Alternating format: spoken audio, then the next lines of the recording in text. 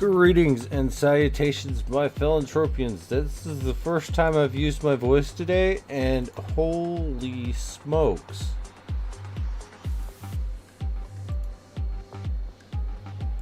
I'm ready to grind. Let's go. Oh my. Here we go on this. It's not like it's smoker's cough. I don't know what's going on. It's the pollen. It's the pollen, I'm telling you.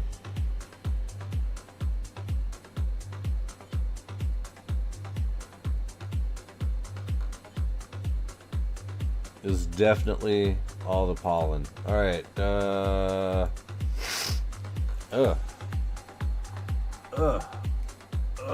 we go.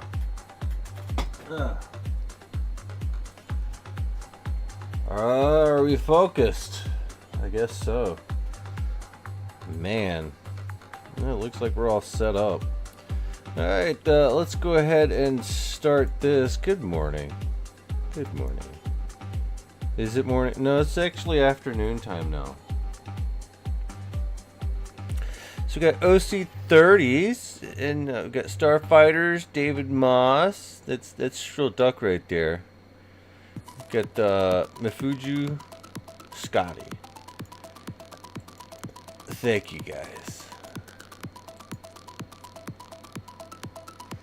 We got another busy day ahead of it. What am I doing? Alright, waking up. Ooh.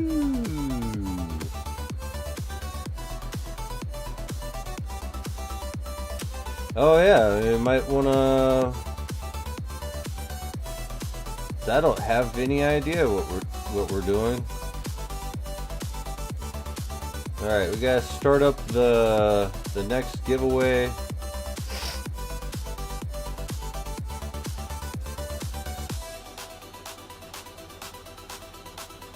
I guess some lore tokens.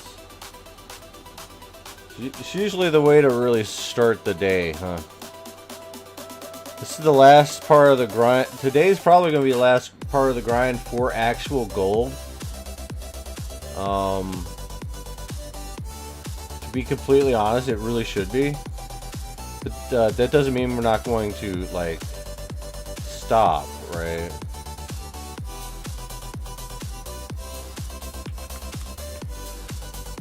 Alright, let us and tomatoes with some buffage.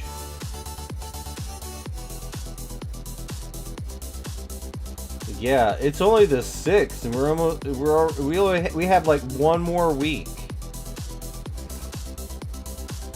Like one more week, and then we get to. I don't know. I mean, I want to farm out all these boxes, dude. Like, seriously. Like, these boxes are huge.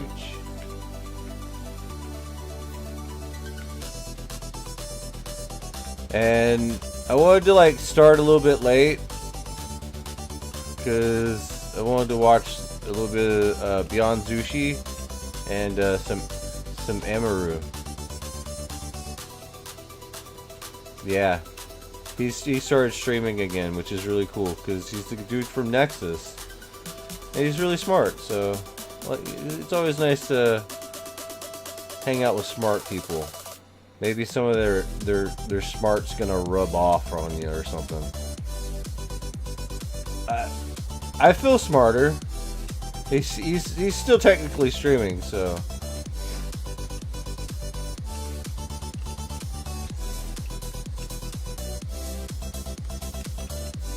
I'm hoping that I can stay jumping around like this. This is too intense for me. But I do like this. But I'm like really wanting to see. Alright, hold up.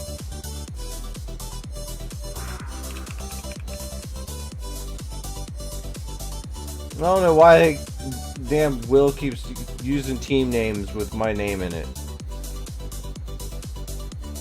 Like, bruh. Alright, let's see. Man, we're like, we don't even have like any. Okay, hold up.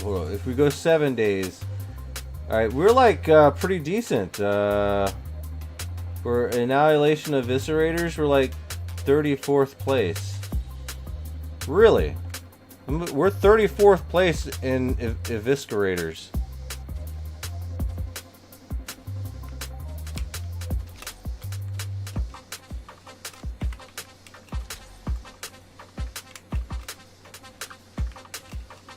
Dude, I am not awake enough for this. I think we're doing okay, though. We're doing okay. I was, like, well-rested, sorta, on yesterday's stream when we started doing the dancing around.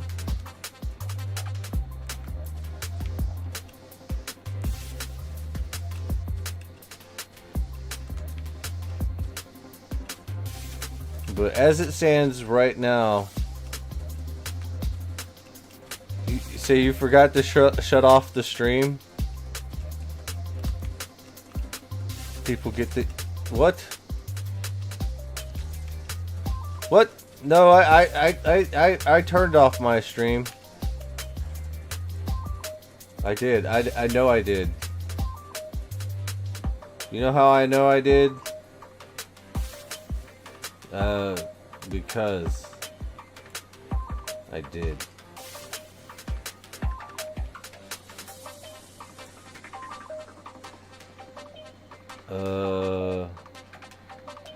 Alright, ooh. Oh, we got two lore coin doublers. Okay, cool. Just so you guys know, it's not gonna double your lore coins, it's gonna double the raffle's lore coins.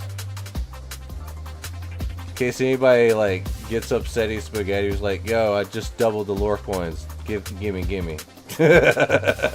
No. Doesn't work like that.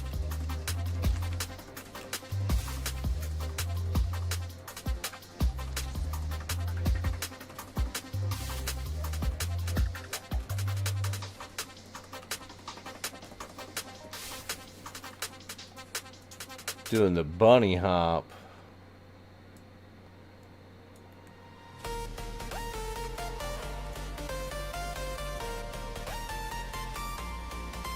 Everybody having a good day? I had to start like at noon. I had to take my pills. I still need to take my antibiotics, but we're gonna wait until like, I don't know what time we ended the stream last night, but we have to do it like 12 hours from when we ended the stream last night, because that's when I took my antibiotics, right after I got out of the stream. But I don't remember how long ago that was. But I'm pretty sure that there is like a record of it happening somewhere. You burned through all your unlimited ammo. I'm really hoping I don't burn through all mine. I got a lot. Like, I got 8,080 right now.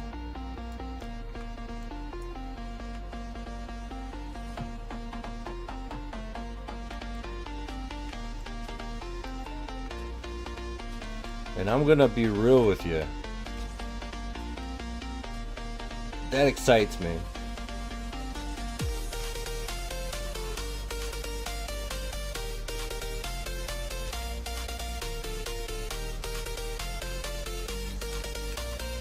I'm dead. I'm freaking dead. No, jump out of the fucking way. Man, I suck at this. You're trying to level your mind force? Yeah, that's expensive. Unless you have like a really efficient ship and good looter skills, leveling up mind force is gonna be a little expensive if it's like the regular chips and shit. But I mean, you still gonna get some good ups and downs too. So You should probably wait. Okay, Care Box with Kinetic 2 might be good.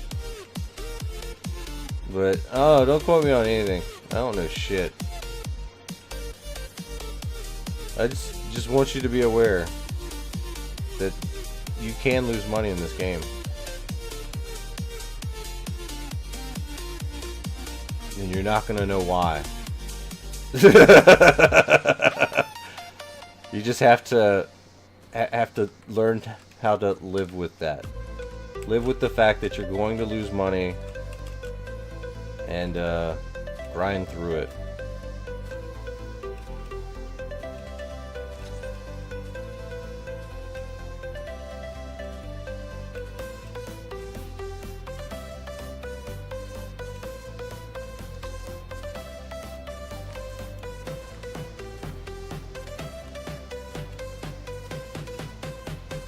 That be the way, I suppose.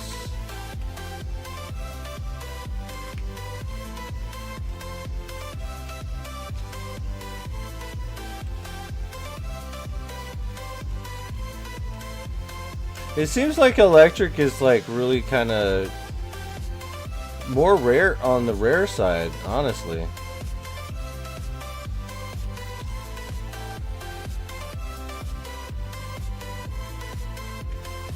In some respects, at least.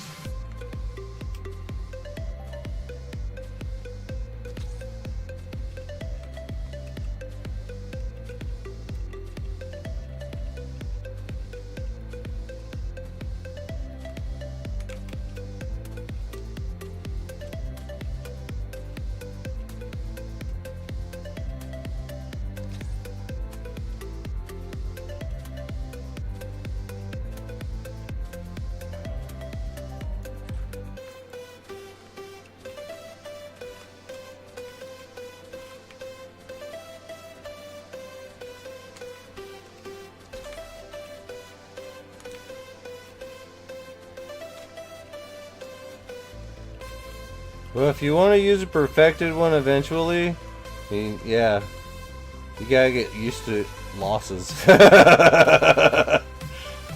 Because the road to get there is paved with them.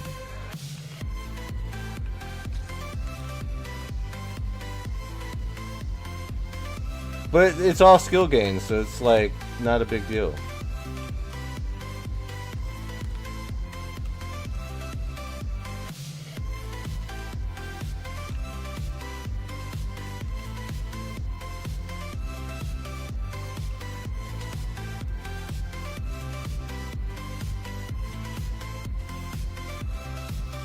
Well, I mean, you still need the budget to be able to run that.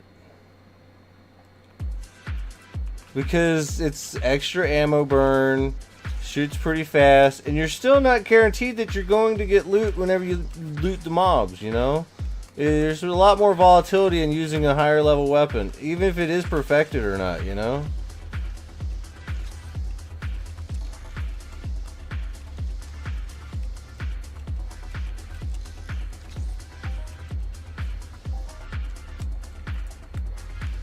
Speaking of implants, I want that implant. I want the Harlequin.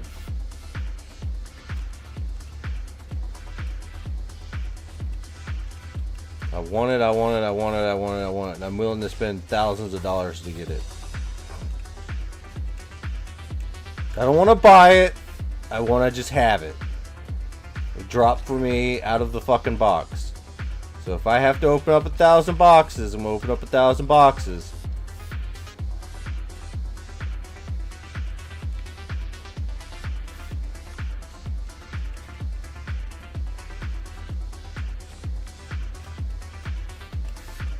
Yeah, I want to take all the damage.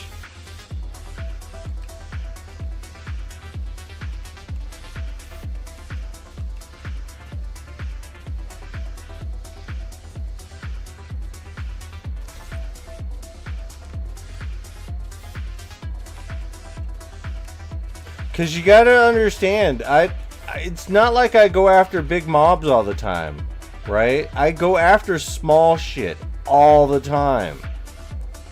If I could pop a fucking big ass critty on those things without even fucking pilling up, That's huge.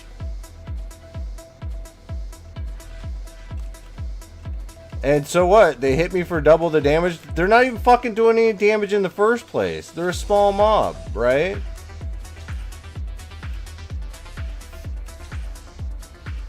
And then if I was to do some mobs like this, if I can kite them, it's not a big deal. I just kite them and just downgrade their fucking health. Like, these things, if they touch me, I die. But, like, they're already, if they touch me, I die. You know? So, like, having them one-shot me instead of two-shot me is not really too much of a difference, in my opinion. Except for, you know, I die. As opposed to, like, oh, I got hit. Fuck. But then, I also get the extra dodge percentage. Which, it's not like I'm going to dodge this thing out too often, because it's, like, level 80-something. I'm only like 60 something evasion. There's some things to work on, I suppose.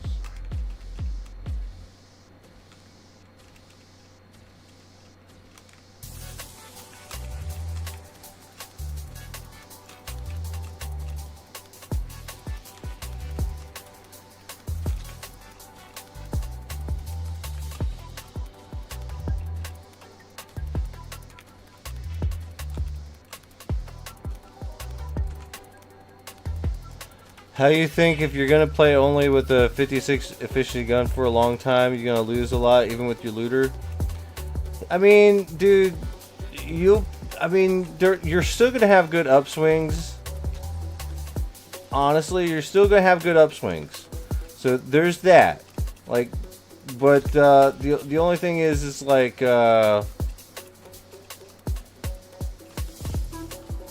In some respects, some of those guns' efficiency are kind of that are low. Actually, if they're an unlimited gun, it comes with a pretty steep fucking repair bill, which can really just make it look like you're like really losing. When in actuality, you're just getting a lot of loot, but at the same time, that if you're not selling the loot in time, your ped card drains and it just throws you off for a loop. But at the same token, like, you know, your overall returns are going to kind of suffer, but not by too much. But it still will. On the plus side, you'll get like pretty nice globals. It makes it look like you're doing well, but it's mostly just mercy ones, I guess. I don't know. Listen, I don't know. You gotta do sometimes you gotta do some of your own research in what works for you and what doesn't work, you know?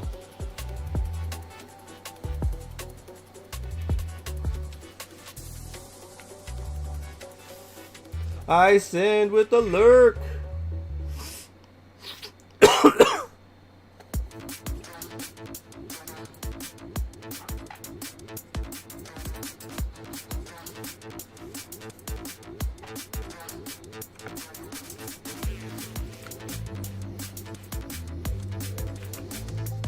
Hey,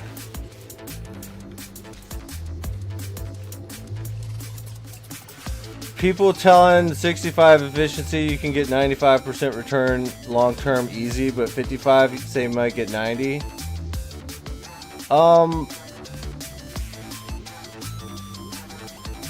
Here's the thing, like as a low level, until you get your looter skills up, that 95% is a fucking dream. Long term, yeah, probably. But you're gonna have to get your looter skills up too. Remember, looter skills, in a way, the higher you get them, I think that they can be a little bit more forgiving if you use lower efficiency. Like if you have a higher looter, your loot is a little bit more forgiving when you're using lower efficiency weapons. That being said, you know, if your looter is low, you should probably be using a little bit higher if you can. until you get your good looter up. And then you can probably skill up on some other stuff, but that's just an opinion, you know?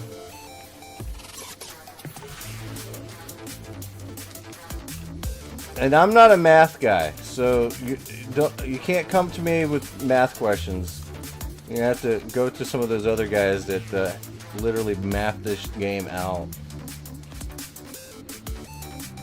Alright, got hit once. And this terrain is kind of fucking borked.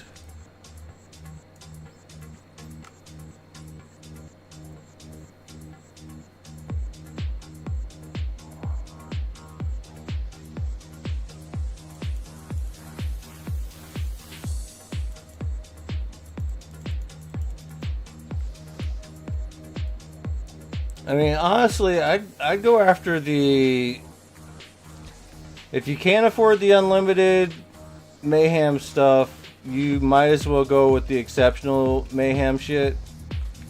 And if you can't afford that, then go after the Hyperion. If you can't afford the Hyperion, then you're on the Arma Matrix line. If you can't afford the Arma Matrix line, you need to rock that fucking starter pack. If you can't rock the starter pack, you need to probably go get a job IRL and like work until you can afford that. Or go sweat.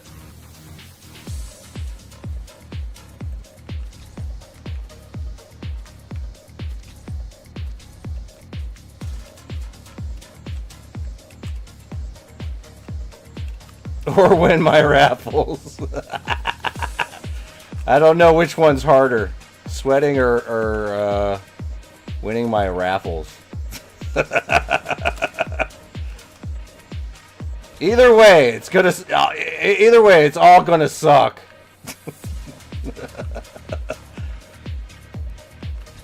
Sitting there, pins and needles and shit, in your fucking feet,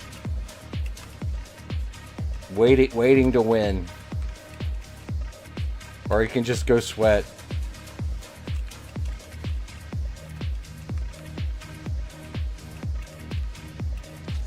I could check it manually, but the odds of me checking it manually right now, really low.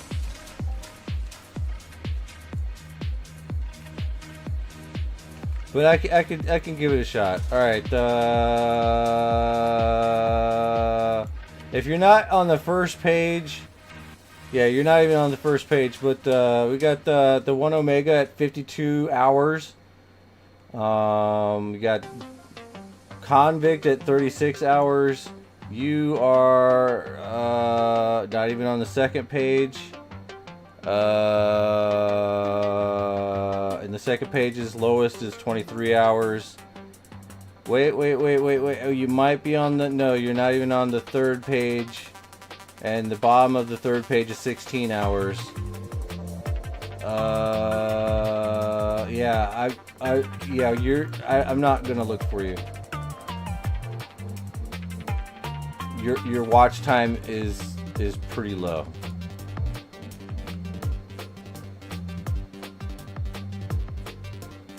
No, I went all the way to the 5th page and still didn't find you. It's okay. You gotta like start at the beginning of a competition. So on the 13th, we're gonna reset everything. 13th or the 14th, whenever Mayhem actually ends. And then we'll start a new week. We'll probably go back to the weekly watchers.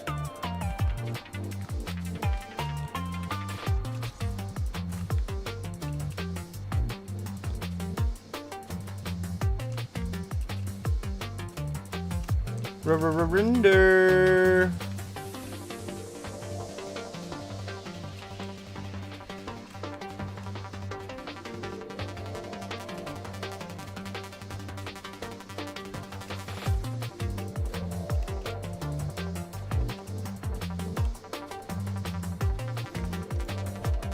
Have we even gotten a global yet?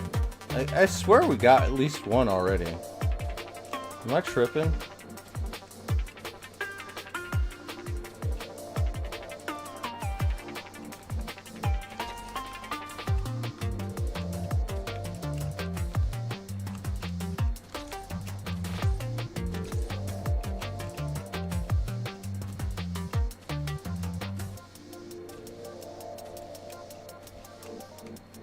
Wee woo, wee woo, wee woo, wee woo.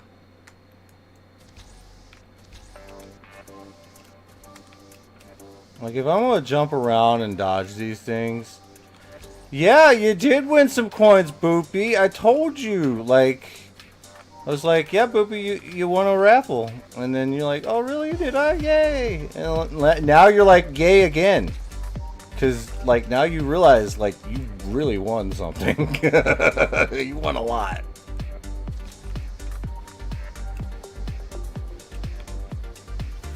I'm like, hoorah, hurrah. Yay.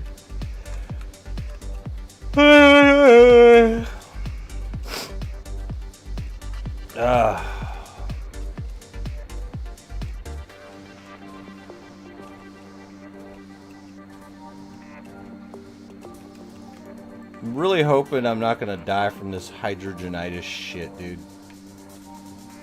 Because, like, I found out I was bleeding out last night. I'm like, what? So I had to hop in the shower and, like, figure things out. I'm like, oh god. Apparently, the thing on my thigh popped. I'm like, what the fuck?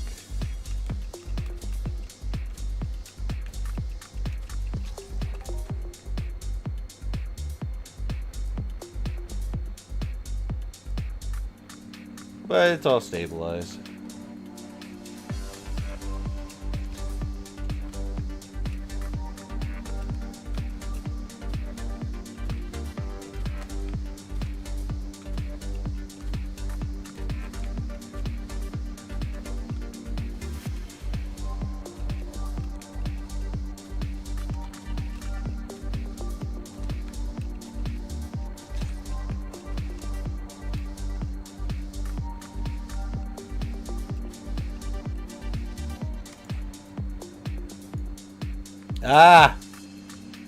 Evil numbers, evil numbers, evil numbers.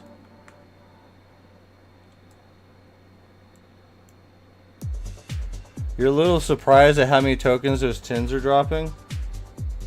Are they dropping a lot? They're dropping a lot of boxes.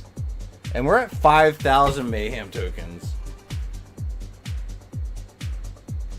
Like, this is getting insane. Give me a second, I gotta use the bathroom. I had to hydrate extra.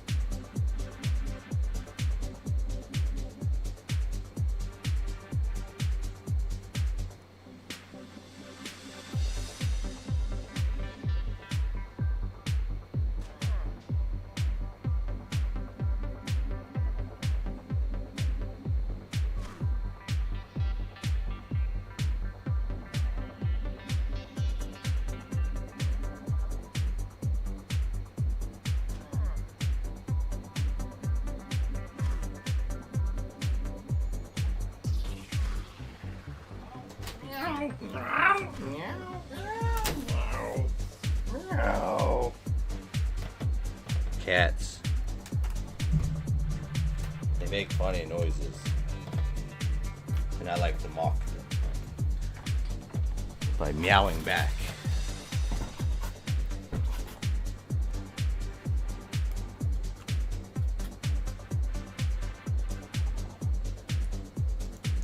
Alright, let's find out.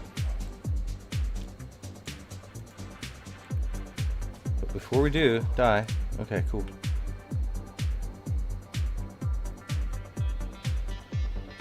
Is it like six ped to kill? Is it? I have no idea.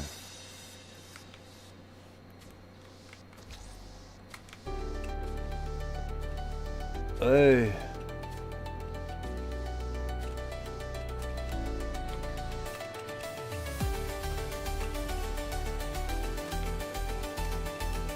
It's only nice when they actually pay you back the cost to kill.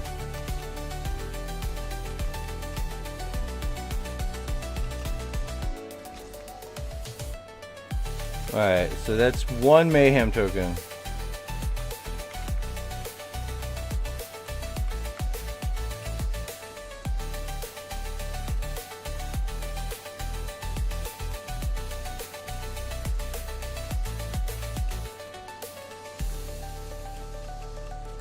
It's like 15 to kill these things? That sucks, if that's the truth.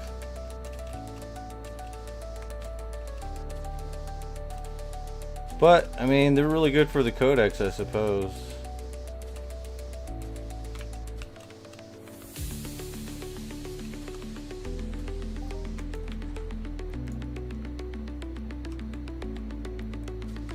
That's why crit and crit damage is important. Unfortunately, I mean, it's not like I have like a higher efficiency gun. I mean, the PR90 is not too bad, but I mean, it's still not fucking like Mayhem level shit, but still, yeah, I mean, whatever.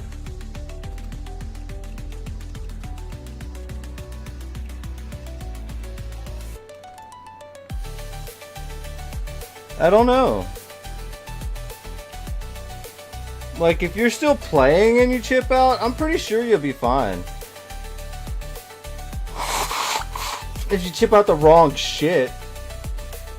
But if you're chipping out, like, stuff to sell,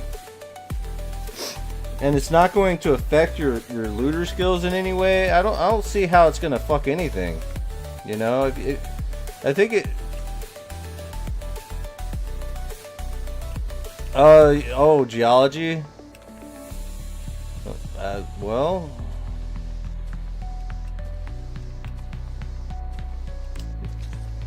Well, and that's a choice that you gotta make. But I don't know. Does it? I don't know. I don't fuck with mining like that.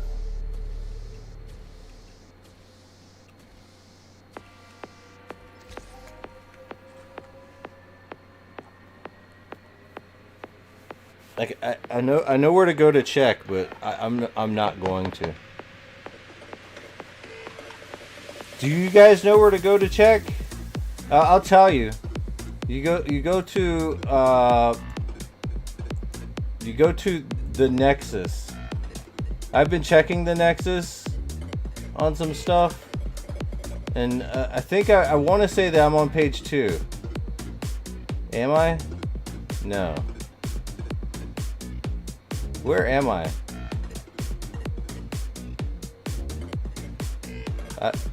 I am nowhere. I am a nobody. I am a nobody on this list.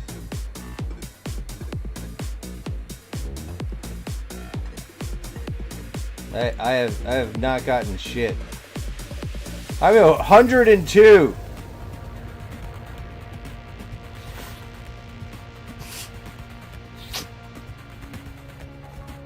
I am 102, or yeah. But you go to the Nexus. It's important. I'm tired of being a nobody. I want to be somebody, damn it. I want to be up in the leaderboards and shit.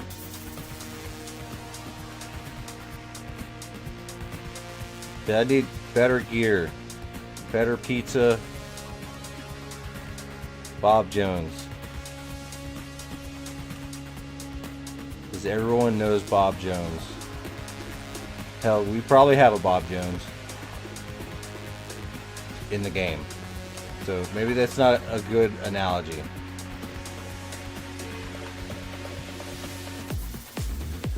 Papa John's. Pineapple on pizza. Papa John's. Listen, if you like pineapple on pizza, I mean, that's fine. Just keep that shit to yourself. Because I'm all about the anchovies, black olives, mushrooms, and onions. With garlic. I'm trying to run people off. Like, fuck off. Like, you take your pineapple on pizza, that's fine. You do whatever, you do you. But you leave my anchovy pizza alone.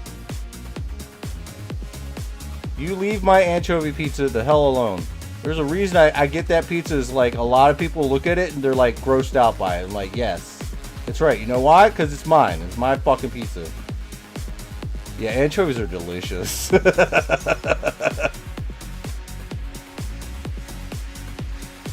Ah, see? You're a fan of the anchovy pizza. I mean, we're probably gonna get along, but I guess, yeah. I guess we can share a pizza then. I'm not happy about it, but and if it comes down to it, yeah, you can have some of my pizza then. Just don't eat all of it. Oh, if it has onion, see, haha.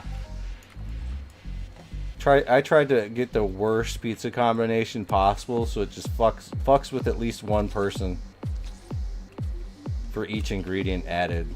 Oh, you don't like mushrooms? Cool. You don't like onions? Cool. You don't like anchovies? Awesome. Who doesn't like bacon? But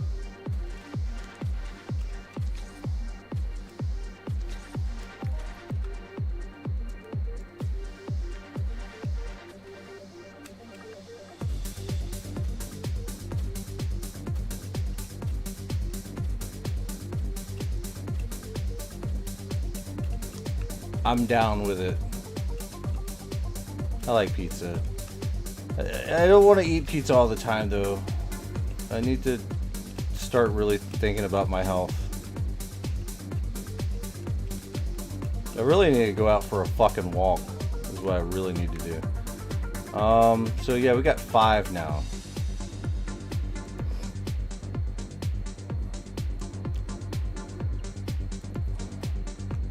And 77 boxes, so that's cool.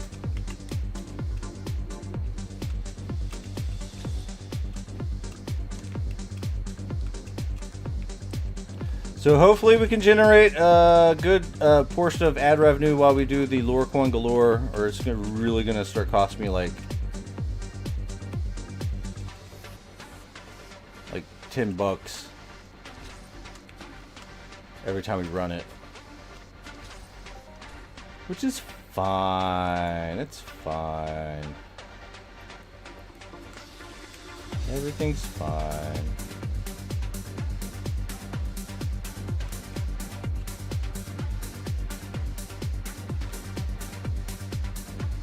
But for now, we'll play with debt, and we'll use the lore coin, the lore token raffle to generate prizes. I mean, we got a lot of cushion room as well, so that's good.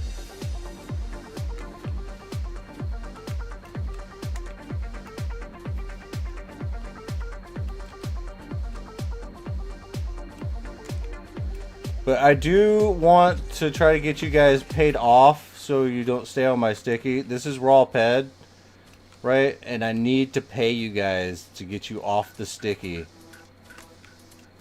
so I can better budget. Because if we just keep adding to my debt on the sticky,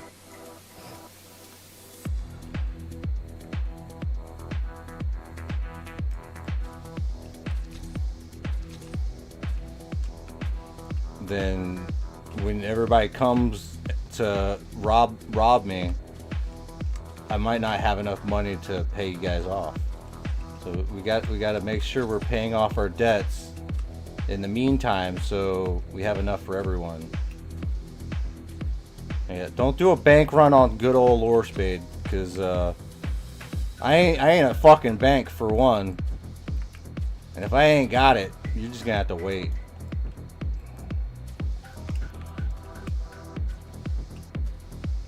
But I think we're good, honestly.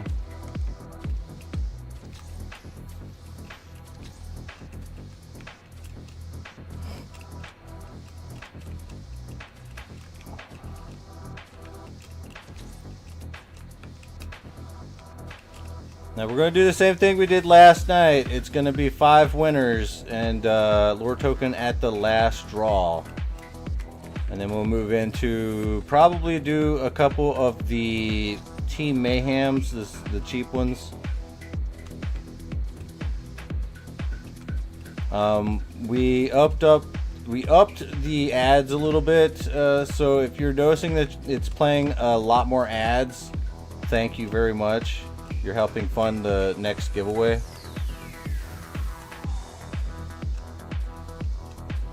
Technically, we're trying to fund the next month's giveaways with all the stuff we make this month.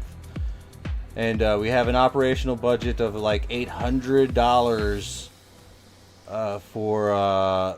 from last month. Granted, we did pay a lot of the content creators out of that, but fuck it, like we'll still have it to use, so it's like I don't know, we're just giving away money, like let's fucking go. Generating it and giving it away, and then giving away extra, cause fuck, why not? Trying to help out my homies here.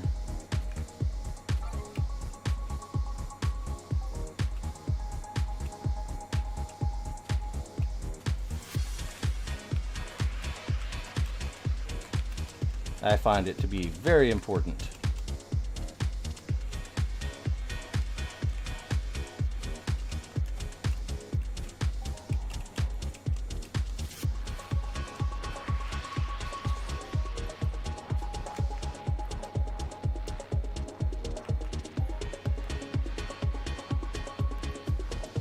Sajman with the 35 stream streak. Holy shit, bro.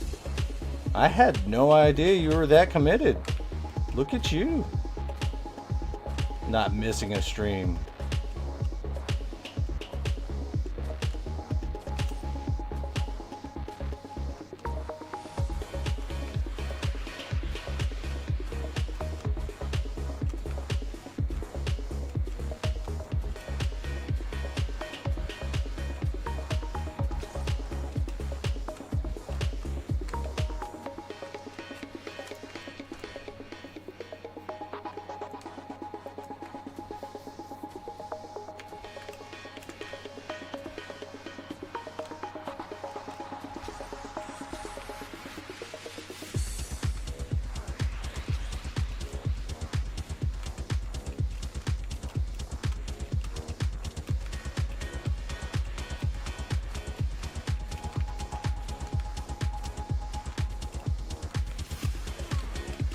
Ooh, shit.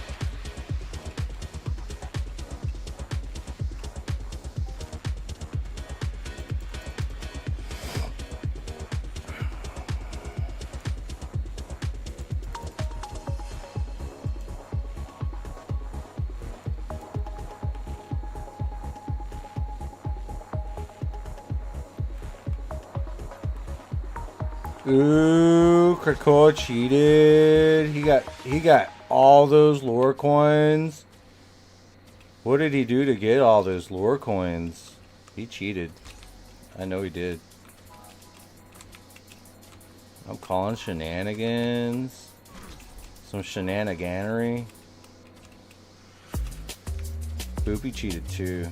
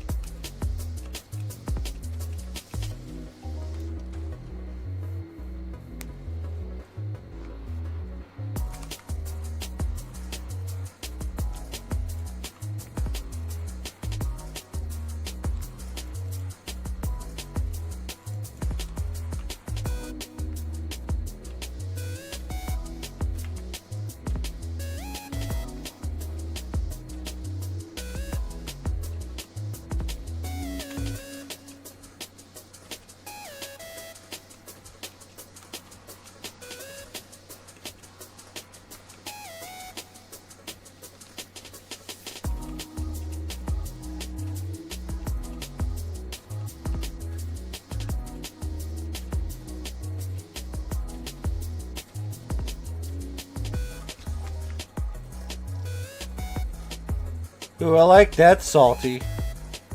Ooh, that's a nice salt emote. I like that.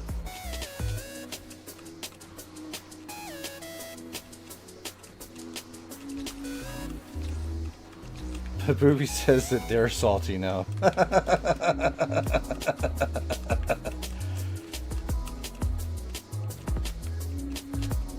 Griefer news. Griefer news. Tricky just griefed Boopy Dukas in PvP. Get wrecked.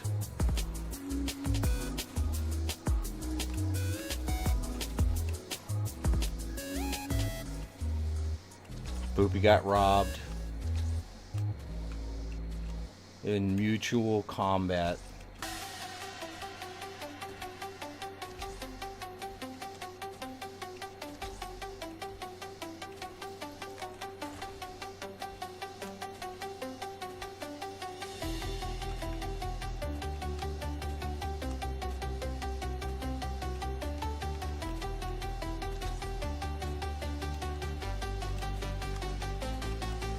Man, today feels like an anime day. I kind of want to watch anime today. But we might not be able to. Did I just run into a fucking tree?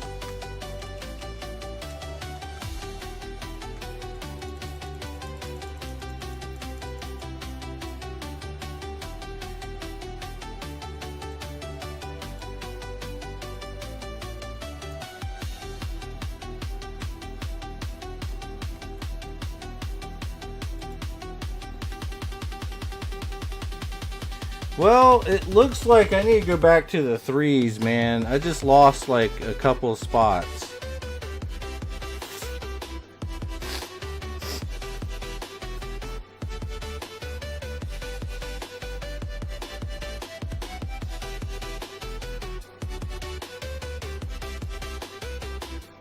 Alright, let's ignore it and go.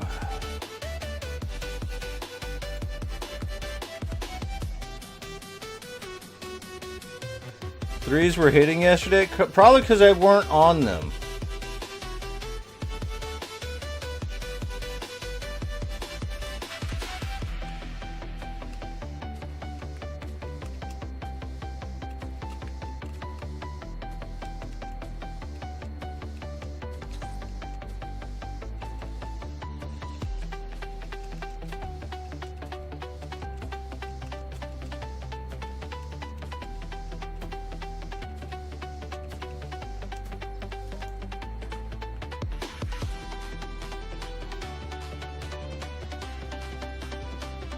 The Artemis 2 is about to fly by the moon? Hell yeah. Unfortunately, I'm not going to be able to watch that. I'm going to have to catch the play-by-play later.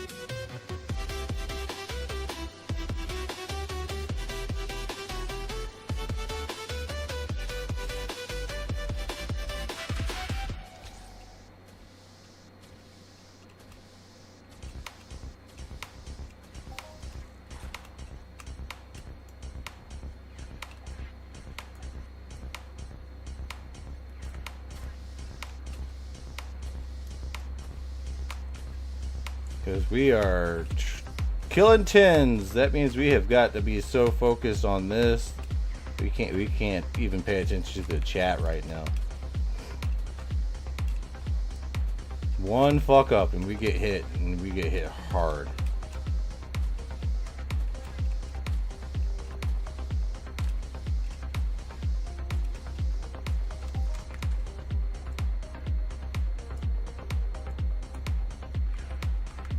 Speaking of getting hit hard, yeah, Motherfuck. Really? Alright. Our peg card's getting hit a little bit hard too.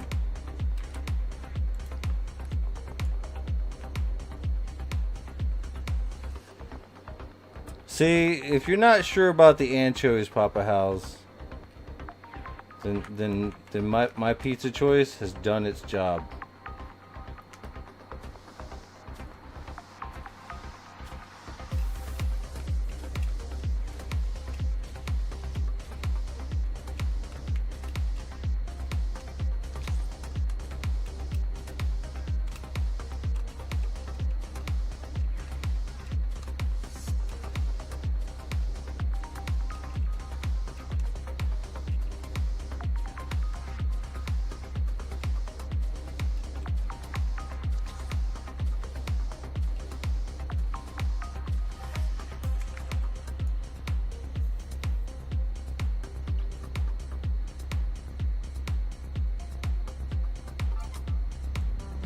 See, now you got me all fucked up. Now I kind of gotta watch.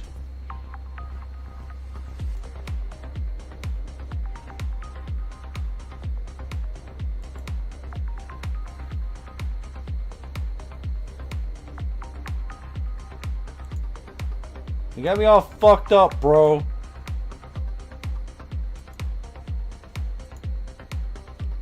Is this the moon? Is she the moon right now? She's the moon. She's somebody's moon. That's the record. That record just mentioned of the furthest humans have ever flown, set by the Apollo 13 astronauts in 1970.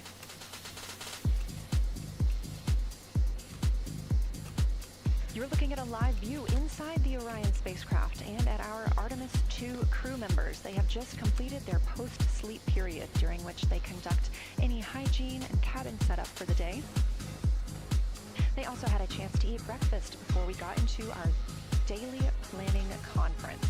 The flight control team here in Mission Control Houston collecting information from all consoles around the room that we could relay up to the crew ahead of this monumental day. As you can see on your right, NASA astronaut Christina Cook taking a video of NASA astronaut Victor Glover. We expect to have great views of the crew throughout the day, as well as, of course, the moon. Hell yeah, I want to see the moon. We expect to surpass that Apollo distance record in 55 minutes and 50 seconds.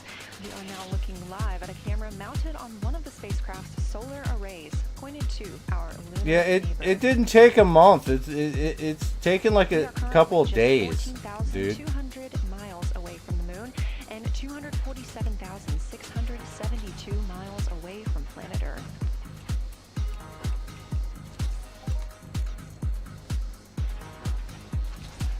I think it's because it kind of takes a while. Yeah, it kind of takes a while anyway, you know? They're moving really fucking fast. Houston integrity for AGA.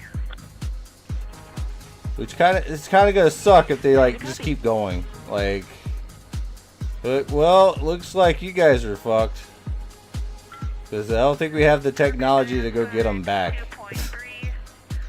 We're gonna have to call the aliens, be like, hey, can you pick these guys up? They're about to fly the fuck out there. 10.1 degrees, 10.3 psi. And one follow-on question. We understand milestone words will be directly following the conference. Will that take the place of the PAO event, or will the PAO event still take place per the timeline?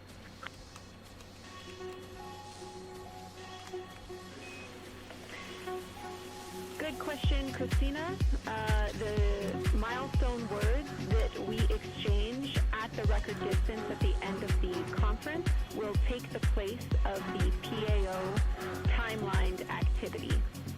So that'll be our moment to talk about this occasion, and after that there will be no more expected PAO words, and you can get straight into your flyby. Copy all AGA.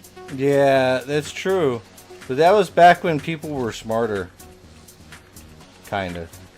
Okay, thank you. That was before all the chemicals in the food gave everyone autism. I'll just be on OE1 with HHP camera, no additional video. Is that right?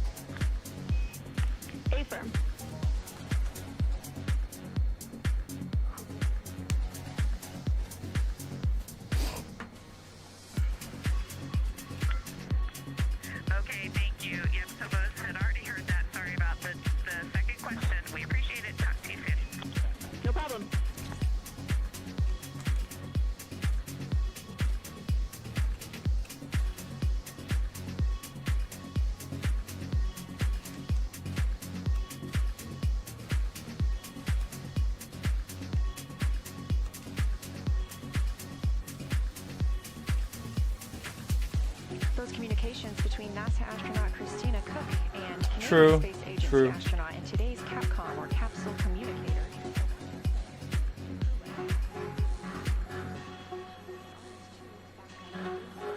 Control Houston. We are now 4 days, 18 hours, and 30 minutes into the flight of Orion for Artemis 2. The Artemis 2 crew inside Orion lifted off atop the Space Launch System rocket on Wednesday, April 1st from NASA's Kennedy Space Center in Florida. Those 4 crew members are the first to live and work inside the Orion spacecraft, which they have named Integrity, and have been busy conducting meticulously timelined events. It was a beautiful ascent from Kennedy Space Center. One of those early events was the proximity operations demonstration, during which NASA astronaut Victor Glover, the Artemis 2 pilot, manually flew Orion after having just detached from the interim cryogenic propulsion stage as if they intended to dock. This was practice for future Artemis missions, during which astronauts in Orion will dock with the lunar lander that will take them to the surface of the moon. About 24 hours after launch, 25 hours actually, Orion then conducted TLI, the translunar injection burn. This 5-minute, 50-second burn committed Orion to departing high Earth orbit and set us up for today's flyby.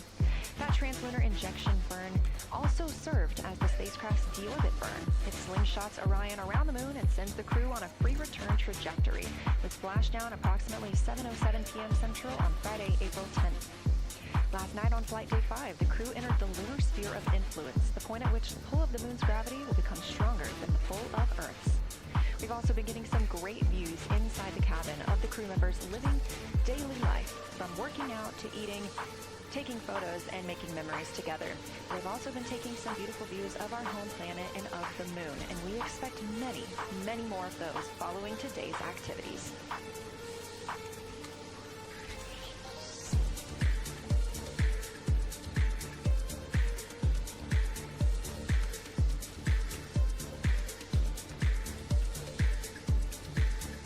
Space is cool. Well, I'm telling you, I don't think the rockets are the real way to space. We've got to get our technology up, man.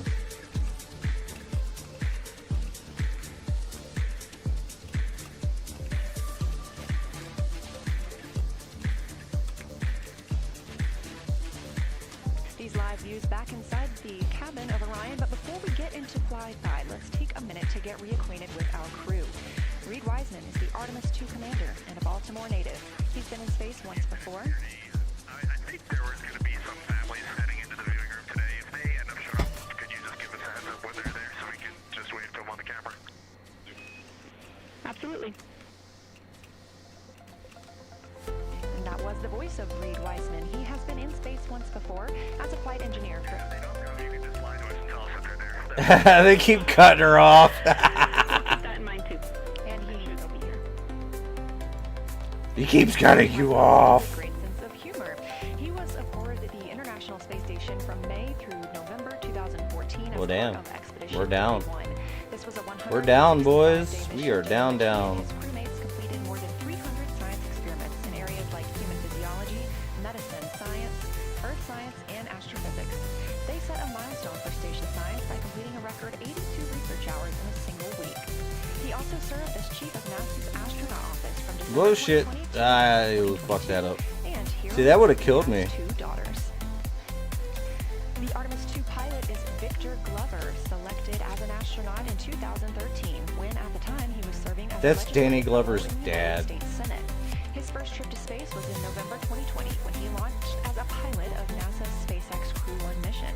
That was the first operational mission of NASA's Commercial Crew program, which resumed launching American rockets from American soil to Nah, international this is his space cousin. stations as the end of the shuttle program. Victor is a U.S. Navy captain and naval aviator who served as a test pilot, racking up more than 3,500 flight hours in more than 40 different aircraft. Fuck. He also became the first person to pilot Orion the other day when we saw the Prox Ops demonstration shortly after launch. He and his wife have 4 children. Yeah, he strikes me as a no-nonsense kind of guy. Is a native of Grand Rapids, Michigan. She was selected to the astronaut corps in 2013, the same class as Victor Glover. She served as flight engineer on the International mission from March 2019 to February 2020. During that time, Cook set a record for the longest single spaceflight by a woman with a total of 328 consecutive days in space. She also participated in the first ever all-female spacewalk with her friend and colleague, Jessica Meir, now living and working aboard the International Space Station yet again. Before becoming an astronaut, Christina helped build space science instruments and led scientific experiments on the planet. Her hobbies include surfing, rock climbing, community service, yoga, travel, and photography. She is certainly getting a chance. I had to do that. community service once. I didn't like it. First-time flyer Canadian Space Agency astronaut Jeremy Hansen is flying to the moon as a mission specialist on the Artemis II mission. The London, Ontario native was selected as an astronaut in 2009. After that, he worked as Capcom at NASA's Mission Control Center here in Houston. Capcom stands for Capsule Communicator and is the single direct voice communicating with the astronauts in space. He also participated in training exercises like living on the ocean floor off the coast of Florida to simulate deep space exploration for 7 days.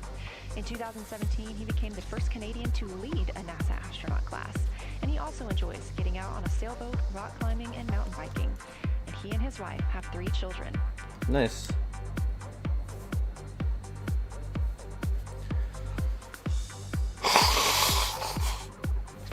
Ah, my eyeball.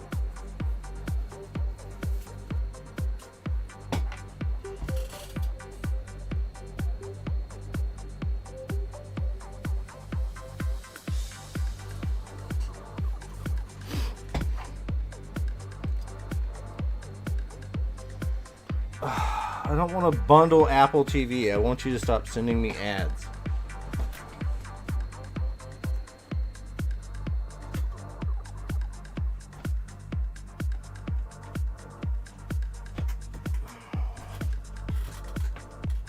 All right, here we go. As you can see, the crew members have dimmed the cabin lights inside Orion.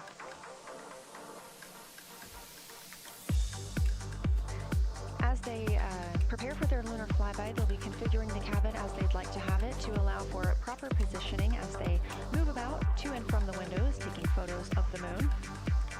Dimming the lights also helps prevent reflections from inside Orion onto the windows. Ahead of this lunar flyby, let's dive in and explain what you can expect over the next several hours.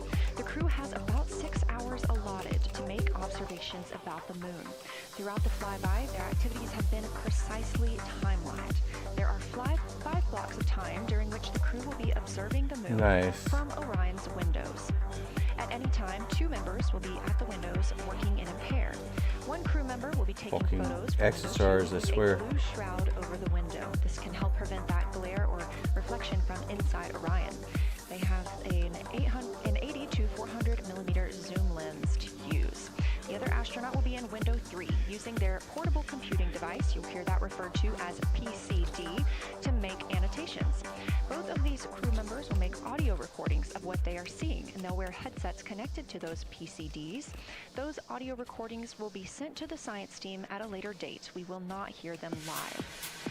The 2 crew members at the windows will swap roles and positions halfway through their timelined block. The other 2 crew members who won't be at the windows at that time will be serving in the background as support. One will be conducting the science sit reps, or situation reports. This is what we will hear live from the crew. They'll be calling down a few times each hour to discuss what they are observing.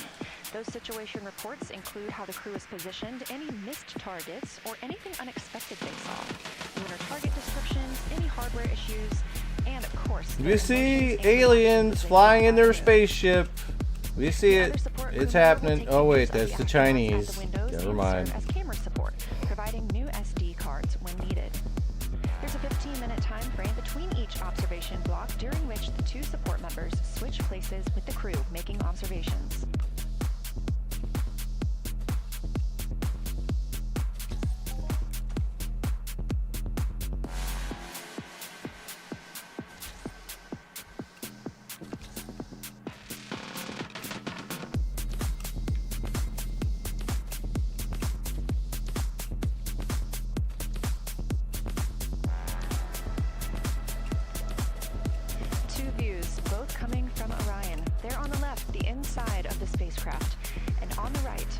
view of our moon, the destination for today.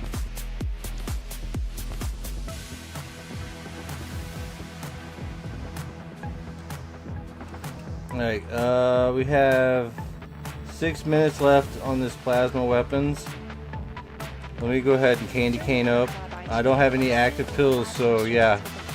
We could probably do some de-sticking. The lunar surface.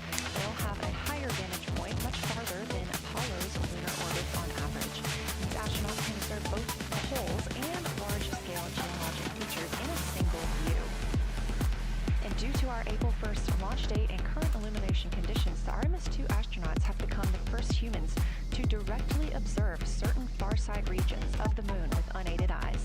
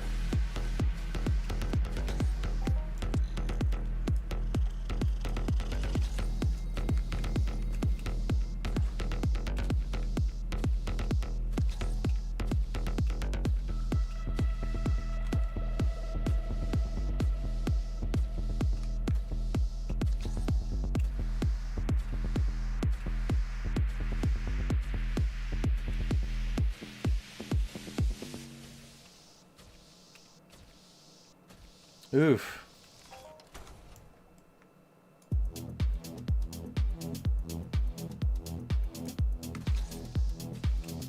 Right now they're sending top secret shit to the fucking NASA. They're like, yo, we see this shit and this is crazy.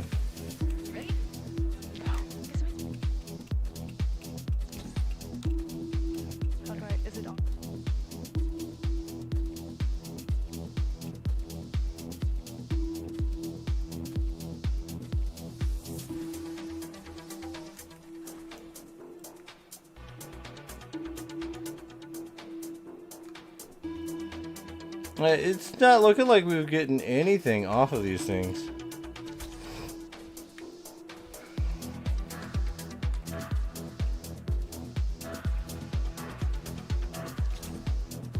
Guess the weekend's over.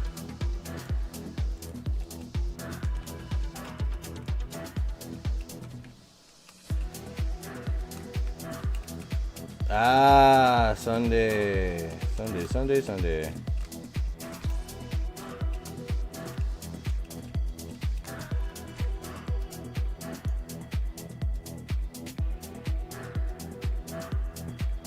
That might be a reason.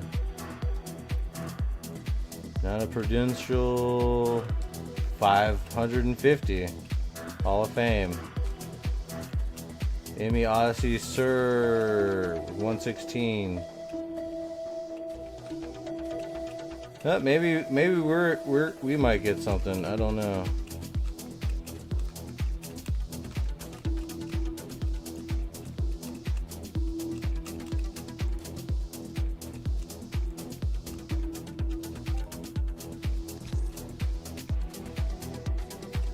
We are now 36 minutes until we see the Integrity crew pass the Apollo 13 distance record. And joining me on console, I have Julian Gross, the Artemis Curation Lead. Thanks for joining me today. Can't believe it. I'm very excited to be here. We're very excited to have you. So can you tell me about your role as Artemis Curation Lead and what that entails?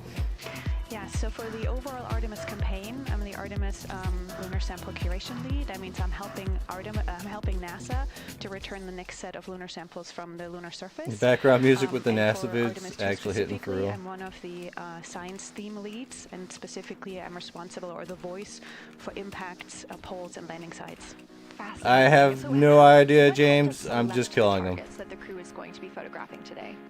So we had a plan. We are at where stage we, 10. Basically made a list of all the available targets during the April launch window, because before you launch, we wouldn't exactly be sure which targets would be visible.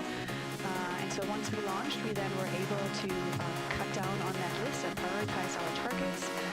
And the 5 theme leads came together and really discussed and collaborative talked through which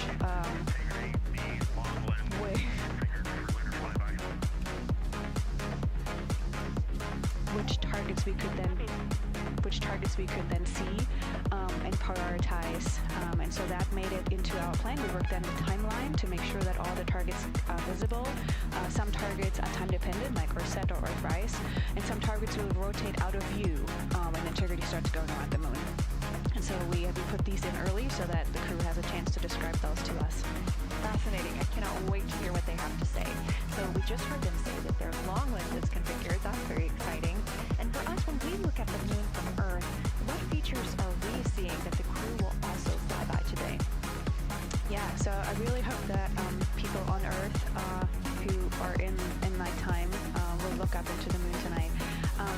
The features that the crew will see that we can also currently see is Aristarchus Plateau. Grimaldi is another feature. They're going to be sort of on our limb. And then Oceanus Procularum, that really dark, large area on the near side that we can see.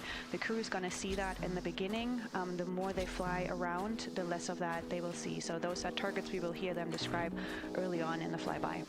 Fascinating. Well, and the crew has been training for years for this day, and so we're going to hear them make a lot of calls about what they are seeing on the moon, and they're going to use a lot of interesting terms that I myself need some brushing up on. So could you walk us through a few of the things that we'll hear them use to describe the moon, like albedo, exosphere, ejecta, just some of the major terms we expect to hear from the crew?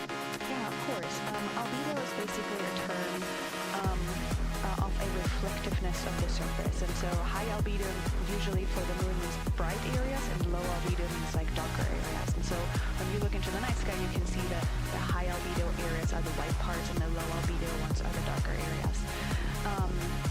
Ejecta is when you have an impact and it ejects or throws out material that then ends up on the surface, and you can see that as sort of ray system. So you might hear them describe, I can see Boom, for example, with its rays. It has an asymmetric rays coming out, and so we're excited to hear that describe that.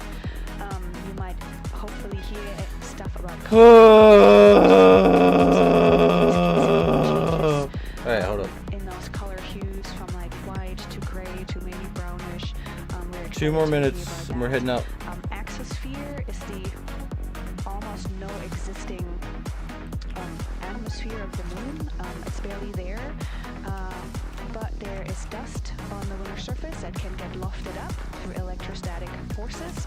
And when the sun goes behind the moon, it can scatter forward on those dust particles and sort of like create a little glow on the horizon. And so we're really excited to see if the crew can actually see that. This is so exciting. Thank you so much for walking through all of that with us. Julian Gross, Artemis Curation Lead, we really appreciate you joining us here today, and good luck to your team. Thank you. I'm really excited to be here.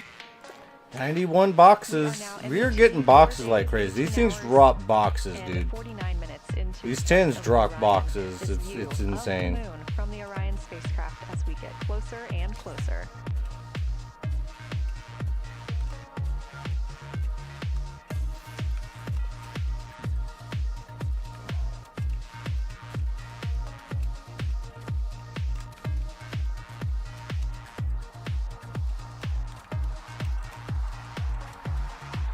If you turn in 10 lore tokens, you get a free trip to the moon.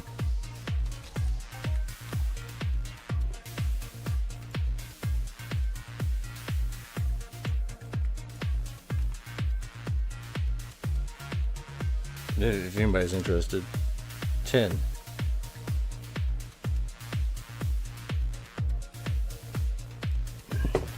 He takes you to Eris. What a value.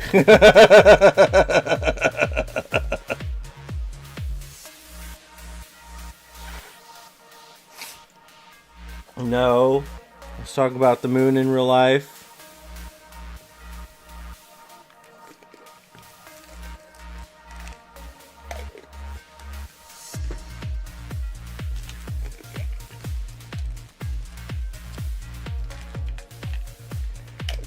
Alright, I gotta take my antibiotics, man. I'm gonna go to the moon in real life.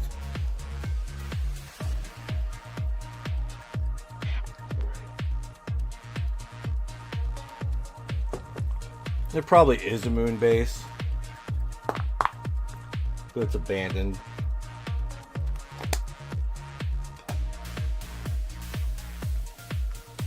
We're live here in Artemis Mission Control at Johnson Space Center in Houston, Texas, just about 32 minutes away. Alright, where should I meet you? Can you come? Alright, if you need to turn in your sticky, if you want your money, Camera mounted on the tip of one of Orion's 4 solar arrays. Each array please has meet a me camera on each stick, and so we anticipate at NTI main throughout hangar. the lunar flyby. Of course, except during the point of loss of signal when the spacecraft flies behind the moon.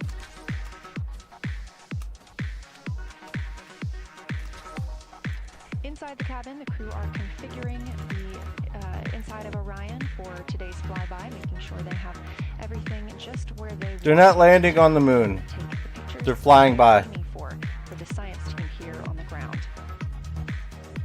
Coming up in just a few minutes, we will have a pre-lunar flyby conference. During that lunar flyby science crew conference, our science officer here on console, Kelsey Young, will be speaking directly with the crew members about their targets, about their goals.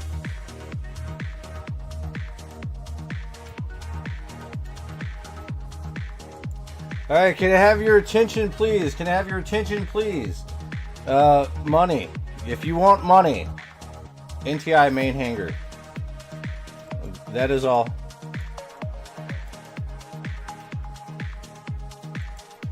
Alright, stock GPT 40. Ped 40. Wait, oh shit. Okay, 40. Alright, here is 40 for you. Alright, and let's go ahead and confirm. Thank you very much for all your fucking just hanging out and being helpful and shit. It means a lot, man.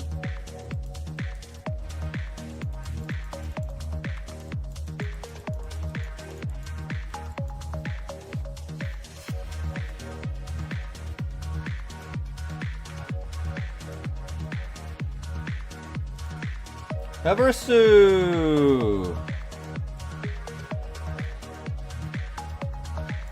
Oh shit! Yeah, of course you'll be here. I owe you 60 fucking ped. What the fuck? All right.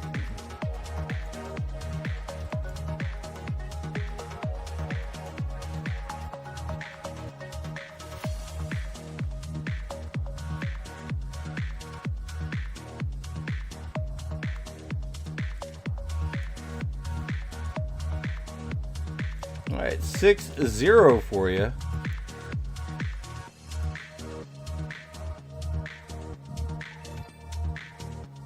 Yeah, you won big, bro. You won fucking big.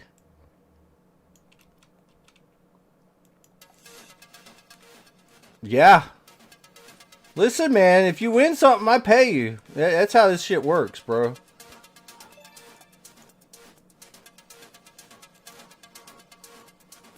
No, thank you, bro. Thank you for coming and watching and shit. That's huge. You're just getting your money. Getting some of the money that other people has given me and money that you watch ads for, you know.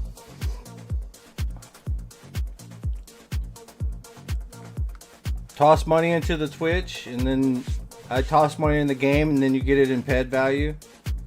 I mean, I guess. Tricky, do I owe you? I know I do. Tricky, I give you 20 ped.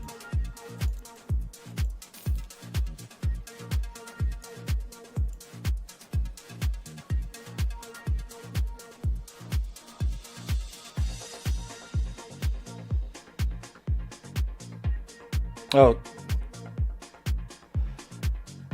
Who's Tuja? Give me a second.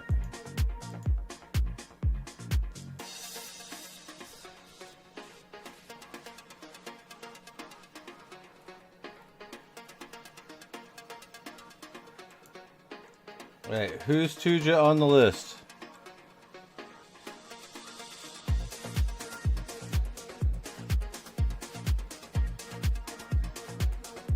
Okay. Sajman, awesome. Let me get you a tin pad.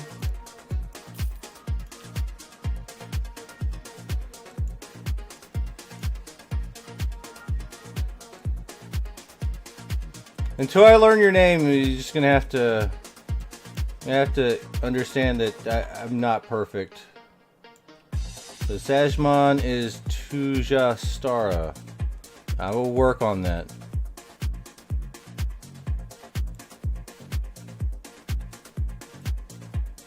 And Tricky.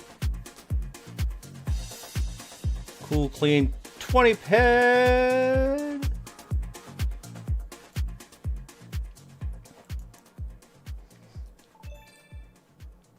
You're quite welcome, bro. Alright, is there anybody else? Is there anybody else?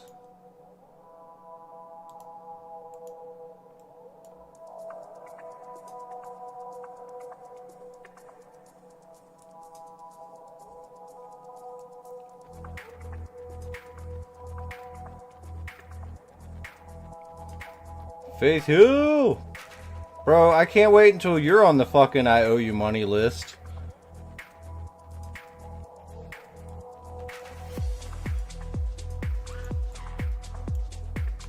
Let's do this. Yeah, we'll definitely take you, bro. Just apply. We got you. We'll bring you in. So our total value change that we just posted has quad 7s in it with the 5-0 mixed in. Very lucky numbers. That means that we are doing the right thing, and we will continue to do this. Whenever I see the signs, we keep going. The 7s are a sign that we're doing good work.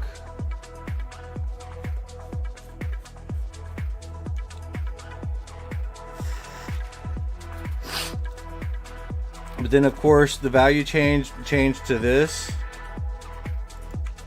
So it's also a sign that I'm being trolled as well. 42267. 67. Fuck out of here.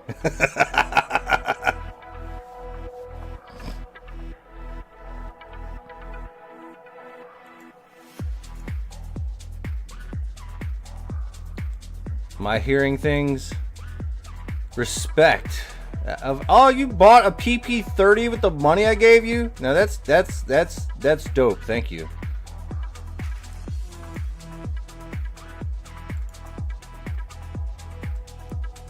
Yo, cryogenic damage 94, nice, and 95 range laser damage. That's cool too. Thank you very much, Alvarez.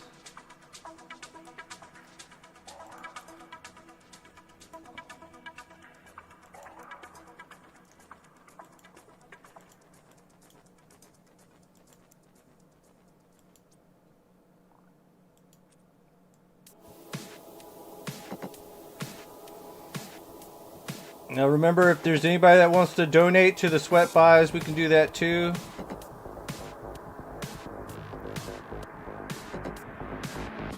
You good luck in the hunt as well, man. And get some good rest, bro. Yeah, have your cake and eat it too.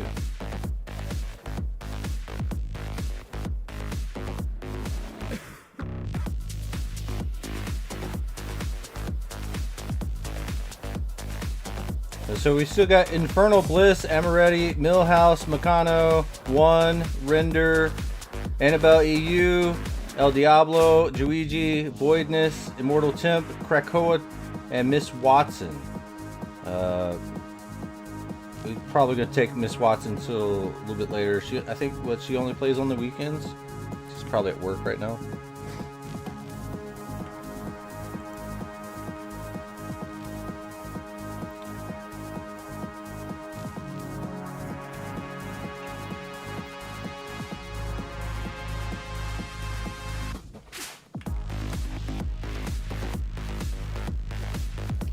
taking a quick little look at the numbers here. Got 1 hour and 35 minutes left remaining in the lore token raffle. There's 8,500 tickets, 85,000 lore coins in the prize pool pot, and that is multiplied by, dude. You earn the NASA Launch 2 badge. Claim chat on your favorite chat channel. Wait, what? I earned a badge? I gotta be following. I gotta follow NASA. I earned a badge. Oh, well, I guess I gotta follow for a while.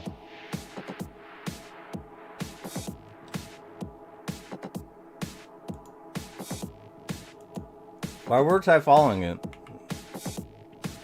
Pizza was a good choice? Hell yeah.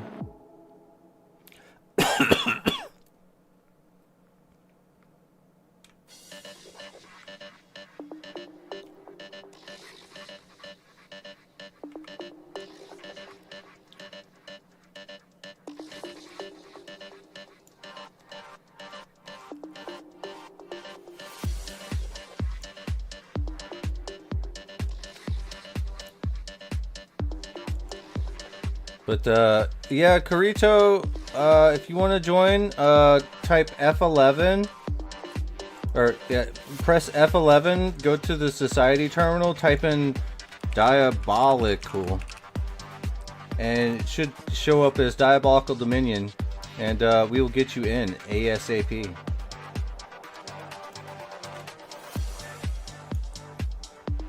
Okay.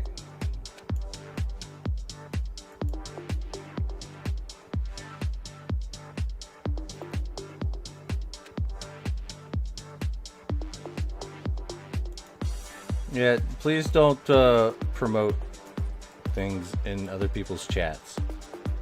It's not a good idea.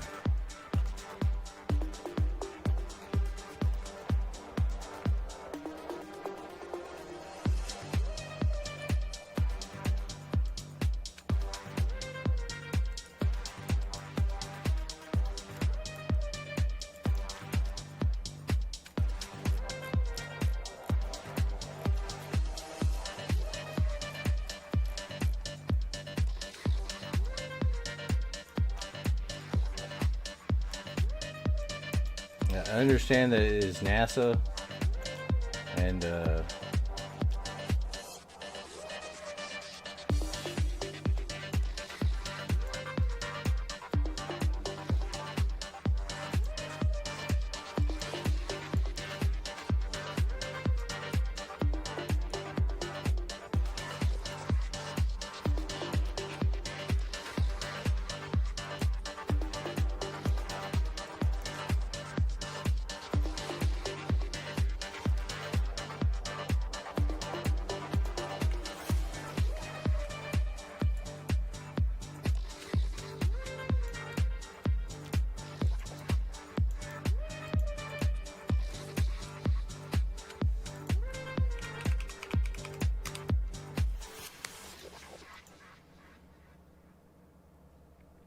so 145.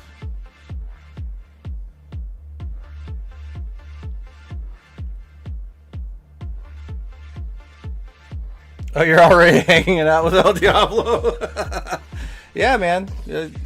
Join. I mean, whenever you get at your earliest possible convenience.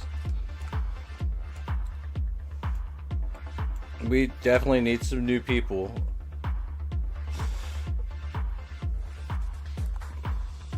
Alright, give me a second, guys. Gonna use the bathroom really quick, and then we'll get back on the grind.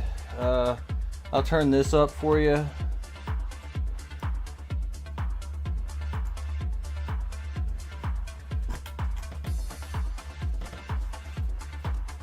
I'll be right back. Give us a quick high level, but we see it in Optimus, and I think we got it squared away. But give us your quick Kelsey high level. Okay. changes from the first LTP you studied is that Glushko is the only feature that the same pair will view twice. That's Reed and Jeremy. That's why that's the only target you see that is marked as one of two and two of two. So Ohm and Oriental are in there twice, but they're by different pairs, which is why you don't see them marked accordingly. A note from feedback on your observations so far over the last couple days. A reminder that if you note structure and texture, as well as color and albedo, please note any correlation between the two, and also a reminder that negative observations are still valuable science. So a lack of color or a lack of structure associated with color is also valuable. A reminder also that your observations so far indicate it will likely take some time for your eyes to adjust. We especially heard that around your Terminator observations and your color observations. So reminder to know that your eye adaptation is going to kind of come in throughout your shift, and let us know when you start to see that nuance. Last reminder is around Earthset and Earthrise. When you're viewing us back here at home, you'll be looking directly at Asia, Africa, and Oceania. So I'm sure people watching from those places here on Earth will want to give you all a wave as you take their picture. Any other questions for me?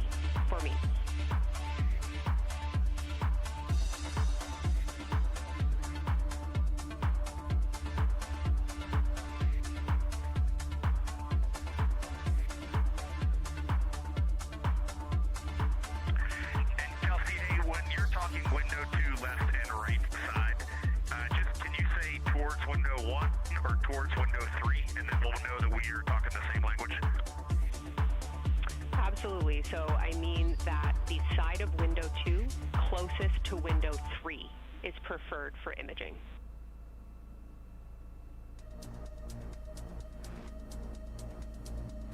Okay, the side of window 2 closest to window 3 is preferred for recording. Stand by, we'll talk to the crew.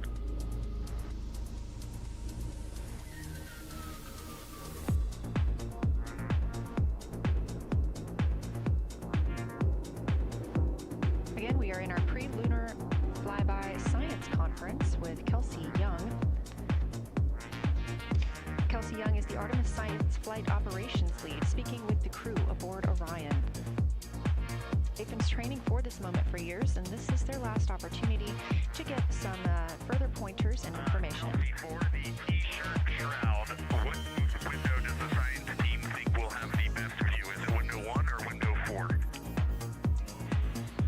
The only time we're strongly recommending use of the window eclipse. The T-shirt window shroud for the eclipse viewing. Which window is primary for Z9?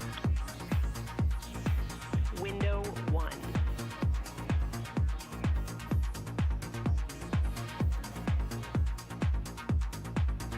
Okay, awesome. So we have got that all set up. And just to be 100% sure, window 1 is the most port window by the food warmer. Alright. Window 2 is right in front of seat 1. I have made my triumphant return. Window 4 is on the starboard side by the side edge. Do you agree with all that?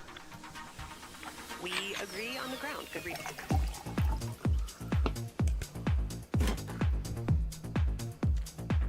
Okay, that's awesome. Kelsey, we're going to close with happy words. It's just incredible. I wish you were up here to see all the smiling faces, to hear all these terminologies being thrown around, and we are just fired up to get started on this day. Let me pass the mic around if anybody has anything to add.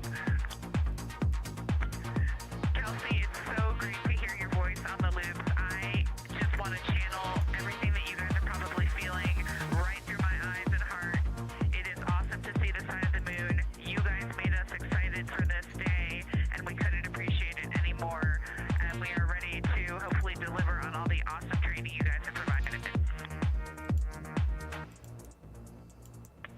I'll just add, Kelsey, it is blowing my mind what you can see with the naked eye on the moon right now. It's just unbelievable.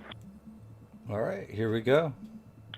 Kelsey, and to the whole Lunar Science team, all of you, all the work you put into this, we're just grateful. Can't wait to get going. And thank you for the tipper, for Carol Crater, and for Integrity. We can see them, and we've imaged them, and can even see with the naked eye. Quite impressive. Thank you so much. Beautiful words, you guys. Thanks so much. And I got video of the science team right now, and they are all absolutely buzzing. Looking forward to today.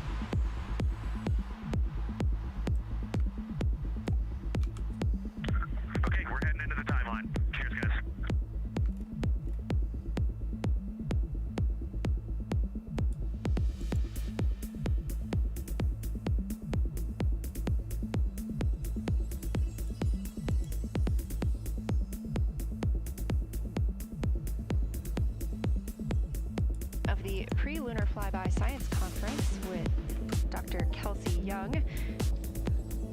Young has served as the Artemis Science Flight Operations Lead, getting the crew ready. And we're live in Artemis Mission Control in Houston, but we are not the only room monitoring today's flyby. As you heard Young mention, in this same building and just down the hall, a multidisciplinary lunar science team supports the Artemis 2 crew in real time, including experts in lunar geology, impact cratering, volcanism, polar science, imaging, and visualization. There are two integrated facilities, and the first is the SIR, which is what you have right here. That's the Science Evaluation Room. They are embedded within Mission Control to provide science input during live operations like what we see today. Additionally, and not pictured, we have the Science Mission Operations Room, a back room that processes data, evaluates imagery, and supports rapid analysis. Our science officer on console in Mission Control Houston serves as the primary interface between the science team and the flight controllers, ensuring science priorities are represented during mission execution. Again, today that's Dr. Kelsey Young, who will be speaking with the crew during the time they're behind the moon. We will be speaking with her once the crew is behind the moon and out of communication with her.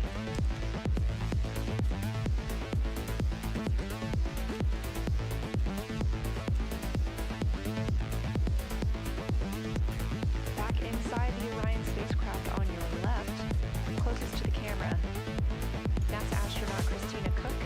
To her left, NASA astronaut Reed Wiseman. To his left, Canadian Space Agency astronaut Jeremy Hansen. And all the way in the back, NASA astronaut Victor Glover, our Artemis 2 crew.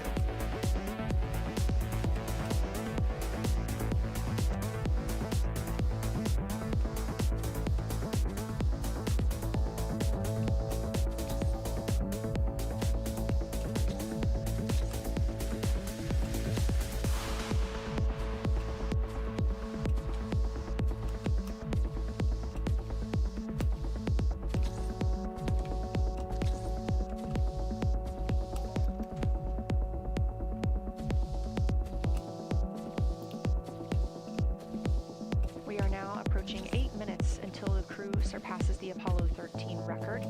Currently 12,599 miles away from the moon, 248,507 miles away from Earth.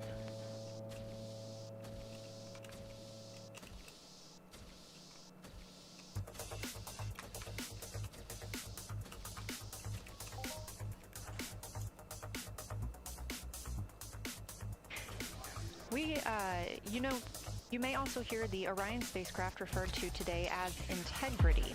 This was named by the Artemis 2 crew. Yeah, zero gravity hair. I was looking at that, and this is what I was thinking. It was like, you know, they're probably going to have like a rule that all female astronauts are going to have to do something with their hair, because there's probably hair getting in the sensors and shit. And hello to Ellie and Katie. I don't know who else is in here, but it's great to know that you're in mission control right now, following along. You're having a blast up here, and the view of the moon is absolutely amazing.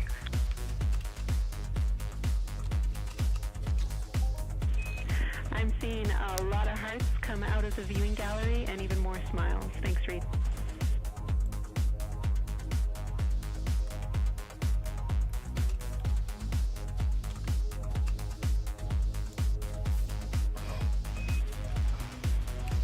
Copy heart, copy bracelet.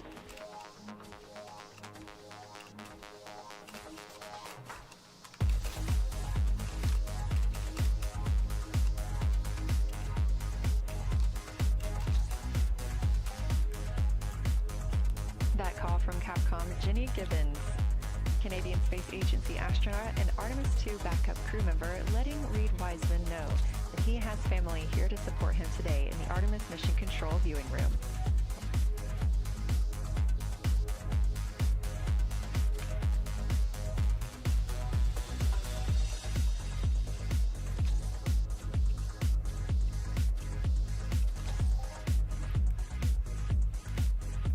Then all the female astronauts are going to start As I was crying. mentioning, we have the Orion spacecraft flying today.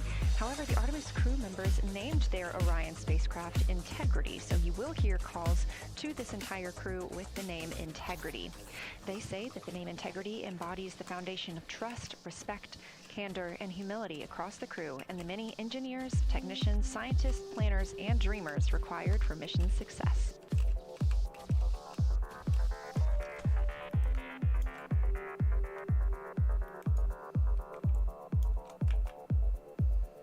This view live from the outside of Orion as we continue.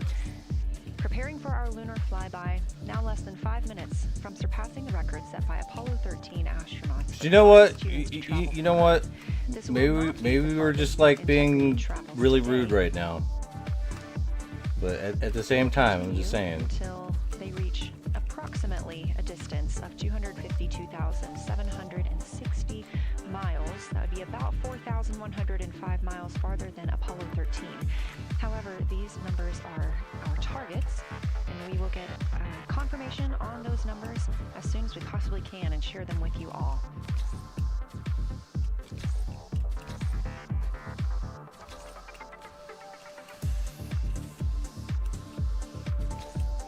Yeah, everything's cool.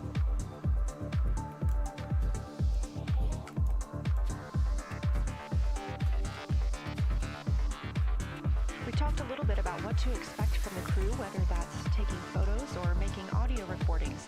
To get a little more detailed, Reed Wiseman and Jeremy Hansen will be up first to capture imagery and record audio on the portable computing devices.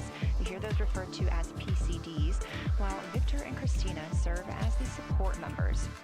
The crew will switch windows and roles halfway through their shift, and 1 hour and 5 minutes later, Victor Glover and Christina Cook will be the next crew members at windows 2 and 3 to take photos and make annotations, while Reed and Jeremy take on those support roles. There are 5 viewing blocks, and the crew will swap out with each one. During 2 of the blocks, the 2 support members will also be able to enjoy their midday meal.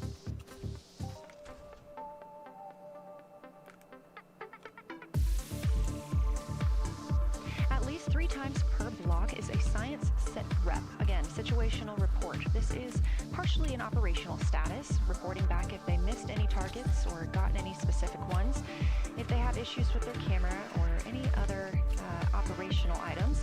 The other part is an actual description of the moon. This task is done by one of the support team astronauts, so that's not the crew currently taking photos or making annotations, but they do have windows 1 and 4 that they can float up and provide that information from. If you watch the entirety of the flyby, you'll also notice the crew will be photographing some targets multiple times to get observations in different lighting conditions. This is due to Orion changing their location throughout the flyby. Yeah, they should have really good What footage. this crew will be able to capture in a couple of hours of the same targets in different lighting would take orbiters years to do because of solar and spacecraft positioning. This crew has studied the moon extensively, and they're also familiar with what the science team calls the Big 15. These are 15 features that they've memorized, so at any time they'll be able to see 5 of those and help orient themselves in where they are around the moon. Those targets are diverse and complex in their geologic history, and observations of them could help answer some big-picture science questions.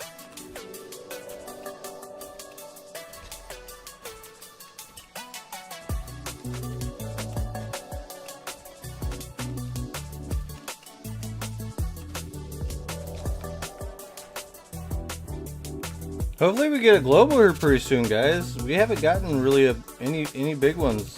I mean, we got the one, but that's it.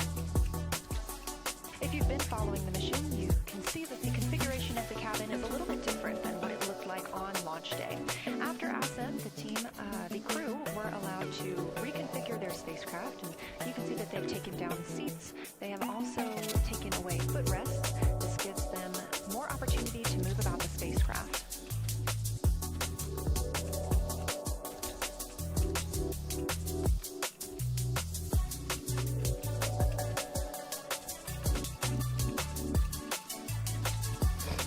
Orion itself has 330 cubic feet of habitable volume. That's about the size of 2 mini. Yeah, the longer it goes, the bigger this world. That's what I'm hoping for. Than the Apollo spacecraft.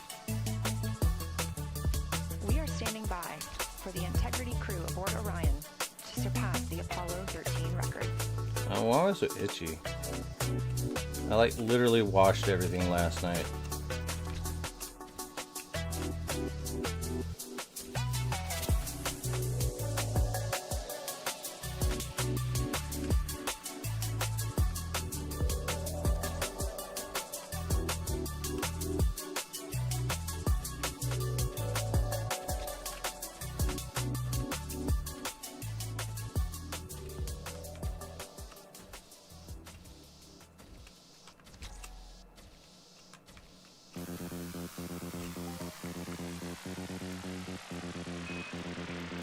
Integrity crew, on April 15, 1970, during the Apollo 13 mission, 3 explorers set the record for the farthest distance humans have ever traveled from our home planet.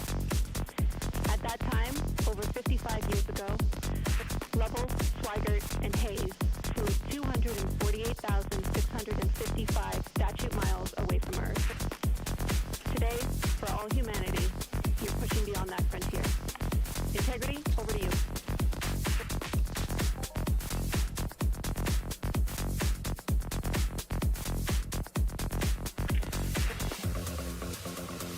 Yeah, from cabin of Integrity here as we surpass the furthest distance humans have ever traveled from planet Earth. We do so in honoring the extraordinary efforts and feats of our predecessors in human space exploration.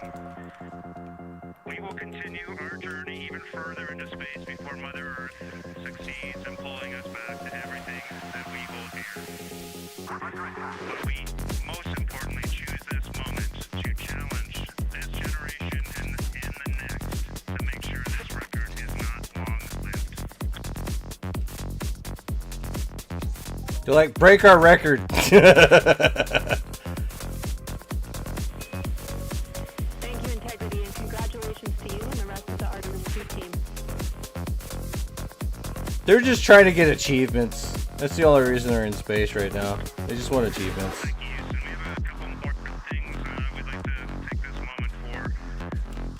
Our science team helped us out with a couple of relatively fresh craters on the moon that have not been previously named, and our crew would like to propose a couple of potential names for those items or those areas.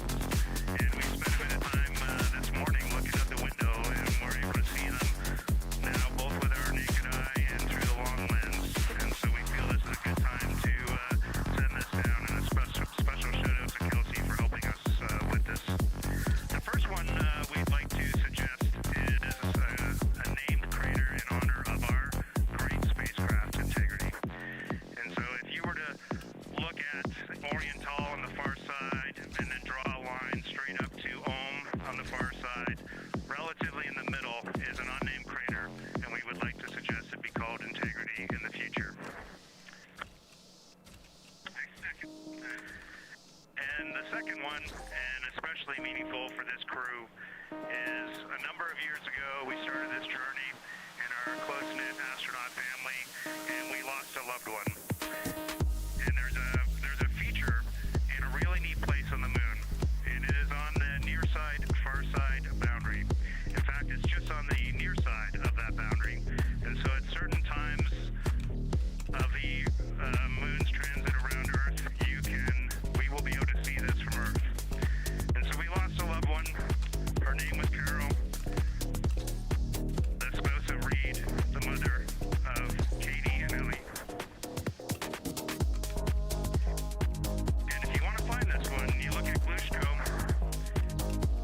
and it's just to the northwest of that, at the same latitude as Ohm, and it's a bright spot on the moon.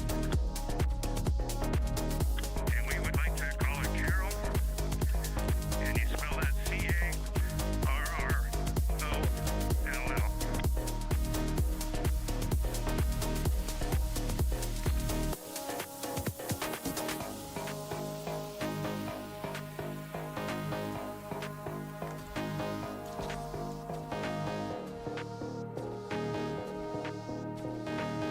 You don't like the way it was? You give birth to 1 to 3 nice squirrels close together, then crap for an hour, then 50 peg global.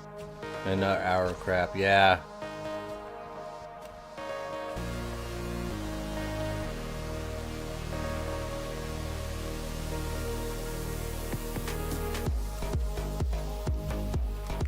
I'm not liking it right now.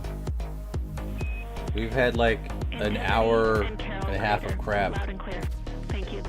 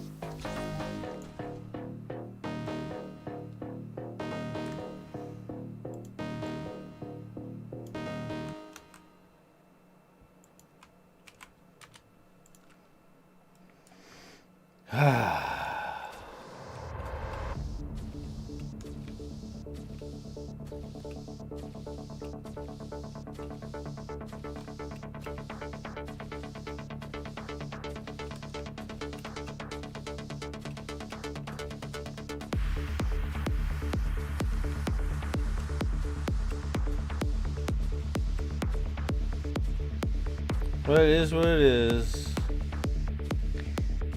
As the Artemis 2 crew passed the record set by Apollo 13 for the farthest humans to ever fly from Earth at 12:57 p.m. Central Time, 1:57 p.m. Eastern Time, Canadian Space Agency astronaut Jeremy Hansen shared. Interesting, interesting. Give me 1 second, guys. Sounds good. We're doing the same down here, and you are maneuvering to your observation attitude. Yo, 177. As we pass that Apollo 13 record of the furthest humans to ever fly from Earth at 12:57 p.m. Central Time, 1:57 p.m. Eastern Time, the Artemis 2 crew shared some poignant words, specifically Canadian Space Agency astronaut Jeremy Hansen. The crew also called down 2 craters not yet named that they would like to name. One, Integrity, in honor of their spacecraft, which they have named. That's All right, the Ohm I'm crater. back. Another near All right, 177 for you guys. I think. memory of Reed It, Wiseman's wife. did I do it? Here we go. 177. Finally, something big. Moment of silence here in Mission Control Houston.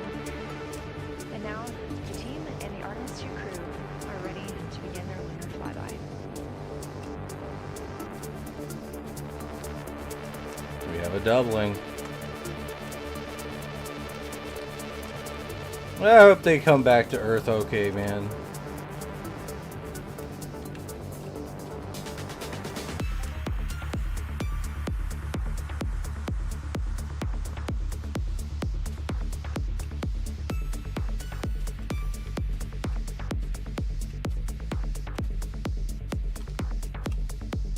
That's when you know the mission's a full success.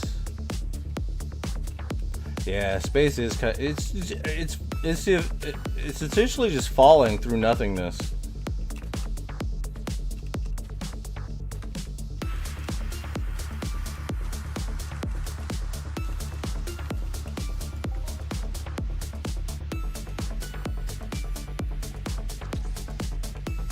What's up, Doc? Doc is here.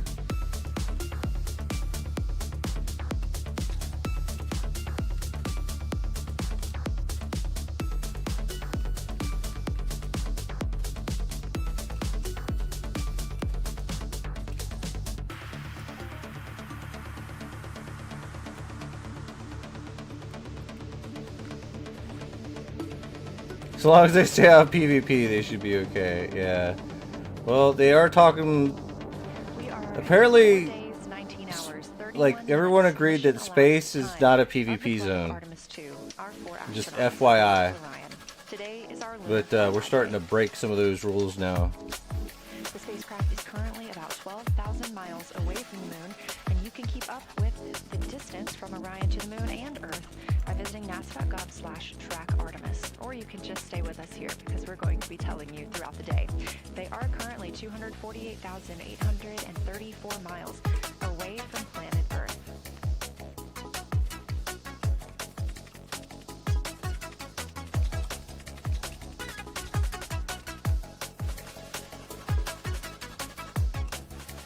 No weapons in space, please. It's bad enough as it is. You don't need to kill each other up there. One wrong calculation, you're fucked. You're just fucked. Don't let me do any calculations whatsoever. I do not want to kill somebody. Just let me add and subtract lore coins. Maybe multiply a few with the calculator. And that's the extent of my mathing. If you want me to math you a trajectory to the moon, yeah, forget that. That's not for me. I'll leave that to math magicians.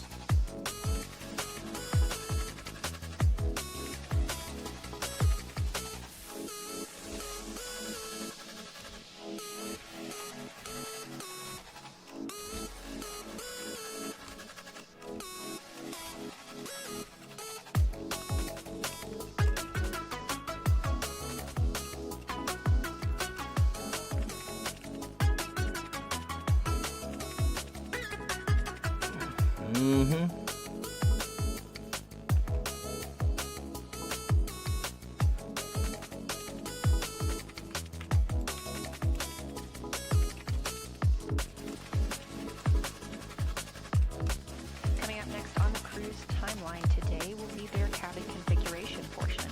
You heard some calls down to Science Officer Dr. Kelsey Young earlier about how they have configured the cabin so far. This is just a little bit more of timeline activity for them if they need to further do so. On flight day 3, the crew had time on their schedule allotted for configuring the spacecraft cabin for how they intended to arrange it today. Of course, they had to take down that configuration for another test yesterday of their Orion Crew Survival System suits. But configuring it on flight day 3 allows them the opportunity to get a chance to see what works for them now that they are in the microgravity environment.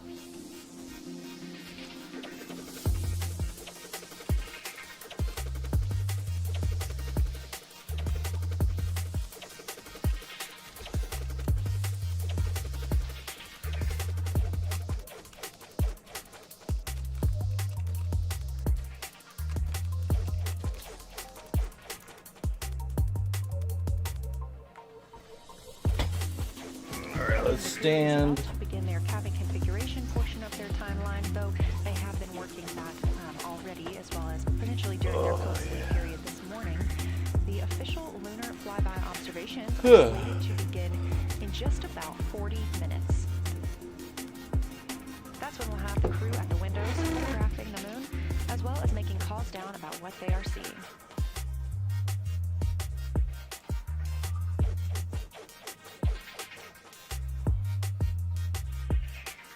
Alright, we made like $1 so Again, far. We are live here in Artemis Mission Control for the duration of flyby.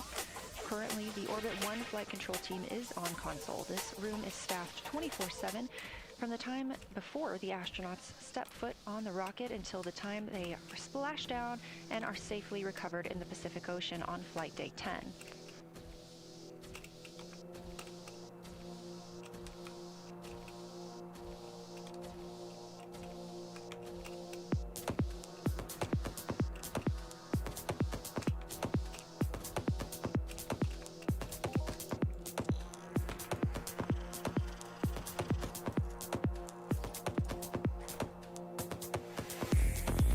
It's better than sweating? Yeah.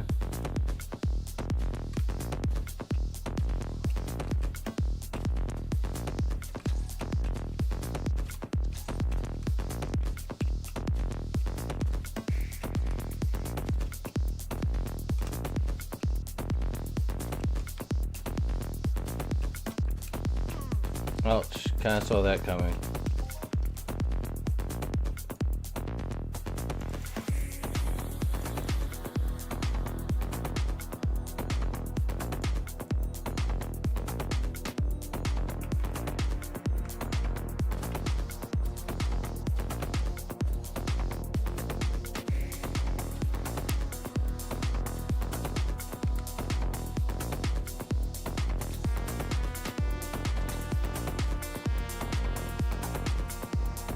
Emeroo!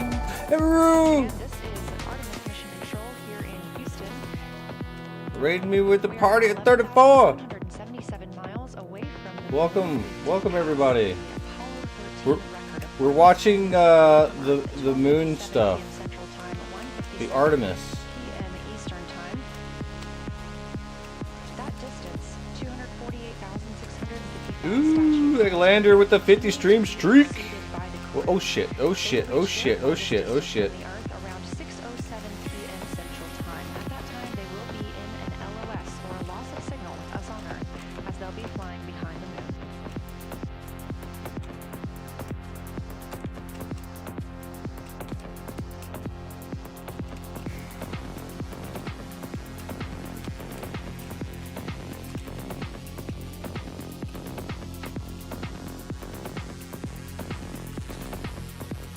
Yeah, make sure you follow, guys. I had to manually put in all the shoutouts for everybody. I had to think about you before I put this shout out down. It's like, he streams. He's pretty good. I like him. Toss him in.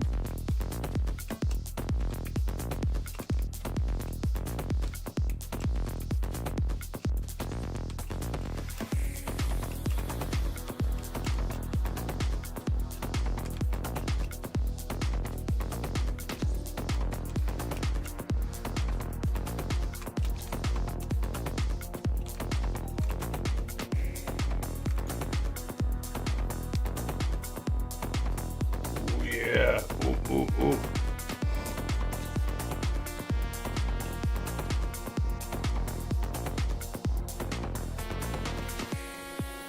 We do have we do have a raffle running. I've been talking way too much lately. We have a raffle running for the lure token. We do not have enough coins. Just hang out and chill until you get some. If we pop a global, you get some coins. Can I manually hit this thing?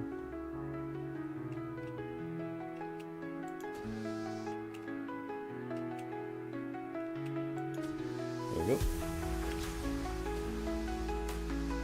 As the crew gets into their cabin configuration preparations, we are joined by Dr. Sarah Noble, the Artemis Lunar Science Lead. Thanks for joining us here today. Yeah, it's quite a day. Yeah, we are very excited. I can only imagine how you guys are doing over there. So tell me a little bit about yourself and what your role is for Artemis 2. Sure. So I'm the Artemis Lunar Science Lead, so over the entire campaign, and my job is basically to make sure that as we have this big adventure back to the 99 boxes. Fascinating. So why is the moon such an important destination today? Yeah, so the moon is a pretty amazing place. It is a great place to learn about basic fundamental processes that happen on like all the planets, like cratering and volcanology, and also it is part of our Earth-Moon system. And the Earth recycles its rocks pretty well, right, through plate tectonics and weathering and whatever. I remember when you used to stream, man. Young. But on the moon, we have the entire record that goes back 4.5 billion years since we formed. And so, if we really want to learn about what was happening in that period, like the moon is really the only place we can go. We're also thinking about going back to the moon, and we want to go to the lunar South Pole. So what makes that such an interesting destination? Hell Yeah, yeah. South Pole is cool, right? It's far away from the places we went during Apollo. It's different kinds of rocks there, some of the oldest rocks on the moon. It's also a place where we think there might be resources like water, there are craters that really never can see the sun because of the low sun angles there, and they get very cold. And we think that water and other things can build up in those craters, and so we're very interested to see what that might do for us. I'm very interested as well. So for some of our Yeah, viewers who might that is definitely better than the no talking streams. during an Artemis mission. Yeah, it's pretty exciting for us. I think that's like kind of the bare minimum to be a decent streamer. We can best use the crew to support our science. You really gotta chat. System. We've got a team in place. We've got a back room here in this building called the SIR, the Science Evaluation Room, and there's in fact a back room to that back room over in another. Like, another get a building here at microphone. Johnson Space Like, Center, where we've got our if teams you of scientists not working good really at hard. English, They're like, actually speaking that's to fine. this room, Like, through our speak your science native officer. language. This is now the first Get an time we've audience ever for had a your science native officer, language. in flight control room. So we're pretty excited about that. So we have a really voice out and up to the crew. I know, it's been so exciting to hear Dr. Kelsey Young speaking directly with the crew today, now so close to the moon, and we have a live view here of the science operation, or the science evaluation room. So this is where The new majority of space the team race, today, Cold is that right? War. Yeah, Yeah. that's right. This is a big chunk of our scientists. You can see them in there now working hard, trying to get ready for the day. And then again, there's a second room where we have a lot of our data folks, where the data will first come down. Yeah. And they'll sort of sift through the data. And Yeah, get ready for Voidness. the team Get to get a take. 1,000 view bots It's and like not right talk. now in the SIR. That's It the way. is, I would say giddy. I think we are People all, think this is a friendly, very fun close to this. exploration. They No, have no. done It, simulation after you, simulation. I know the Worked really hard truth. for the- You over know the the last couple of years truth. to get ready for this The moment. truth I is, think like, everybody's just really excited to see. space is even big. Already we've had some descriptions from the crew coming down, and it's so great to see their joy and our joy, our love for the moon come through. Yes, we are in for a real treat today. If it's been anything like their observations the past Space couple is of days. huge. So how are the lunar And we're gonna science take teams it using over. this test flight to We're gonna prepare take for over future space. missions to the moon? Yeah, absolutely. This is the way that we are building our foundation for the future. From everything from, how do you train a crew to be a geologist, right? And so, working through that, getting them classroom training, field training, building the science team, building these physical rooms that we are in, designing the software that the teams are using, and then, figuring out what happens to that data. They're going to take this data and it's going to come down, and how do we get it out to not only our team, but out to the world and the rest of the science community. Yeah, that's a great point, because when you hear these crew members talk, you would never know that they're not geologists. Your team has trained them so well. They have been very good students. Who can blame them? It's a pretty great topic. One more question for you. How does the science that we're doing on Artemis help support long-term exploration, and including our sustained presence on the moon? Yeah, you know what? We have a saying in the Science Mission Directorate that science enables exploration and exploration enables science, right? So you need the scientists, because we are the ones who are the experts in, landing site and doing analysis of landing site and making sure we can find a good place to land, to understanding the properties of the soil so we can, design our systems to manage that, understanding the radiation environment, keeping our astronauts safe, all of these things, right? But, in return, you provide us with opportunities where now we're going to be able to collect this data and collect samples and deploy our instruments and all of that. So it's a symbiotic relationship. That makes perfect sense. Well, Dr. Sarah Noble, Artemis Lunar Science Lead, thank you so much for joining us here today. Best of luck to you and your team, and I hope that you get to enjoy today too. Thank you so much. We are now getting closer and closer to our lunar neighbor. This live view coming from the Orion spacecraft and a camera mounted on one of its solar array wings.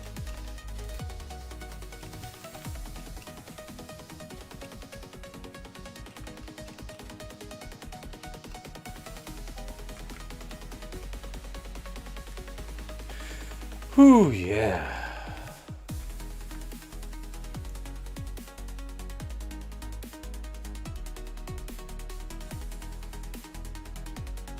Let's take a little look at our value change calculations right now. We had a lot, but we paid out a lot a little bit ago.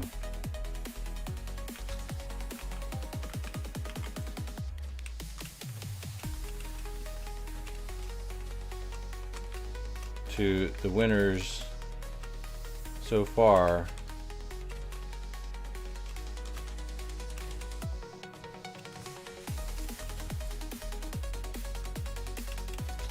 I don't know. I think I'm like almost about to get my ass handed to me. There we go. This is a lot of work to kill these fucking tens, man. Trying not to get hit. It's very button mashy. I woke up this morning and I was like, man, my hands fucking hurt. I wonder why. Shit, we're gonna have to do this again. Let me just go watch Amaru for a little bit and sushi before I can get ready. Take my fucking joint relief. Yeah, I watch Amaru. She's cute.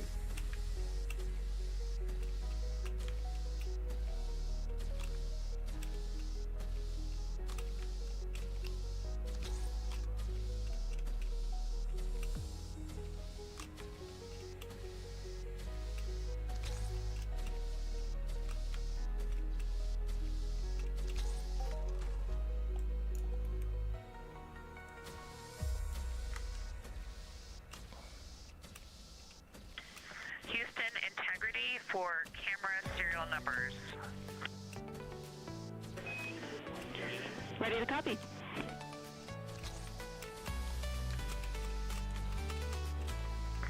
Hey Jenny, these are card numbers for the very... No choice when there's no one else. Yeah, that's true. For the long lens on the D5, we will have individual cards. Victor's 1008. And you can always go to the starting soon 19. Reed 1012. stream. Myself. I went there and it didn't start. For the Z9, we will have one card that is dedicated for today. Serial number 1007. For the cabin camera D5, we will have one dedicated card for today. Serial number 1022.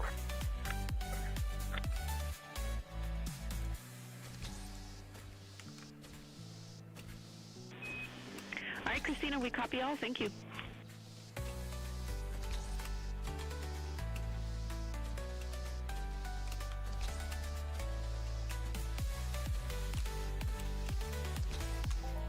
We just realized that we have Earth out window 1 and Moon out window 2. And we were, I'm sorry, Earth out window 4 and Moon out window 3. And it gives you the best idea of scale we have had yet. The Moon is about 3 to 4 times the size of the Earth, and it is almost full, and the Earth is just a small crescent out there. It's magnificent. I got a picture of it with the wide lens. Such a majestic view out here. That's cool. Amaze, amaze, amaze. Thank you, Reed. She says amaze, amaze, amaze.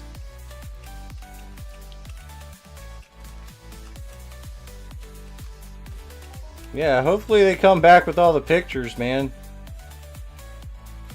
Those are some of the communications we're excited most about today. Commander Reed Wiseman calling down their view right now. Obviously a little bit different. If there's nothing, it can't exist. Solar array camera.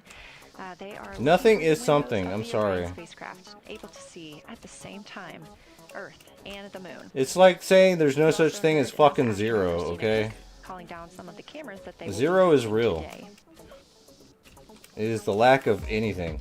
The crew is in that cabin configuration portion, and we expect Zero has to be a thing. Observation period to start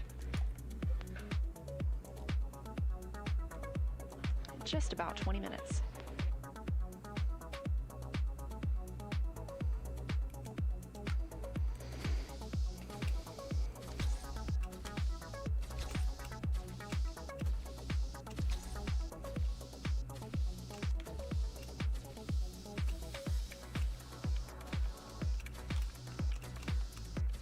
Checking in on Orion's distance and speed, they are currently traveling 1,071 miles per hour, 249,159 miles away from Earth, 11,293 miles away from the Moon, and continuing to grow closer. At closest approach to the Moon today, the spacecraft will be just about 4,070 miles away from the lunar Stop surface. hitting me. This will be during our loss of signal with the crew as they travel behind the Moon. Ouch. And we will await their return to get the official number for you, for how close they come to our lunar neighbor.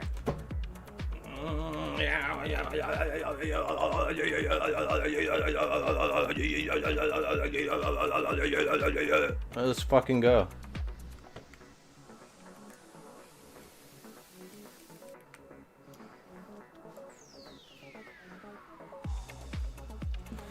Timeout.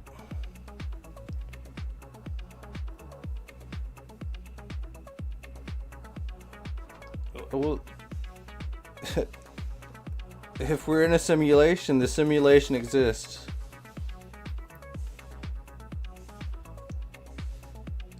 Therefore is real. I think, therefore I am.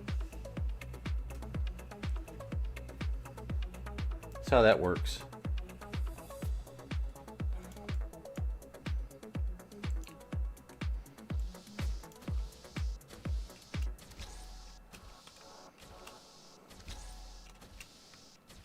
Did we crash out or something? Inside the cabin today, the lunar targeting package is the primary tool guiding the crew observations and consists of two key components.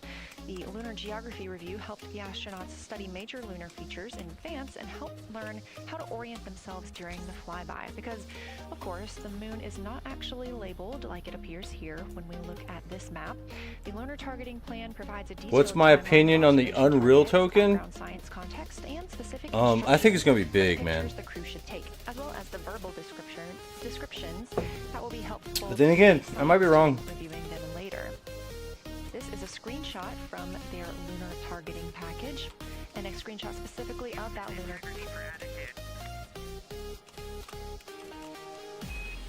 Go ahead.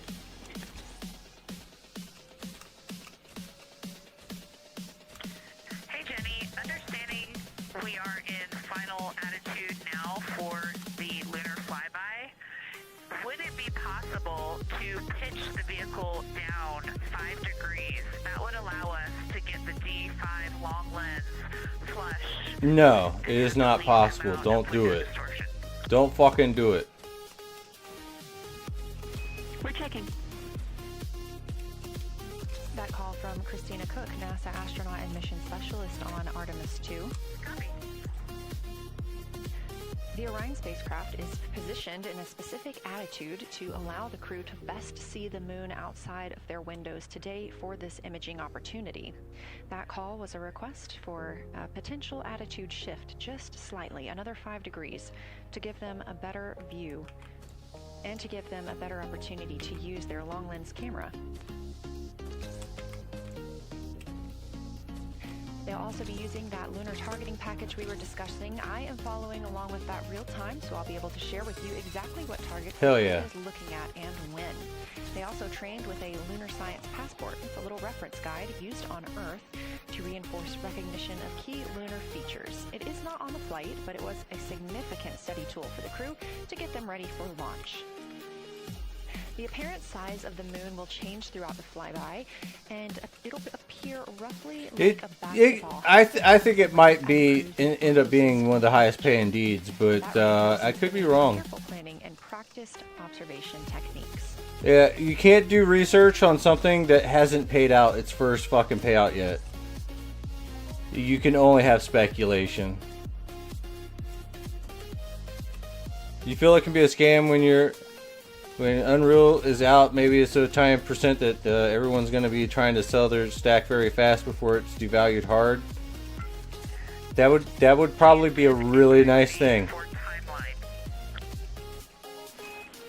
Go ahead.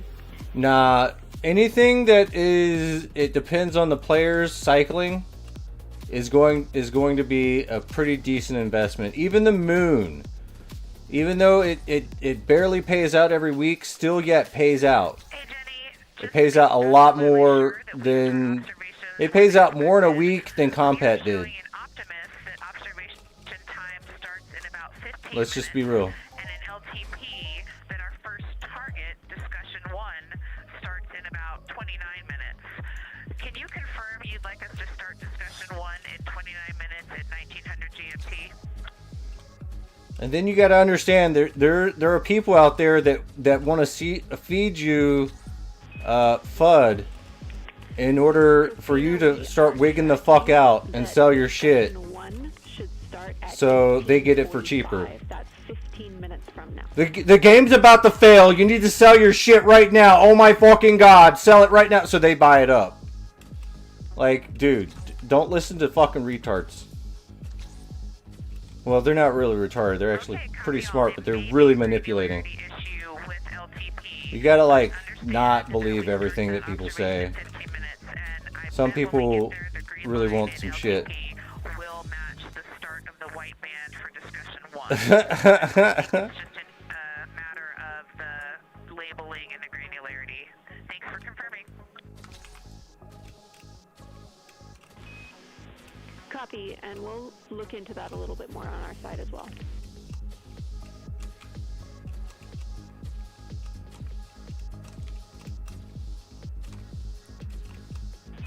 Christina, can you verify for us that your green line is moving on the timeline page of your LTP?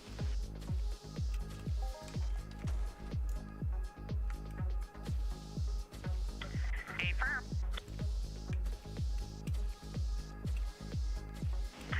Jenny, I do think we're good. Looking closer, I see the labels are just not aligned with start or end times of the white visible bands.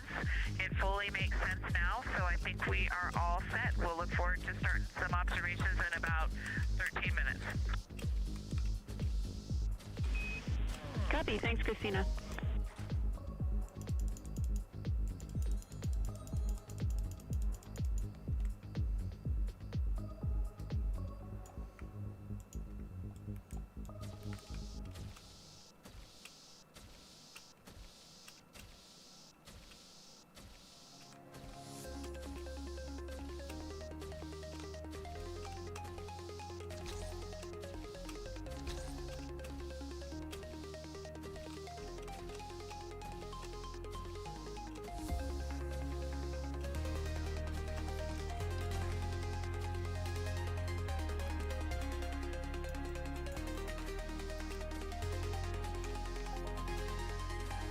Is it from Temu?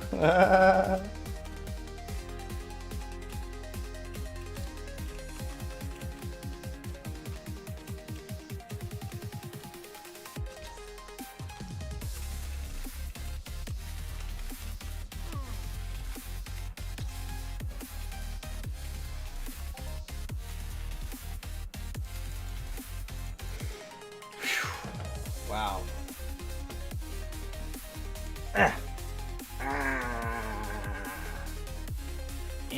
Yeah. Alright, cool. Alright, really quickly, we're going to take a quick little look. It looks like we got 37 more minutes. There is 10,000 tickets in play. That's 100,000 lore coins. And we are expecting the crew's observation time period to start in about 10 minutes. times 6. First, they'll be conducting a warm-up, warming up to their science observations of the moon. They'll be discussing with each other, helping each other orient using the major landmarks that they've studied, asking what is familiar. If we roll left, port 5 degrees, that would get the moon closer to the left side of window 2.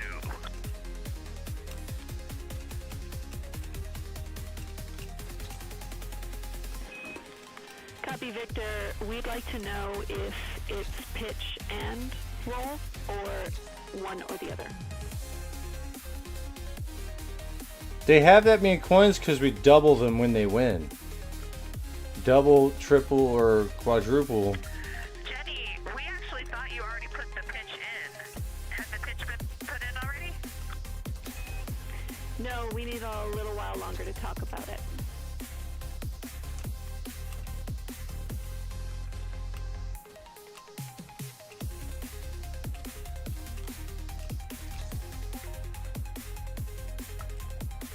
So, Jenny, I guess what's happening is just as our orbit... You're not on my shit list. You're on Streamlabs' shit list, not mine. I want you to win. Streamlabs picks everybody. Or is the... I just clicked the button. Keep the moon at the same point of the window if we adjust the attitude. I assume the previous... You'll get your win eventually, I promise.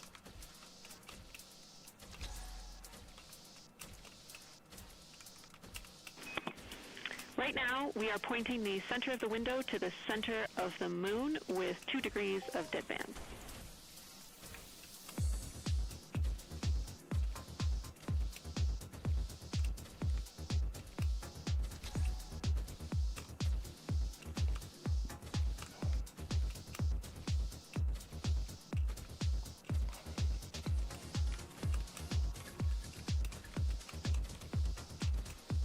What?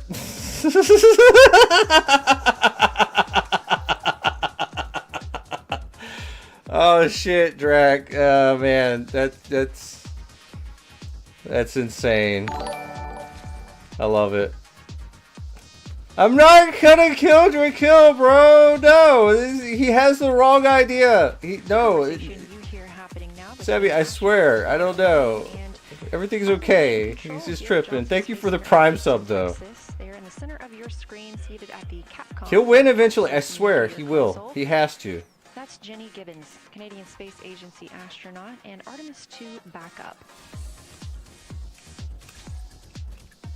She was also the lead. But it's absolutely fucking hilarious that you bring up the shit list.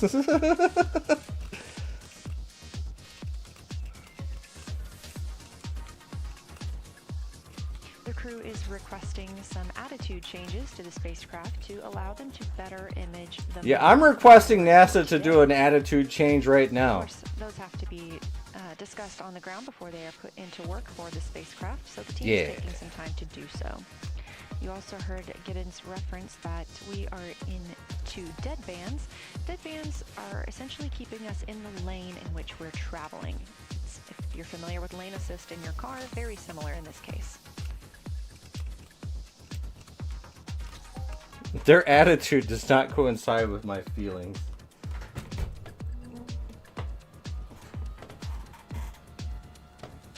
Get a good change of attitude. We are now 10,870 miles away from the moon. Traveling 1,066 miles per hour and 249,390 miles Get lower. away from Earth. Again, we recently surpassed the Apollo 13 distance record of farthest humans have ever traveled.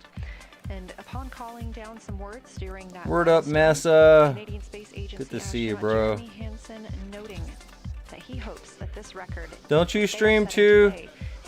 I know that you stream, don't you? I want to put you on the list of streamers for the shout outs.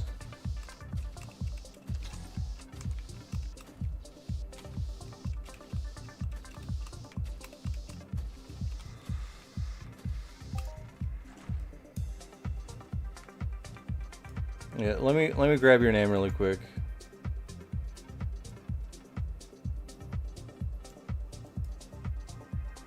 Copy. All right, let's do this work really quick. All right, is it commands? No, it's modules, shoutouts, preferences, add streamer, Masa. All right, shoutout created. Boom. I got the list going. Some people is gonna be a little bit. I'm gonna have to check them out first.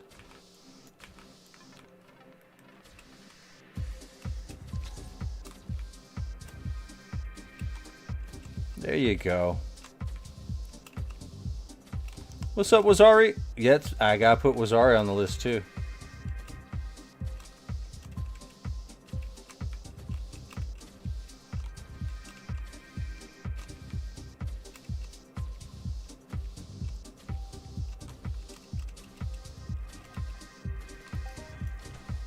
Alright, give me a second, let me do that. Alright. Add streamer. Lazari.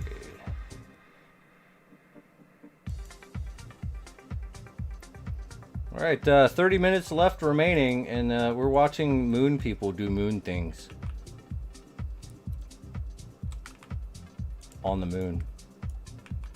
Or around the moon. This is Artemis Mission Control. We are standing by for the beginning of lunar flyby.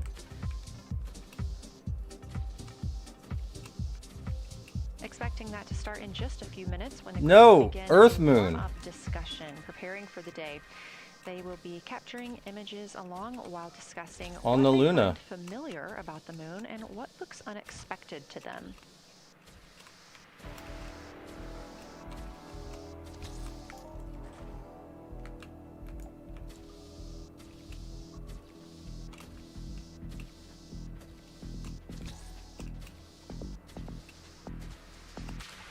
Yo, how do we get a hype train? Who activated the hype train?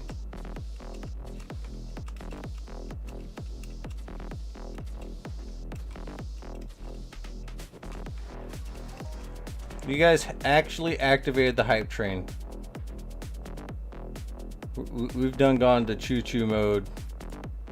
It was Sebi with the Prime sub.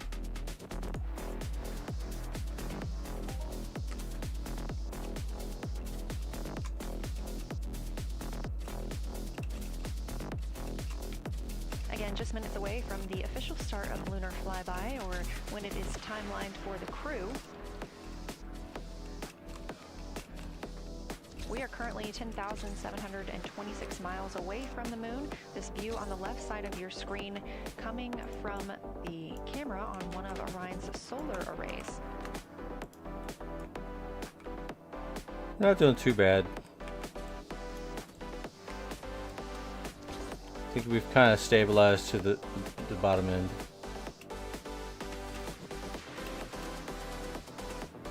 I'm hoping we get another global.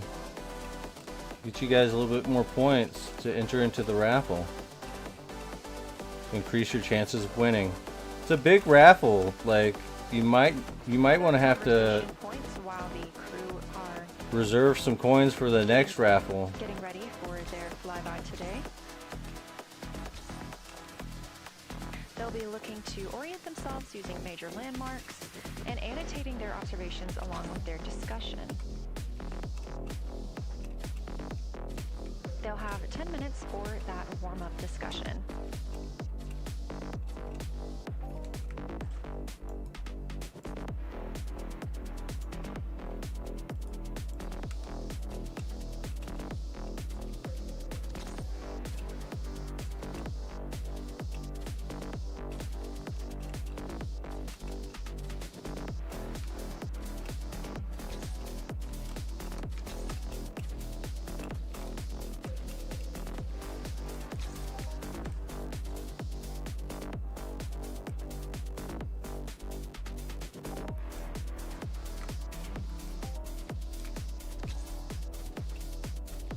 Yeah, if I hit a big Hoff, you definitely will get loaded. That's the goal. That's the dream, bro.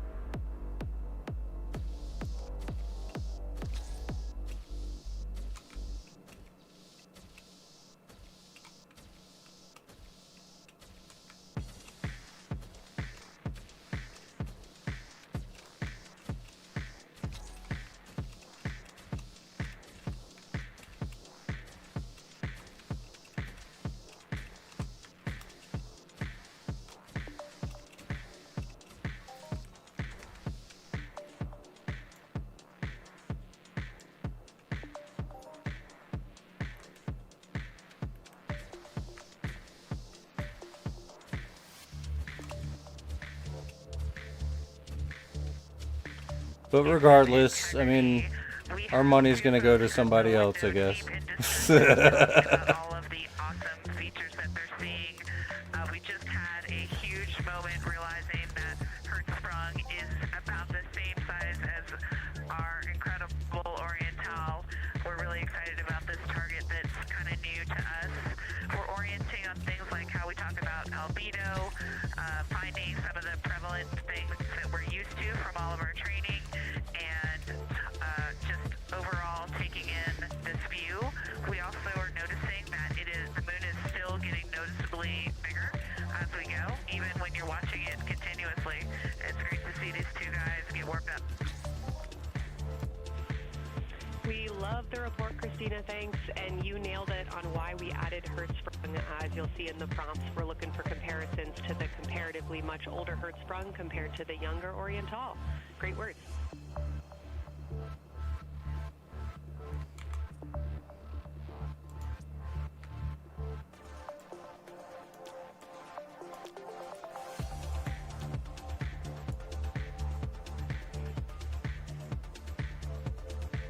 This is Artemis Mission Control. That was the voice of Dr. Kelsey Young speaking with the astronauts aboard Orion as they begin their observation period and lunar flyby. NASA astronaut Christina Cook reporting their view of Hertzsprung Basin. The team here is looking for centered images of the basin at a full zoom, and they're hoping that the astronauts can image and describe the inner and outer rings. This is considered a degraded basin with a floor, rings, and ejecta compared to a younger Oriental basin. Ejecta. Man, they'd be coming up with some weird names for things.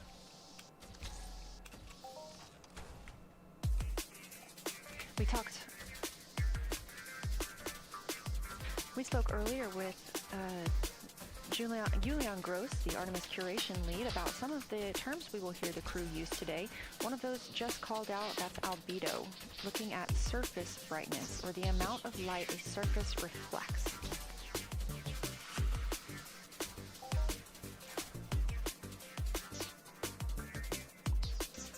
Millhouse, I owe you 20 ped, being that you're here.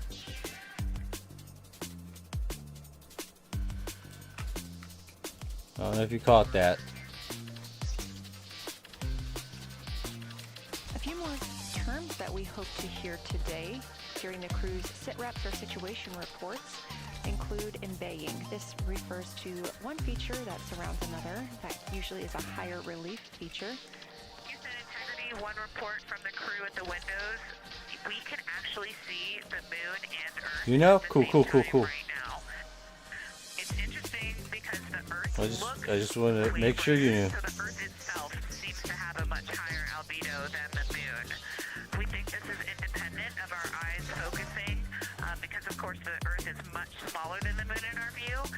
So you could think that your eyes focus for the darker sky, and that means that it only has apparent brightness more than the moon. But since we're seeing both in the same view, we do think that this can be inferred as the Earth as a whole has a higher albedo.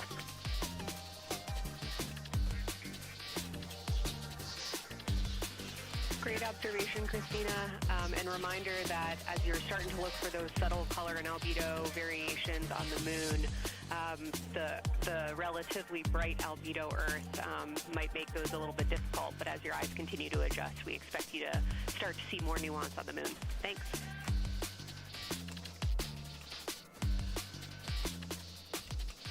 Great call. Thanks for the reminder. Wee woo. We're all going to be experts in lunar terminology by the end of the day. Another one we expect to hear is mare. These are dark regions paved or filled by volcanic deposits. You also can hear them called seas, oceans, lakes, or marshes, or other bodies of water.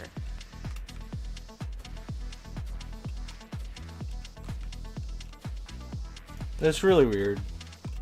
Again, we are live in Artemis Mission Control, but on the right side of your screen, that is the Science Evaluation Room. Ejecta deposits? God damn it. For years. The crew has significantly darkened the cabin of Orion. This allows them better views outside the windows and fewer reflections. Oh, Tricky, does that mean you're like some sort of NASA scientist now that you got like a NASA badge? To see the I think I don't see that. same window at this time. We are really hopeful to get those photos. Right now, this view on the left side of your screen, coming from a camera mounted on one of the Ejected. He's like, no, deposit now. Jaquil, you need to deposit too. The crew is equipped. You can't just tell other people to deposit if you're not going to deposit too. 400mm zoom lenses. Everyone needs to be deposits. Trying to make the game better. Make the money flow. It is in your to-do list? Well, there you go.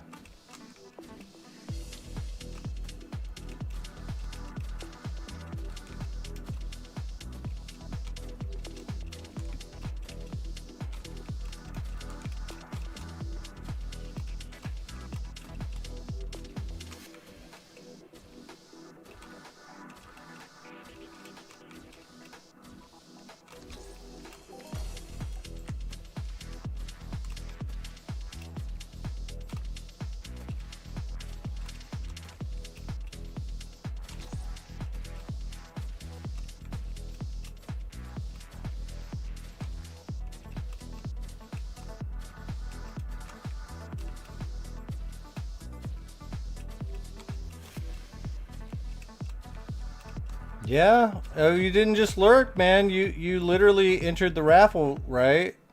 The team continues their warm-up discussion. I should say the crew members aboard Orion continue their warm-up discussion. However, If you enter they the are raffle, you're not forced really to lurking, are you? move on to I mean, discussion you're number lurking, 2, but which is still, the you near still side won and because you entered the far raffle. side. So that's important. Some of the things right. that they There you are go. looking to capture, the ground has prompted them to photograph anything that stands out to them and to compare the near side versus the far side. The Mare, jumping got color, disabled albedo, somehow. Topography and texture. They also want the crew to compare the appearance of raid craters in the near side Mare versus Sup, the Christian far side Bishop? highlands. Of course, a reminder that some of the items that the crew, or some of the landmarks the crew are seeing today, is the first time that humans have ever laid eyes on those portions of the moon.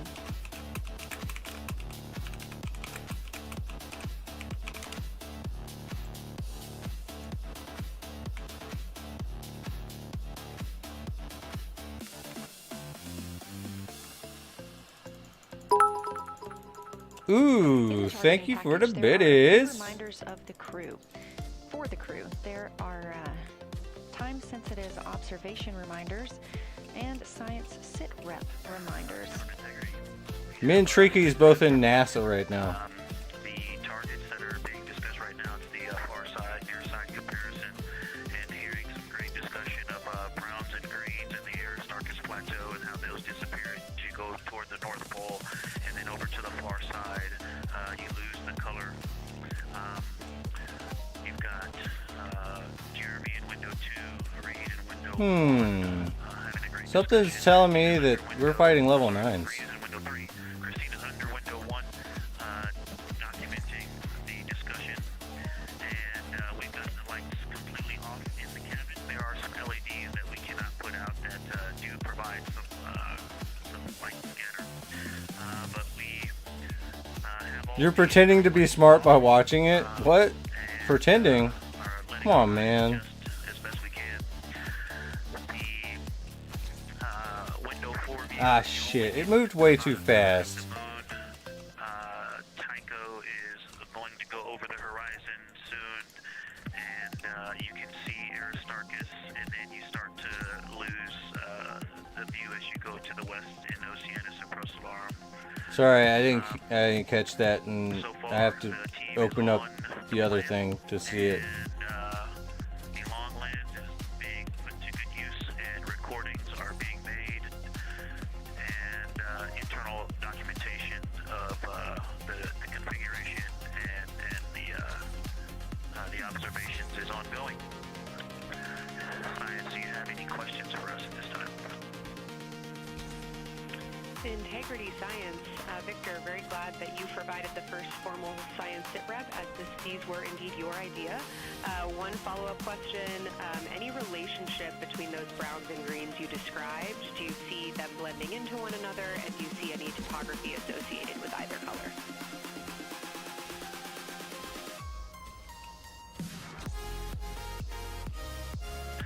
I don't want to bother the window team. I just heard that, overheard that, and so I'm sorry I don't have that detail yet. I will eavesdrop and see if I can pick that up. I will try to answer that at some point.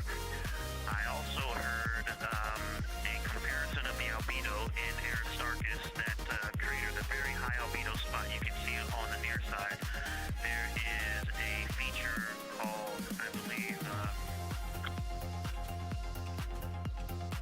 Burgess Alpha that is equally or maybe higher albedo. Alright, boys. It's a 206. I apologize for the gaps. I'm trying to listen and talk at the same time, but I will try to get some more information to correlate those colors from Aristarchus for you. Understood, Victor, and good call to not bug the window team. I don't Really like understand the brightness anything. Comparisons They're to Burgess talking about how it Really looks. helpful for the science team. Keep them coming. Thanks. They're doing visual observations on the moon. I also heard a discussion about the albedo of Grimaldi being a 10 and how many of us, when we were a little further away, saw that as the darkest albedo, and then the bigger Mare off to the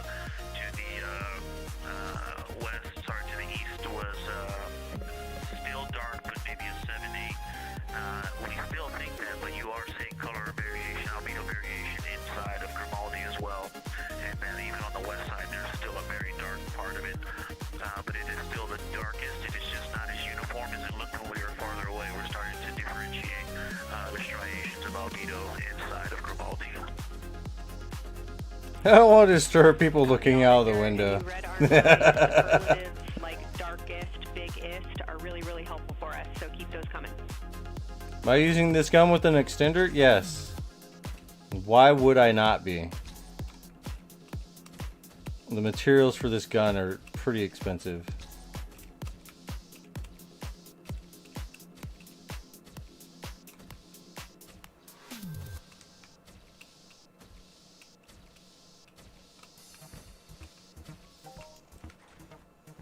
So if I can get some extra shots out of it, I will.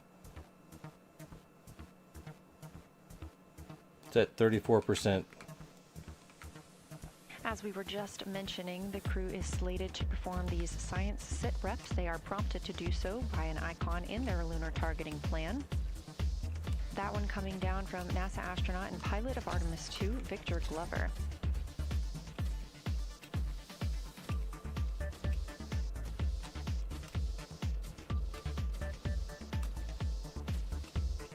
As we discussed, the Capcom is usually the only person in the room speaking with the crew, the capsule communicator. However, today, the science officer, Dr. Kelsey Young, she is the Artemis Science Flight Operations Lead, is speaking with the crew during the flyby to ask any questions that the team may have. To her right is Trevor Graff. He is one of 3 science officers. Those would be Kelsey Young, Trevor Graff, and Angela Garcia, who will also join us later for an interview.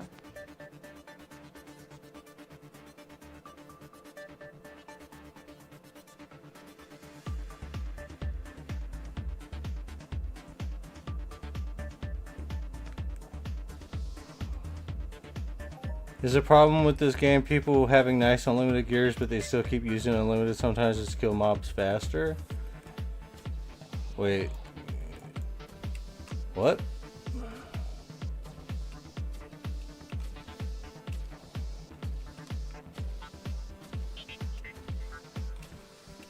Like, I do have unlimited gear. It's just low level stuff.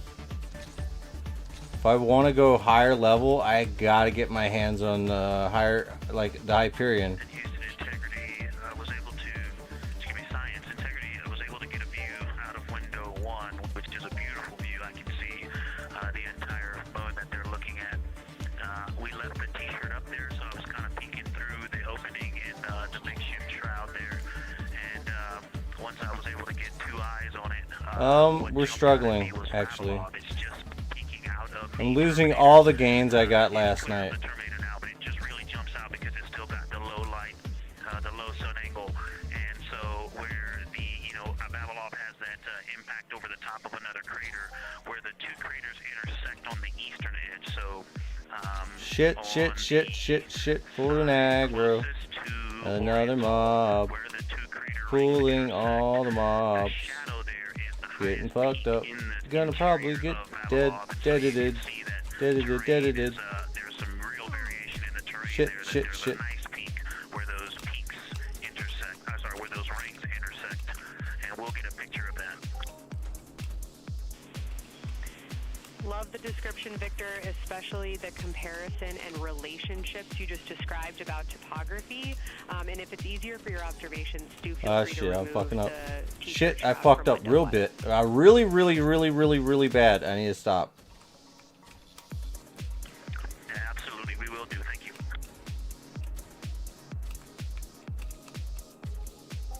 Damn.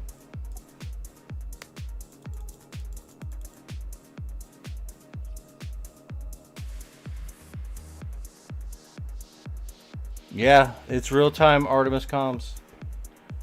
Those calls coming from NASA astronaut Victor Glover. As we discussed, the crew is working in pairs at the windows. Right now, taking photos are Commander Reed Wiseman and Mission Specialist Jeremy Hansen. Serving as their support team are pilot Victor Glover and Mission Specialist Christina Cook. You're hearing those calls from Victor Glover, as he is on that support team, and he is tasked with providing the science sit reps, while the 2 crew photographing and making annotations of the moon are in Windows 2 and 3. Windows 1 and 4 are available for the support crew to fly up to. See, even NASA doesn't like to use Windows 10. And provide these science situations. They're still on like Windows 1 and 2. They need more funding. The view on your screen is part of the lunar targeting package, and it's something that the crew can reference as they are flying by. But this is an animation.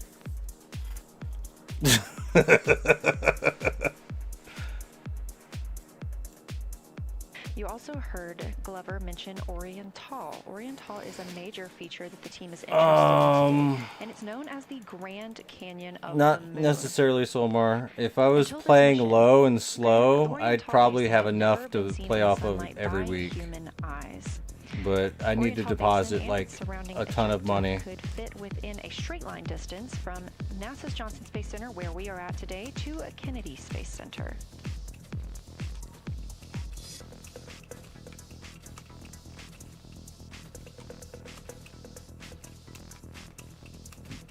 Wait, they're using more than Windows fucking 10. What the fuck is all that? That's a lot of computers. Ah, shit. Texas, where the teams are monitoring all systems, not just for today's flyby, but on the spacecraft themselves. Again, this is a test flight, our very first flight of humans on the Orion spacecraft. This team has been live, this team has been monitoring the entire time of the mission, as well as we have been live the entirety of the mission, and we will be continuing to do so all the way through splashdown and crew recovery from the Pacific.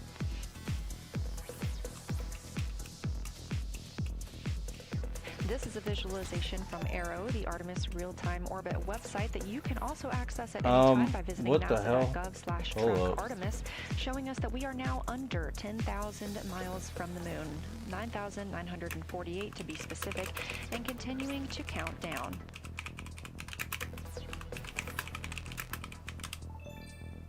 Again, our closest approach to the moon today should come about 6:02 p.m. Central, 7:02 p.m. Eastern. However, we will be out of contact with the crew at this time as they begin transiting behind the moon.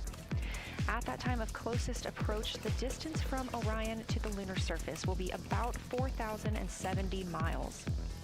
Buying some cool gear, but you're still losing while hunting? I mean, you're going to. You have to buy the gear first, honestly.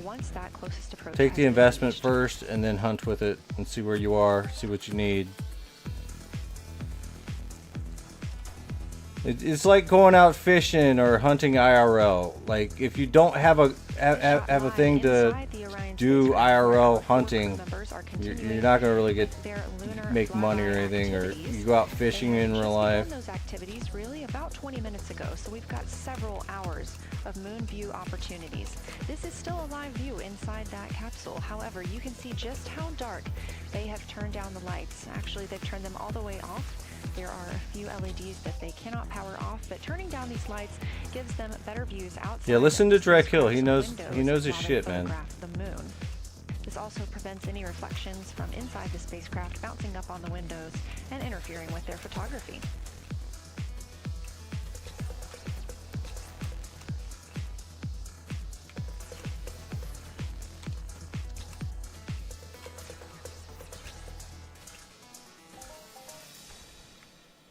Ease the robot challenge rank increase.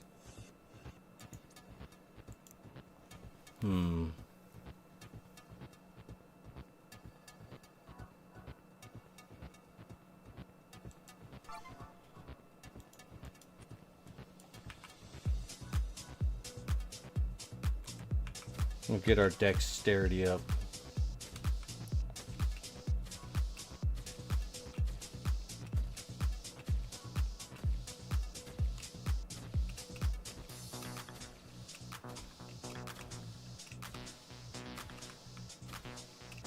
I think optimizing your play to make it cost less is probably the best thing you can do. The crew members are serving on teams. The first team being Commander Reed Wiseman and Mission Specialist Jeremy Hansen. That way, if you do find something that kind of does make you some money, you can do it at a low cost, then you'll be set to keep a little bit more of that markup. Seeing the moon and the Earth in the same view as well. That Earth set coming up in just a few hours. But it takes a lot of investment in time and skills While Wiseman and Hansen to get are up at the there. windows photographing, Glover and Cook are serving as support crew. They are able to assist with cameras. They are also providing those situation reports, letting us know Yeah, how Faithfield the has teams that inside point the right spacecraft, there. what they're seeing, and He just how they're worded it feeling better about than what I was saying. Those first blocks of teams will last about an hour, and the crew members are approaching the halfway point into their first observation block. A reminder, we have 5 of those blocks today. So they're approaching this halfway point, during which the crew at the window will switch roles. One will begin taking pictures, and the other will be making annotations on their PCD, that's portable computing device. Both of those crew members at the windows are recording audio of what they see. They are putting on headsets and recording audio into their portable computing devices. Obviously, we are not hearing this right now. This is going to be sent down to the science team, and they will be able to analyze that at a later time. What we are hearing, though, and will continue to hear, are those science sit reps a few times every block.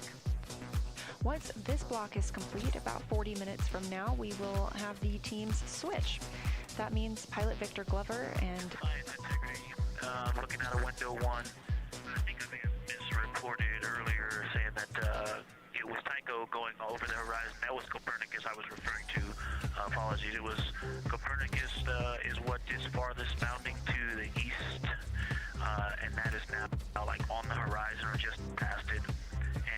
And Korolev is now a few degrees from going over the horizon, and then next it'll be Aristarchus plateau. And so on the west, we are getting a much better view of the Terminator.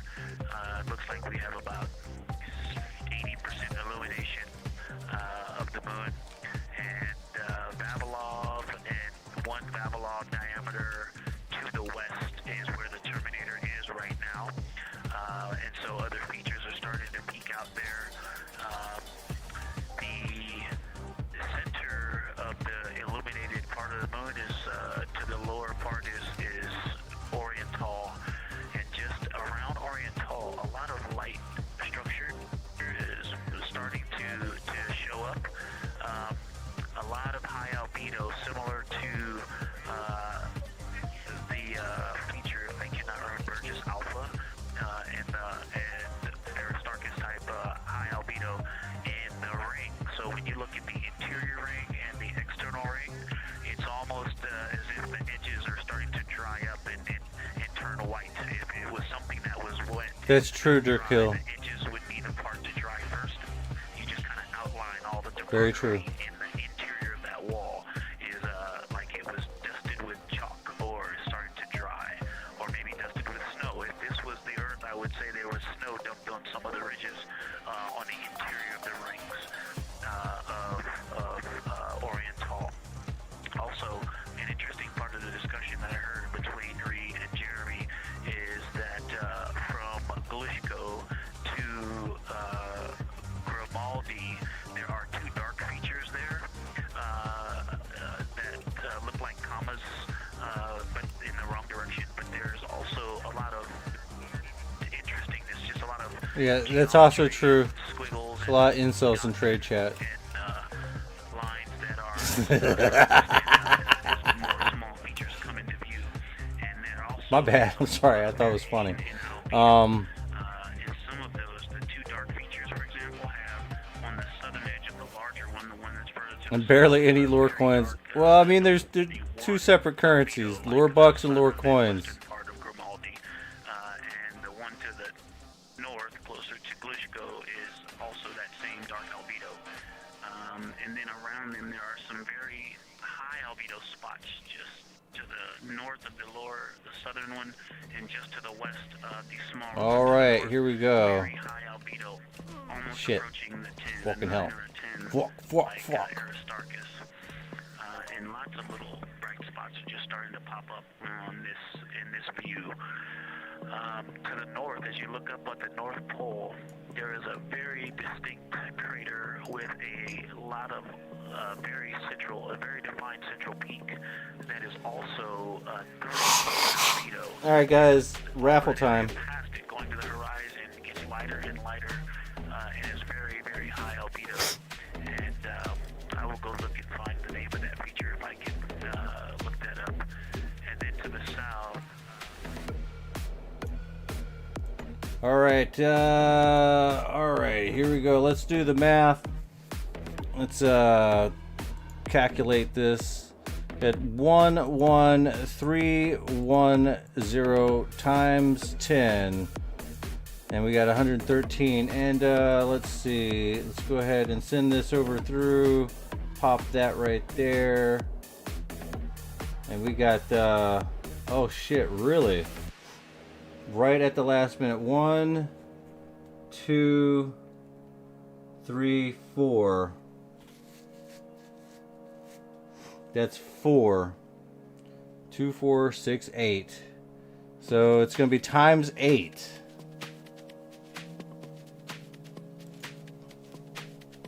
Times 8.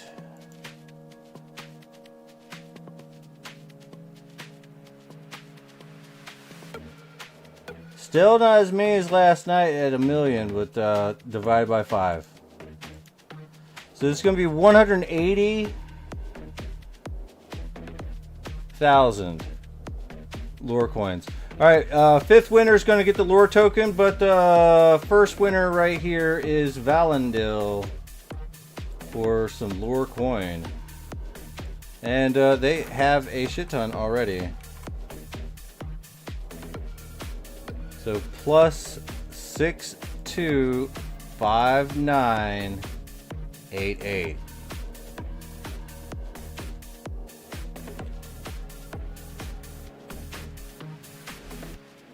So 806948. So they've gone up a little bit. All right, next winner, Solmar.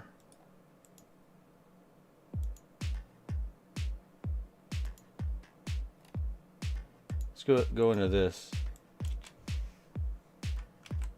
Solmar, you're about to get plus 19,420.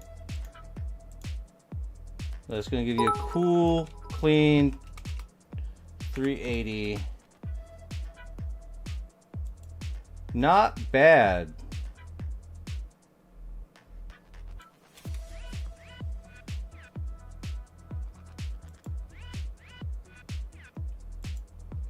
All right, 3rd winner is Leon Hawkeye. Sorry, Leon. You just get the lore coins this time. Plus 501,455. Yeah, the rich get richer, man. 682415.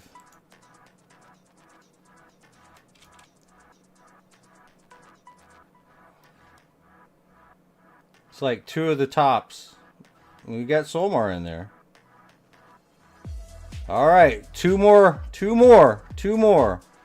And Millhouse coming in saying it's my turn to get up in the top 5.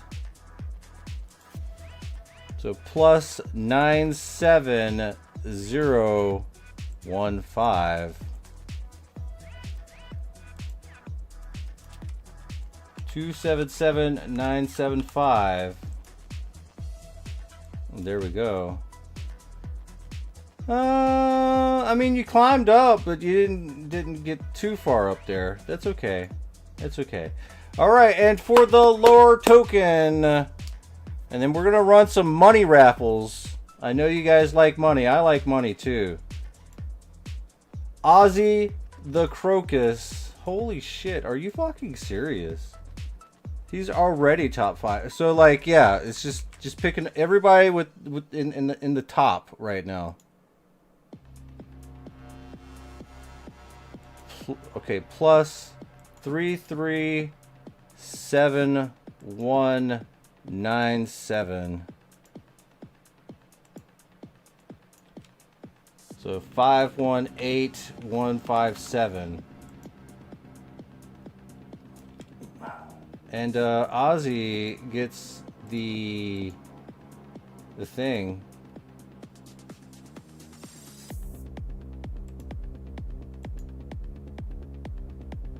So Ozzy, you get the. This is not it. There's so many buttons up here, and it's driving me crazy. All right. Lore tokens. Ozzy Crocus.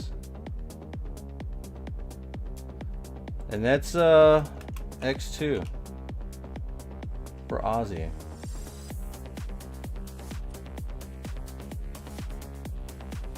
All right, let's run some money.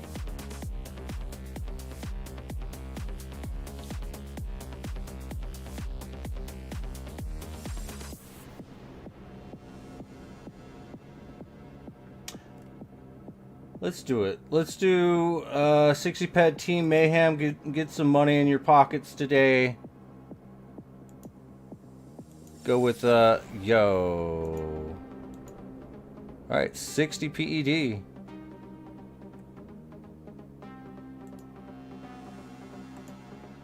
And let me take a little looky gander really quick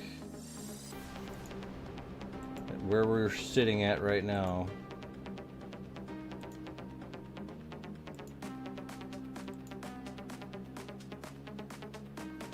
All right, cool.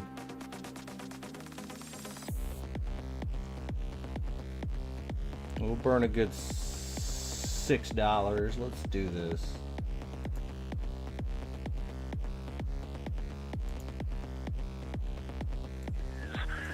Say an albedo of 5.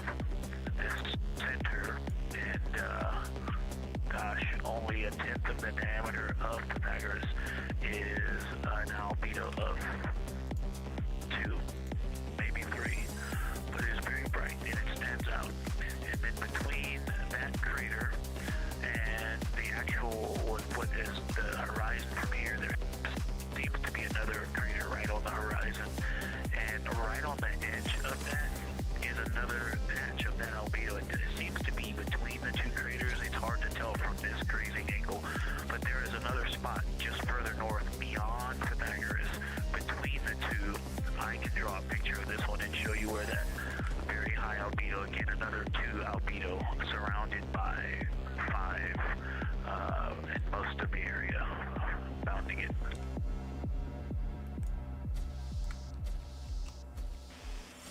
Integrity science, thanks for that. We agree with the Pythagoras assessment. And as a follow-up to your previous report, the SIR had questions about topography comparisons between the North Pole and the South Pole of the moon, if you're willing to provide words on that. They win the raffles, right? So then they get to enter all the raffles at max. While some people are struggling just to try to enter. This is why we have to try to run some smaller raffles so people can get in at max and win. You have to get lucky during the smaller ones. I would love to know the name of that. The topography differences now, the South Pole has a little bit of a... Like once you get your first raffle win, you'll probably be in a lot better position, especially if it's a big one. A little more shadowing there, but there's a nice crater right at the South Pole, so that's the main thing defining the topography. Well, I mean, they will eventually run out. Quite a bit of elevation change. I can see some very Key is win the first few early on, I guess. Crater at the South Pole. I can see a very distinct change in the shadow directions indicating. But we run like something every hour, and in some cases we run it every 3 hours, like with that one. That one was a big one, right? That was a 3-hour raffle for the lore token. And usually you pump everything you got into it and it gets really big, and then we multiply it based off of the channel point buys. So they have more coins, not only because they've won, but because there's a multiplying effect in place. So they end up getting more coins that was actually that more lore coin for winning than was actually entered into the raffle. 7, 8s, and the 5s and 6s, the 4s and 5s. If you follow that line up to the north, that line is also where the change in topography happens at the North Pole. The line defining the light and dark on the edge of the mare that you can see from Earth. Draw that line, roughly the midpoint of all that, straight to the North Pole. And on the side facing the Earth, you see smoother topography and dotted by Pythagoras and its next door neighbor crater. And then on the far side, you see a lot more cratering and a lot more topography. And again, the far side has the benefit of a little terminator there, but I am seeing a variation in the topography. It seems to be more jagged and a more challenging place to find a place to land and to even traverse in the south, all around the South Pole.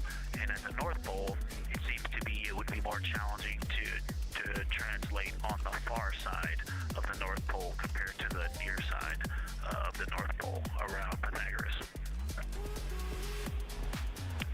Copy all, Victor. You really help paint a contextual picture of what you're looking at. We really appreciate the way that you're guiding us into the areas you're seeing by drawing comparisons between recognizable features. Thanks for that.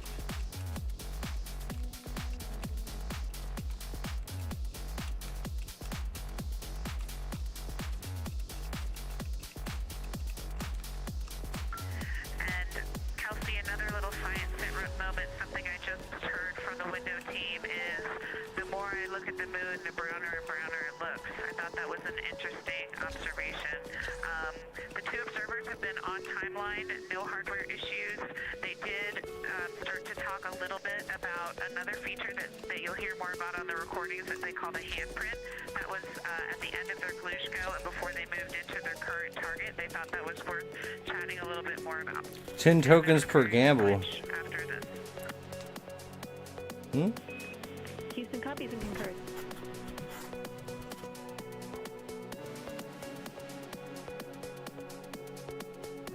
Yeah. So that's what, 1,500. See, if you keep the ticket cost low, right, on these ones, everyone has a better chance of winning because, you know. Look at the PCD. Well, this is a very taxing event on the eyes, looking out the window and seeing the very bright moon, and coming back inside to the dark cabin and trying to work cameras and microphones and logistics and lunch and those kinds of things, and then looking at the PCD, which is dimly lit. It's just been an exercise. It is a difficult thing to manage it. I'm up and down on the glasses and then having to wait as my eyes adjust when I come back in. As soon as I look back into the cabin from looking out the window, I can feel my eyes adjusting, and I just have to work through it as they adjust. Appreciate that report, Victor, and know that we are prepared to read you up targets from the ground if that would give you the ability to keep your eyes focused on the moon and not having to swap. All right, that's 261 right there. So that's going to be 261 lure coins for you as soon as I kill this fucking thing. Yeah, we appreciate that science, and we will also do that for the window teams, and we'll back each other up that way as well. 291. We appreciate that. We may take you up on that. Thanks. Hell yeah.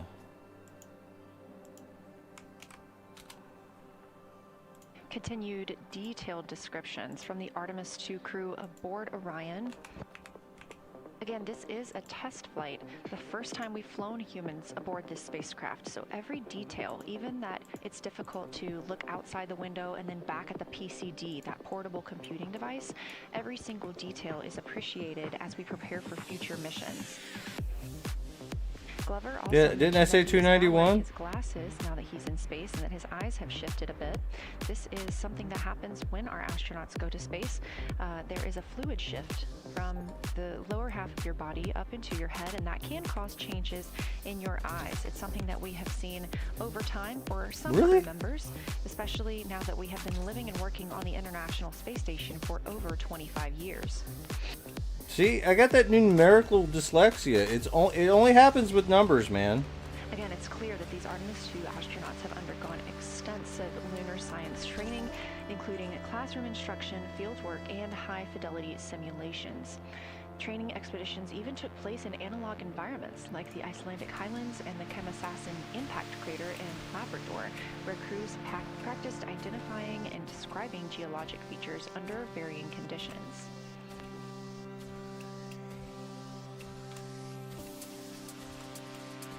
Additionally, here at Johnson Space Center, Orion mock-ups I think you're just were gaslighting used to me. rehearse crew choreography, including three-dimensional You want me to blow space up the management kitchen? with an inflatable I ain't doing moon it. globe to simulate the flyby. And while on Earth, the crew also used that small lunar passport that I mentioned with descriptions, photos, and prompts to help them study the features we hope they'll see. Now, this is a view from their lunar targeting package at this time, helping them determine what they're seeing on the moon, as well as on the left, keep up with what their next target will be. As you can see, we have got a long list and an exciting day ahead of us.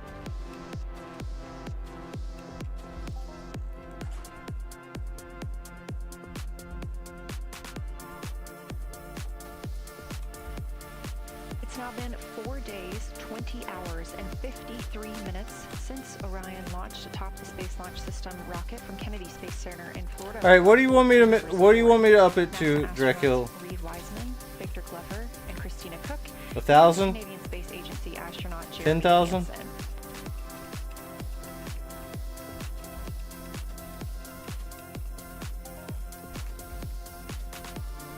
The Artemis 2 crew passed a major milestone today when they passed the Apollo 13 distance record at 12:57 p.m. Central, 1:57 p.m. Eastern.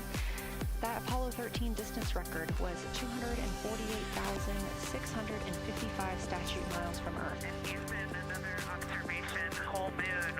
When you look at the moon, something I've never seen in photographs Because before, I'm but telling you, it's if you really just keep small, gambling really bright. when you have an actual bankroll to do it, Some of them are super tiny. Most of them are pretty small. There's a couple that really stand out, obviously. And what it really looks like is like a lampshade with tiny pinprick holes and the light shining through. They are so bright compared to the rest of the moon. We copy, Christina. Thank you.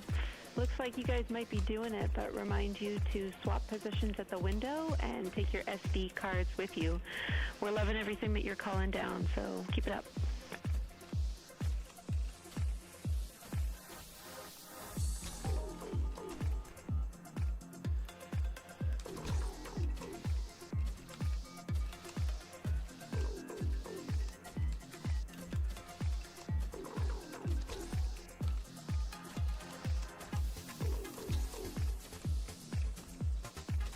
Again, Orion previously surpassed that the Apollo 13 greatest distance from Earth all right, by humans. That was 248,655 statute miles from we're Earth. gonna go into And the gambling Orion is now minigame. We're gonna turn it off. 250,294 Just kidding. miles We're gonna away do it at from our 1,000. planet.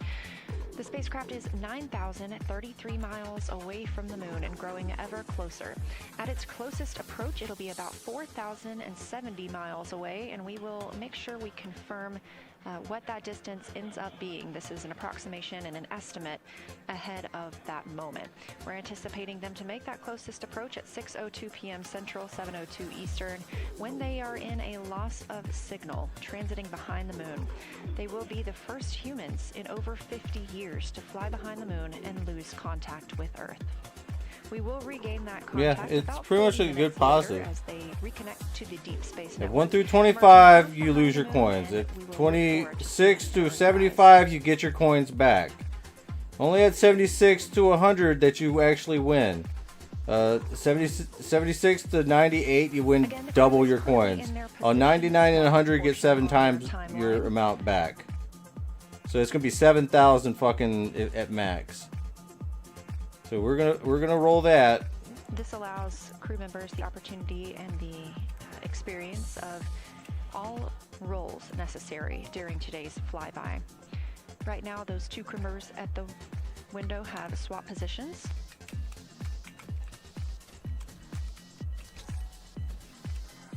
But now everyone with all the lore coins at the top are just gonna fly up even further.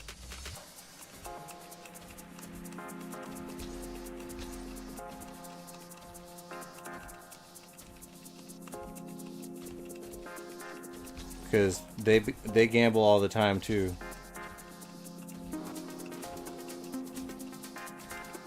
Again, the crew at the windows swapping positions. Right now, that crew is Commander Reed Wiseman and Mission Specialist Jeremy Hansen, while Victor Glover and Christina Cook serve as their support flyby crew members. That's why you are hearing Victor and Christina during those science situation reports. Those voices will change in about 30 minutes when they take a turn, taking photos and making annotations while at the window.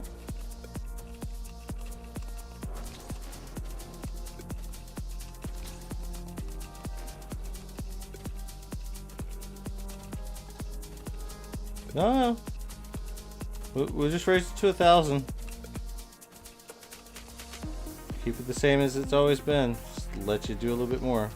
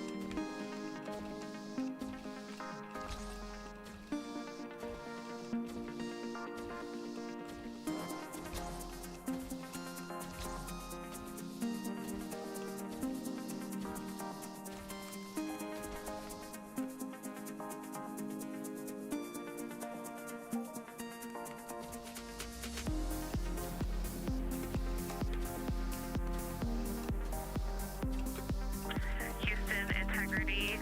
I wanted to provide an observation or a little bit of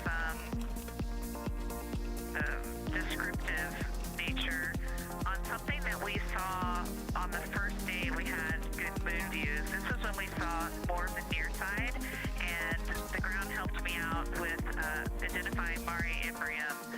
Mare Imbrium, when you have the western limb also in view, looks completely different than the normal view we have of the near side. It is the most striking feature of the western limb view that we had.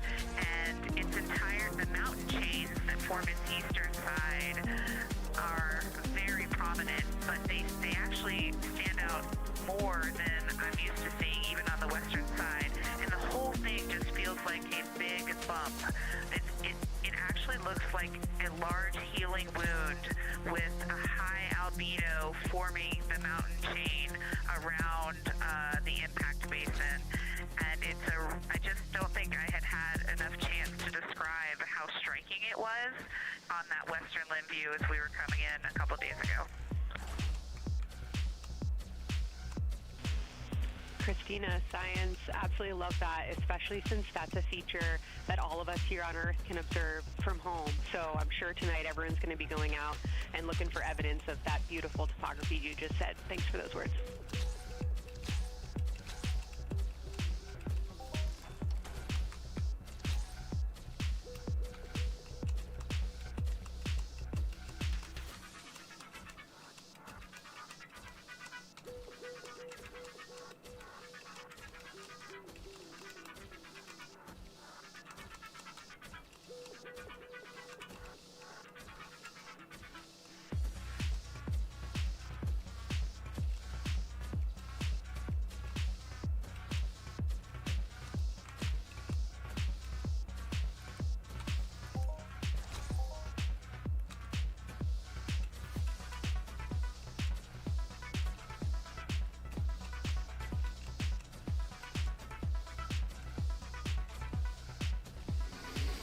Whew.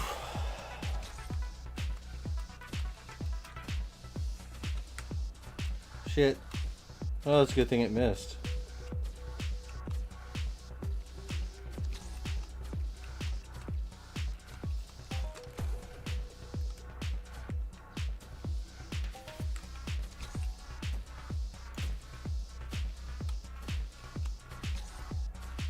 I love it when I'm not paying attention and it hits me and it misses. That's nice.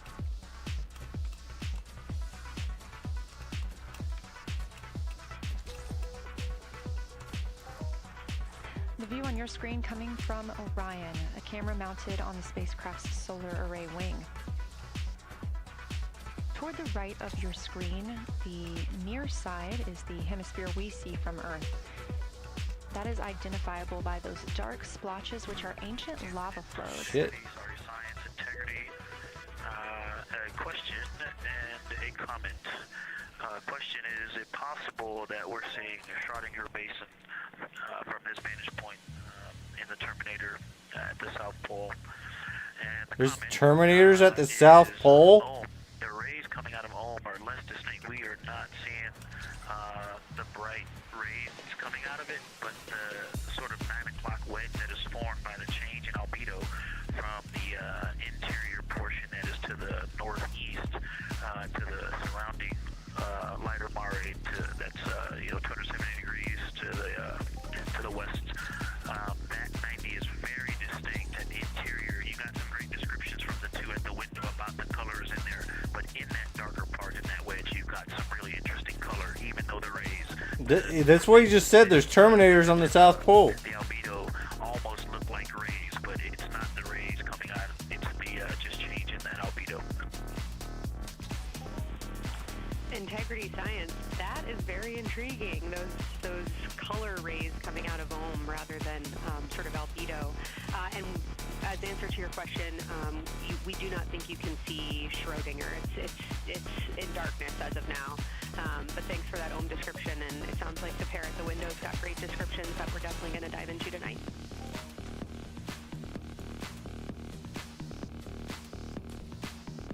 Okay, if you could help me, I would still love to know what it is. There's a very nice crater. You're going to likely have a lot of pictures of it.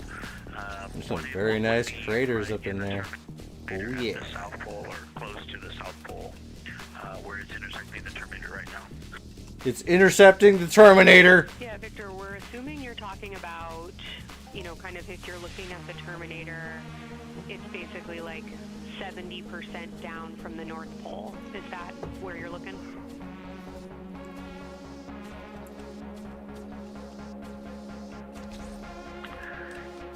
Contact, yes, that is where I'm looking.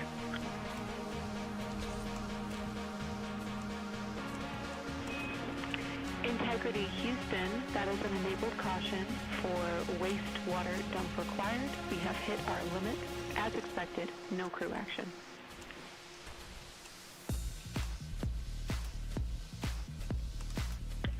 Copy, no crew action.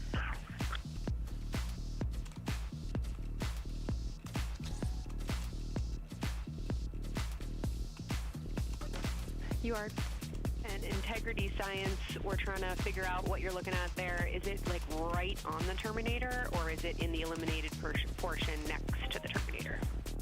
What the fuck are you talking about, Somar?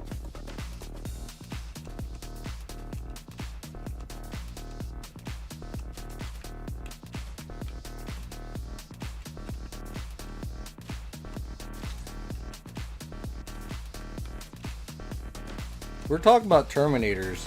You're talking about snakes that kidnap people and take them to space? What the fuck?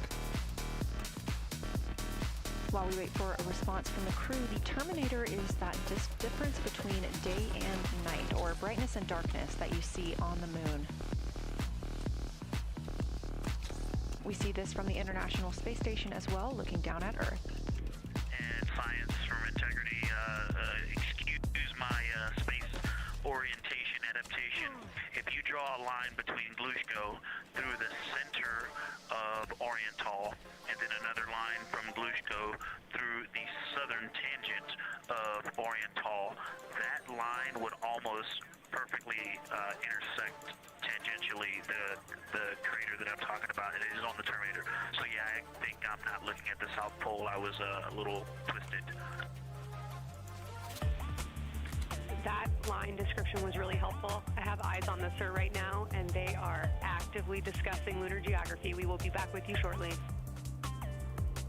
Yo, we made level 27 colorer with that last dexterity hit. You're hearing a couple voices today in Mission Control Houston. One of those is Dr. Kelsey Young. Integrity Science, we believe that's Demon Crater.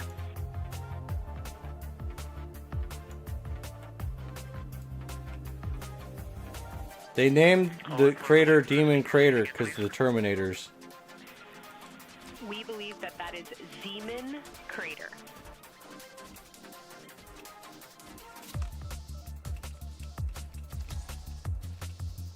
Zeman. Okay, and can you say the first letter? I may be pronouncing that wrong. What's the first letter of that word? Zulu. It's Z-E-E-M-A-N. Oh, Seaman Crater. Copy. Thank you for that. Yes, we've got a great view of that. And when I went back to the window just now, the view has completely changed. Our trajectory is taking us to a new view, and I'm looking more into Babylon. I've got a nice, great view into Babylon. I'm actually away from the window right now, so I'm going to go try to give you some bounding words on the view that we're seeing. But I've got to get back to a window in a minute. Understood, Victor. You're defining new views of the moon in more ways than one.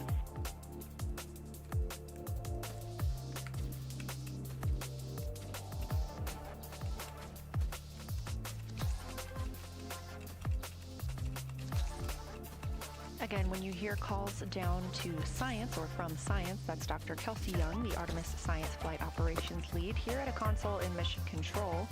You also hear communications with the crew from Canadian Space Agency astronaut Jenny Gibbons.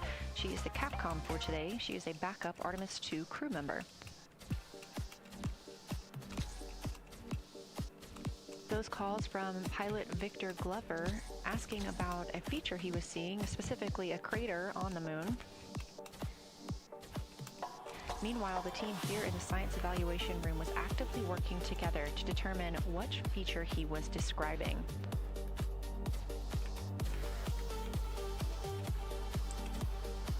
The teams at the window have continued to move through their targets, including Ohm, Aristarchus Plateau, Reiner Gamma, and we are preparing for the cabin and window teams to swap. That's when we'll hear more from Reed Wiseman and Jeremy Hansen when they take on these support roles, while Christina Cook and Victor Glover are at the windows photographing and annotating.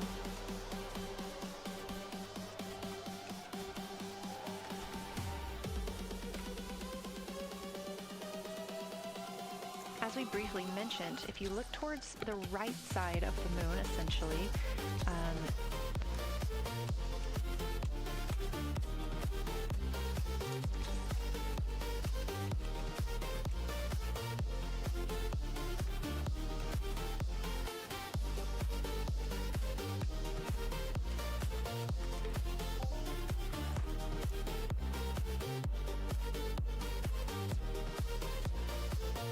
this live view coming from a camera outside the Orion spacecraft, and if you look on the right side of the moon where you see those dark patches.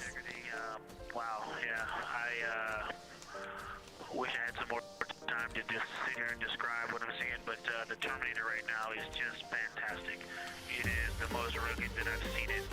From a lighting perspective, there are little islands. There are islands of terrain out there that are completely surrounded by darkness, which indicates some real variation in terrain. Up to the north, there is a very nice double crater. It looks like a snowman sitting there, in the 5-10 degrees below the pole in the Terminator. And then on the southern edge, there's almost like a hole. It looks like a hole, and it's the diameter of Vavilov size, just blackness, and then a wall of bright, and then it goes back to the black beyond the Terminator. So there's it looks like there's just a gigantic hole right there. One Vavilov diameter east of the Terminator, and as you go south, the Terminator is not a nice smooth arc. It's just jagged. There's almost a 110-degree turn in the shadow as opposed to the nice smooth arc, again indicating some really interesting variations, and I'm sure we'll get some photos of that. And then one of the craters Avalov.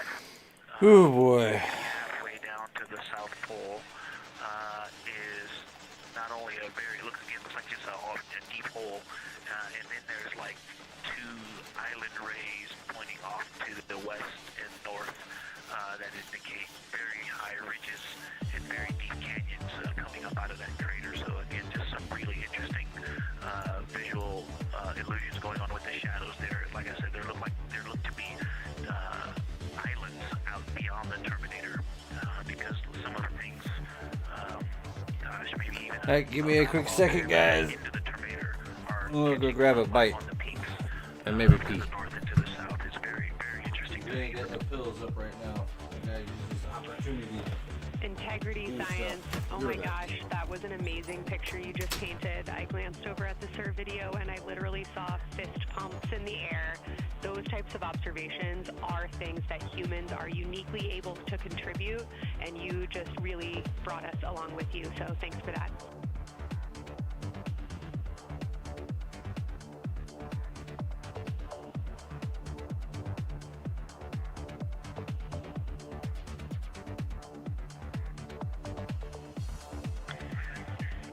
That's awesome, Kelsey. Did you get a sit rep updating you on a slight change in logistics for PCD use? Christina, this is Houston. We did not, but we will take it now.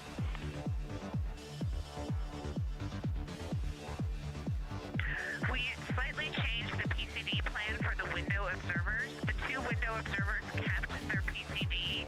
So in other words, the one that window 2 went to window 3 and the one that window 3 went to window 2 when they swapped rather than staying at the window. We'll plan on all observers keeping the same PCD for all observations.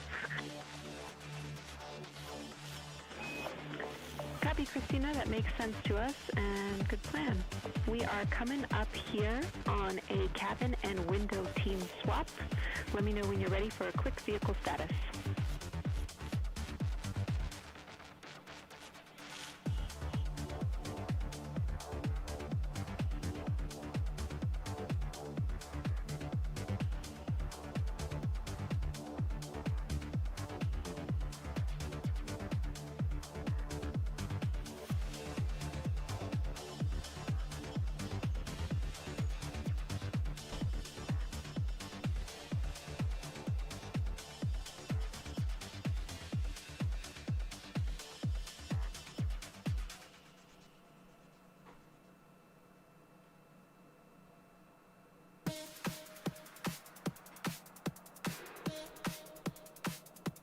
As you heard, science. Houston, go for the vehicle system update.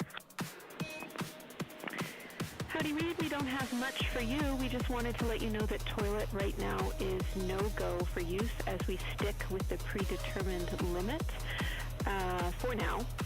All crew members, please use CCUs. Otherwise, Orion is looking very good. And you have 15 minutes in this handover time where we expect Victor and Christina to switch to the windows and you and Jeremy to be in the cabin assisting. Let us know if you have any questions.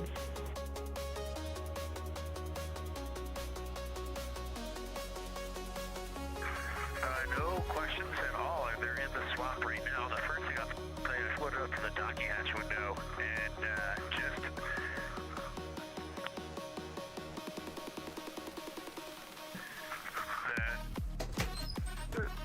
what I'm going to call the Mari around Oriental just looks so different out the docking hatch right now. It's quite a bit darker. It's Alright. the same darkness, not a little darker. I'm gonna switch over to like something small After just being so we in can the just for the last half hour. hit things. Looking up close, I got pictures of everything Ike was just describing on the Terminator. It really is a fascinating Terminator. And then Oriental just looks so dynamic right now. It's very three-dimensional out the docking hatch compared to what I was just looking at through the 400 mil. We love it. We are getting a sneak preview from one of our SAW cameras at what you're looking at, and we see some of what you're describing. We cannot wait to see your photos. Thanks.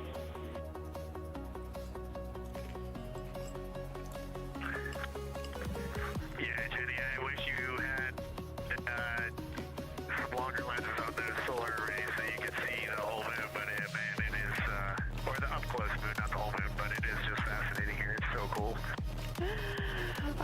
MPO and Inco, take notes. We want a zoom lens on those saws next time. Thanks, Reed.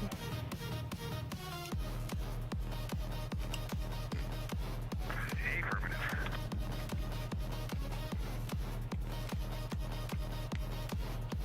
I wonder how long that claim is gonna sit there. As the crew gets ready to switch positions from the window crew going back to the support crew, and the support crew flying up to the windows. This view inside the room, Capcom Jenny Gibbons speaking with the crew, Canadian Space Agency astronaut. The crew has continued to provide excellent descriptions of what they are seeing on the lunar surface.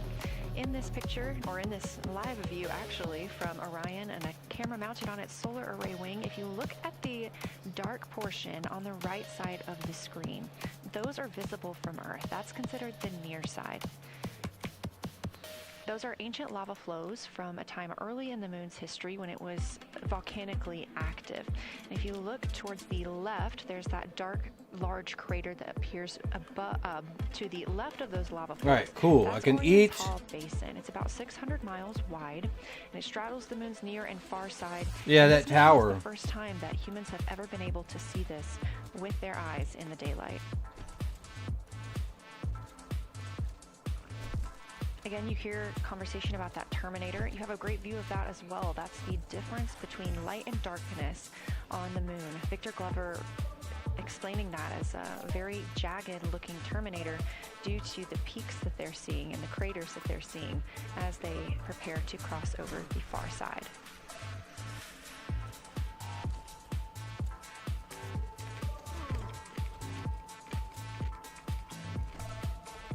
You also heard science officer, the Dr. Kelsey Young, Artemis Science Flight Operations lead, sharing with Victor Glover that his responses are truly something that only human eyes can discern or provide.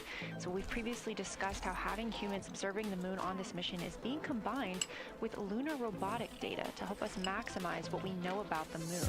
So part of that data comes from the Lunar Reconnaissance Orbiter, or LRO. This orbiter provides the robotic foundation that makes Artemis 2 lunar science possible. LRO has been orbiting the moon for 17 years, which makes it the longest operated lunar orbiter. It's hard to history. eat It's also the and only like American dodge spacecraft dedicated eviscerator specifically to tins at the lunar same science time. and exploration. Artemis 2 lunar observations are designed to complement data like the detailed surface images from LRO. So while LRO provides those detailed high-resolution maps of the moon's surface, the Artemis 2 crew adds human observations that focus on regional context and relationships between features, giving scientists a larger geologic picture. Now, this combination of robotic and human observations strengthens lunar science.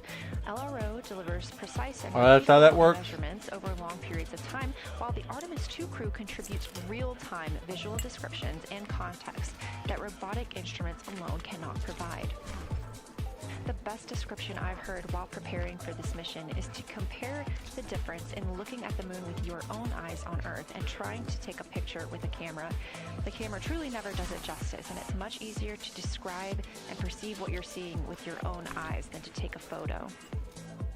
These Artemis 2 astronauts can rapidly scan wide areas and adjust their focus in real time, as well as describe relationships between features.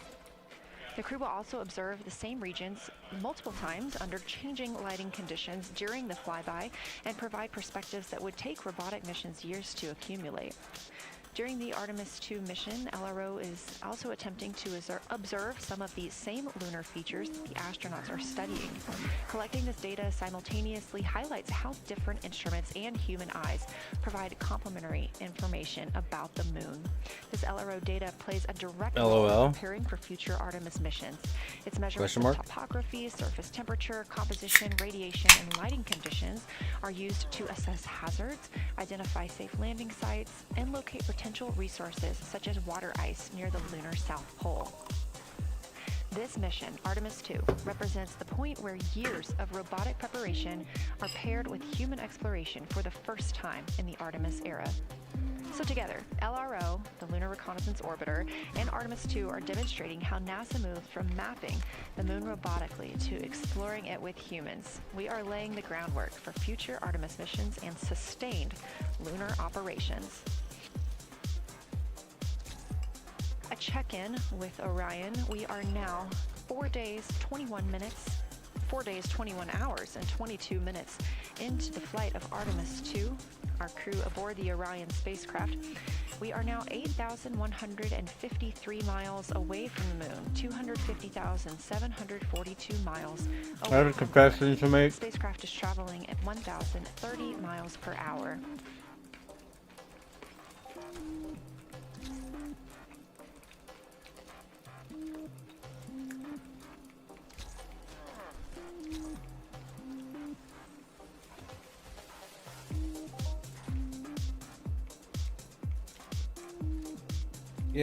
Yeah, you're right, Toy Pistol. You're absolutely right.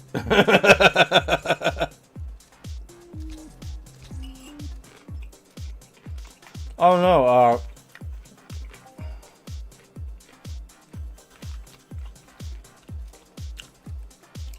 I'm responsible for brain rot.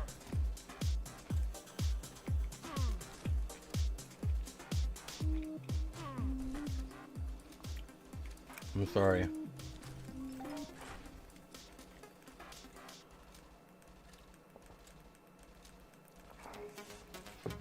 LOL.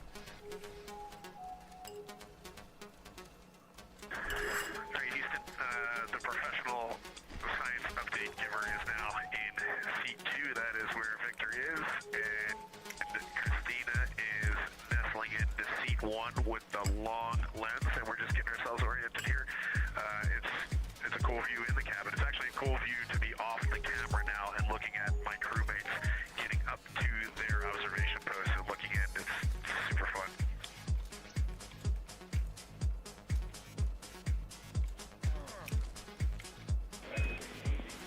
Copy all, read, we like it. We're gonna go back to the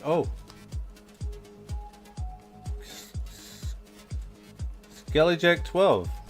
Thank you very much. It is quite good. It is a broccoli salad, I guess. Works for me. We're gonna have a gas stream probably tomorrow. Maybe later tonight.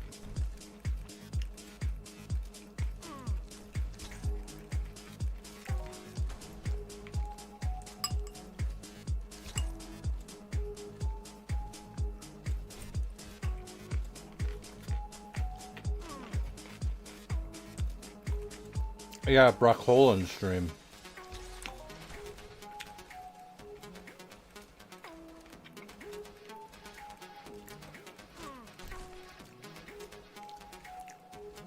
Nah, there's no potato in this. Just broccoli. I think there's like cheese, tomatoes, onions. As we heard confirmation from NASA astronaut and commander of Artemis 2, Reed Wiseman, they are now switching positions of the support teams and the observation teams. No. So initially, Reed Wiseman and Jeremy Hansen were at No windows cranberries. 2 and 3 in the Orion spacecraft, taking photos and making annotations in their PCDs, portable computing devices. Gotta watch my sugar, They were man. also giving audible descriptions into their PCDs, wearing headsets with microphones and providing recordings that the science team will be able to listen to later. We were hearing from NASA astronauts Christina Cook and Victor Glover as they made observations as part of the support team. Now, as these teams are swapping, we anticipate hearing more from Reed and Jeremy as they'll be on the support team, while Victor and Christina will be at the windows taking photos and making annotations.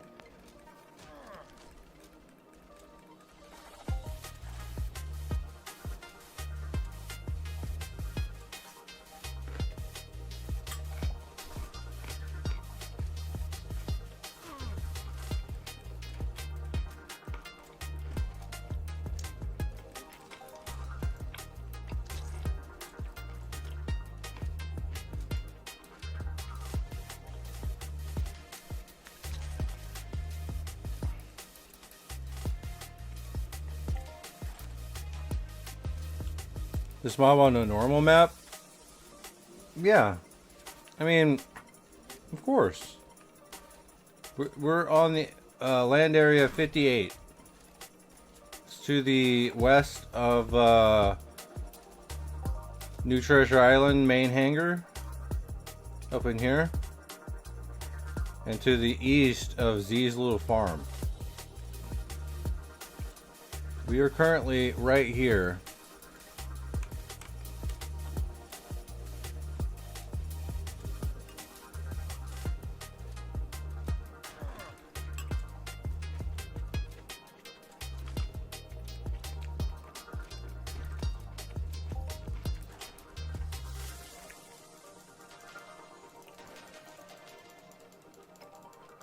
What looter level do I have? I think like 59. It's like, yeah, 59. It's literally right here. 59 looter level for robots.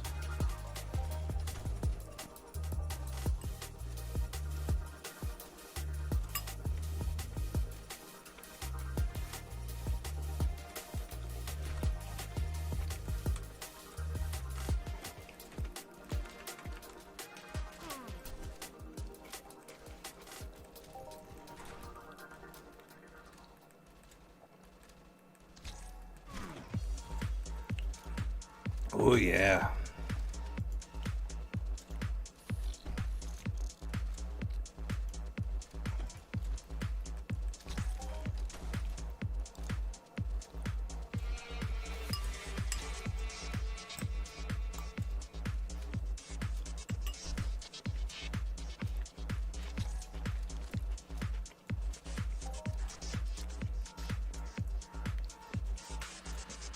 The weapons down here.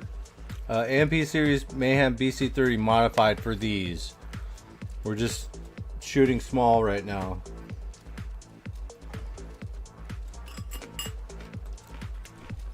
Yeah, it's the blue liquid, bro.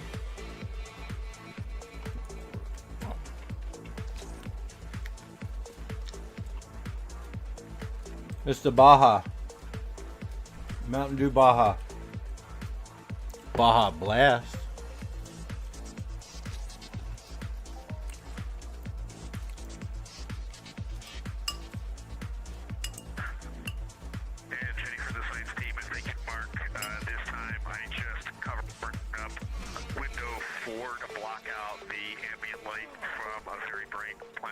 It's Mountain Dew, man. Mountain Dew Baja Blast.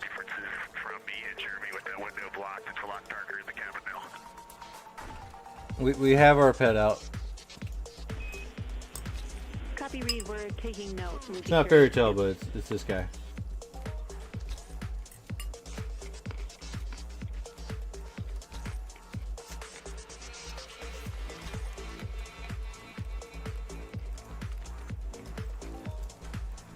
But I need to feed him.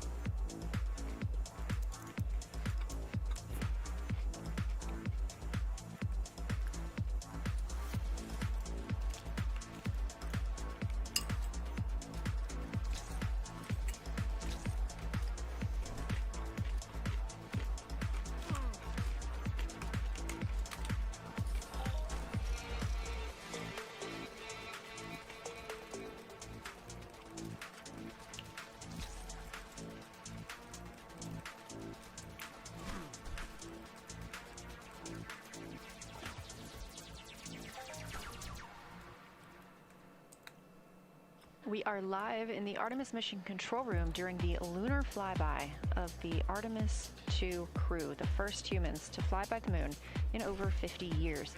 Orion launched 4 days, 21 hours, and 30 minutes ago atop the SLS rocket, Space Launch System rocket from Kennedy Space Center in Florida.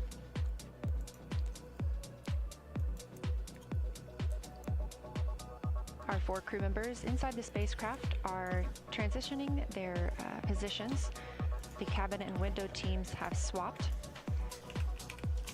Currently at the window, we have Victor Glover and Christina Cook, NASA astronauts, and serving as support, Reed Wiseman and Jeremy Hansen. All right.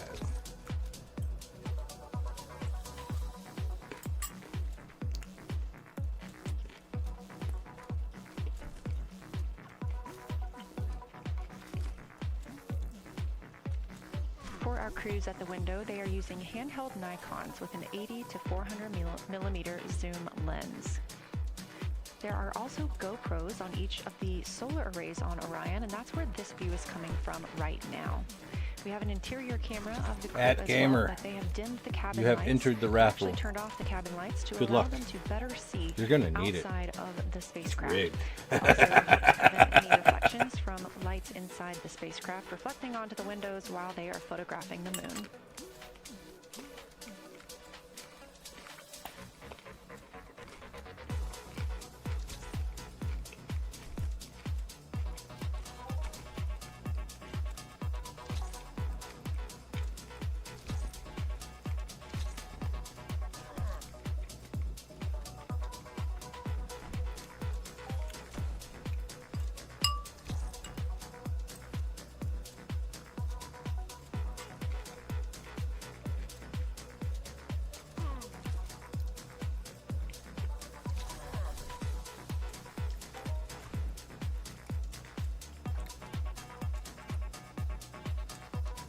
What am I hoping to loot here? Mayhem tokens and boxes.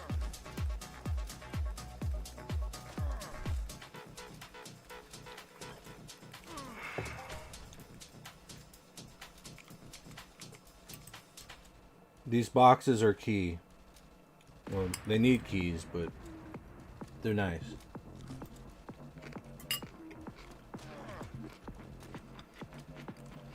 Yeah, potentially, but no, I don't know. It's so rare. No.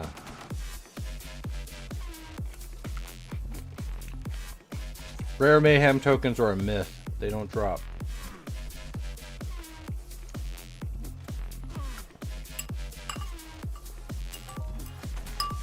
I'm sure some people might actually have some, but I don't know, man. I don't know where they got them from.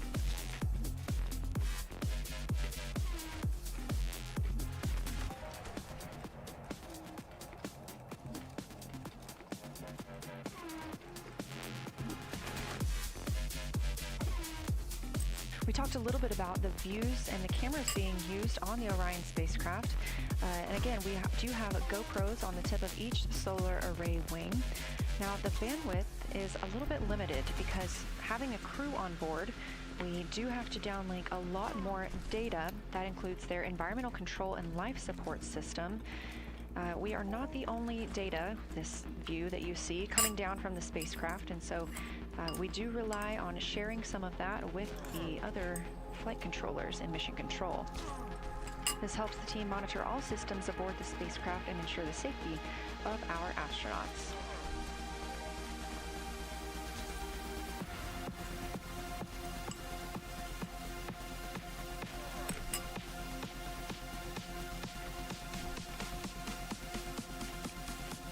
Yeah, my profession's usually hunting. I craft on the side too. I don't really mind that much.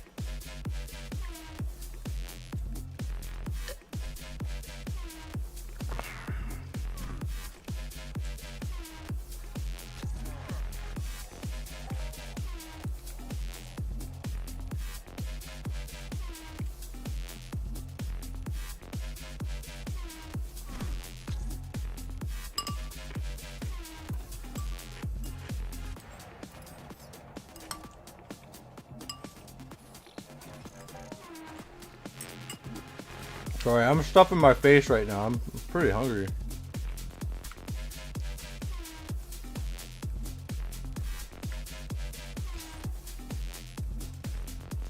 Is it me or has the moon gotten bigger since they first started? Like, it's like really big now.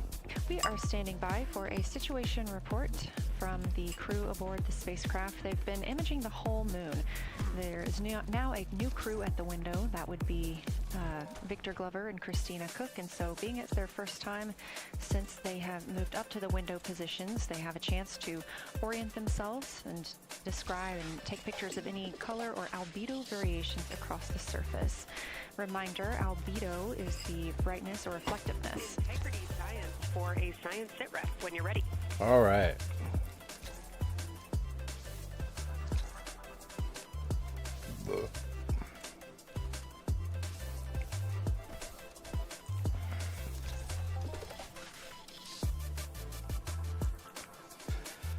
Alright, we should probably go back to the 10s. Mostly because, I don't know. They just seem like good.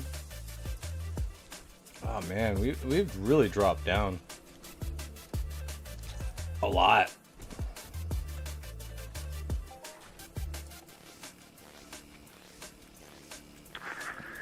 Houston Integrity, we have no external view of the moon right now for the floating crew members, so my only science sit rep is that we have Victor in window 3 doing observations and Christina in window 2 with the long lens.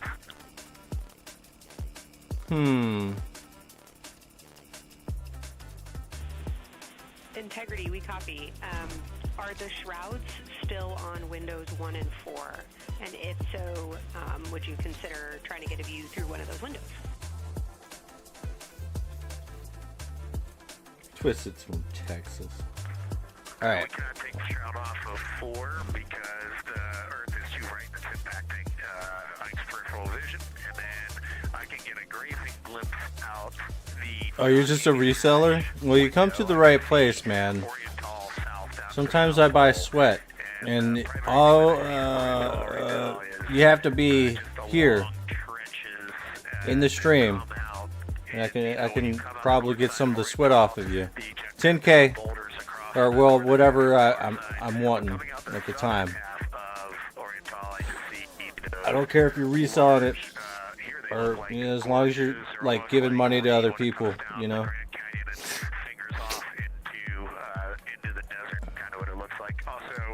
Keep a little bit for yourself. I know how it works.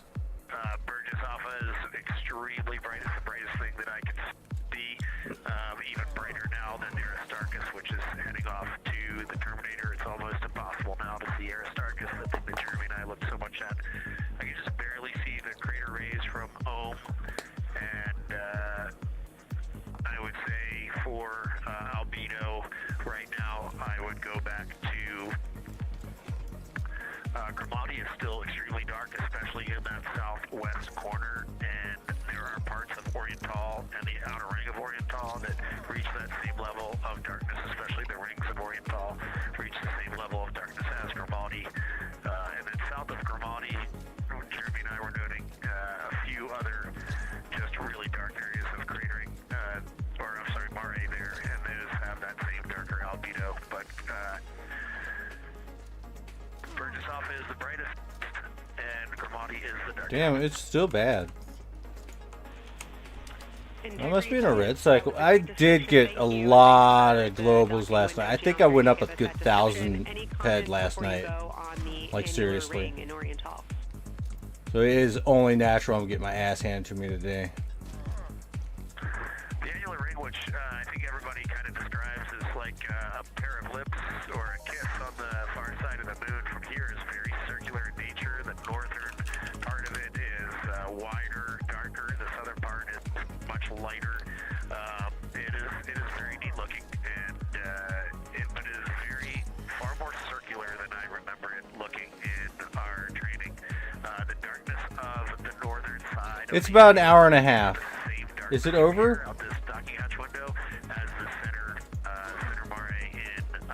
There's 31 more minutes. Not quite as dark as Grimaldi, but it is. Because it's 60 ped, you know. Lunar regolith has kind of impacted over time. Reed, that's exactly what we were looking for. Thanks so much. You have heart hands coming out of the sir.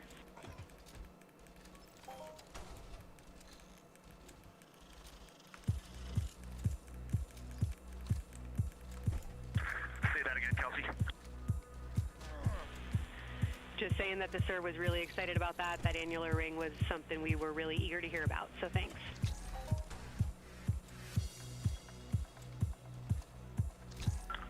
Yep, you bet. And now Victor and Christina are moving on to Oriental. I got them situated over there a little bit late.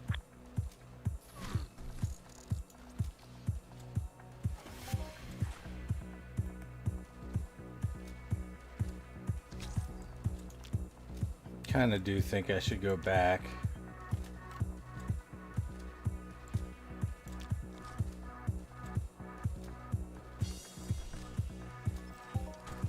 That was NASA astronaut Reed Wiseman, now providing a science sit rep as he is away from the windows most of the time. He is working as the support person along with Jeremy Hansen in the spacecraft, as Victor Glover and Christina Cook are now at windows 2 and 3, able to photograph the moon.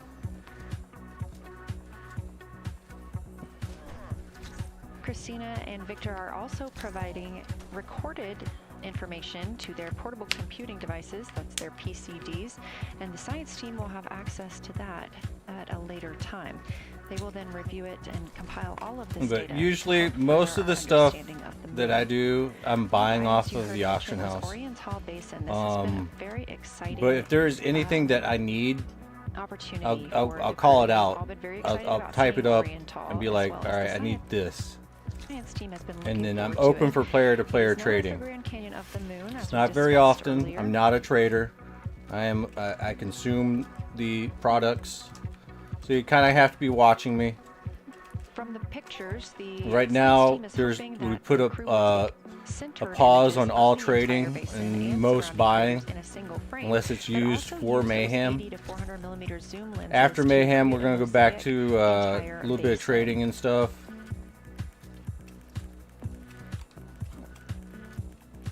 And with buying stuff. Eyes, the science team is hoping the crew will. What's up, Purple Rain? Dark annular ring, which you heard Reed just describing, as well as any color, albedo, texture, or topography across the Mare patches and ring mountains. I'm doing all right.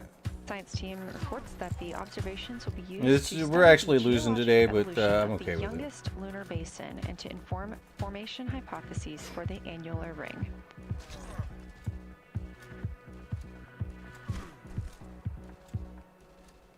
And again, another fun fact about Oriental is the diameter is the same distance between Johnson Space Center, where we are today, and Kennedy Space Center, where the crew launched on April 1st.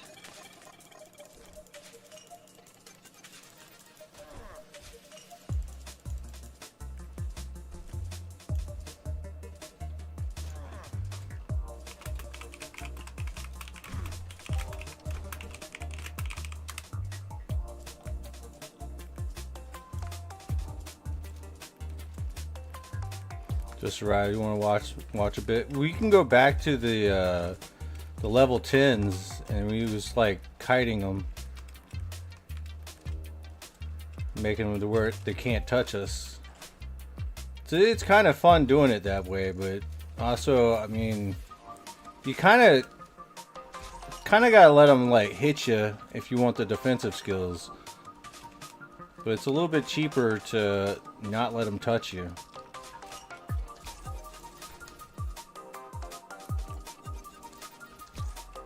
But I think it's the fact that, does anybody know the aspects of kiting? Is it movement speed that allows you to really just kite these things? Because, ouch.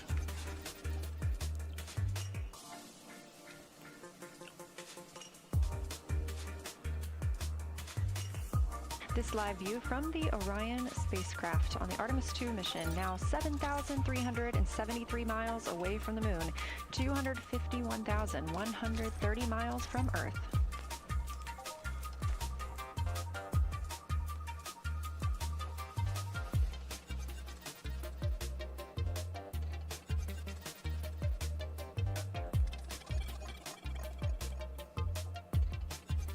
This guy's distance kiting.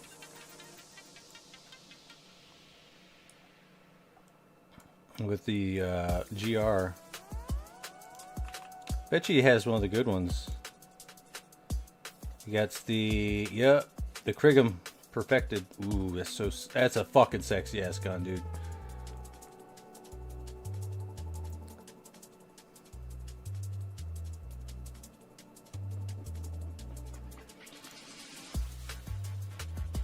Again, the Artemis II crew passed the Apollo 13 record of the humans farthest from the Earth today at 12:57 p.m. Central Time, 1:57 p.m. Eastern Time.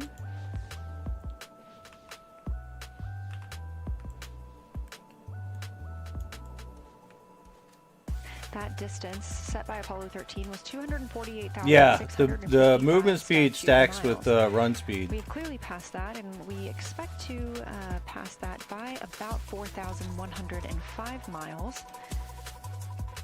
That will be when the spacecraft reaches its Yeah. distance from the Earth. It could be around 252,760 miles, but again, Right, that these is are approximations. 89. Make sure to report back the final numbers once we have them. 89.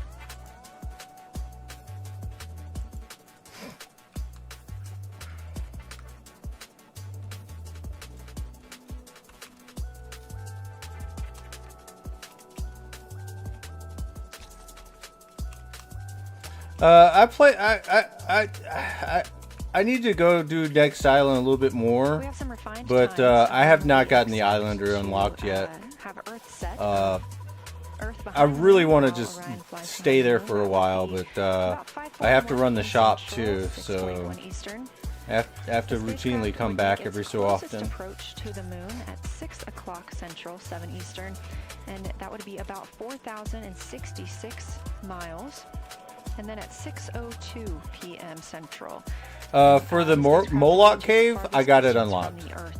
We anticipate We're good. that will be about 252,755 miles, which would be 4,111 miles farther than Apollo 13. We would see Earthrise again at 6:21 p.m. Central Time, and a few minutes later, regain communications with the crew.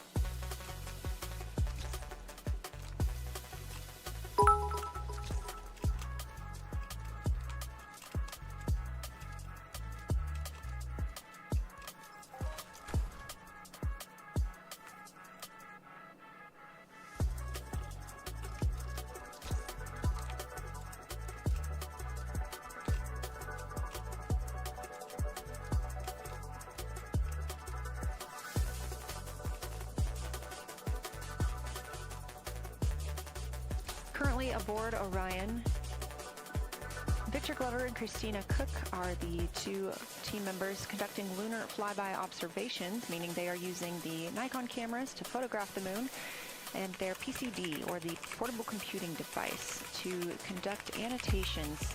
They are both recording information that will be downlinked to the science crew, and tomorrow morning the science team will have a conference with the team while the information is so fresh. They'll be speaking with the crew about their observations and their data collection.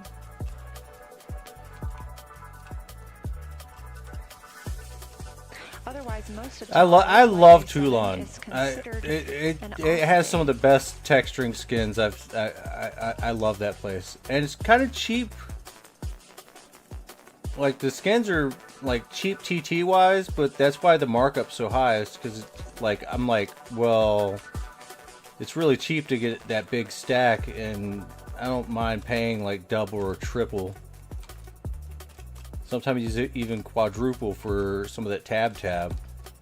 So if you're like low level, Toulon's gonna be great if you're grinding that shit out.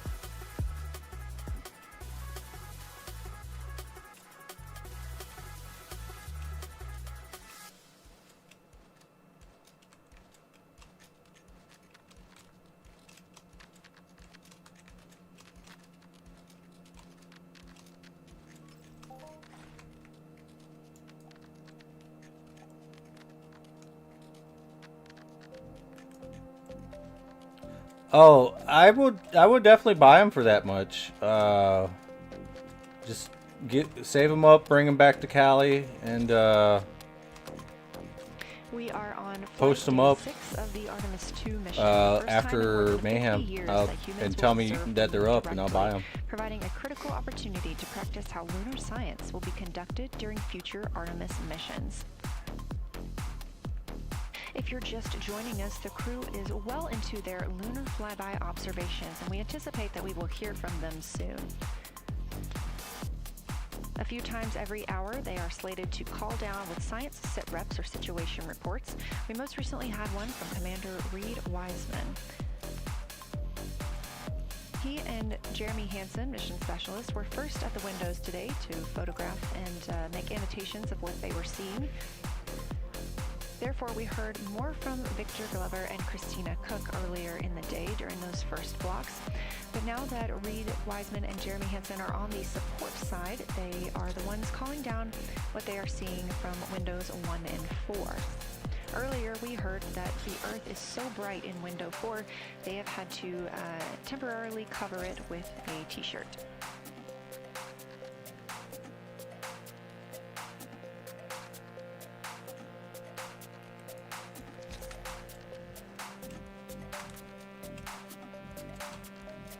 We're gonna work our way over to the 10 slowly. The moon preserves a near continuous record of solar system history that has been erased on Earth because the moon doesn't have an atmosphere. So things that we experience on Earth, like weather or plate tectonics, don't really apply. So the lunar surface retains evidence of ancient impacts, volcanism, and solar activity that scientists can study today. And studying the moon helps scientists understand how planets formed and evolved, how the moon influenced our own planet Earth's history, and how the sun shaped conditions across the inner solar system. The moon also serves as a unique platform for studying the broader universe. Artemis What's up, is Jay- designed around Jay questions Fry? best answered by humans, working alongside robotic systems, combining decades of robotic lunar data with real-time judgment, context, and adaptability that only humans can provide. This mission, Artemis 2, is serving as a proving ground for lunar science operations, which allows NASA to test how science is planned, executed, and supported during a crewed deep space mission 104. ahead of our future Artemis flights.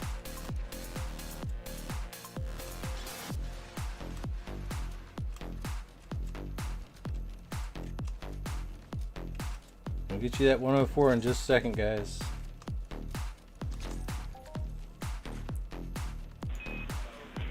Integrity, time for a window team position swap. So Victor and Christina, please switch places if you've not done so already. And remember your SD 104, card boom. for the camera. And we got another 18 minutes left till the Raphael.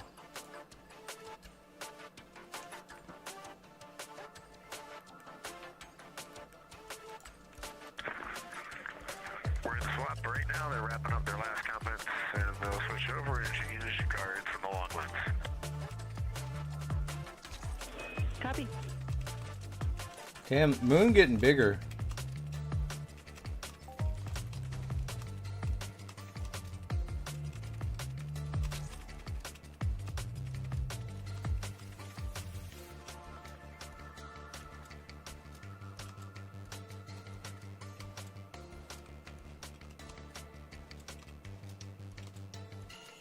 As you heard in that call, it is now time for the team members at the window to swap positions.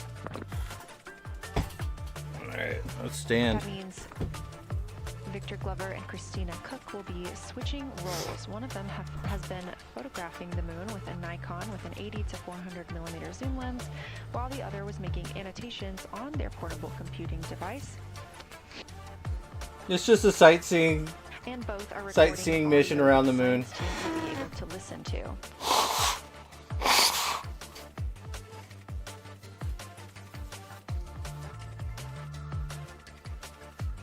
We're gonna fly around the moon, take We are now pictures, 2 hours guys. and 10 minutes It's until gonna be we great. expect It's gonna be a lot of fun. cruise signal with the spacecraft as they fly behind the moon. And the next target for the crew is considered a crew choice event. They have the option to focus on any regions or patterns or features that interest them. The science team has asked the crew to capture pictures that illustrate their choice, as well as at different zoom levels, and to describe why those certain features or regions caught their eye.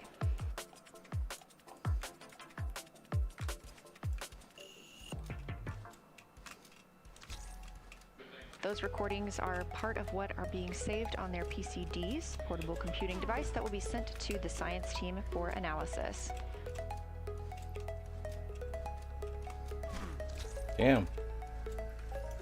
Hey, these things hurt too.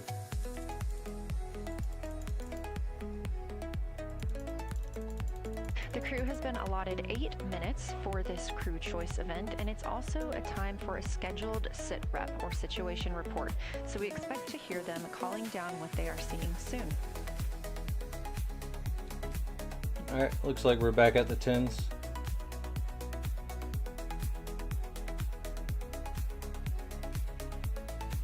We're gonna try to...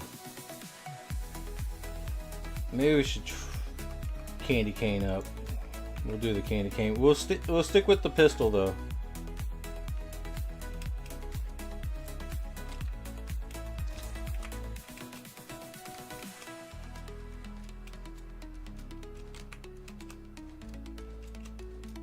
Did I hit big? No, not yet, but Something that the crew we have hit a few hundreds, so that's good. That's kind of good. Card. These ask for a feature ID if they happen to know the type or name, and if it is a target. Of course, in this situation, when they have a crew choice, they do not need to. It may or may not be a target. Are you still on Cali, Miss Watson? Because I'd like to pay you. Also ask for the geometry of what's being captured. Unless you're not in the game yet, I wouldn't worry about it. But Miss Watson gets a shout out because Miss Watson's cool. And any shadows or illumination. So if you're not following Miss Watson, you need to be, actually. That includes slopes, structures, and textures, of course, and geologic relations, like association to other features, any contact to those features, and of course, their thoughts, impressions, or interpretations. They are interested even in emotions because we have to pay and you. Excitement that the crew may be You having. won money.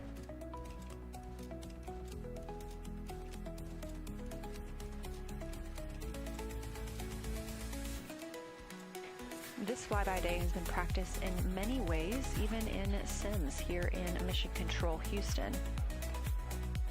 The You team get also 20 conducted ped. some field work, learning how to look for specific geologic features.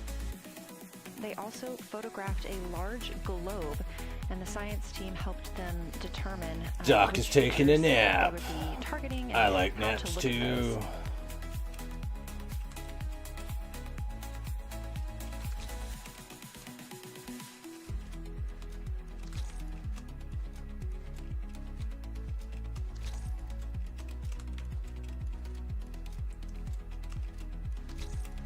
We have a few more minutes that the crew would be photographing their crew choice. Again, this is NASA astronauts Victor Glover and Christina Cook at the windows. They will then move on to another discussion portion. This is for the far side albedo, that reflectiveness, and color that they are seeing. We heard earlier about some browns seen on the moon, which is very interesting, especially here from Earth, where we are just seeing whites, grays, and maybe even black at some points. When they get into that discussion for far side albedo in a few minutes, the theme is looking to know how that color and albedo is, what those variations look like across the far side.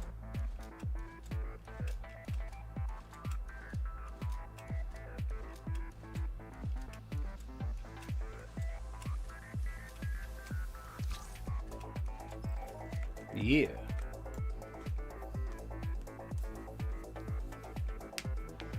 It's just the moon has a strong libido. My libido. Yeah. A mosquito. On the right side of your screen, the Science Evaluation Room, or SIR, where team members are looking real time at what the crew is seeing, and even earlier where Integrity, you ready for science zero? We'll take it.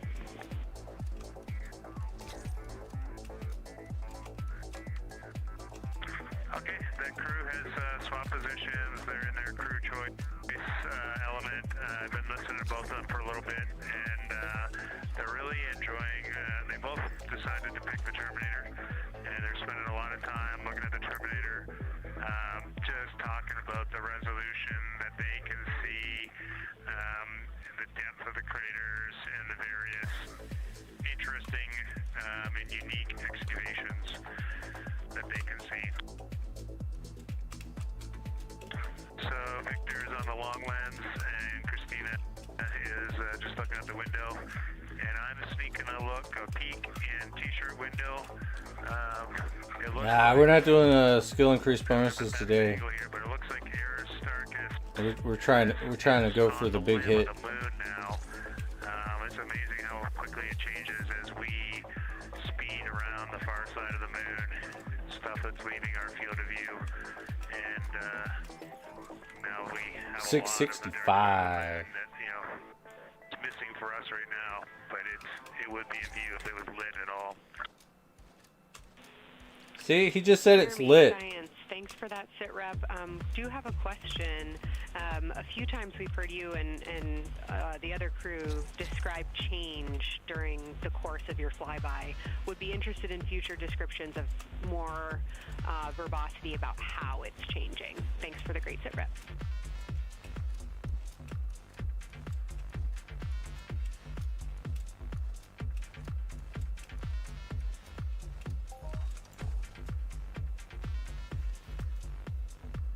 Ooh. Ooh. Yeah, Kelsey. Stretching sounds it. good. We are definitely keeping an eye on that. My eyes are just not readjusted. The moon is so bright when you come back to the window. I was just in the interior of the cabin. I've come back to T-shirt window, and it's just overwhelming brightness. And my viewing angles have been challenging.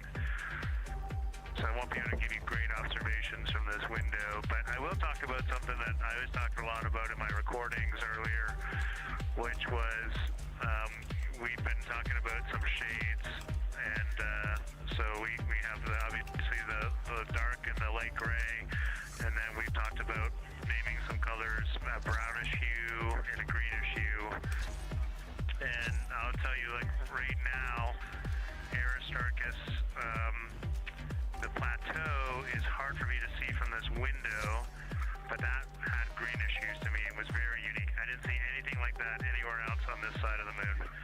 And then I see a lot of these, what I would call brownish hue areas. There's a number of them.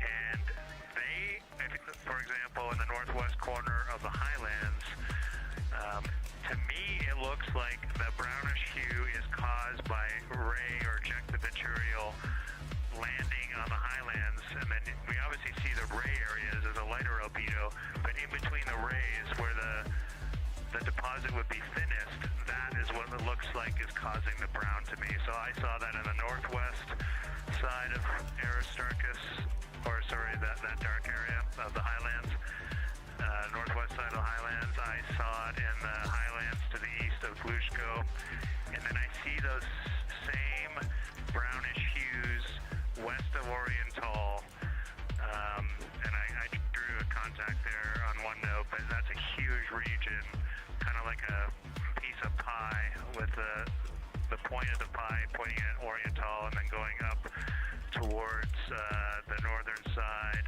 of Hertzsprung. And that is an area that just looks like a different, that brownish albedo. Ooh, those crits are nice. That was fantastic, Jeremy. We had heard rumors of the green and brown hues, and so you really read my mind on asking about those. Understand they likely didn't have any contact with each other the way that you described them, but please correct me if I misunderstood that. And then last thing, I'll make the same offer we made to Victor earlier. If it would be helpful for us to verbalize any targets so you can stay at the windows and keep your eyes adjusted to the moon, please let us know.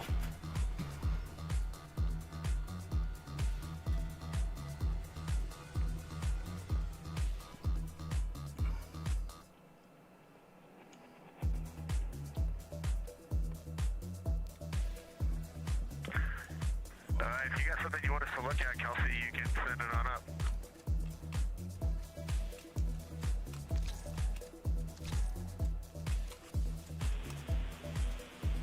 Definitely not looking to interrupt your flow, Reed and Jeremy, only offering assistance if you guys want to keep your eyes off of the PCDs.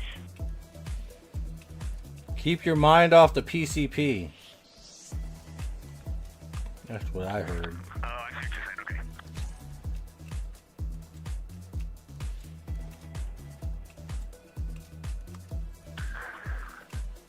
Not really science related, and we definitely learned this in a Here we go. but the thing that is just most fascinating, I think, to me and Victor 105. As rugged as the far side looks, when you look at Oriental and Home, it's rugged. But man, when you look at the Terminator, it is just like impossibly rugged. And you got 5 minutes. Far side is that way. It's just the Terminator is really bringing out the shadows and the hills and the valleys. And it is just, it's unbelievable. It's like no surface of the Terminator. 5 minutes remaining.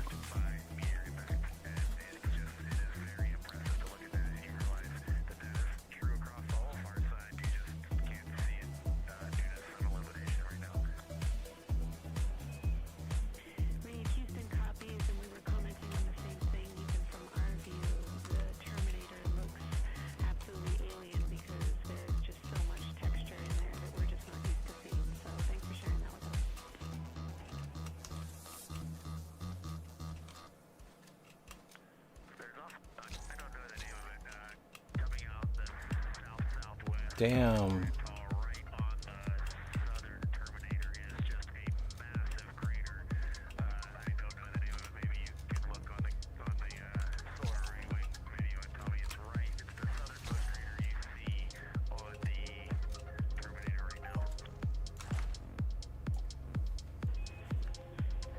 We're looking for you.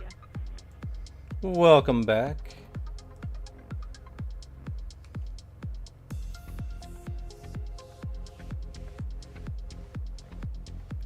Miss Watson's back.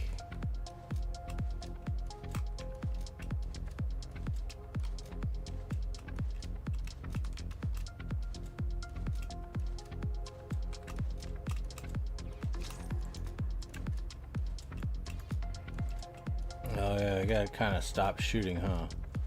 Yeah, that wouldn't be too wise.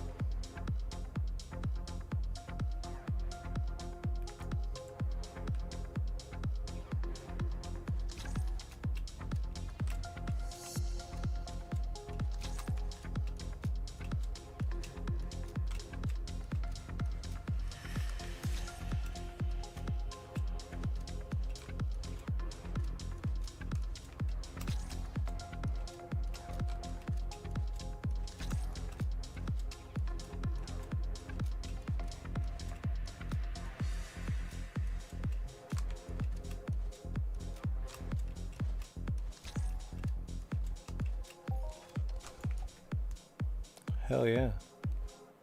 Aye. Da da da da da.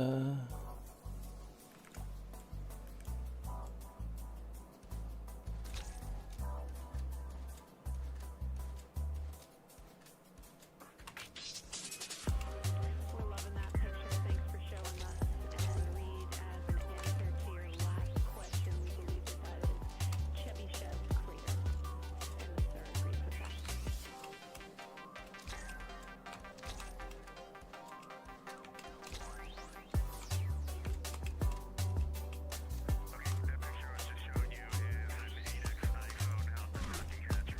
I can't jump. Why can't I jump? Put a pause on my jumping. It hurt. It hurt. It hurt me. Hurt me bad.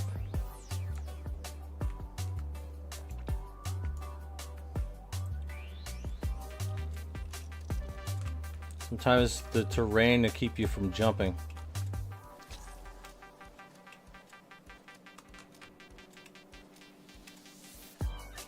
This is Artemis Mission Control in Houston, Texas.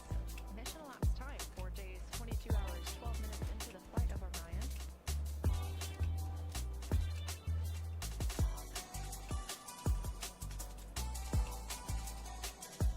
This is Lunar Flyby Day for the crew aboard the spacecraft. Reed Wiseman, Victor Glover, Christina Cook, and I mean, the tattoo's nice. It helps. Is it time? Is it time? 30 seconds. 30 seconds. We'll kill one more.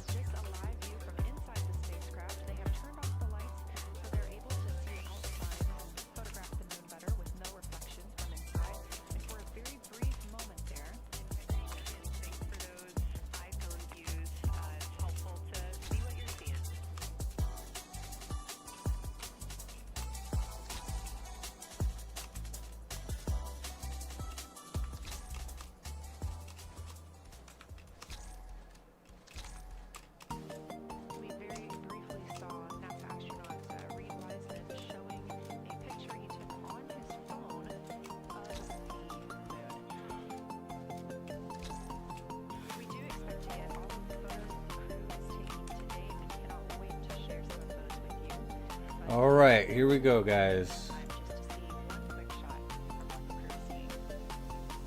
Alright, we're gonna have 3 winners of the raffle. Let me go ahead and calculate. 3133 times 10. That's 30,000, and we got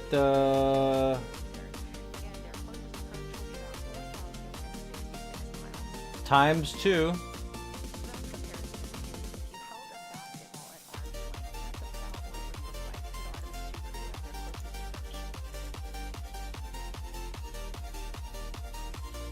Alright, so it's 62,000 divided by 3. So we're like 20,886.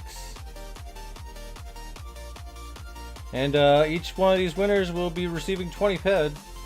So we got Ozzy Crocus with 20 ped.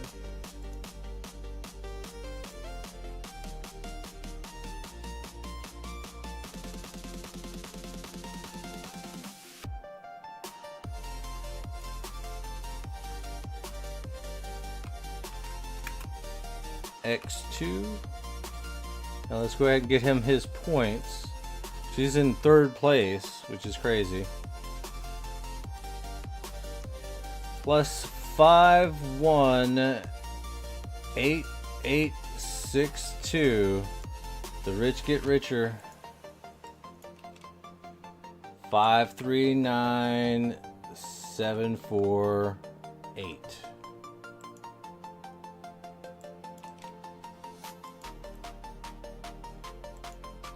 Alright, next winner, Luigi. And that puts you at 5. Fucking rigged.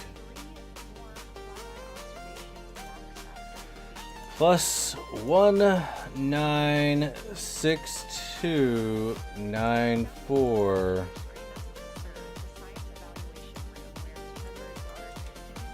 217180.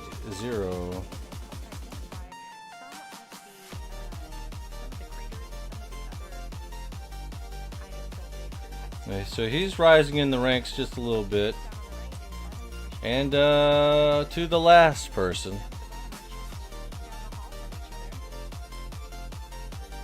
Why do you always go rigged and then yeah, rigged. It's rigged.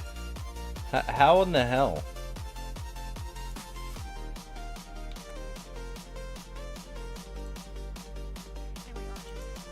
Now you're at times 6.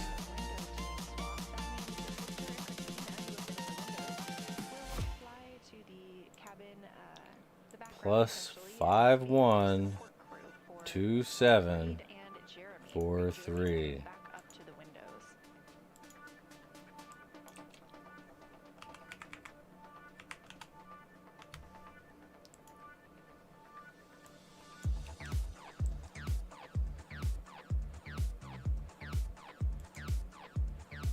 Well, shit.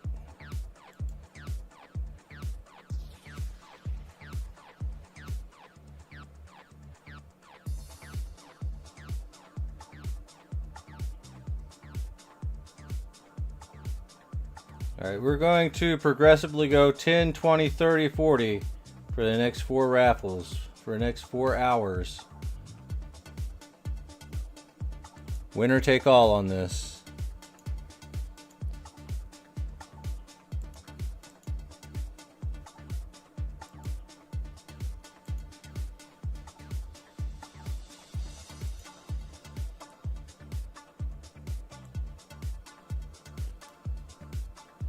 Yeah, that moon got big, man.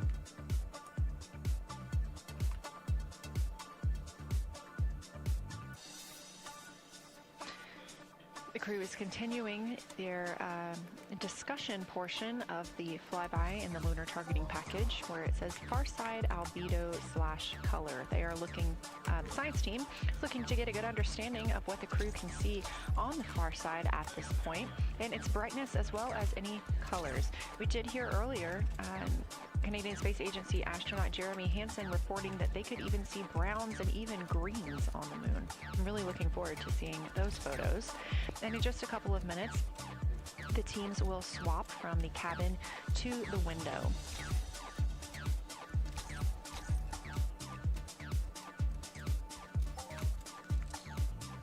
Another rundown of just how this flyby is choreographed. Oh yeah, by the spacecraft we're doing more. So these activities have been timelined, and there are these 5 blocks No of room to time stop. during which the crew is going to be observing the moon from Orion's windows. Now we are just coming up on the end of the 2nd block, and we'll start the 3rd soon. So at any time during those blocks, 2 members are at the windows working in a pair. One is taking photos from window 2 and has a blue shroud over the window to help prevent any reflections from inside the spacecraft. They are also using an 80 to 400 millimeter zoom lens. And the other astronaut on the window team will be in window 3 using their portable computing device to make annotations. Now again, both of those crew members are making audio recordings of what they are seeing, and we are not hearing that right now. Those are going to be downlinked later to the science team, who will evaluate them and use that data to inform our understanding of the moon. Those 2 crew members at the windows. Integrity Houston, it is time for another swap between the cabin and the window teams. So we have 15 minutes of handover time, and then we will expect Jeremy and Reed at the windows and Christina and Victor at the cabin. I have no new vehicle updates for you, but I do have a photo location for some photos on Ike's PCD, and I want to let you know that Jeremy's family have arrived in the viewing gallery.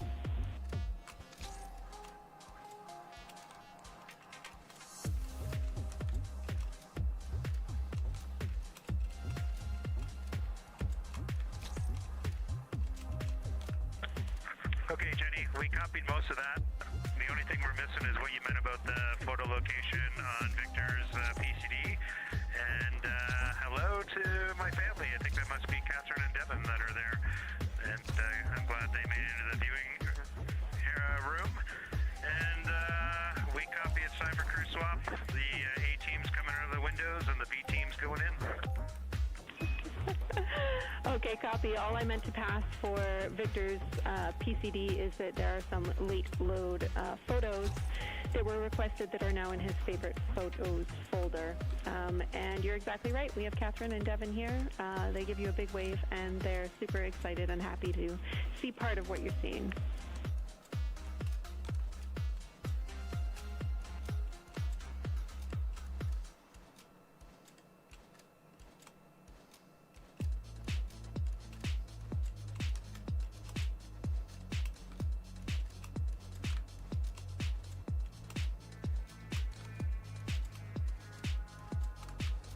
Ah, shit.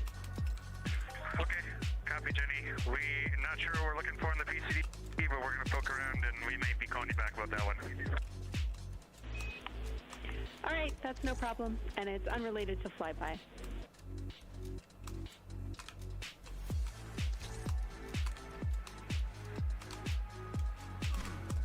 Damn, I hit the fucking tree.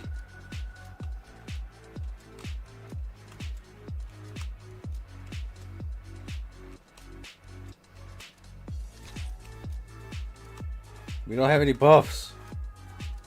Ah.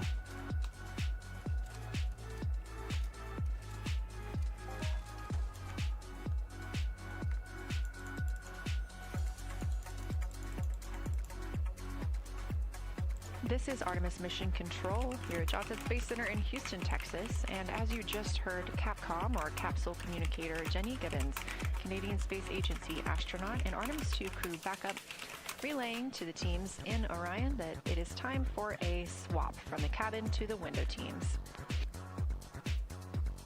We're now at the tail end of the second lunar flyby observation block. Again, we have 5 of these today. Most recently, Victor Glover and Christina Cook were at the windows photographing and making annotations, while Reed Wiseman and Jeremy Hansen were in the cabin providing support, whether that is as decarb help, but also science sit reps, calling down any situation reports for what they are seeing on the moon or anything about the vehicle status. With that call to make the Did I forget to buff up again? I sure did. Making observations for what they see at the moon and taking photos. Where am I from? Where are you from? I'm from North Carolina.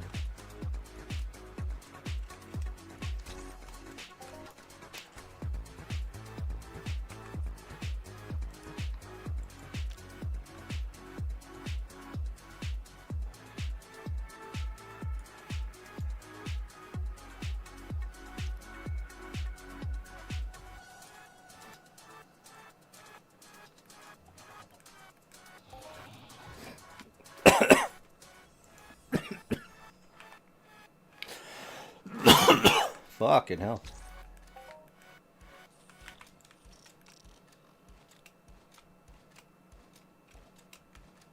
Ah, Poland. Heard it's nice there.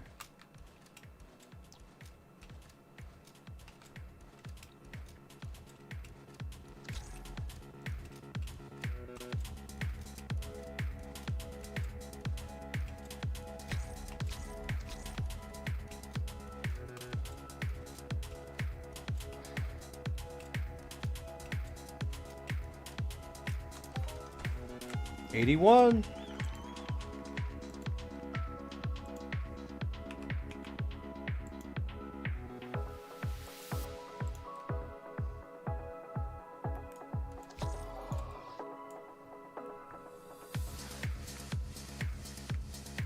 All right, let's go. Again, you're watching live coverage of NASA's Artemis 2. Something that's truly awesome up here is we now have the moon and the Earth in window 3 simultaneously, and the moon is a gibbous and the Earth is a crescent. And I'm guessing in about 45 minutes we'll have 2 identical crescents as we change our position in the universe. All right, let's not get too ahead of ourselves. Pretty darn cool. Thank you.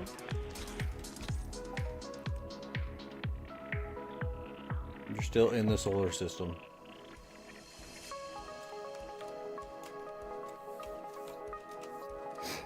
That's the Artemis 2 crew, the first astronauts to fly by the moon in more than 50 years, reporting that when they look out of window 3, one window, they're able to see both the Earth and the moon at the same time now. Now, obviously, our view is from a camera on the solar array wing pointed at the moon. We hope to see that view of both the Earth and the moon soon.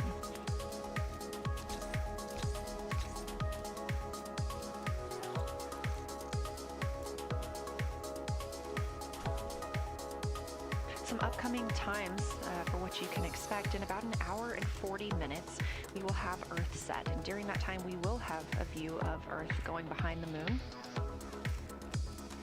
Shortly after, just a few minutes later, we will lose signal with the Orion spacecraft. This is tracked as it is going behind the moon and out of reach of the Deep Space Network. At 6 o'clock p.m., the spacecraft will make its closest approach to the moon at a distance of about 4,066 miles.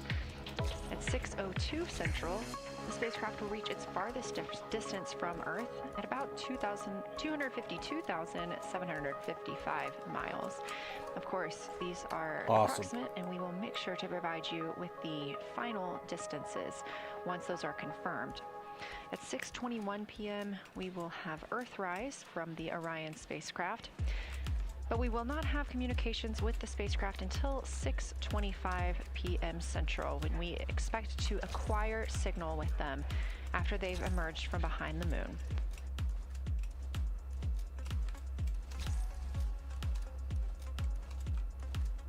They're gonna get to see the other side of the moon. That's kind of cool. Maybe.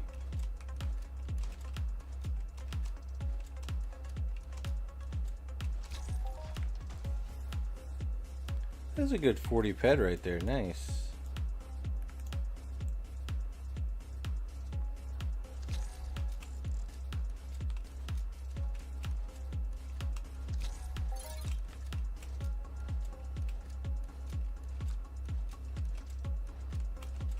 Again, you're watching live coverage of NASA's lunar flyby for the Artemis 2 mission, first crew to fly beyond the moon in over 50 years. The astronauts inside the spacecraft are switching positions, 2 at the windows and 2 serving in support roles, before they start their third timelined flyby observation for today.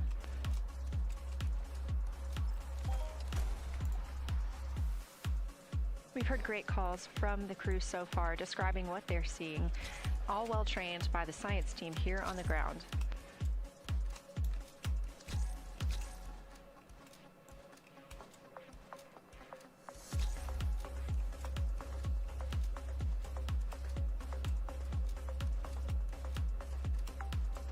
Another major milestone for the crew today will be to experience a solar eclipse from their capsule. No one on Earth will experience this solar eclipse. To the astronauts, this will look a lot like a total solar eclipse on Earth, except the moon will be huge compared to the sun. Whereas if you're standing on Earth and looking at a solar eclipse, the moon and the sun appear to be about the same size in the sky. As the moon begins to cover and then uncover the sun, the astronauts will see a partial solar eclipse, so that's before and after totality, and during that time frame they will have to wear eclipse glasses so they can safely view this phase. They also intend to capture images of the sun's corona during the eclipse. This is a rare glimpse at the innermost corona that will only be captured by the astronauts' cameras. During the eclipse, we also look forward to the crew members describing what they will see, which includes unique light features like the shape and size of the corona and potentially even lunar dust. At the same time, Venus, Saturn, Mars, and Mercury will be near the sun, so they may be able to identify what part of the sky they're looking at. This can help train future Artemis astronauts on what part of the sky they're seeing, which is useful knowledge in challenging situations. The toilet's productive, bro. Instead of instruments for that makes navigation perfect and sense. orientation. That eclipse window will last about an hour, and it'll happen near the end of the day today, closer to 7:35 p.m. Central, 8:35 Eastern.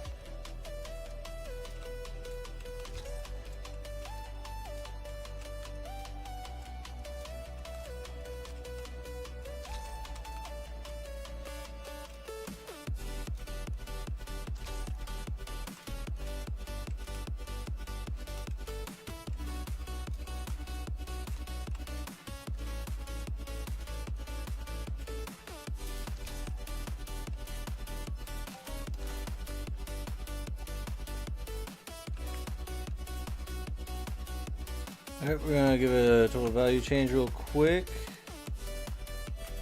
which it's looking up. We're up to 7,497, which is a lot more than what we had. I think at 416, so about an hour ago. So we've been doing well.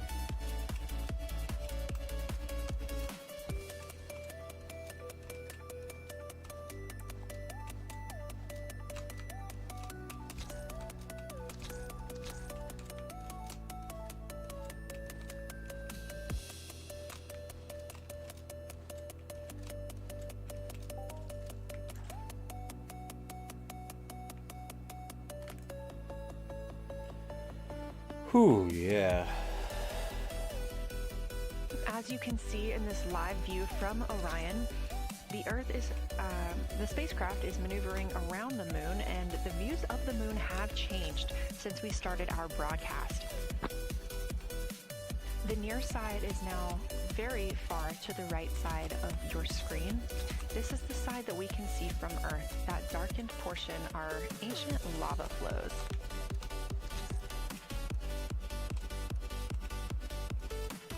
The crater down towards the bottom of the moon is Oriental.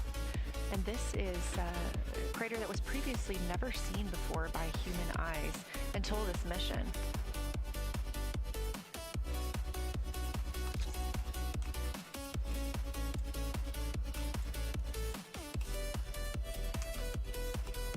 Everything to the left of Oriental is considered the far side. And this is what we typically do not see from Earth.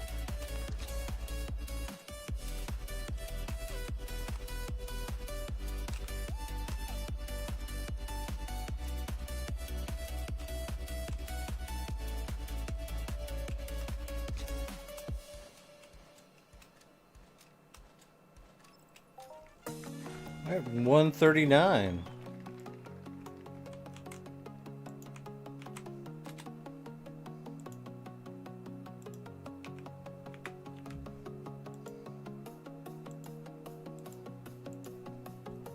Just a reminder about this view. This is coming from a GoPro camera mounted on the tip of one of Orion's 4 solar arrays. Each solar array has a camera mounted on it, and the bandwidth is limited due to we have a crew on board, and this is our first flight of crew aboard the Orion spacecraft. So having a crew means we have to have an environmental control and life support system. There's a lot of data around, a lot of data to bring down for the crew members to keep us up to date on everything happening aboard the spacecraft. So we have to share our bandwidth when it comes to imagery and data.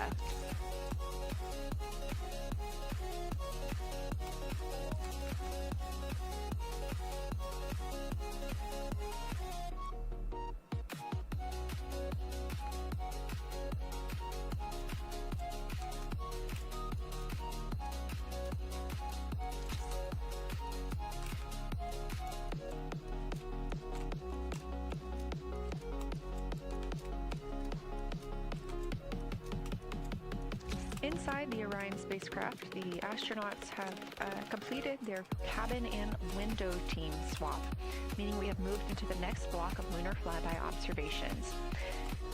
Jeremy Hansen and Reed Wiseman are now back at the windows, taking photos and making annotations. About halfway through this block, they will switch positions at the windows. 45 off by that. the ground to do so.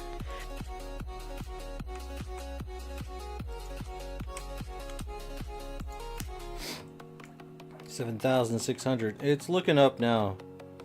I think we're starting to get some loot.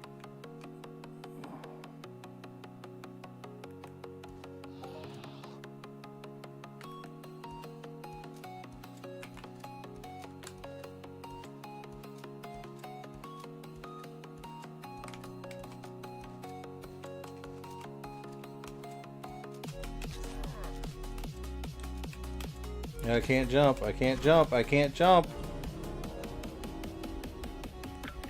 Houston Integrity for SITREP. First of all, I'll just talk about the Do all players have boredom press the spacebar? No, I'm literally dodging these things. It was an incredible experience. We definitely noted how much more you can see with the zoom lens. Even though we have a great visible eye image, there's just a lot of texture that just pops right out at you when you can zoom in. So almost just using it like a telescope. And if I can't jump, We really enjoyed our discussion. I can't That dodge. was a great innovation on the lunar targeting plan. We were both able to describe a lot more kind of with flow This isn't and out of flow boredom. and This is talking out of to each other. necessity. And it was also we sort of were able to bounce ideas off of each other and come to new conclusions. We had, I think, a very successful talking through of some contacts between different color areas, both in the Mare and in the Highlands, and we identified some really unique texture areas as well. At one Because point, if I get hit by towards the end these, of the they pretty much mission, kill me. Of my time in Window 3, I just had an overwhelming sense of being moved by looking at the moon. It lasted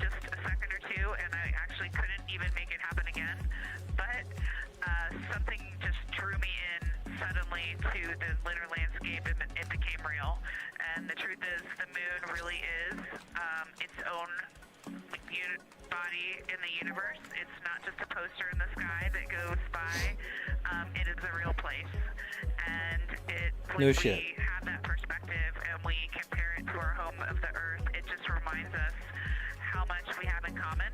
Everything we need, the Earth provides, and that in and of itself is somewhat of a miracle. And one that you can't truly know until you've had the perspective of the other.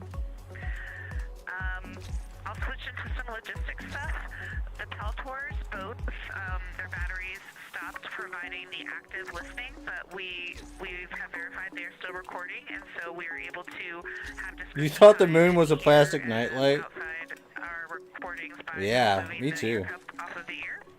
Other than that, everything's It's a working real well place, technically, guys. and we've been able The to moon's find all real. the targets, and Yeah, we're having a no really shit, great lady. Thanks, Christina. We copy those logistics for the Peltors, and also thanks for bringing us into the cabin with you with that description. Like I said, like even the smartest amongst us is dumbasses. I'm just saying. Everyone's a dumbass. The moon's a real place. Hey, thanks, bro. You have a good one, man. Right on time. NASA astronauts Yo, rescue 44, specialist 46, calling down a 51. science rep a situation report. That's good enough. Good news, reporting that she and her teammates have been able to capture all 5-1 for targets everyone. that were listed.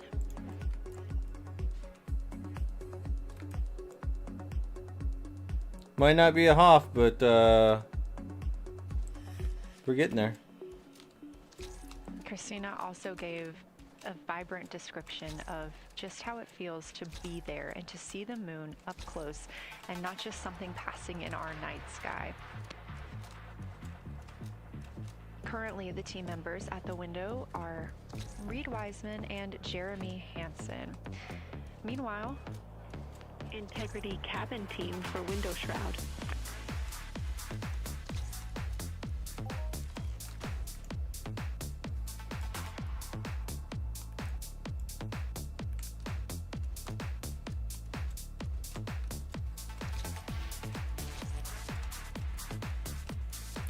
But pretty much what I'm doing is what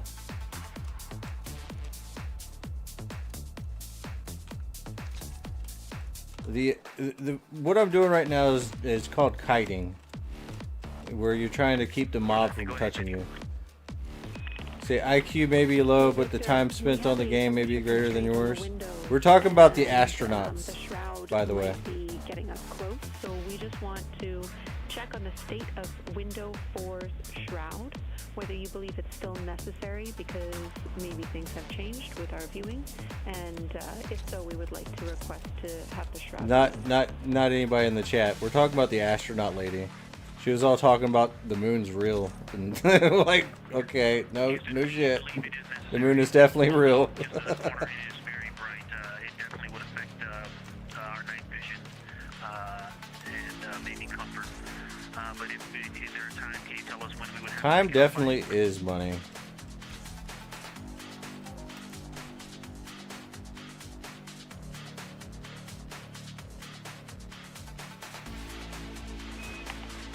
Unfortunately, since it's been on for a while, we are going to have to request that the shroud is removed, and we can recommend something that could block the light but just create a bit of distance between the window and whatever is covering it. Something like a t-shirt would do the trick and help.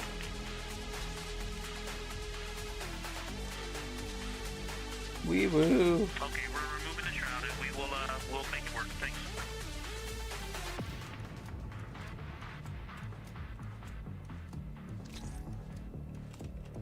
We are so almost done with stage 10. Whoa, I saw Bombardo. We know it's pretty bright in there now with that window uncovered. We will also offer Right here? airflow on the window Right would be there. helpful. So if you want, you can also retrieve the condensation hose, which should be friction fit onto one of the diffusers, and that on the window would also help.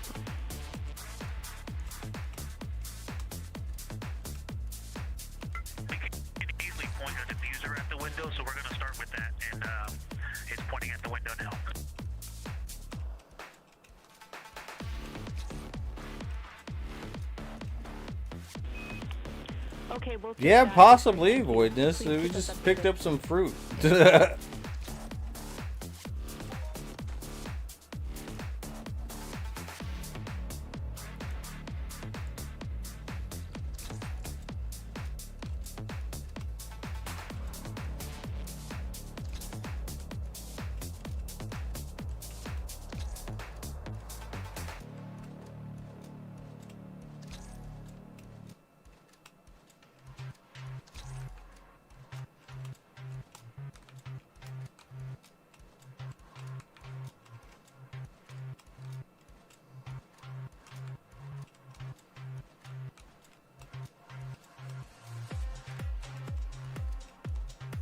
That call from Capcom, Jenny Gibbons, CSA astronaut and Artemis 2 crew backup. to We the are crew still doing aboard very Orion, well using this letting pistol. them know that they will need to We're remove climbing the window back up. shroud they had placed on window 4.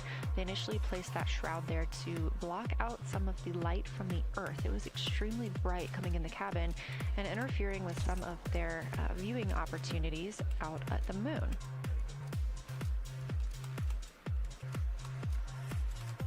This was a request from ground teams to ensure that they are protecting other systems, and the crew has been offered the opportunity to use something else to cover the window.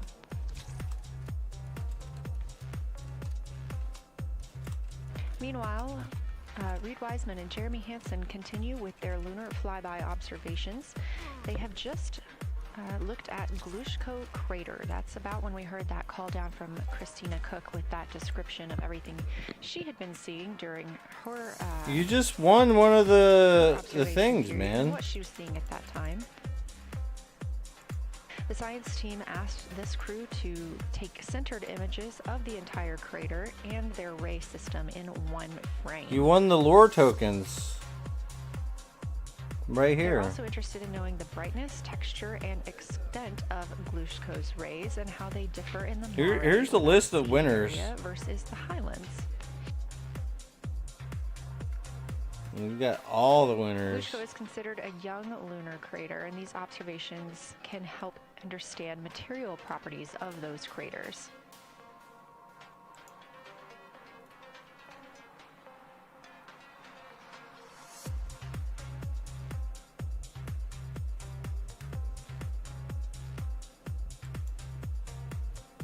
"31 minutes left remaining, guys." Science, integrity. First, I wanted to start off with connecting with what Christina said, that it was very moving to look out the window. I had the unfortunate sequence to start looking out the window and then moved to the long lens, and it was hard to speak looking through the zoom because I went straight where Christina went, and I was walking around down there on the surface, climbing and off-roading on that amazing terrain. I also want to underscore something that she said as we continue to explore. When we actually do go down there to the surface, I know for safety reasons that we would never send someone alone, but I just want to really emphasize how important the discussion time was. When we started to talk, we not only got better science discussion, we got better human connection, and so doing this as a pair, we just learn and grow together, and that's just super important, so thank you for adding that to this plan. Reed just passed me a note that the Oriental Basin annular ring has a similar albedo to the center, but a different color. It has more brownish tones in it, and he said it's very distinct now that he's been staring at it.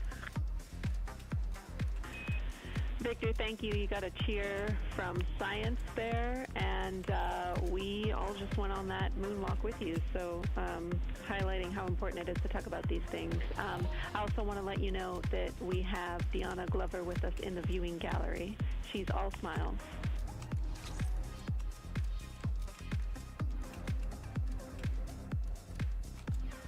Well, you just got a bunch of cheers up here, hey babe. This I dude. love you from the moon. We love that we got a hey babe too, and we also have one of your lovely daughters here watching you guys work.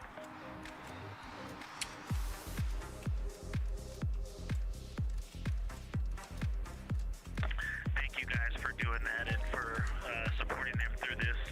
And to all of you, Genesis, Maya, Joya, and Corinne, I love you. And Deanna, I love you. I'm glad you get to be there.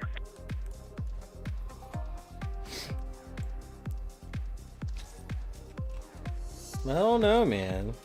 Hopefully soon. Ah, shit. God damn it. I'm fucking up. I'm fucking up. I'm fucking up.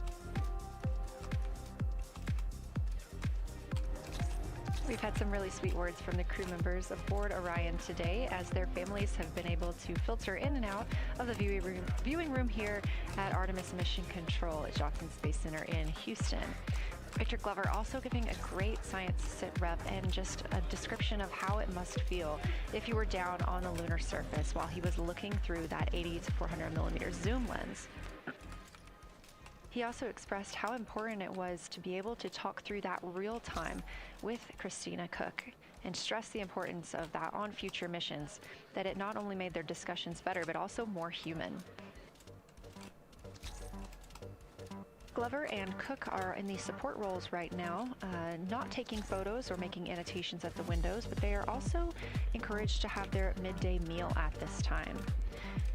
For lunch today, those two members have options of beef ravioli, salmon, butternut squash, sweet and savory kale, pickled beets, cherry blueberry cobbler, tuna noodle casserole, ooh, that sounds delicious. Broccoli, so they're eating MREs, basically. Bar.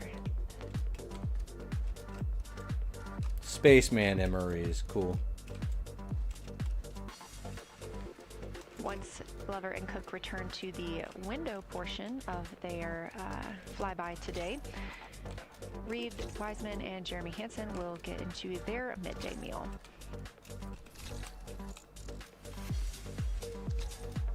Again, this is the third of 5 scheduled blocks for our lunar viewing today, and if you were watching at the start of the broadcast, you can definitely tell the difference in the distance from the moon. Lunar chicken parm.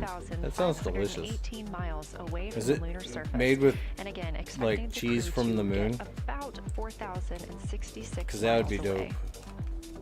They are currently 252,050 miles away from Earth, and every mile is a new record, having surpassed moon the Apollo salt. 13 milestone for furthest distance earlier today.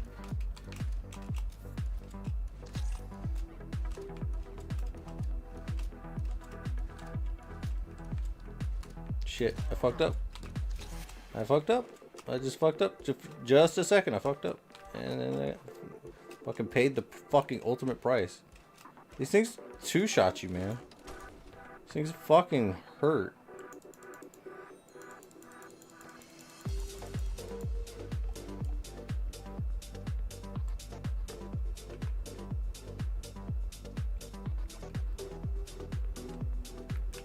If you look down to the bottom right of the moon in that darker looking area, that is Oriental Basin.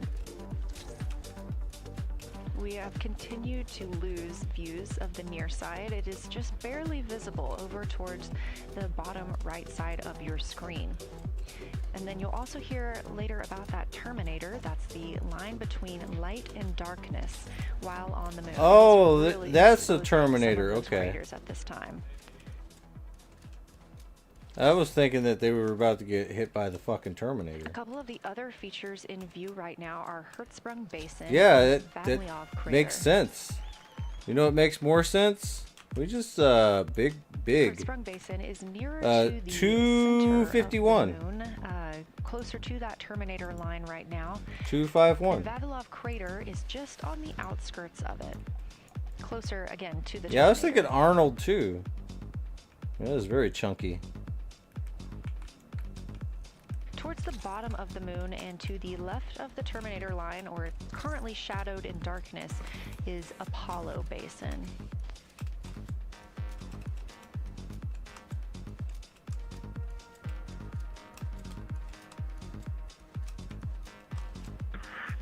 Science from integrity.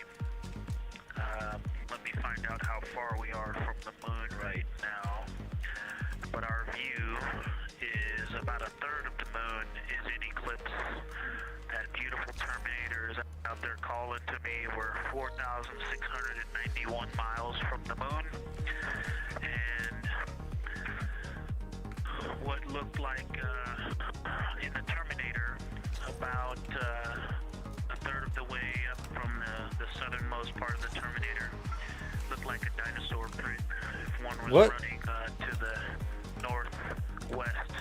Okay, time out. Now they're saying that there's dinosaurs on the moon. Craters around it. And that Terminator, I can only see about half of it. I'm looking through the docking hatch window right now because we have the Z9 in window 1. But that Terminator has moved. I guess I've been using Babylon the whole time, so it's gone. So there are Terminators that are moving with dinosaurs. And so Fuck. a few more features are starting to peek out into the sunlight there with that low sun angle, and so you still have ridges and valleys showing up very clearly. A very jagged Terminator. Fucking Terminator dinosaurs. A few islands of Fucking light out there. man, the moon's fucking dangerous, bro. Elevation, shining, Fucking robot dinosaurs and shit. and on the It's like fucking Calypso on crack. let's see, Yeah, all don't the fucking go to the appears moon, be Jesus one of the Christ. farthest east features, and that is maybe 5 degrees from being right on the limb. Just because you're a duck doesn't mean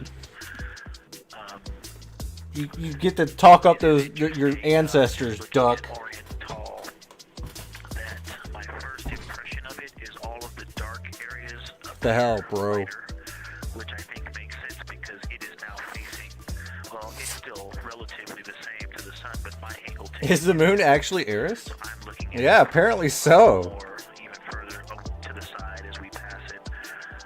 But all the darker features appear to be just a little bit lighter from this vantage point. The darker ring structure in the outer inner ring and the interior, as well as the I inner. don't know. We're gonna have to get the reports from the astronauts. They're the ones that have to tell us. Thanks for that description, Ike. Any additional words you can provide on Oriental would be wonderful, as that is such a high priority target for us. And while I have you, as we get closer to target 15, which is the Terminator target, if you can find Zeman Crater again, I would call that yeah. Start opening boxes. your left Go, go, go. Zeman would be getting into That's the pretty South rare. Lake and, area to help you orient yourself.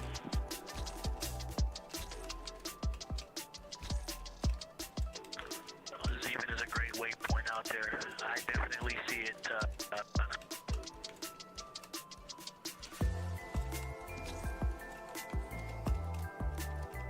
Yeah, Zeman is very easy to find, and that is awesome. Thank you for pointing that out. Feel free to do that as often as you think of things. Let's see, looking back at Oriental. Okay, another thing, after looking through the zoom camera, man, you guys are smart. You probably did this on purpose. Hey, After looking you with guys my are eye, smart. I like this guy. now looking at it, I see the cliff faces. If you were standing in the center, that inner and outer ring have definitely some real terrain to them. And now I can see fuck. that as terrain. Now that I look at it even with my naked eye, I can tell that there's a lot of elevation and that, like I said, a cliff face on that eastern edge where all the darker deposits are. And it's just the scale now. Looking at it from far away, before it seemed like flat with color painted on it, but now that I look at it, I definitely see that there is, different depositional characteristics. So the darker is some other material, but there's Sometimes it be like that, Miss Watson. I'm sorry. because of the cliff face. Yeah, Miss Watson. There's Terminators and dinosaurs on the moon. There's no time to worry about loot waves. It's really interesting to hear now the distinction between shadow and color. Before I let you go back to other observations, You fucking called it. You mentioned that Reed saw Damn. a browner I'm hue just to the still angular sitting here rim in the gobsmacked. Oriental. Are you seeing that from your vantage point? All right, I'm fucking up. It's like the third time in like 3 minutes. Getting hit like once every 3 minutes. Way that I'm looking Or every at, minute. Oriental, again, I'm still in the Oh, docking edge fuck. window. There's like a thermocouple right here in the center of the window, and it is the orange Kapton tape color, and so it is unfortunately it's like trying to look at stars, you know, next to a metropolis. I think it's drowning out any color that I can pick up from the moon. I am not able to see that color, but I have not looked at it through one of the forward face, from one of the windows 1 through 4. I think when I get away from this Kapton tape strip, that I would be able to see the variation that Reed's talking about. That is great feedback operationally. Thanks, Victor. I'll leave you to it. I think I'm gonna have to up my speed a little bit. Maybe just a little.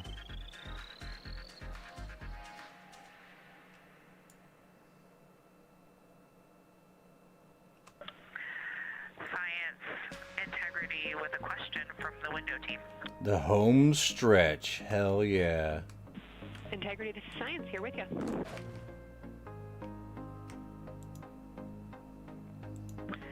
Yes, they have a question to help inform a theory that they're sort of tossing back and forth. What is older, the Mare seas of the near side? Oh, or really? Oriental? That's fucking cool. Those things are really rare, bro. Stand by, Integrity. We're going to get you a little geologic history here.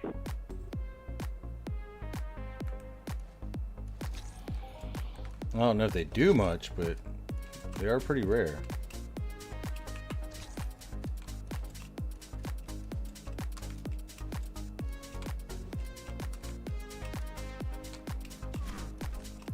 Damn, I am just fucked up right now. I can't fucking press buttons to save my life.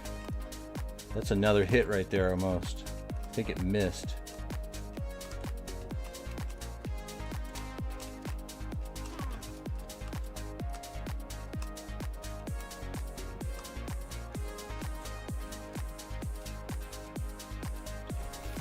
Oh shit.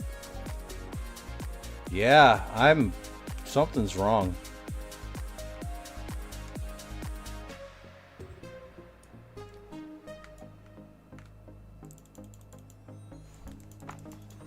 I think I'm definitely gonna need some higher fucking run speed.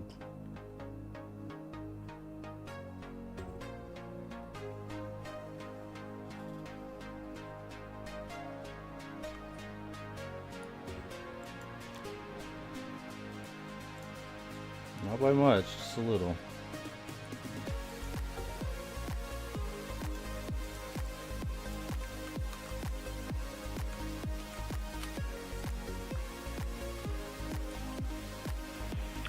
Integrity Science back with you for some lunar volcanism when you're ready.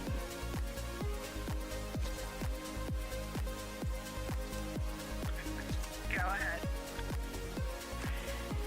You're making our day down here getting to talk about lunar volcanoes.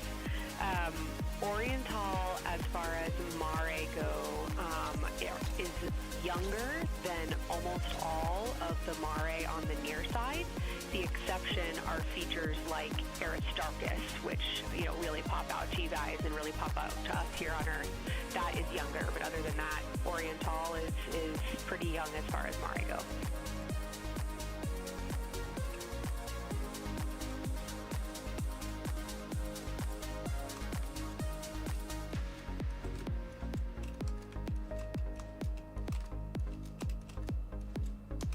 Yeah, that little extra run speed's helping. And Kelsey, thanks for that. We love lunar volcanism too. How about when the actual crater was formed?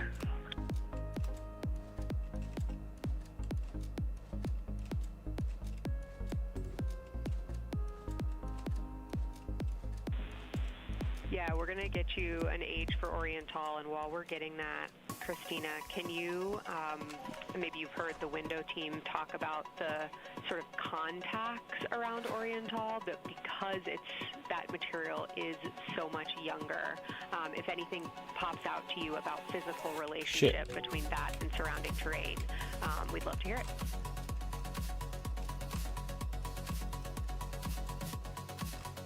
Yeah, definitely. They are discussing a contact relationship that could explain some of the color that they're seeing in certain areas. And so it was really about the ejecta of the creation of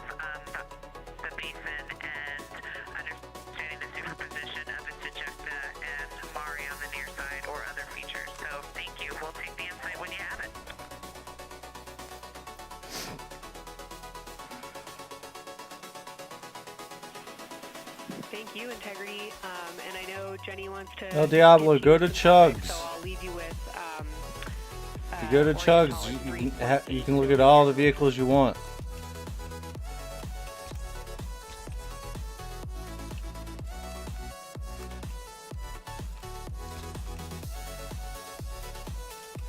That's where they come from.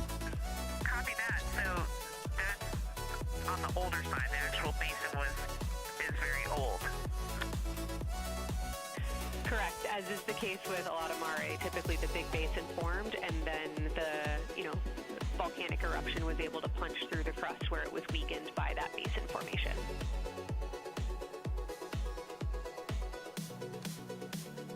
Perfect. Tracking. Thank you.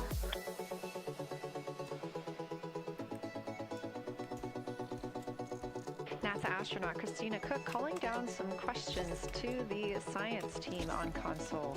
The voice you're hearing with those answers is Dr. Kelsey Young. She is joined by Trevor Graff on console today. Christina asking about the age of Oriental, and specifically Yeah, the swirls ain't been coming too god awful much today, but they are paved or filled when they by do, volcanic it deposits. might be decent.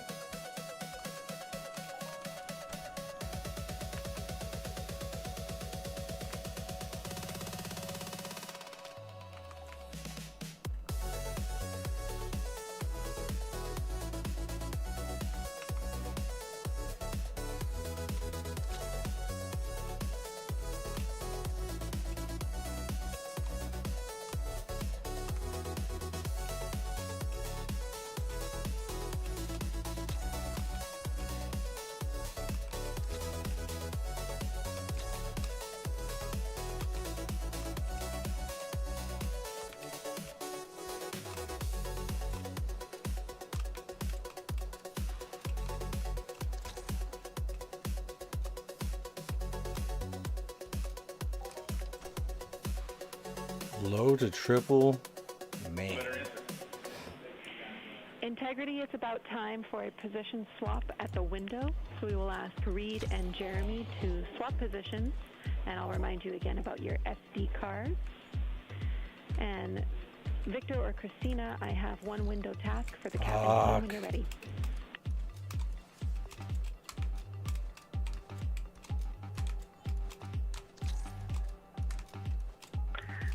They are swapping, and I'm ready. All right, Tina, we found a way that we can reinstall the shroud. on the Oh window. shit! We Fuck! understand Fuck! it's, Fuck! pretty Fuckity! darn Fuck! bright Fuck! compared Fuck! to Fuck! everything Fuck! that you're Fuck! Fuck! looking at. Fuckity! So Fuckity! Fuckity! in Fuck! order to reinstall it, we will ask that you retrieve the condensation hose and you Fuckity install fuck, it fuck. on a friction fit on the cabin air outlet port. That's right by one of your diffusers. Oh god! Now I gotta scratch my eyeball. Oh my god! Such I'm gonna that the fucking air die. is flowing over the window pane. Let me know when And you're you ready. lost 5k lore coins? Jesus, man, your day's not going great. 340 minutes and 5k lore coins. Pack it up, bro.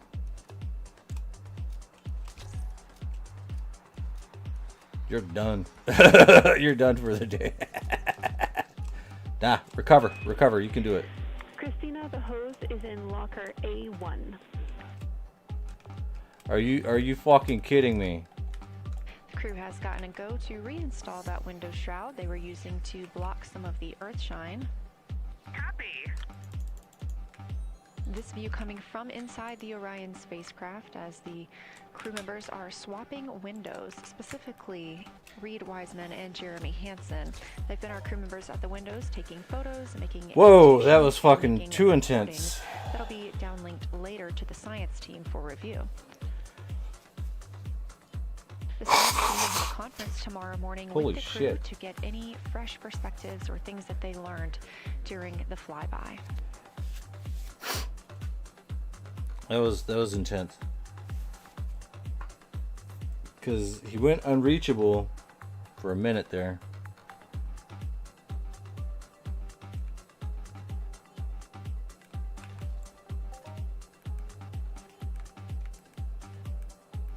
We're gonna smart ass this.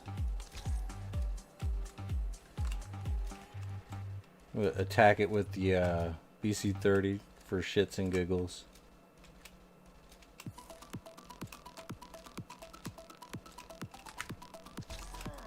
Shit. Well, I fucked that up.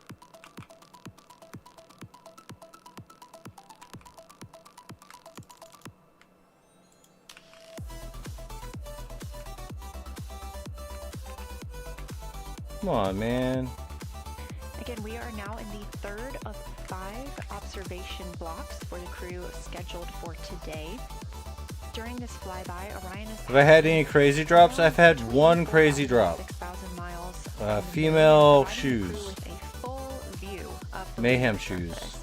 It's a higher vantage point and much farther than Apollo's lunar orbits on average. So, from this view, astronauts can observe both the North and South Pole and large-scale geologic features in one single view.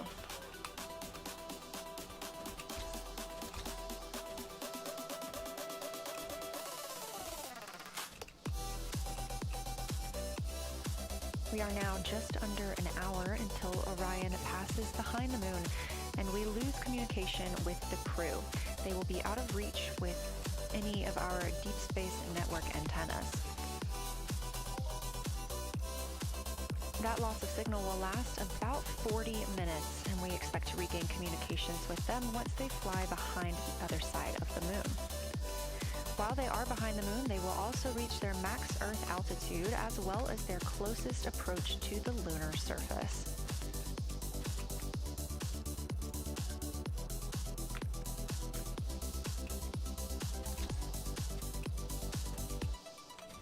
The view you have right now is a live stream from a camera on Orion's solar arrays.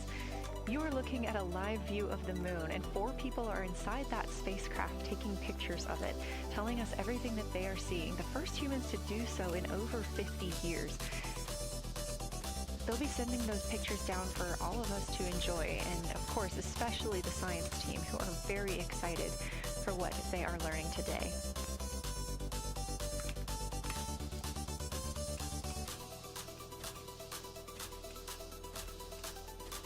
It appears the Artemis 2 spacecraft, Orion, is now under 5,000 miles away from the moon. Again, we expect their closest distance to the moon to be about 4,066 miles.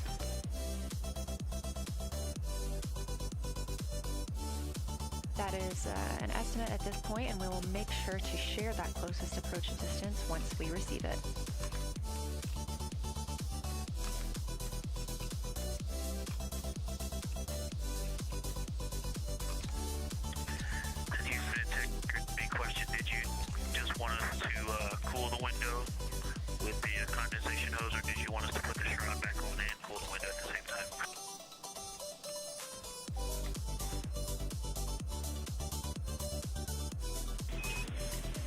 Victor, we definitely want you to cool down the window with the condensation hose. It's crew preference whether you put the shroud back on. The hose will allow you to do that if it helps with your lunar flyby.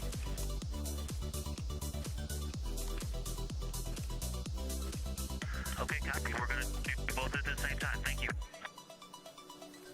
Houston copies.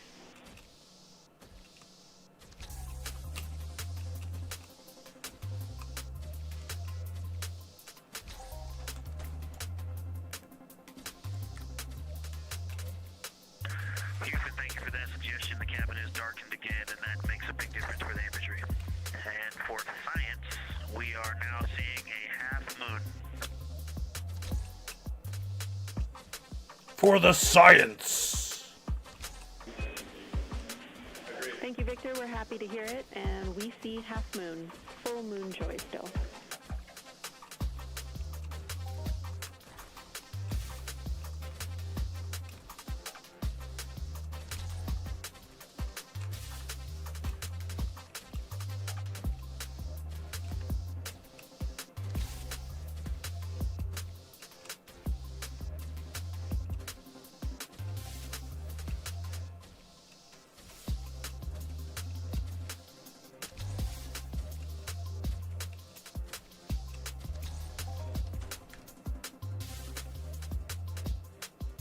crew reporting from Orion that they are seeing half the moon, which is about what it looks like here from this view from the spacecraft.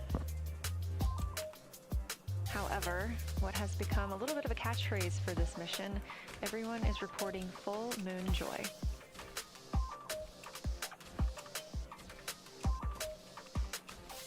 Full moon joy.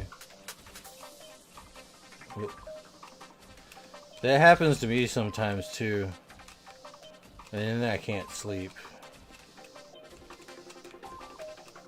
Sometimes I don't even know there's a full moon out, but then I still can't sleep.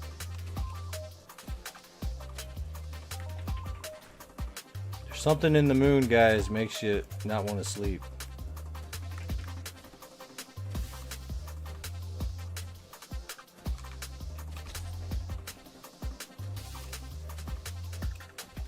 We are keeping up with which targets the crew is tracking through their lunar targeting package. They are just wrapping up their second. Science integrity, another observation. The window team commented on, and Christine and I discussed a bit, is in Hertzsprung. The solid and intact crater is very smooth. If it were a dirt road, it's very hard packed, and then you go outside of it, and that outer crater, that's the one that is older, it is a little rougher and more jagged, and starts to get into more loose-looking terrain. And the smooth interior also causes the craters that are inside of the larger craters, the smaller craters, to have really sharp edges, sharp distinct edges. And just a general comment on that area, Hertzsprung, that whole area, the average albedo there is darker. That is, I would say, 3.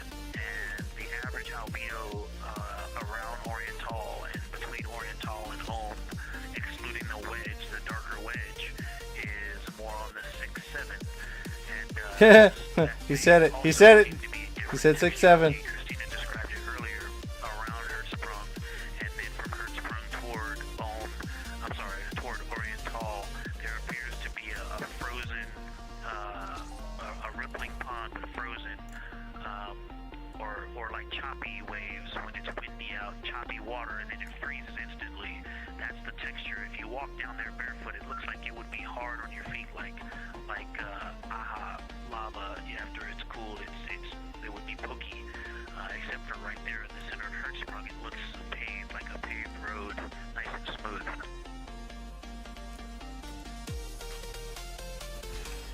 Victor, that's Yeah, that might be a thing. Going from a paved road to lava reminds us of the Icelandic Highlands. Thanks for that.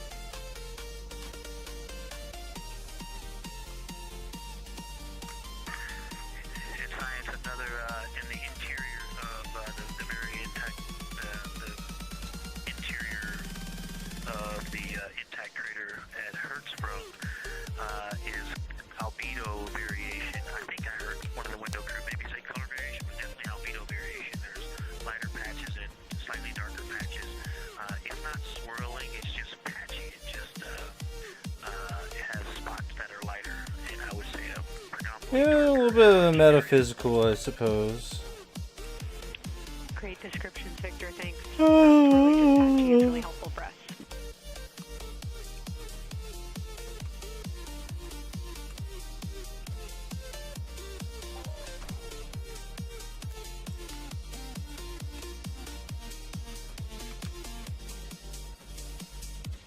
Really great descriptions coming from science.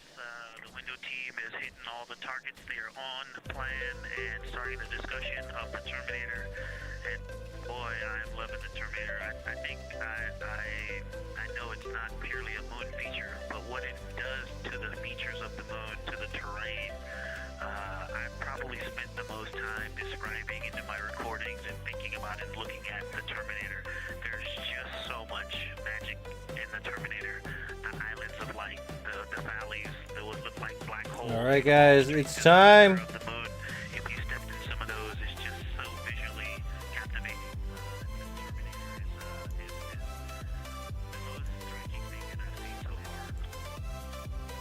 far. Alright. We've been loving your evocative descriptions, Victor. You really are. So there will be only one winner. And do we have any multipliers? No multipliers. So it's 660 times 10. So the winner's going to be getting 10 ped and 6,600 lore coin. And that's going to go to Stock GPT.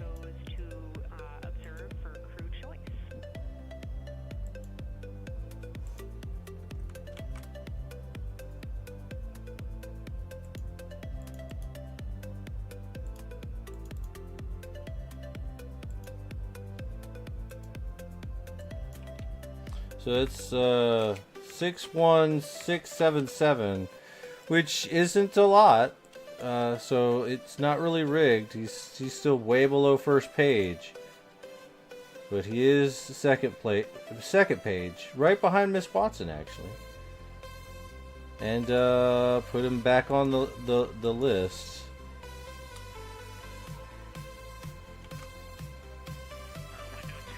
So that was for 10 ped.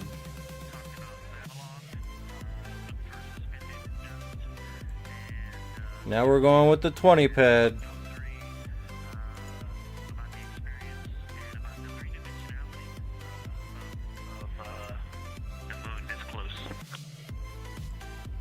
Ooh. Wonderful. And another observation about Oriental, I would say, is the features going off to the southwest. The two large, almost look like scratches in the surface.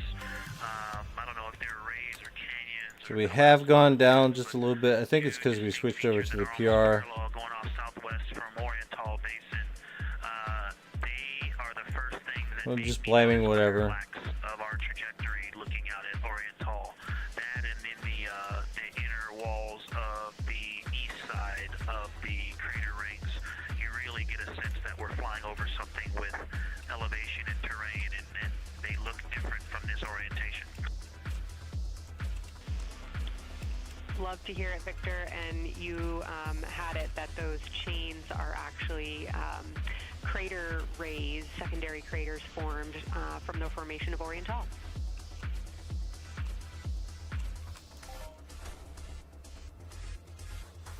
Yeah, speaking of crater rays, the crater rays that are going off to the northwest,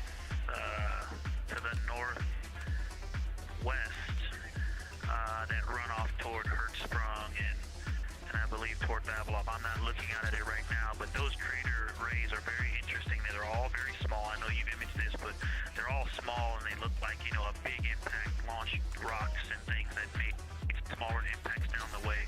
But something very interesting, and again, you can see this in imagery, but some of them are parallel, and then some of them converge toward the center of Oriental. And then I think I even saw some that maybe diverge, which not diverge, but that are convergent, which indicate multiple large impacts that created a lot of secondary impact crater rays. Fantastic, Victor. And I'll note that we can infer that you're looking down at your freshly named Integrity Crater, which is near the end of one of those beautiful crater rays from Oriental. Thanks for the description.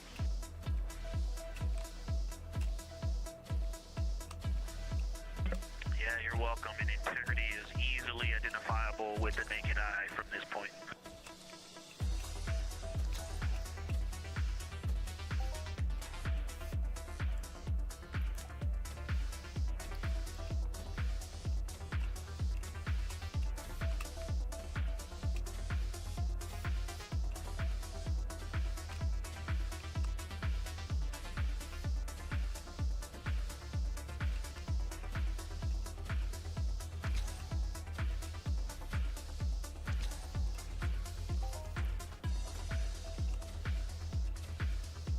Whoop.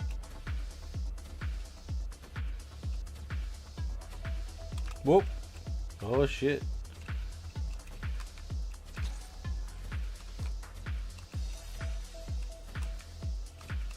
We've been hearing some great situation reports from Victor Glover, the pilot of the Artemis 2 mission, calling down to the science team, letting them know what he is seeing. And one of those things is Hertzsprung Basin.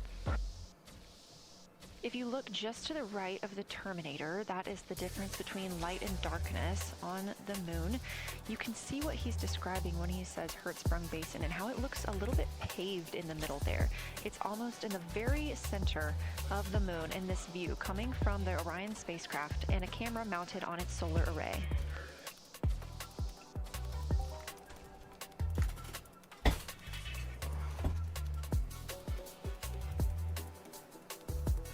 We are now 4 days, 23 hours, and 23 minutes into the flight of Artemis 2, and we are standing by for their lunar loss of signal in about 43 minutes. Again, the spacecraft will fly behind the moon, and during that time we won't have communication with them.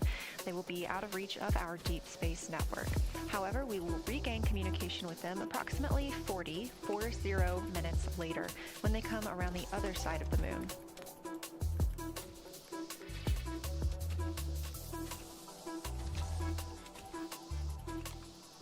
The crew aboard the spacecraft are currently discussing the Terminator, that difference between day and night. The science team is interested in learning about the topography and the color of the lunar surface, and it's already been very interesting to hear that they have seen colors like greens and browns while looking at the moon. Some of the questions that they are hoping the crew will discuss are how do the quantities and sizes of craters and mountains vary along the Terminator, and they are looking for the crew to describe the topography of features along or near the Terminator.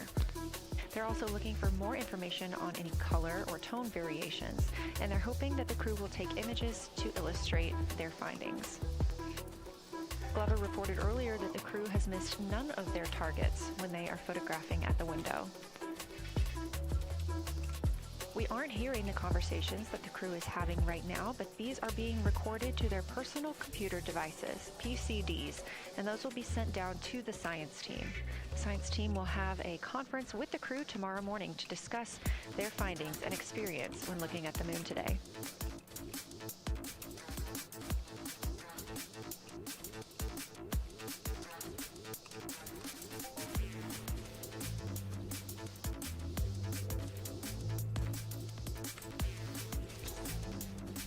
We have a few minutes left while the crew is discussing the Terminator, and if you're just joining us, you're looking at a live view of the moon, our moon, from the Orion spacecraft and a camera on its solar array.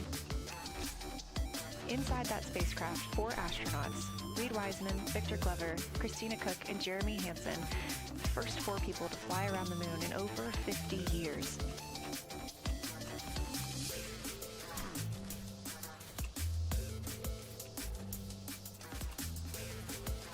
This is our lunar flyby day, and the crew has already surpassed one record today. The crew passed the Apollo 13 distance record at 12:57 p.m. Central, 1:57 p.m. Eastern.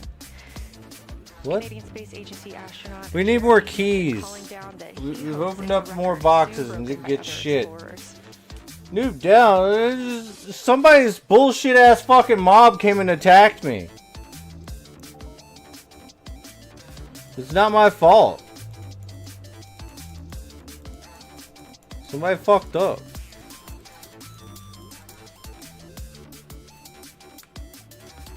I didn't do anything. I didn't do anything wrong.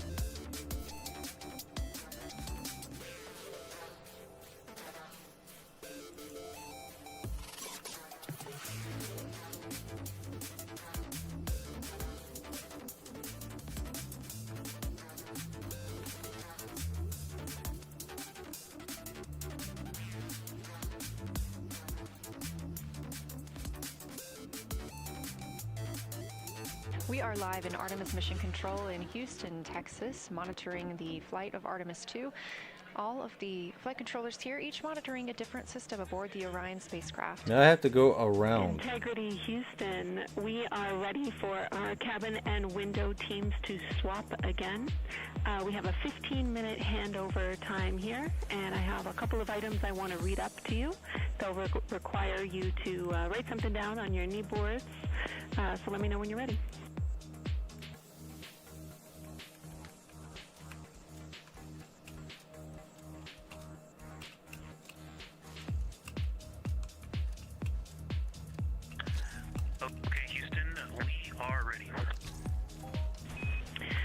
about the integrity. First of all, once you start this next shift here, during this lunar observation shift, we will begin our lunar LOS, so you can expect a call from me a few minutes prior reminding you. So, And was second that of all, my mob? Fido just sent us altitudes and METs for I guess that was one of the mobs that killed me before, I guess. I don't know. altitude. Let me know when you are ready to write those down. They differ slightly from Optimus. But I guess I was complaining about myself. Thanks, Jenny. We are ready to copy. Lunar closest approach will be at MET 5 days, 0 hours, 25 minutes, 34 seconds. And the altitude will be 4,000. All right, after this, miles. I guess 30 more minutes.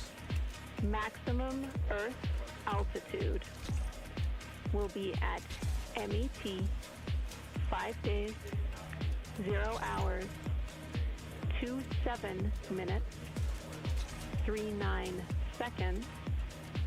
With an But maybe I should, like, of I don't know, get more keys and try to open up these boxes. 252,756 statute miles.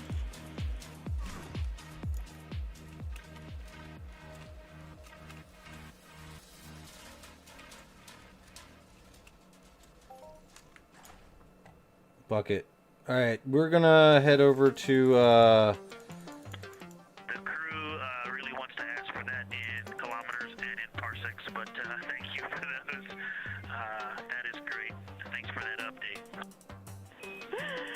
I'll send Fido to work, and I appreciate the metric. Other than that, I have no new vehicle status. Heading over to NTI really quick. Handover time, and we're looking forward to picking. All right, if you're on Cali right now and you're on the sticky, let me know if you can come pick up money, or let me know if you want me to go to you and give it to you.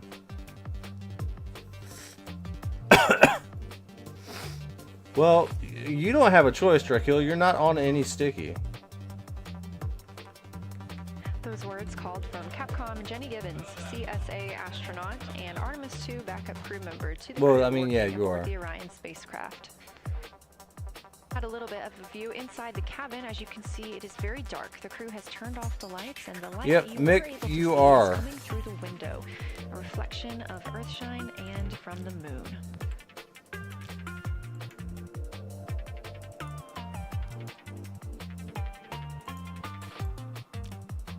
The crew is moving into their next observation block, meaning they are taking time to switch cabin. Well, we're back and up to window 8,000, teams. 8, We 9, have 10, 11, Reed 12. Wiseman and Jeremy Hansen at the Damn. windows taking pictures All and right, making we're doing annotations fine. and recording some audio files that will be downlinked later to the science team. Meanwhile, Victor Glover Yeah, it got a little bit better. It got a little bit more better there, James. They were also timelined It to enjoy kind a of little did. bit of their Give me a second, guys. I'll go use the bathroom. I'll be right back. Now that we And are then we'll swapping do some positions, running around and hooking you guys up. support team becomes Reed Wiseman and Jeremy Hansen. They will be in the background helping with SD card swaps as well as providing those situational reports to the science team. Victor Glover and Christina Cook will be the astronauts at the window, photographing and speaking into those PCDs, portable computing devices, about what they're seeing on the moon. As you heard Capcom Jenny Gibbons call to the crew, this block is also when we will lose communications with the crew. That LOS or loss of signal scheduled to be less than 35 minutes from now. We anticipate to be out of signal with them for about 40 minutes and will regain that communication once they've flown around the other side of the moon.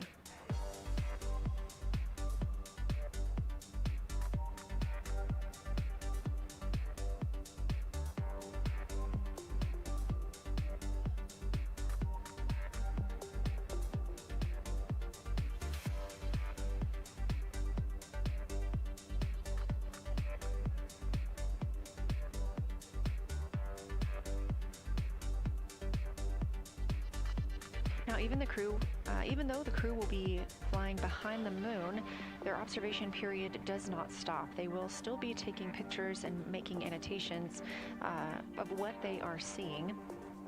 They'll be looking for the limb of the moon, Earth set, and then Vavilov crater, which we have previously seen. They'll swap positions at the window before moving into a crew choice option. They will get to pick things that are interesting to them on the surface, take pictures, and explain why they find them that way. They'll also be looking for any impact flashes. These are short-lived flashes on the lunar surface caused by impact bombardment.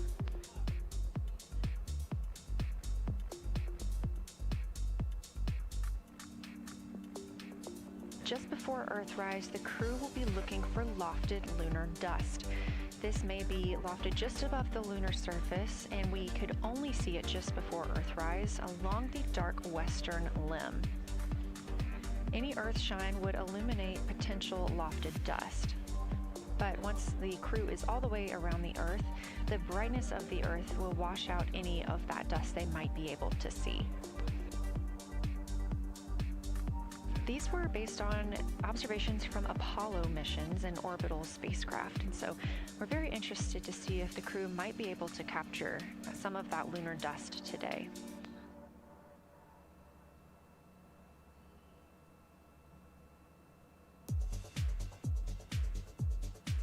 Following that lofted lunar dust target, the next will be Earthrise. We will regain communications with the crew shortly after Earthrise.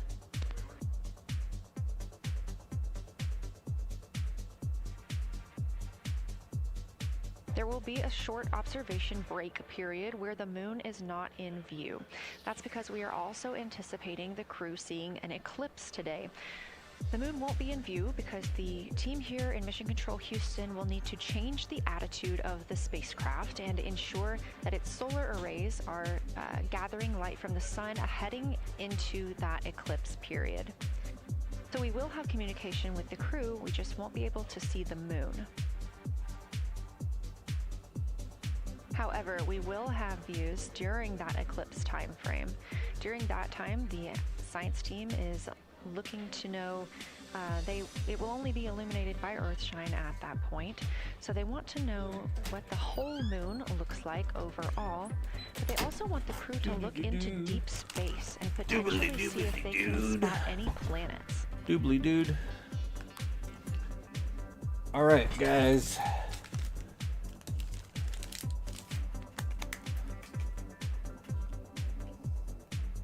ice cream. Once the eclipse is over, the lunar flyby period will have ended. Ah, Mick. Okay, cool. We are live through the whole thing, and even once flyby is over today, we remain live 24/7 on NASA's YouTube. Wait. Come here. Go ahead. Is this right? I don't know if Catherine and Devin are still there, but if they are, just wanted to just let them know how much fun we're having out here. It's extraordinary to be on the far side of the moon right now, just hanging out there. All right. Back in the Earth. And Ashley and Caitlin, I know you're back in Canada, but if you happen to be watching too, just wanted to say hi to all you guys. Love you guys, and we'll There be you go. back your way shortly. Thanks, Jeremy. I hear they are watching. And Deleted. your family is still here. And we got So thanks for passing Ouija. that along.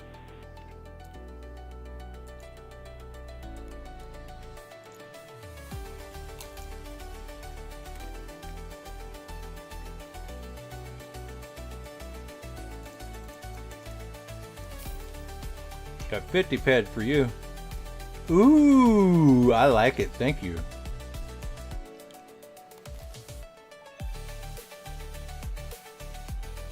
Thank you very much.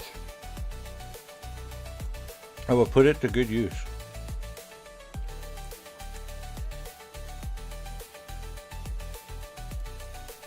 Boom. Very nice. Very, very nice. Hell yeah.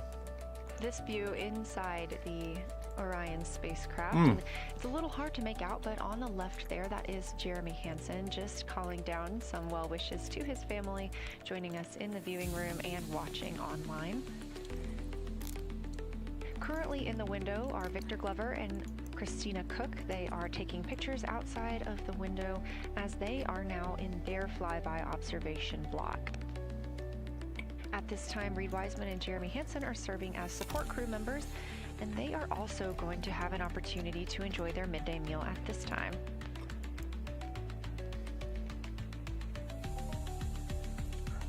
We'll go over to Chugs. On the lunch menu today for Reed Wiseman and Jeremy Hansen, we have vegetarian chili, salmon croquettes, chicken with peanut sauce, sweet and savory kale, pickled beets, chocolate pudding, barbecued beef brisket, spaghetti and meat sauce, Italian vegetables, butternut squash, candy-coated chocolates, and maybe even a little bit of coffee. Maybe.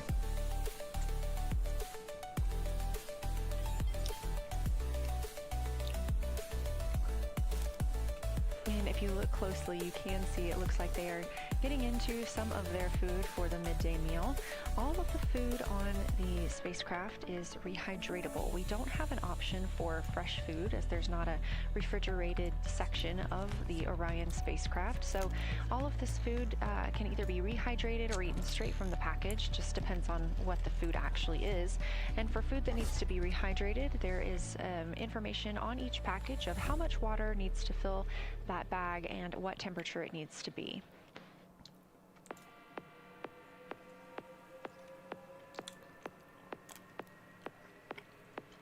We are now 4 days, 23 hours, and 39 minutes, 40 minutes actually, into the flight of Artemis 2, the spacecraft now under 4,500 miles from the moon.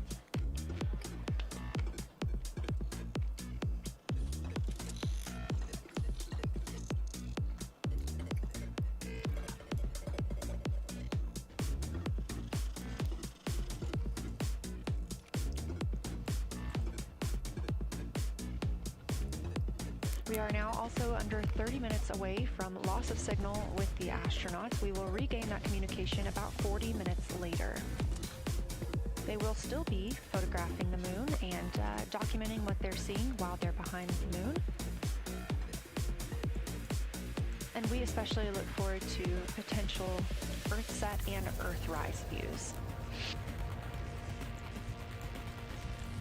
Guess there's nobody here. As you can see on the left side of your screen, we are streaming this solar array camera view throughout the flyby. And the science team also plans to capture an occasional still photo with the solar array intermittently, perhaps one every 8 to 10 minutes. Still photos represent the highest resolution imagery from those GoPro cameras. So starting 5 minutes before Earthset and loss of signal, the science team will capture a series of photos, one every 30 seconds, to include Earthset, all the way through 5 minutes after Earthrise and acquisition of signal. In order to capture these frequent photos, the solar array You got camera stage one done? will need to switch to time-lapse photo mode. So during this time, the streaming video quality won't be as sharp as you have it right now, but we want to ensure that the science team captures the data they need during these time frames. And we really look forward to seeing those higher resolution images once they're available. But with the view you are seeing right now, we are sharing bandwidth on the Orion spacecraft. All right, is there anybody else that needs their turn-ins? Who wants their money? Especially the environmental control and life support system. As this Anybody is that the needs first their flight of money? the crew, this is also the first flight of a life support system, keeping the crew healthy and safe on the way to the moon and the way home.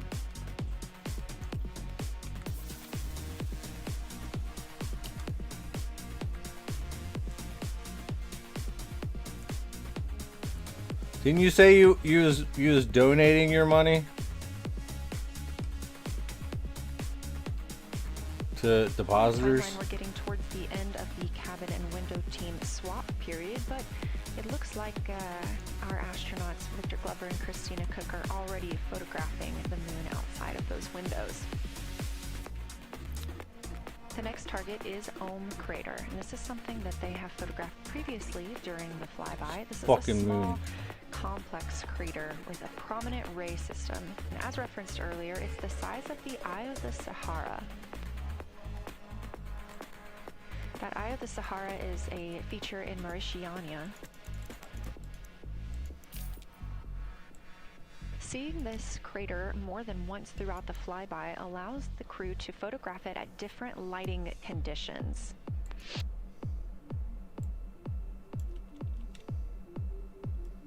Those different You are lighting welcome. conditions help expose different portions of the target and can help the science team learn a little bit more about how it formed and what it is today.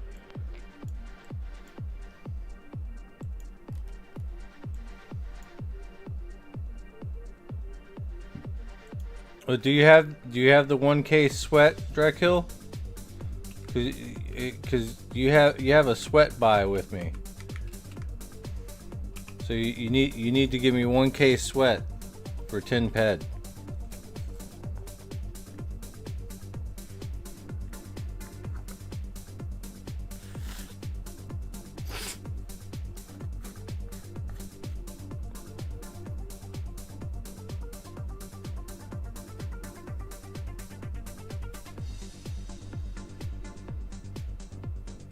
Give you sweat? No, I can't do that.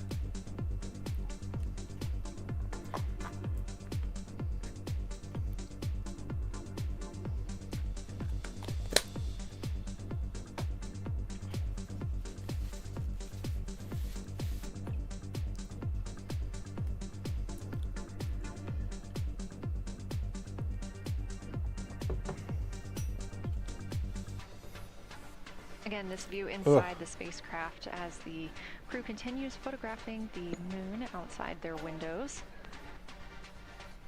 They have turned the lights off to allow them to better get photos of the moon, preventing any reflections from coming What? in 10 ped? the Are you spacecraft. serious? That's puny.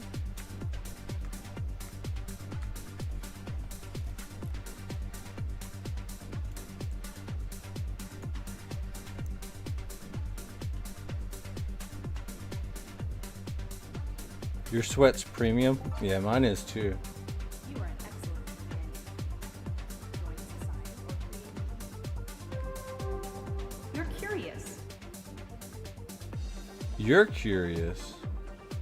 How dare you insult me, lady?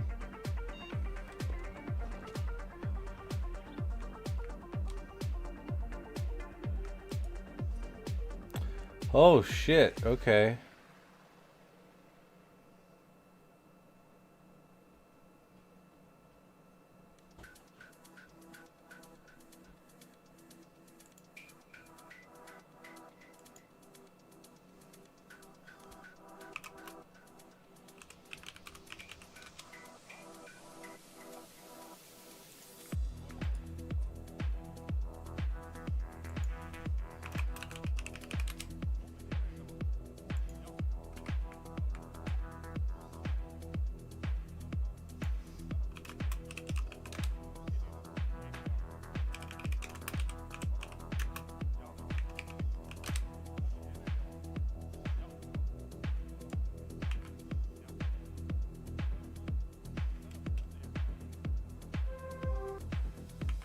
We expect the crew to be targeting Ohm Crater for another 6 minutes or so before they move into a discussion of the limb.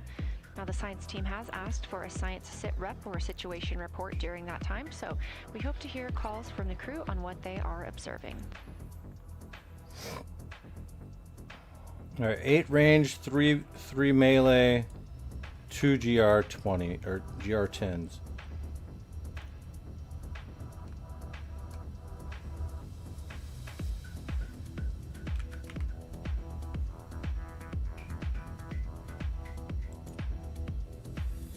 If you've been following along, at the start of the day, we did have much more of the moon visible. And even just an hour or so ago, we could see about half of the moon. We are now continuing to see more of the far side and that darkness where the moon is not reflecting light from the sun.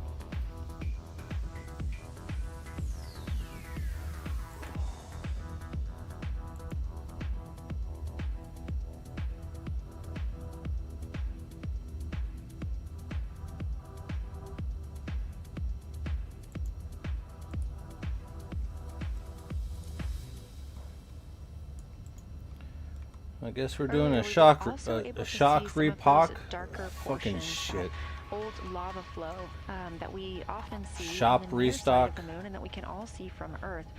That has mostly Shock gone retalk. away. We are now just seeing very little of Oriental. That's down to the bottom right of the moon. You can see just a small dark portion near the limb.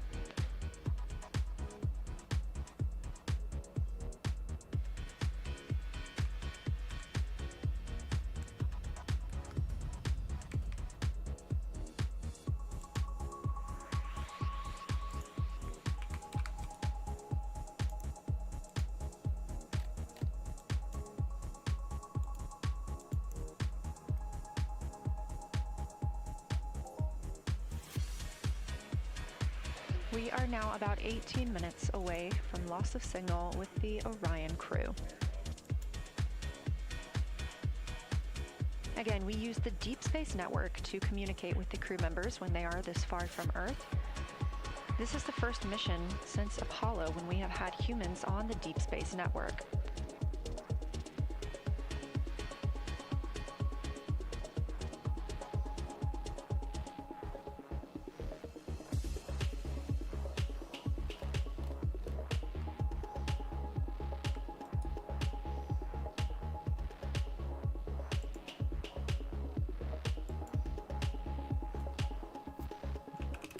As you recently heard Capcom Jenny Gibbons call to the crew, we expect their closest approach to the moon to be at MET or mission elapsed time of 5 days, 25 minutes, and 34 seconds. At that time, their altitude would be 4,067 statute miles above the Earth's surface. Alright, let's go ahead and retrieve this. Just over 2 minutes later, they will reach their maximum distance from Earth at mission elapsed time 5 minutes, 5 days, 27 minutes, and 39 seconds. The altitude at that time would be 252,756 statute miles. These are our latest numbers, and we'll make sure to verify and confirm those once those milestones have been achieved.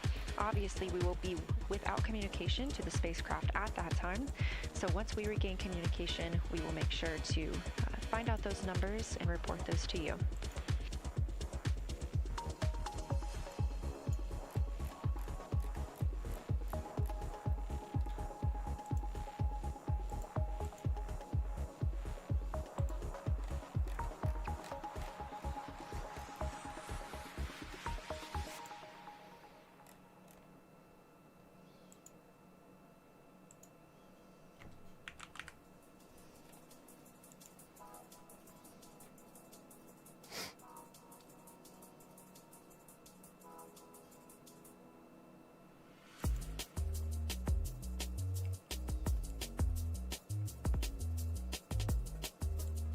Alright, new value change.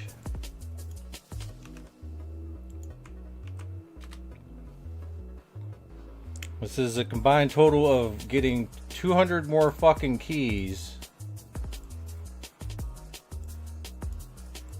to open up these boxes and pulling out the standard plate and all the rewards for that.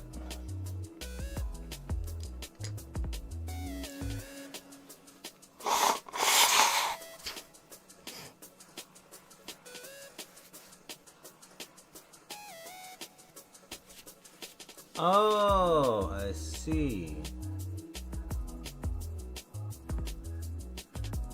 And we burned a lot of sweat. And a lot of infernal residue.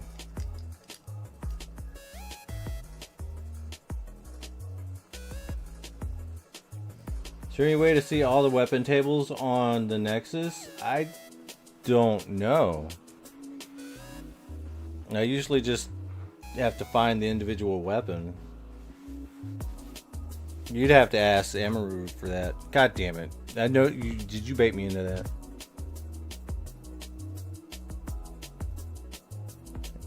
Amuru.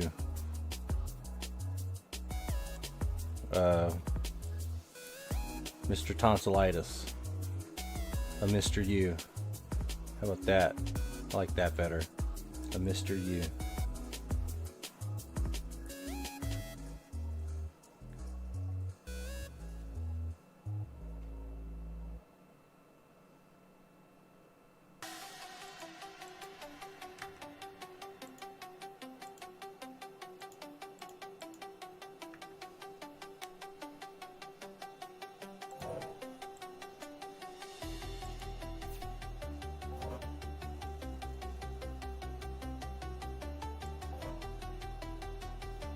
Checking in on the lunar targeting package, the crew is now in their discussion of the limb. Seeing the limb of the moon, that illuminated part.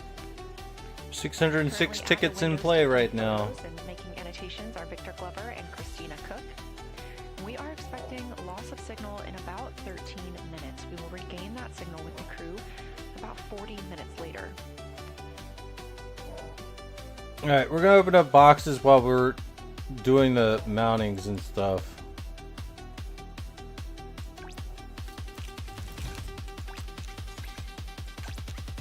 A milestone worth mentioning that this day marks the first time in more than 50 years that humans will observe the moon directly, a critical opportunity to practice how lunar science will be conducted during future Artemis missions. I'm gonna do it really slow. I've continued to reference the lunar targeting package throughout this broadcast, which is the primary tool guiding the crew observations, and that consists of two key components. The first of those is the Lunar Geography Review, which helps the astronauts study major lunar features in advance. That also helps them learn to orient themselves during the flyby. The Lunar Targeting Plan provides a detailed timeline of observation targets, background science context, and specific instructions for the picture the crew should take, and verbal descriptions of what will be helpful to the science team reviewing those pictures later. That's what we've been tracking real time and what the crew is using right now to keep up with their next milestones.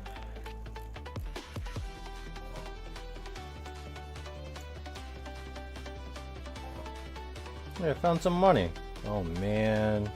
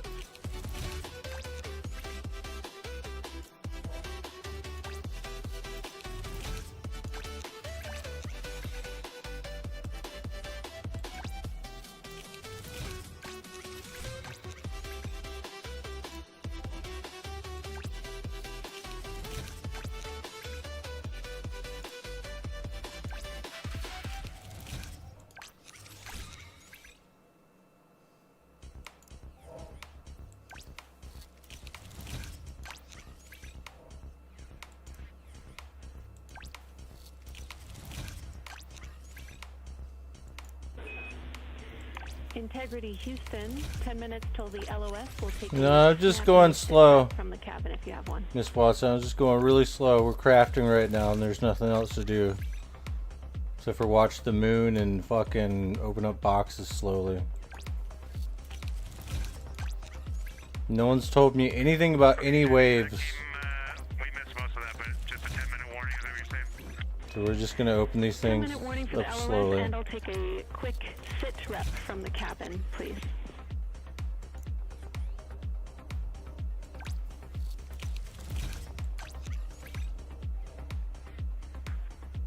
Alright, cabin is still full of excitement. I mean, I could do that, but we can also do it slow. Because, I mean, we are recording right now, right? And sometimes, like, you know, it's just something nice. I guess. Watch me, like, open up boxes, like, frivolously.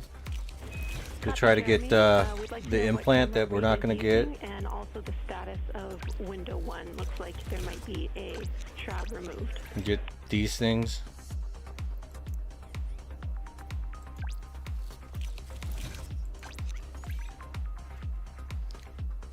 Okay. Reed was using the Z9, and the T-shirt shroud is still on window 1, but we took the camera out of it. So maybe that's what you're noticing. But when I looked in there, I saw a lot of sunlight reflecting around. Copy. That makes a lot of sense to us, Jeremy.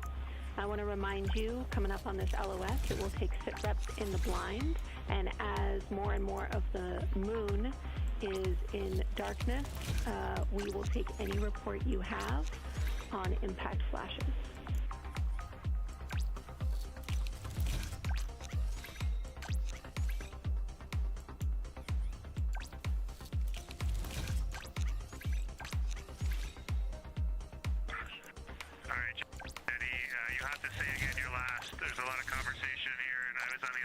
How's Mayhem going? We're doing fairly decent. Look out for impact flashes, and we'll take sit reps in the blind.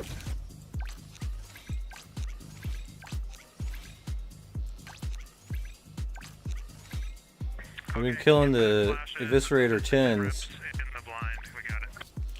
with the kiting method and just trying not to die.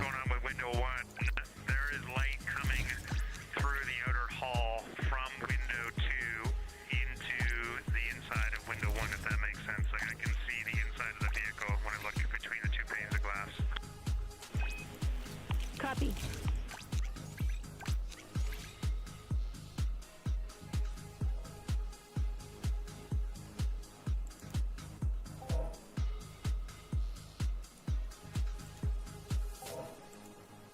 You're getting your first live look at Orion, the moon, and the Earth. Everyone in this picture.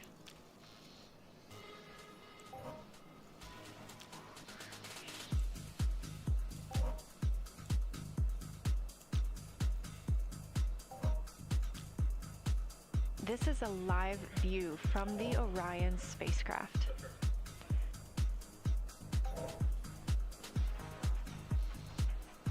Oh, there's no way, no. Currently aboard Orion, 4 crew members. There's no way I can tank any of those 10s. And Jeremy Hansen. I can't tank that kind of damage. They two-shot me, dude. On the Earth, all of us, all of humanity. You can see I have the to moon is starting I have get to a little dodge bit them. dimmer, as the astronauts are going I have to kite pass them, behind or it. I Now can't 6 do it. minutes and 26 seconds There's away no getting from hit that by loss those. of signal. I get hit by Again, them, we I'm will be dead. out of communication So I with can't have a them for healer. about 40 minutes Have to do it solo. until they come around the other side of the moon and we can re-establish contact.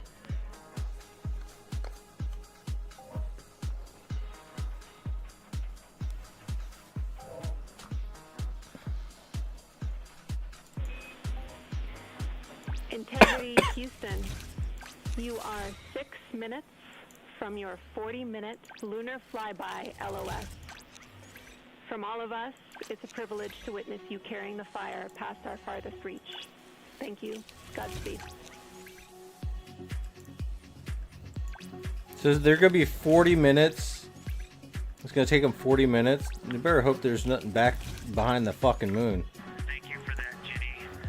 And thank you to all of you for allowing us the immense privilege to be on this journey together. It's quite amazing. And as we go on this journey, thinking about the NASA mission to explore the unknown in air and space, to innovate for the benefit of humanity, and to inspire the world through discovery. And as you've gone along on this journey with us, hopefully They're going around the moon. and as we get close to the nearest point to the moon and farthest point from Earth, as we continue to unlock the mysteries of the cosmos, I would like to remind you of one of the most important mysteries there on Earth. So that must be the Earth right there. In response to what was the greatest command, that it was to love God with all that you are. And It's the moon, this is the Earth. he also, being a great teacher, said the second is equal to it, and that is to love your neighbor as yourself. And so, as we prepare to love from Earth, and to all of you down there on Earth and around Earth, we love you from the moon.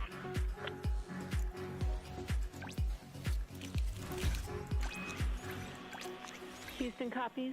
We'll see you on the other side.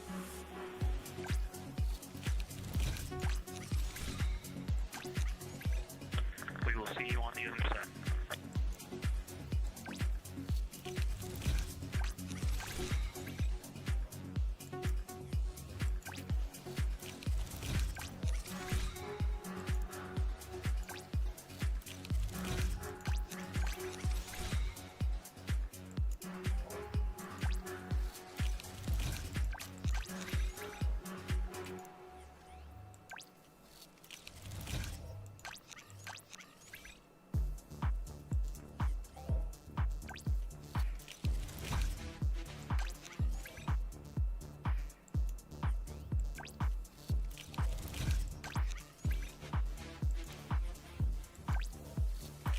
Poignant words from NASA astronaut Victor Glover, and a little bit of a love letter from the other side of the moon all the way to Earth. Glover touching on the teachings of Jesus, including to love your neighbor as yourself. We are now less than 3 minutes away from loss of signal with the Orion astronauts. The Artemis 2 crew will be out of signal for about 40 minutes as they are on the other side of the moon, continuing their work photographing the lunar surface, and they will reemerge, and we will also get this view on the other side.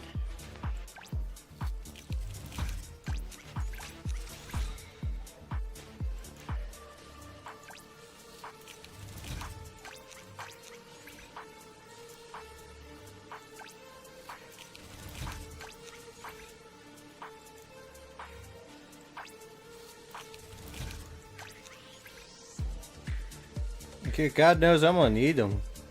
Need all the luck I can possibly get.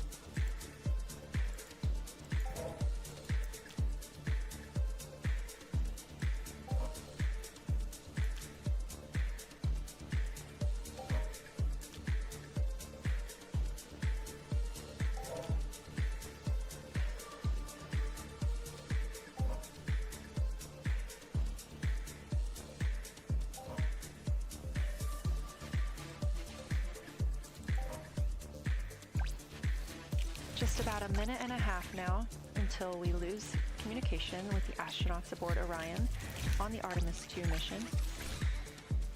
Now 5 days and 6 minutes since their launch on April 1st. Again, we'll be out of communication for about 40 minutes. And this You hope they don't find your moon view base? of a crescent moon and a crescent Earth.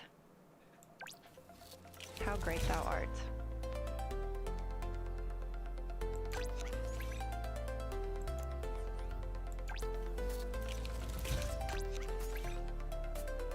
Yep, they lost signal.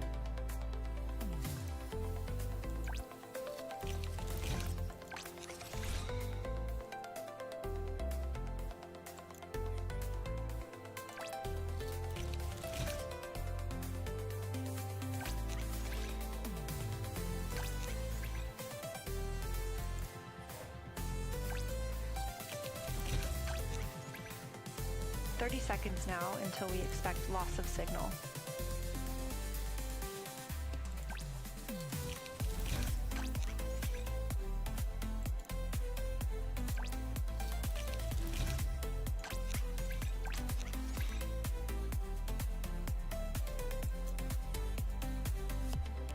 As you can see, like when the Earth, yeah, gets like right up in, like the moon's in the way, you can kind of tell that they're like the signal's dead.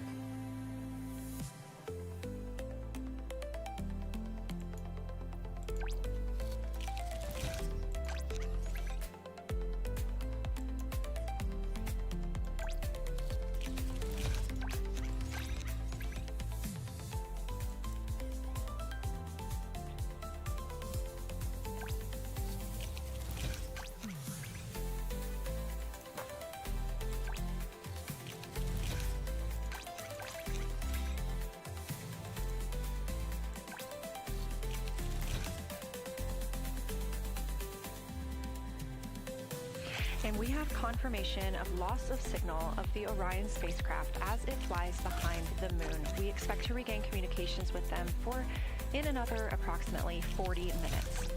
This was expected as their spacecraft is now out of direct line of sight with Earth and behind the moon. And this is a poignant moment as it's the first time in over 50 years that we have humans completely unreachable by anyone else on Earth. No matter how distant or secluded, we could reach anyone living on Earth, but while the crew flies behind the moon, it's simply impossible to make contact with them. This is a live view inside the Science Evaluation Room here at Johnson Space Center and just down the hall from Mission Control. This team has been monitoring the flyby all day as the team has continued capturing targets on the lunar surface.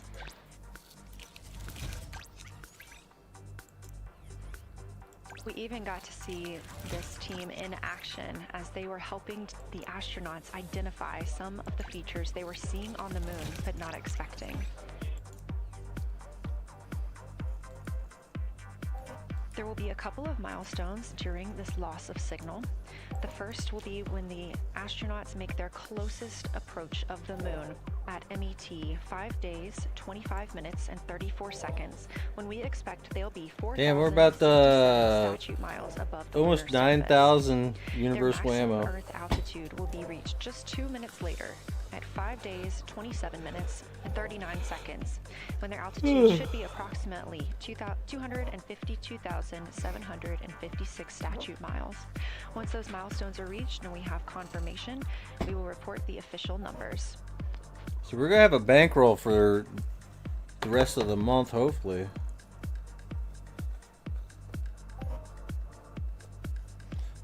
Fucking kind of love Mayhem for all the shrapnel drops. It really does help out. Throughout the Artemis II mission, astronaut voice, images, video, and vital mission data must traverse thousands of miles, carried on signals from NASA's powerful communications systems, the Near Space Network and the Deep Space Network. Let's learn a little bit more.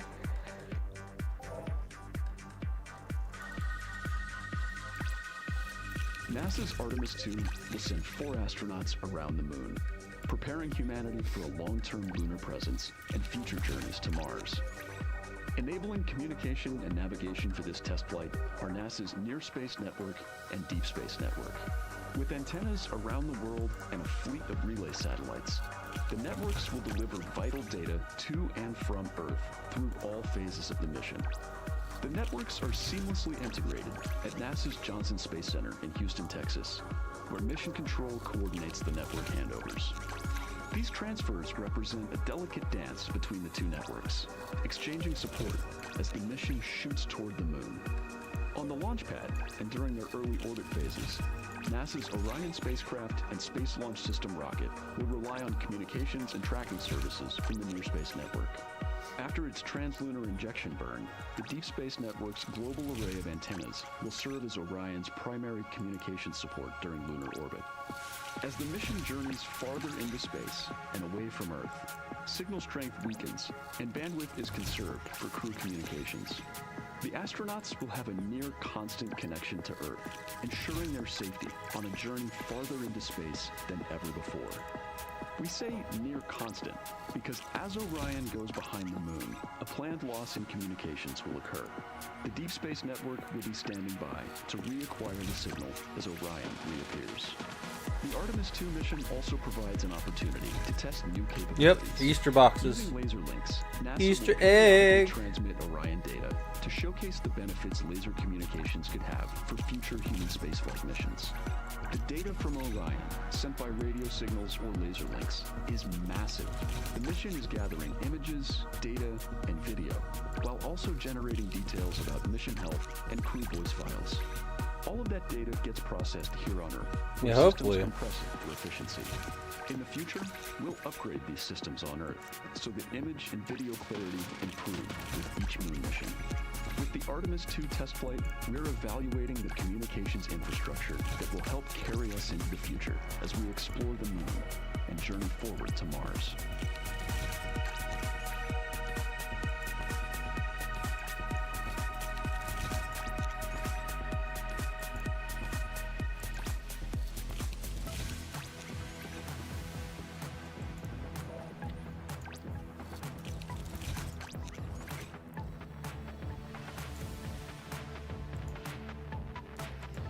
Alright guys, you got about 6 more minutes for the Raphael.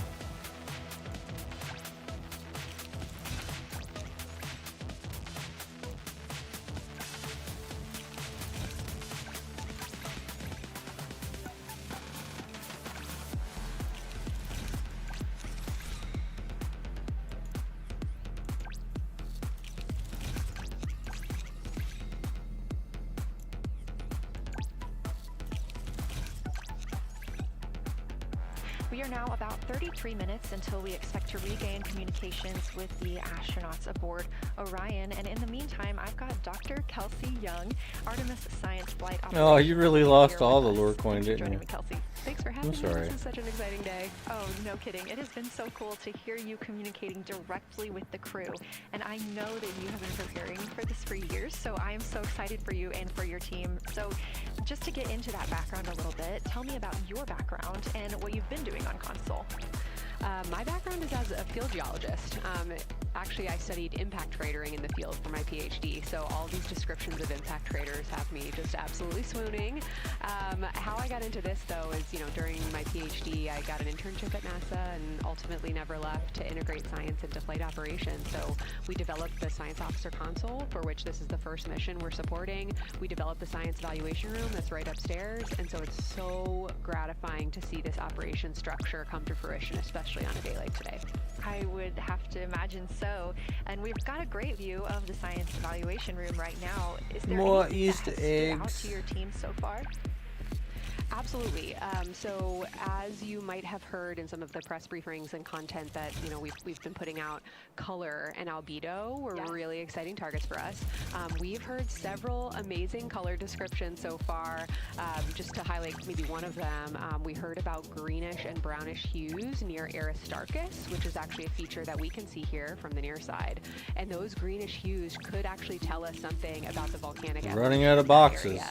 So you can bet that the science team is going to be prioritizing downlinking those images and the crew audio that we didn't hear that went into those recordings to learn a little bit more.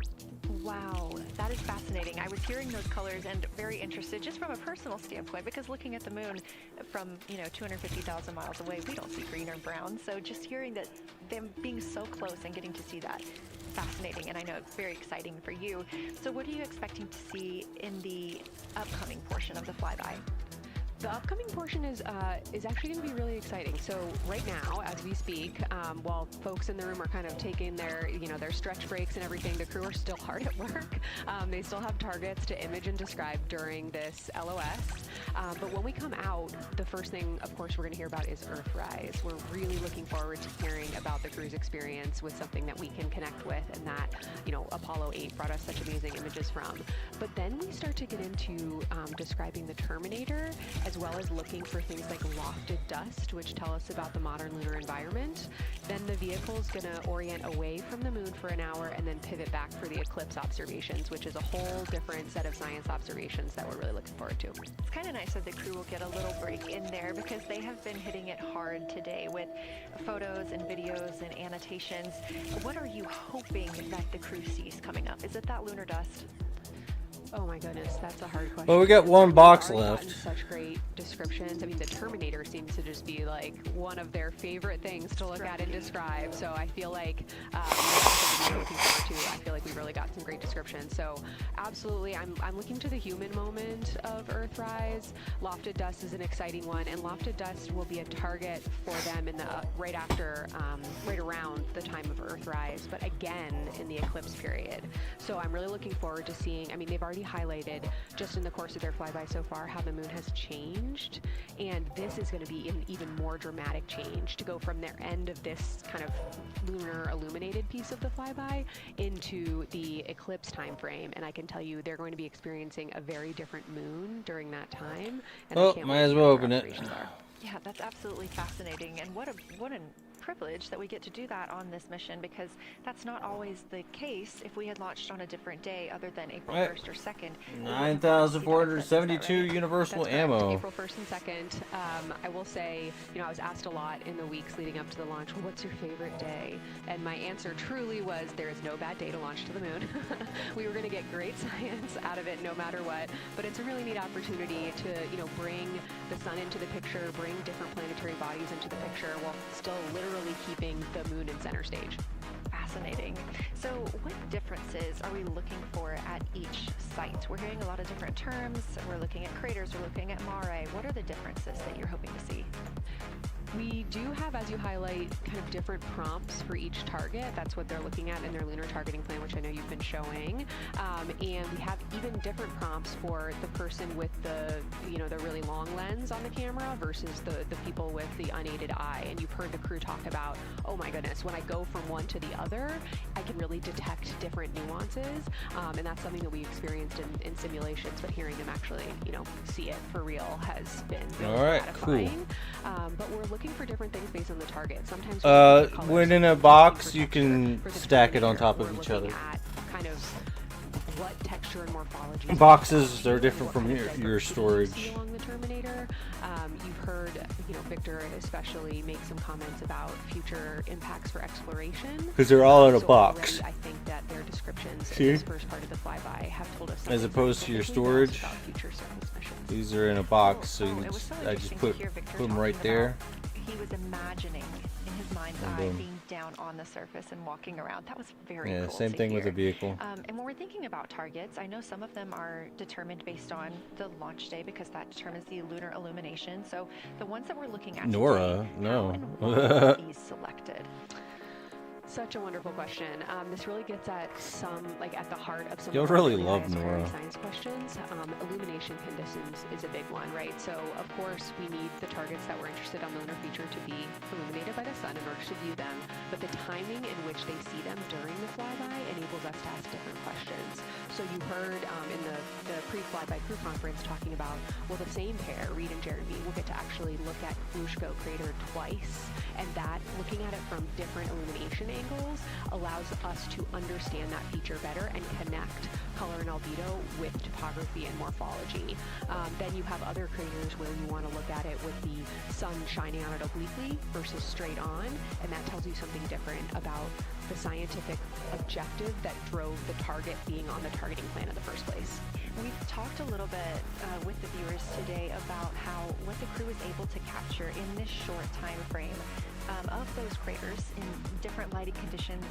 Could take years for something robotic to be able to do based on attitude maneuvers and where the sun is at. So can you just talk a little bit about the importance of having both the robotic operation and having the crew? Absolutely. We definitely don't want to minimize the impact of orbiting spacecraft. Lunar Reconnaissance Orbiter is the one that's often referenced. Data from LRO and its payloads have really been instrumental in getting us, frankly, to this point for Artemis 2 and future missions. But the human experience, the crew observations that we've already been hearing about, it is such a perfect complement to the orbiting spacecraft data because they are able to have this unique perspective. They are far enough away where they can make these contextual observations. You've already heard it. How many times have we heard the crew and their science sit reps say, if I track this feature from all the way up here in the northern hemisphere down to the southern hemisphere, here are comparisons I can make. That right there is not something we had the ability to do with the Apollo missions, and it allows just literally in the blink of an eye to synthesize observations that it would take, a really significant effort to coordinate with different orbiting platforms, and they're making it like that. Wow. It has been very, very exciting to hear all of their calls so far. And so I've heard they were able to capture every single target so far too. Is that correct? I think that's correct. And I think it's important also to remember that, and I know the science team is anxiously awaiting this, we've been hearing from the crew members who are not at the forward windows, right? Those crew who are, really in the thick of the observations, they are recording minutes-long observations per target on their crew tablets. We will be getting those down starting here in a couple hours, and that's going to contain really meaty science information that we haven't heard live yet, and that's going to form the basis of my conversation with them tomorrow morning, where we're going to have a really deep dive into the science and absolutely nerd out about what they were able to do today.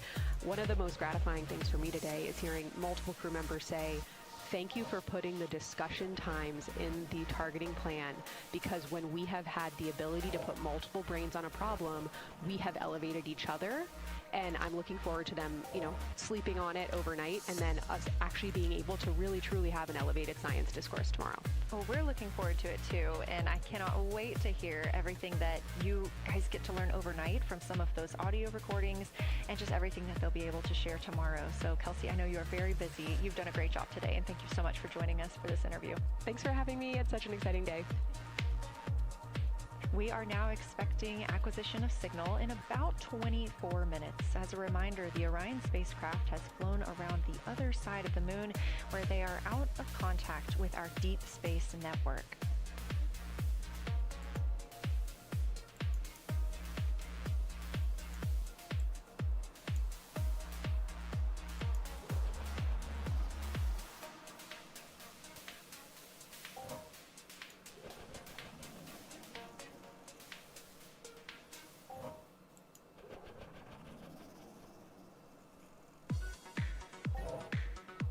Yeah, pretty much.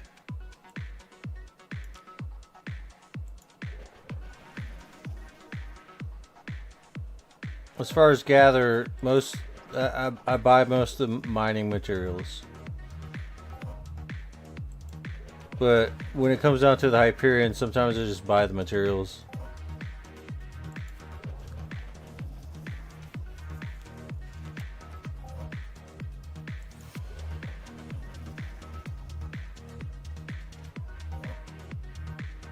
Man, fuck this.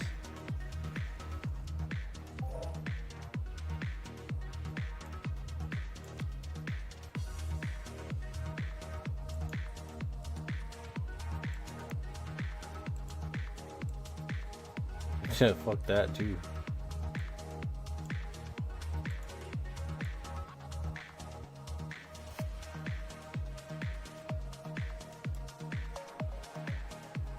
Yeah, that's insane.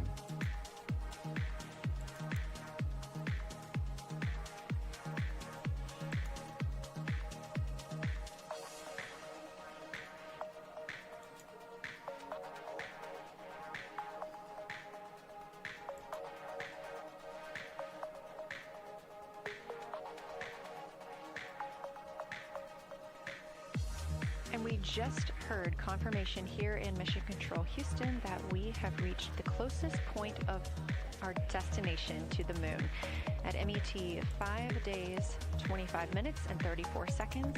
And we anticipate the spacecraft's altitude is approximately 4,067 statute miles above the moon.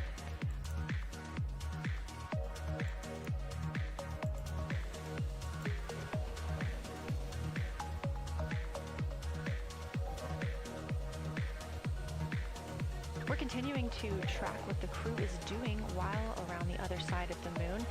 They are continuing to take pictures of the Earth, or sorry, of the moon. The Earth now out of sight.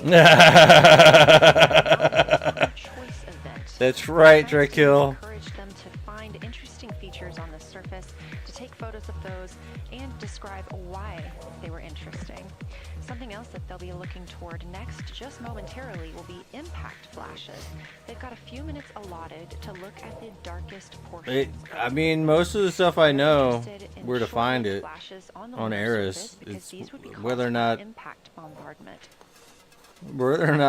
Farming it is going to be profitable or not. Flash targeting. The team is interested if the crew can see lofted lunar dust. This would only be visible just before Earthrise. Now 20 minutes until we expect to regain communications with integrity and the astronauts for Artemis 2.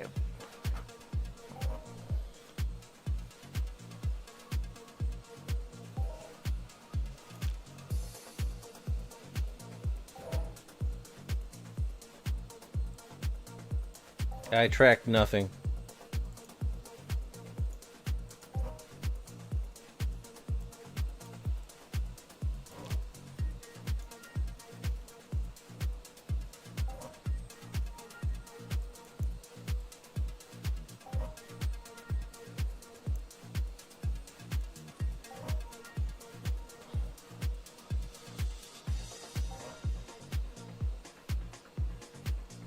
We're live in Mission Control Houston at NASA's Johnson Space Center, but there's a team over 750 miles away also monitoring today's operations. And of course, just like us, they are in LOS, or loss of signal, with the spacecraft. This is LUCA, the Lunar Utilization Control Area. And it's joined by LISA, the Lander Engineering Support Area, which are twin control rooms that will support missions and operations in lunar orbit or on the moon's surface in real time at NASA's Marshall Space Flight Center in Huntsville, Alabama. The LUCA and LISA are right next to each other and just a short walk away from the SLS Engineering Support Center, which is used during launch, and the POIC, where science on the International Space Station is monitored. LUCA primarily supports Artemis science operations, while LISA will provide engineering support for landing astronauts on the moon. During this mission, I bought most of my shit right here. Now that it's up here, I'm like, oh, fuck to that. better understand the deep space effects of microgravity and radiation on the crew's physiology, immune systems, and ability to complete various tasks. The data from these science operations will inform future crewed flights to the moon. For future crewed missions to the moon, members of the NASA Human Landing System Mission Insights Support Team, a group of engineers, safety leads, flight operations experts, and technical authorities, will work in the LISA. There, they will monitor lander systems in real time and be involved in key decision-making processes throughout the mission. Teams are using the LISA during Artemis II to observe mission operations and using the opportunity to inform and prepare for future crewed landings to the moon's surface. Oh, I guess, still haven't found a winner, huh? Alright, let's do this. I'm like all doing shit. Times 10. And we got a doubling. I'm like dead ass fucking brain dead right now.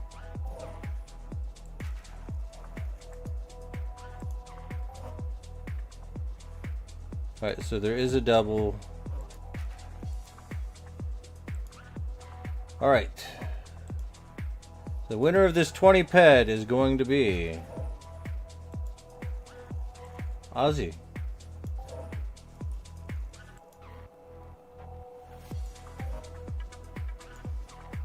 We now expect to regain communications with the astronauts aboard Orion in about 17 minutes. In the meantime, a little overview of how our crew members flying by the lunar far side at an altitude of between 4,000 and 9,000 miles are testing the capabilities of the Orion capsule. Artemis II visualization lead Ernie Wright has simulated views of the flyby using detailed topographic maps of the lunar terrain and photorealistic. I don't know how it is, but the Artemis II crew that is how it is. Using these visualizations to prepare for this historic mission, which is paving the way for future exploration of the moon's surface and beyond. I know, right?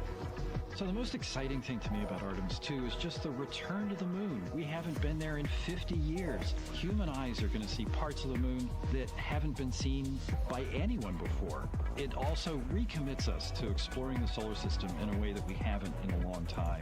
And I think this shit's insane. An opportunity for younger generations to understand the excitement of doing that kind of exploration. So 60, 70, 80, 90, it's almost 100 ped today. But second of all, learning to we're going to have to not. First on the moon, but we're hoping that that's a stepping stone to Mars and other destinations in the solar system eventually. Artemis II will be a flyby mission. It's not going to land. We're testing all of the technology. We got the Lorespade Mini Mayhem to the moon since Apollo. A lot of systems have been modernized, and we need to make sure that all of those work. The astronauts will be looking out the... So frustrating.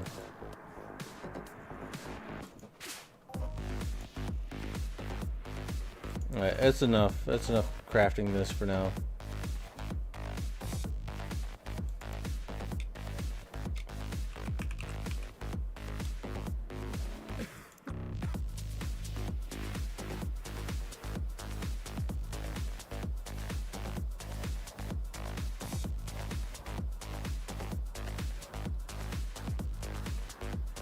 I think we should go a little bit PR heavy.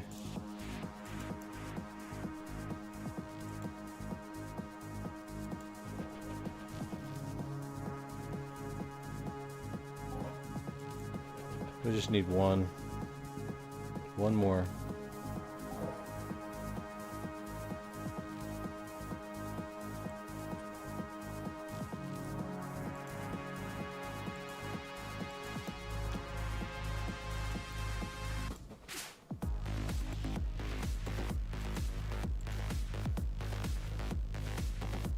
Alright, check.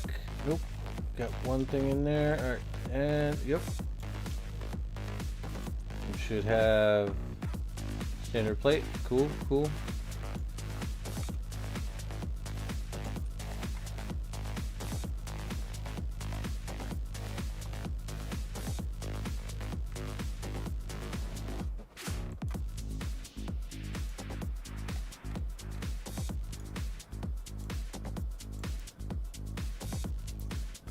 Alright, I'm heading to the shop really quick. If you have anything that you need to come pick up,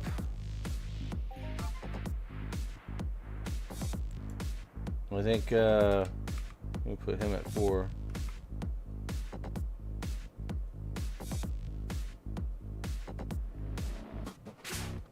If you have stuff to pick up, come to the shop.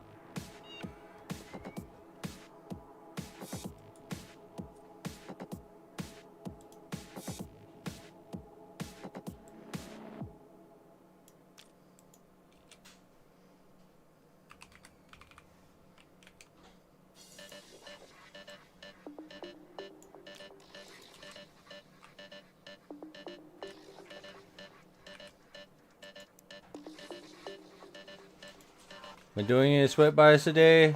We haven't had any donations lately. But, I don't know. Maybe we should.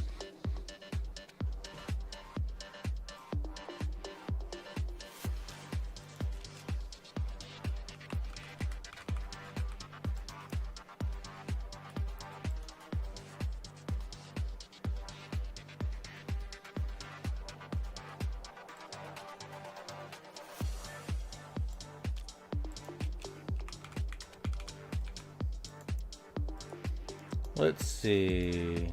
Low tier rate, unfortunately. And low tier rate. 2 low tier rate thingies. That's wonderful.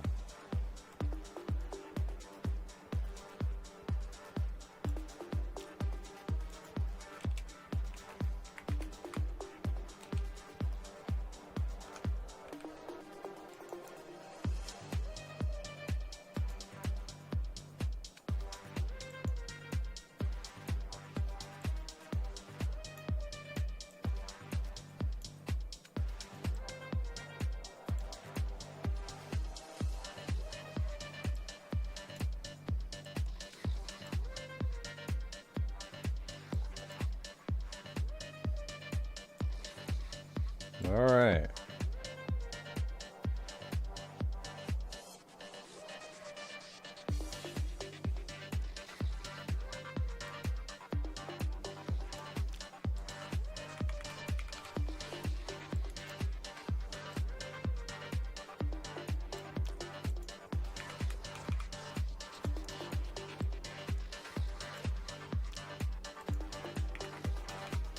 I'm not checking tier rates on any of these, so it could be high, could be low.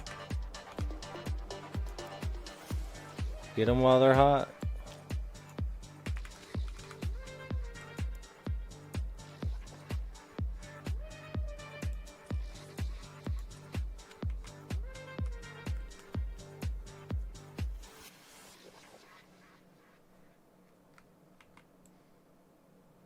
Procrustes? What's a Procrustes?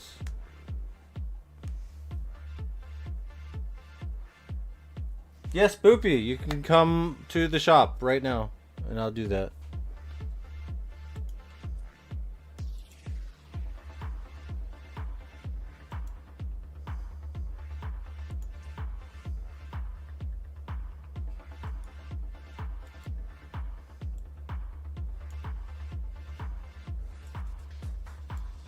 We can do that right now.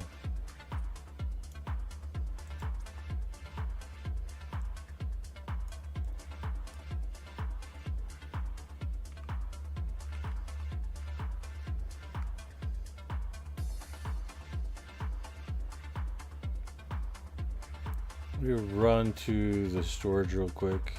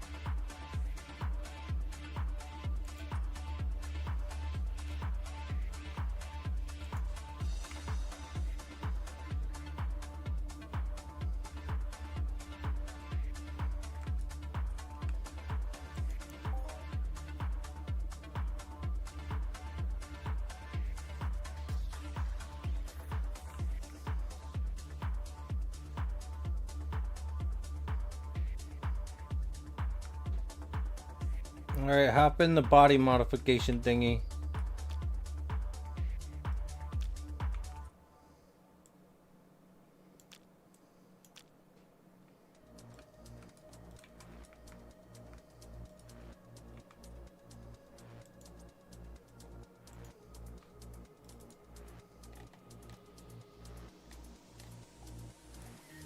You say you want to be shorter, huh? There's pretty hard to make you shorter.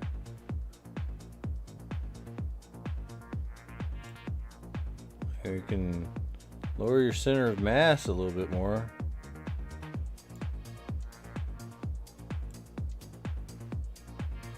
Maybe a little bit more muscle tone. Make you a little bit skinnier. There's not much we can do.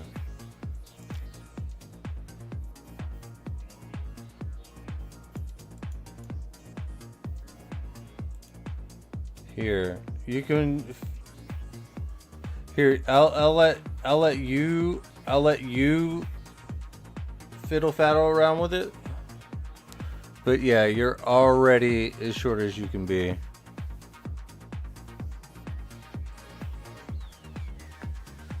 Unfortunately, I don't have everything unlocked.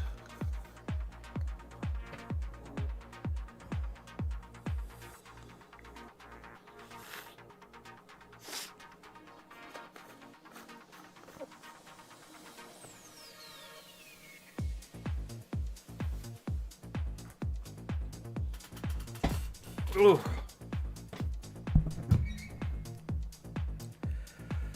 Ooh, just chilling now.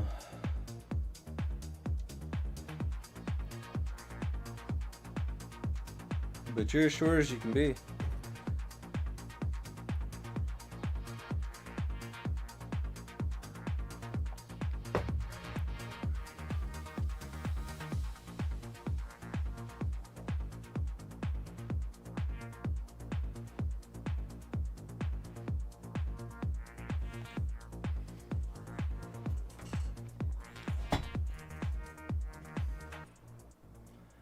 Yep, it looks like you did.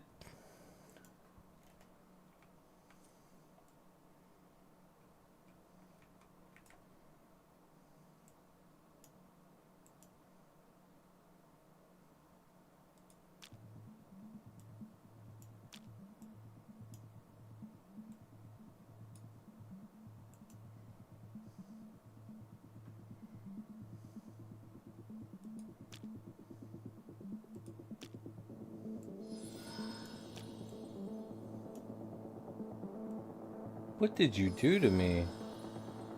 What did you do to us? You're good. I already charged you. It was like 50 something. If you want a tip, you can.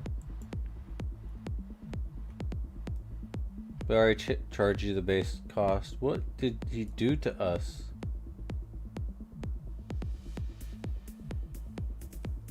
What did he do?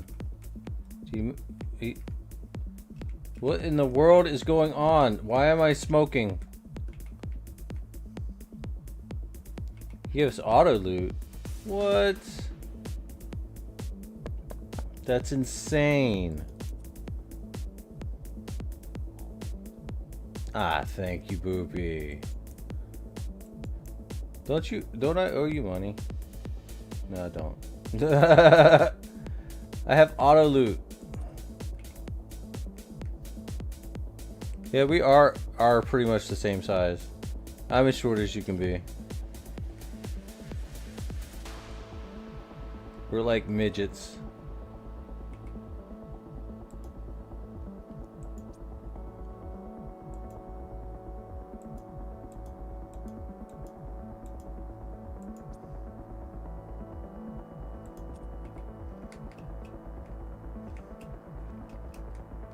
Oh, before I forget, that item is equipped. Not anymore.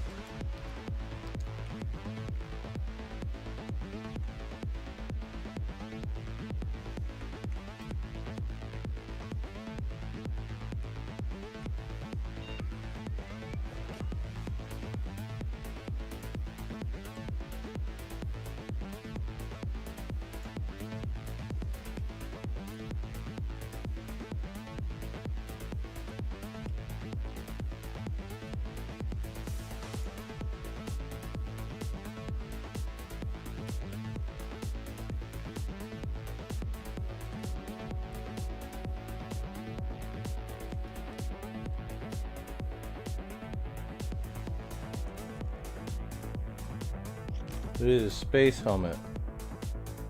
What on earth is this? DSEC armor? Cool.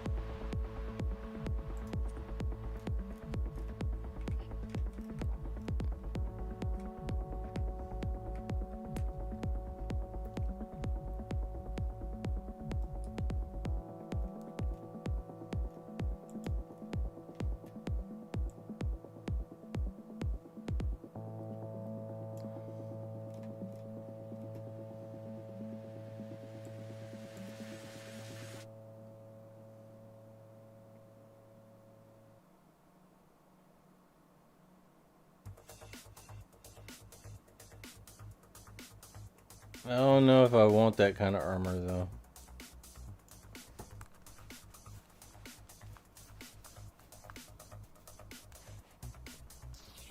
Wow.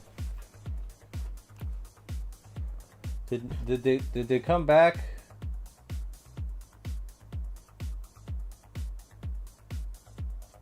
their PCDs, and those audio recordings are being sent to the science team tonight. We are not hearing those live. However, we have been hearing quite a lot of great descriptions from the crew who have been serving as the support. Right now, the support It's in team honor of members the moon are mission? Hell Reed yeah. Wiseman and Jeremy Hansen. Those team members are providing science sit reps, situation reports, calling down a few times each hour to discuss what they're observing. And even though we're out of contact you're with just them saying right it's easy now, to they are loot? still Okay. conducting those science sit reps as they'll be available once they come back around the moon. The situation reports include how the crew is positioned, any missed targets, or anything unexpected they saw. They're also including lunar target descriptions, any hardware issues, and their emotions and reactions.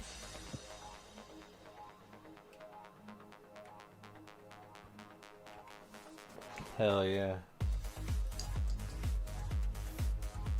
Their emotions and reactions. Again, we are standing by to acquire signal from the Orion spacecraft.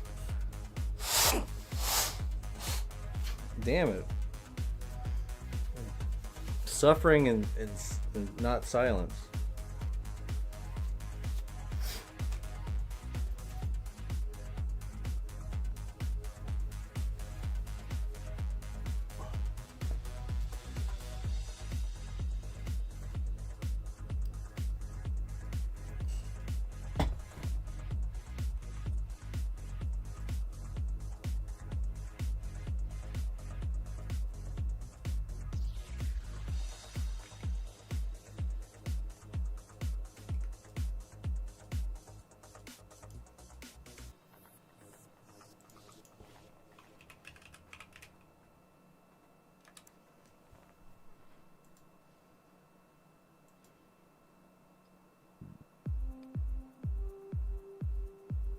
We're in the Wow. Artemis Mission Control Room at Johnson Space Center, getting our preliminary contact with Orion. That acquisition of signal coming after a 40-minute loss of signal, during which the crew was flying behind the moon, out of contact with anyone on Earth.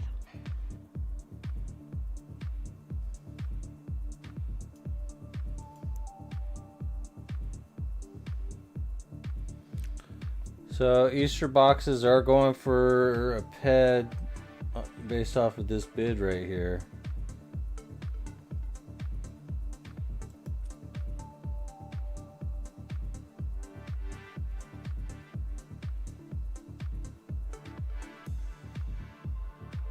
Yeah, don't do it.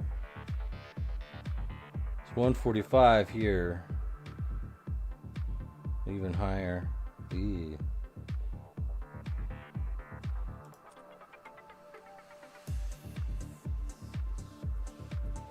Well, it's just We a are bid, getting so. our first views from Orion after the loss of signal. Orion has come back around the other side of the moon, and that little crescent that you see is Earth, over 252,000 miles away. So it looks like they made it around the moon. With this transit complete, lunar flyby continues, but Orion has also technically begun its journey home.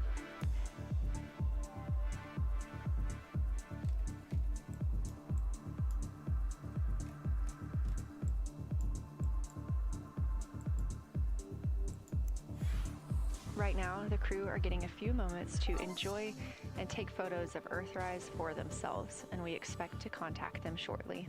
But we do have good signal coming from Orion.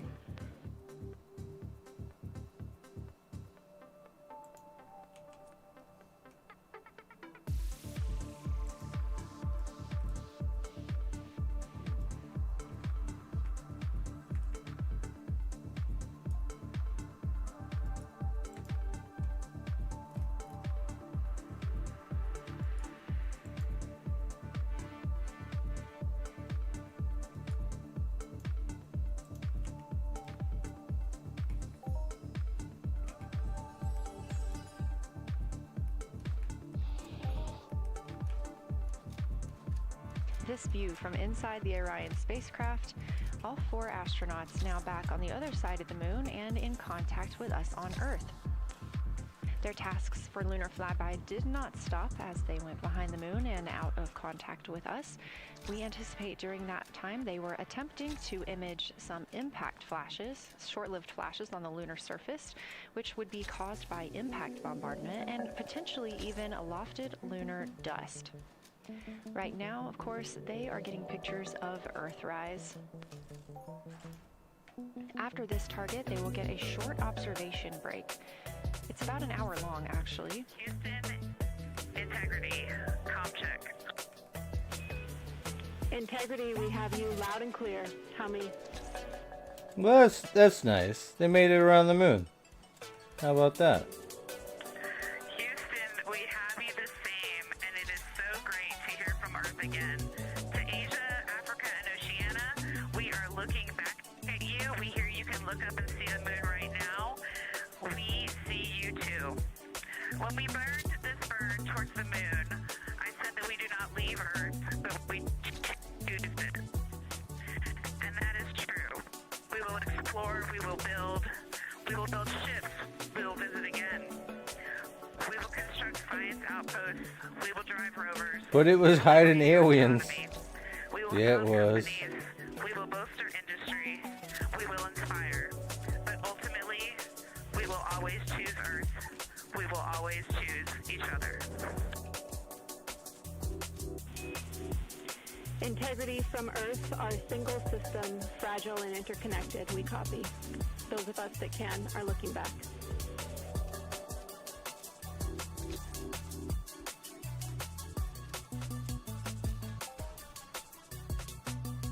Hey, look, Ma, no armor. Haha.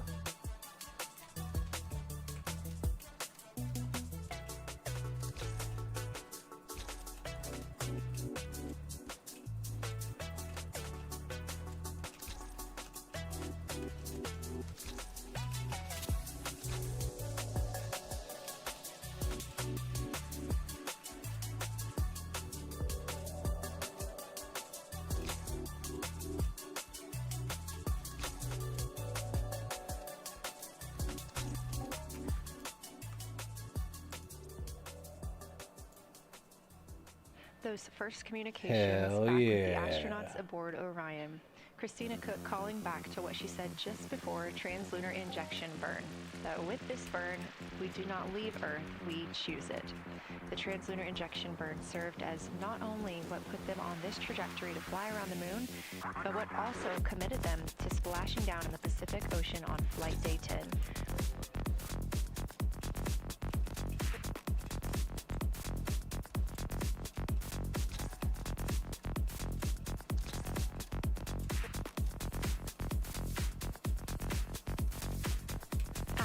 The crew is entering an observation break. We expect this to last about an hour. And it's probably a welcomed break following their very, very busy day taking pictures, making annotations, making audio recordings, and communicating You're just gonna all the nap. wonderful things that they Ain't are nothing wrong with seeing a nap, man. on the moon. You're done? This observation break Hell is also yeah. partially due to the fact that we will Miss be Watson, where can I entering meet you so I can give you this money? This will be the first solar eclipse that humans have seen from the moon. The Or you wanna astronauts just will need to donate wear it? eclipse glasses for the first 2 days. It's completely covered by the moon. And then they have additional targets that the science team is hoping that they will photograph. We will have communications with them during that eclipse time frame. But congrats on getting it done.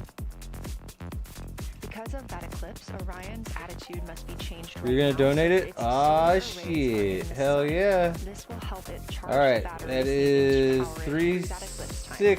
$3.63. Miss Watson has donated to the free-to-play This view on community. your screen is a visualization. The Thank you spacecraft very now much for your donation. 4,224 miles away from the moon, and that number will now continue to grow, while the number of distance from Earth, 252,699 miles, will continue to shrink, all the way. Ah, I'm fucking up, I'm fucking up, I'm fucking up. Ah, I'm fucking up, I'm fucking up. There we go. Okay.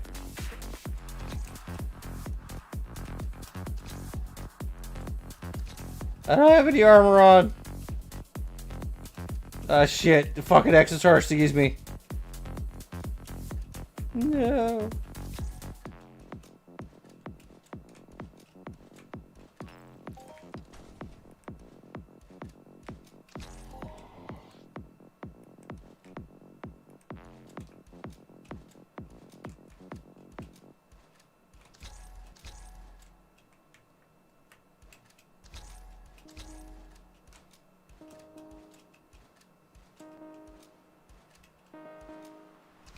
Hope you get something nice.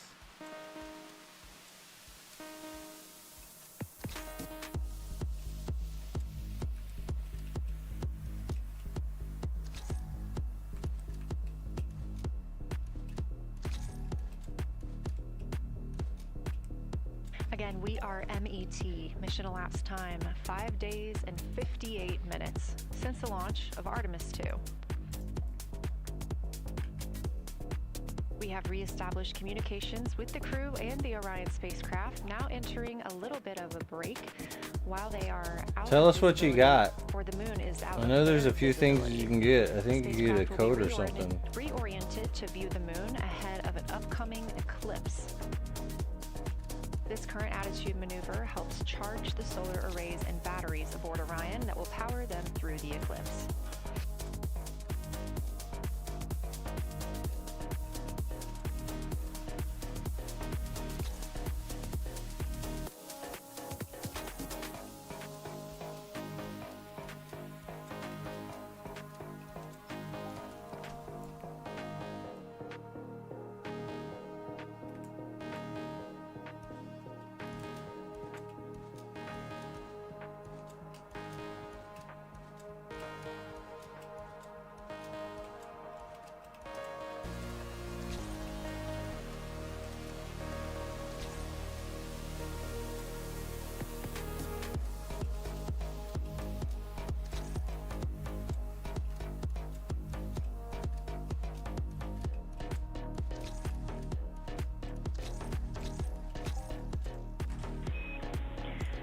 Integrity, Houston.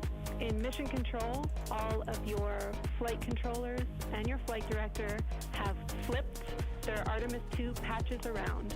We are earthbound and ready to bring you home.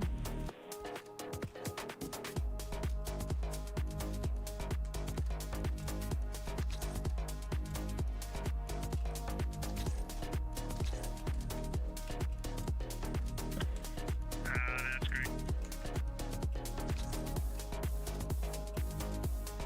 Great to see the light of day as we head back to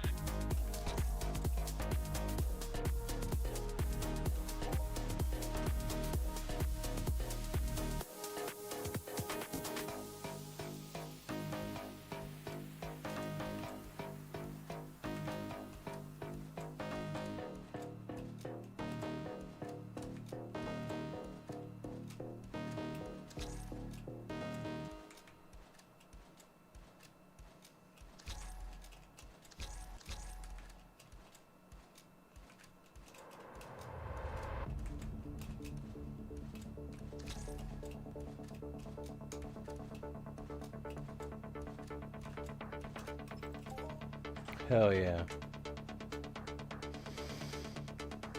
You can wait. What? Can you? I have no idea. I need a cloak.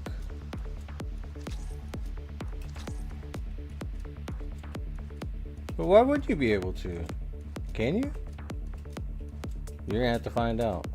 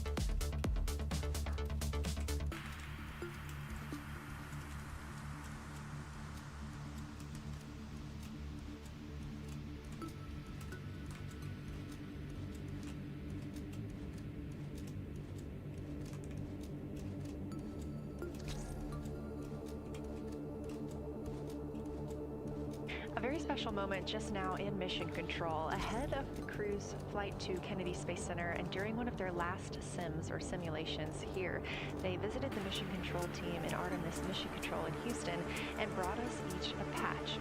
Everyone in the flight control room has had these on their signifiers at their console. On one side of the patch that you've probably seen is the moon with the Earth behind it. Now that we've passed behind the moon and we are returning home, the flight control team has instructed everyone in the room to switch their patch around so that the Earth is closer and the moon is behind us. We are really looking forward to seeing the Artemis 2 crew, and the Capcom Jenny Gibbons did call that update up to the crew that the flight control team here has turned their patches around as was instructed by the crew during that last sim, and we are counting down the days until they get home. They are now 5 days, 1 hour, and 3 minutes mission elapsed time into the Artemis 2 mission.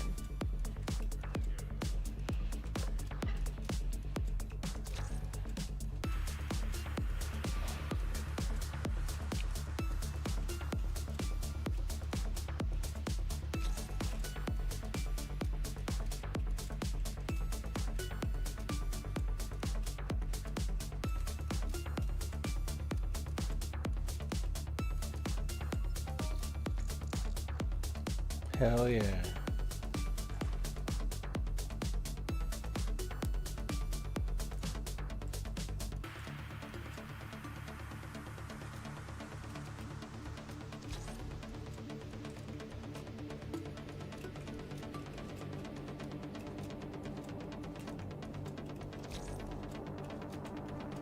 Shit.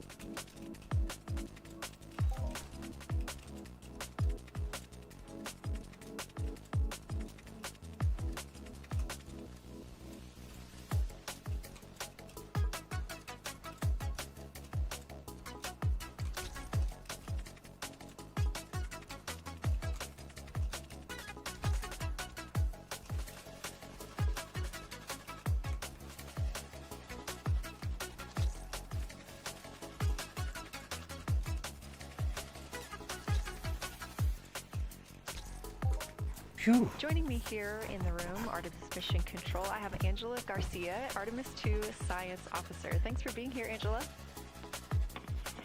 It is an honor to be here. What a day. Everyone's been buzzing. I can't contain myself, so it's been a really awesome day. So you're sitting on console at the Science Console now. Have you been in the SIR earlier today? There's a lot going on, so I went here first, then I'm going to go there after.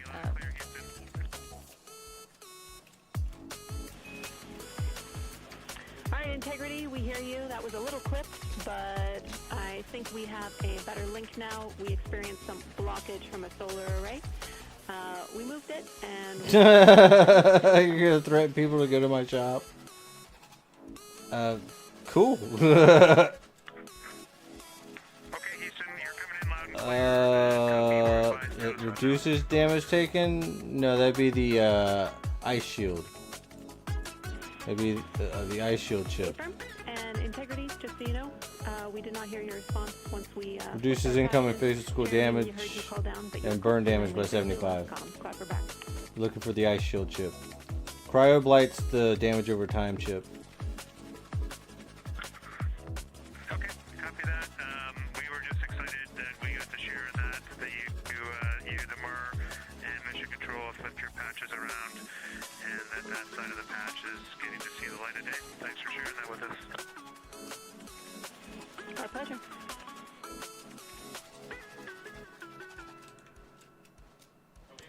Okay, Angela, so can you tell me a little bit about your role supporting Artemis 2 and the science preparation for the mission? Yes, so I'm one of the 3 science officers. So Kelsey's been on console all day. I'll take over kind of closer to the end of the day. And then Trevor Graff is on the planning shift. And so it's the 3 of us in this 24-hour cycle supporting the mission. And so the science officer console is a brand new console to Mission Control. And it's not every day that you get a new discipline incorporated into Mission Control. So it's been such a significant milestone for us. And it's just a testament to like the commitment that the Flight Operations Directorate and NASA have, that they're going to be integrating science and maximizing science throughout Artemis. So it's really exciting. And then the science preparation. So I'm on the operations team, but I'm also on the training team. So all the incredible training and shout-outs that you've gotten today, it warms my heart. It warms everybody's heart in the science evaluation worm. I promise you that. But so all the classroom training, the field training, the mission simulations, right? We were part of all of it, and that is what we did to get the crew to be here, a part of the science team. And they are the forefront, that nice edge, and they're just doing such a great job today. I know. I imagine that you have to be pretty proud of them. Their reports have been fantastic. So I would like to know a little bit about how you have developed procedures for this crew. What kind of science activities are they carrying out inside the spacecraft? Yeah, that should be what happens. You're doing a great job.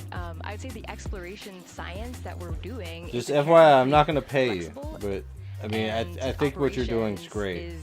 It inherently has more structure and rigidity, and so to marry the two and to operationalize the science that we want to get done has been a challenge.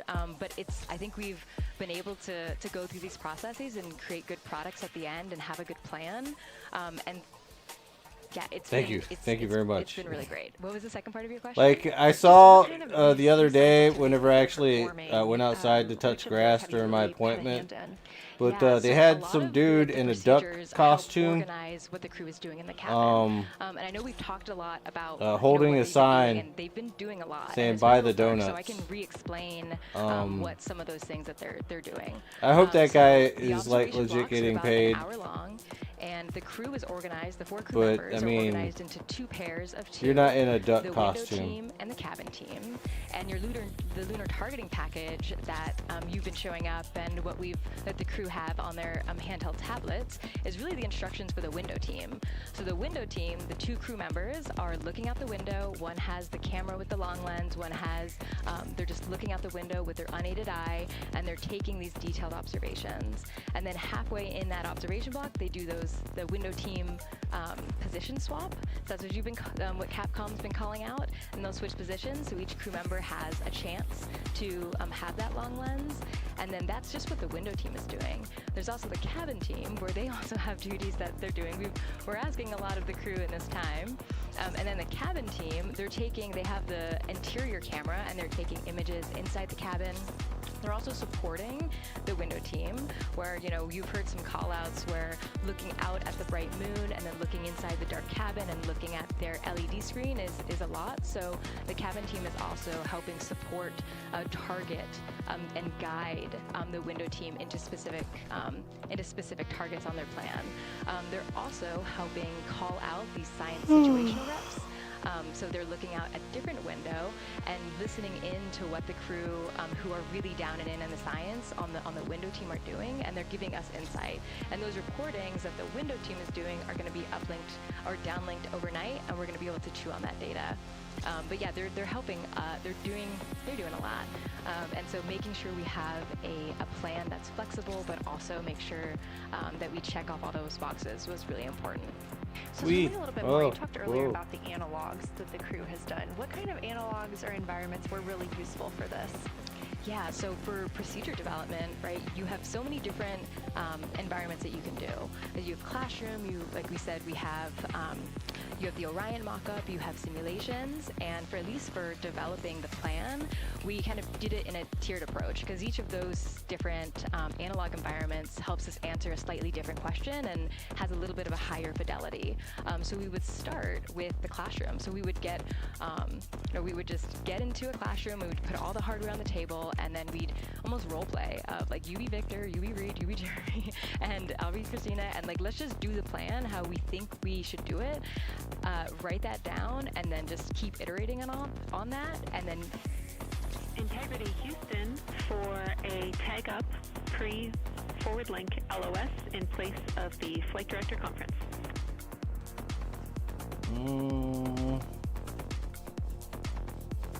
A little bit of moving. All right, crew, I'm going to roll through a couple of topics here. The first two are for timeline. I'm surprised I haven't gotten a HA. Toilet maintenance. It is Not even a small one. Maintenance where you do not have to do the aux zone changeout. That portion of the procedure is canceled. But maybe I don't deserve one. Victor, you have an HHP stop activity on your timeline. We need you to perform that as scheduled for bandwidth reasons. For your next portion of the flyby, in particular the eclipse, we want to remind you that you can take off the eclipse glasses when the sun sets and you are simply looking at the corona. And then finally, for the D5 with the long or zoom lens, which is set for solar corona, we want to remind you that when you are capturing Earth shine, you will likely have to adjust the exposure. That's all I have for you. And let me know if you have anything for us.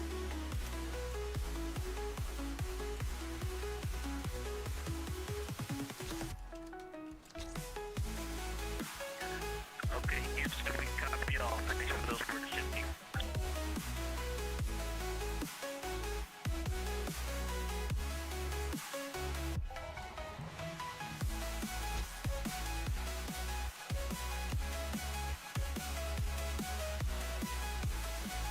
All right, just a quick call up to the crew ahead of a forward link LOS, meaning that we won't be communicating with them, but we will be receiving their communications and data during that time frame.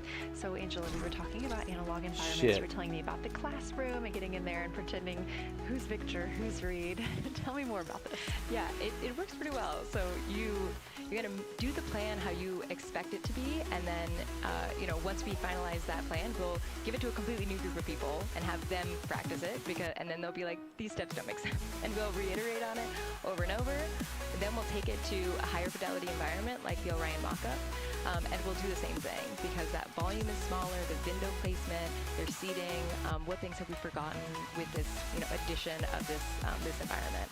And then once we reiterate on that, we'll take it then, we'll give it to the crew and have them execute off of it during mission simulations. That's the highest fidelity that we can do before we send it to space. So we've maybe stop jumping. Do this because we're a brand new console, and it just sparks so many neurons of like, how are we going to do this for surface missions and integrate this in so many different ways. So excited to have kicked off this process, but there's so much more to come. Fascinating. And I think it was really well thought out too, because each crew member gets an opportunity to do each task. And so you're getting different perspectives and different insights from each crew member, maybe even about the same target, but something that one person sees could be completely different than something another person notices.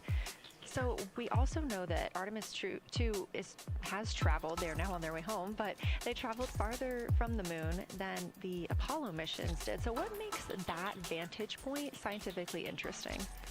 Yeah, observations are so fundamental in the scientific toolkit, particularly observations from different perspectives, different scales, and with different techniques. And so for this, so we really tried to make the plan to optimize those. There's pros and cons for all those things for this mission, so we really just focused the plan to have all those pros. So in terms of scale, this zoomed out scale, you can learn different things. This different perspectives, so their perspective, as Kelsey talked about, photometry around when they orbit the moon. And then also just their different the different things they're able to observe. So yeah, let me talk a little bit about scale, because I think observations at different scales, you can gain a lot of different information. So like, for example, if you were an astronaut on the surface looking at a rock, and you describe at this micro scale. So in training, we kind of talk about observations from micro to macro, or from outcrop to orbit.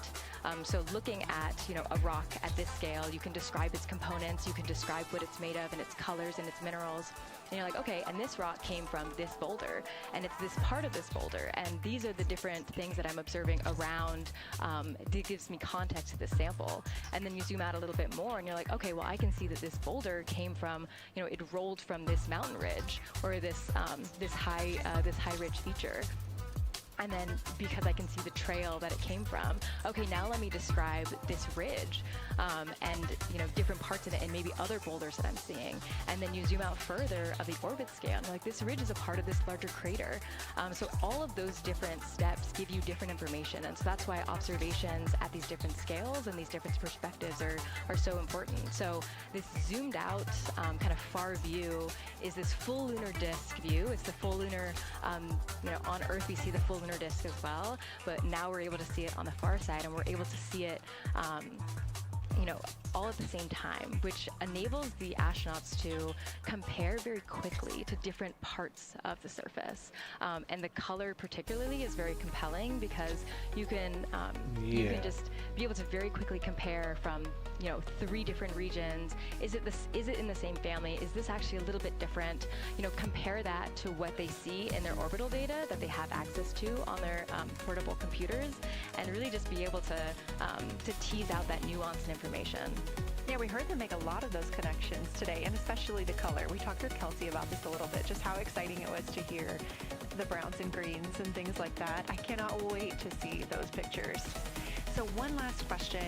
We are coming up on the last lunar flyby observation block, and this is when we are going into a solar eclipse. So can you tell me what you're interested in the crew learning during that time frame? Yeah, so the data set, yes, there's so many things, how to pick one. So I'd say the thing that I'm most interested in seeing is some of their annotations that they're taking. So in this opportunity, it's a very dynamic type of experience, in that we don't normally see this activity. And so being able to have crew observe the solar corona, and then also annotate it in their on their portable computing device is just such a unique thing that humans can give to missions.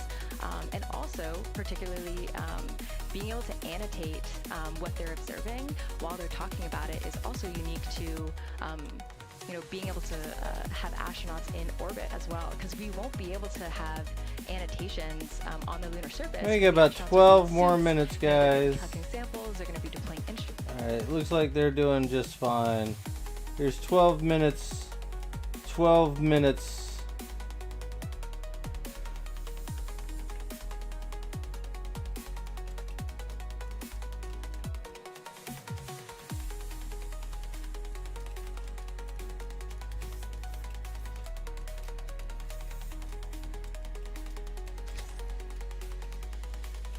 It's a little lore coin mini mayhem. We got ×2 on it.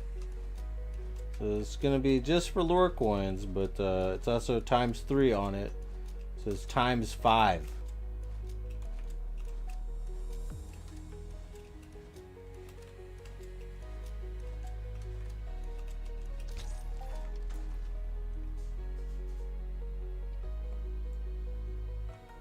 So we're looking at ×15 off the tickets.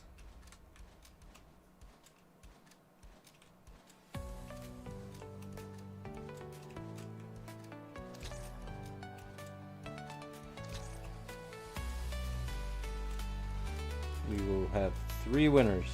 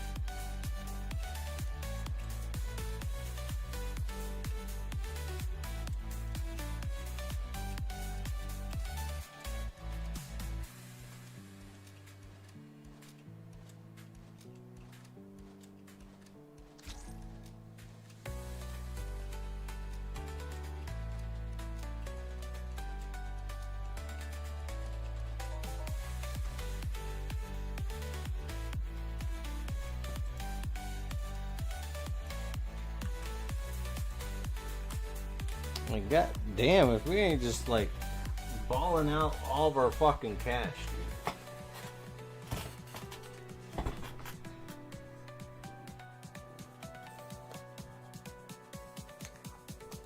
I mean, I don't know.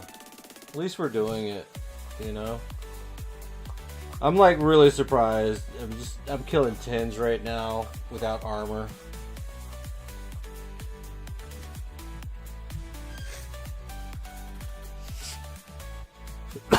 You lost too much.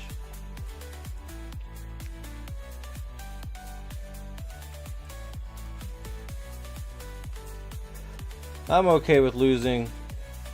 I still need something to do, but I want these boxes, man.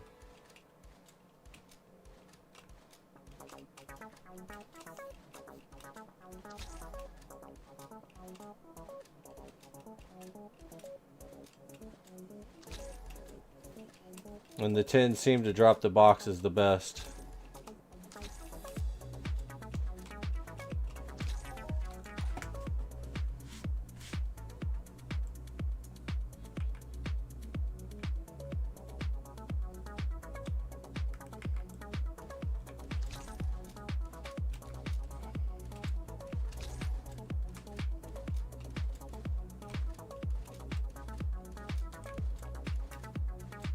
What are any boxes I've opened already?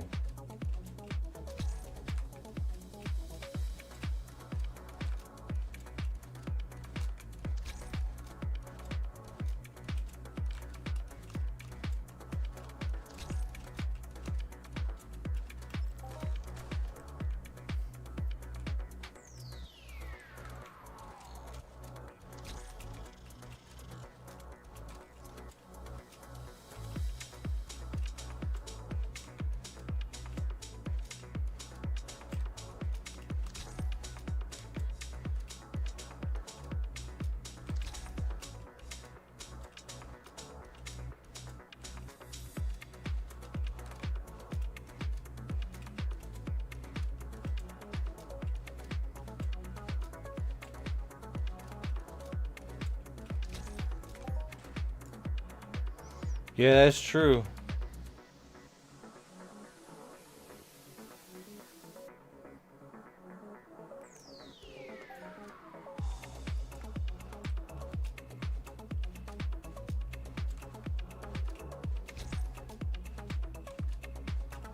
I have no idea how much I cycle.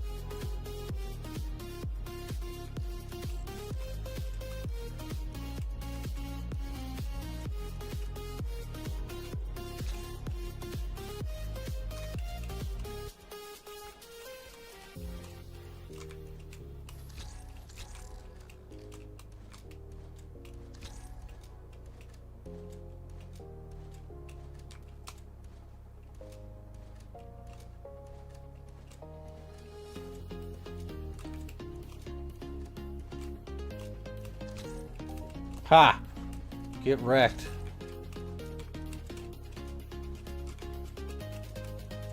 Kiting two of them.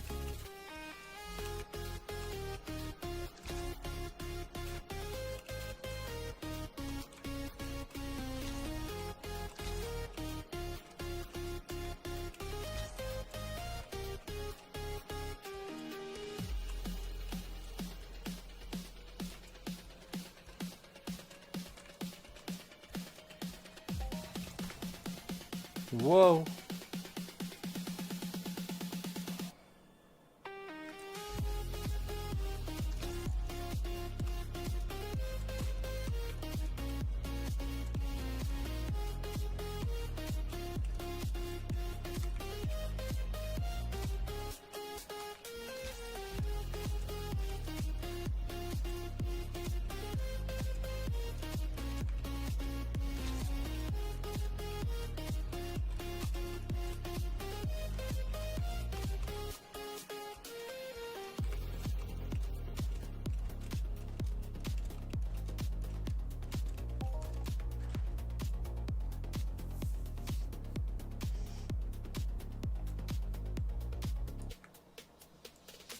Three minutes. That's time enough for another one.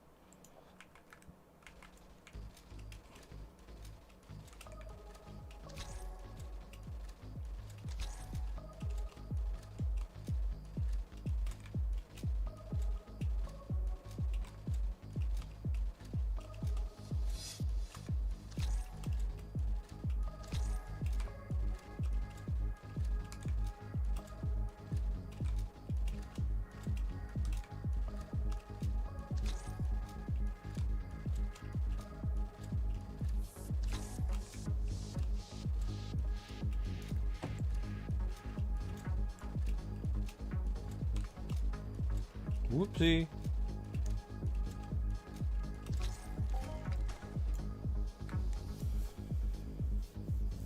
I have no idea.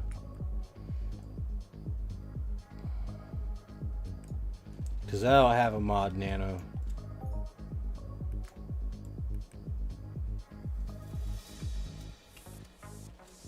I heard the people that have mod nanos are really nice people.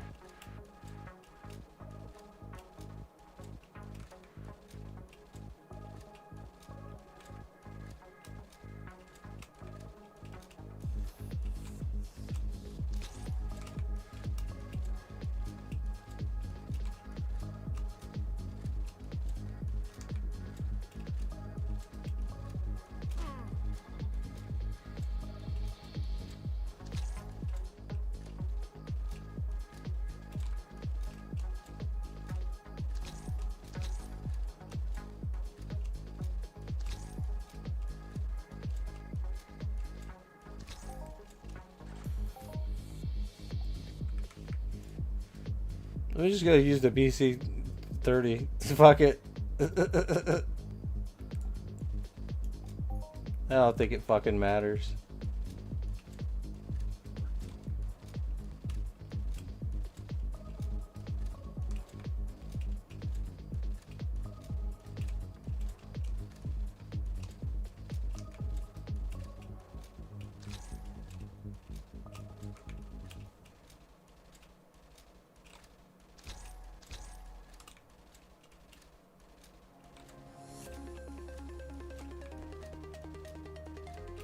Make it take a good goddamn long time. Fucking torturing these stupid little robots. Let's fucking go.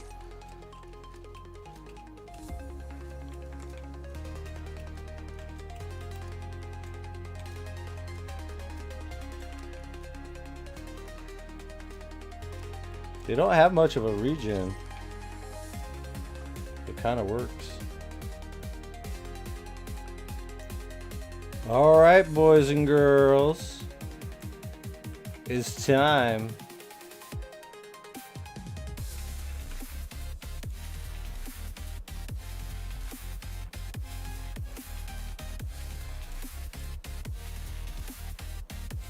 You can no longer enter this rigged raffle.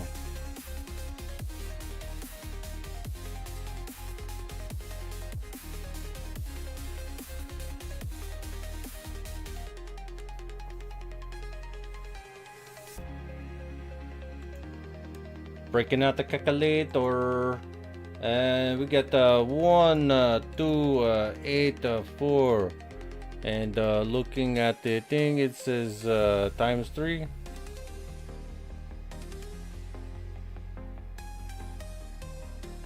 And we look at this thing, it says times 2. But we have to do times 10 first.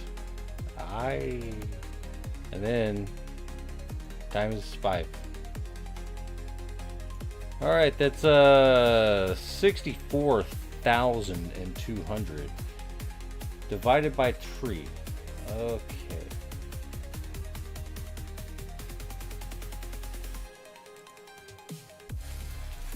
That can be 21,400 for 3 people, and these 3 people are Lothel Rose Lily is number uno. She didn't call uno, but that's okay. So plus 1, 3, 8, 2, 7, 9. 1, 5, 9, 6, 7, 9. Cool. Alright, they're still on the bottom of page 1. There's a lot of names here, man. So it's the most active people are probably way the fuck back here.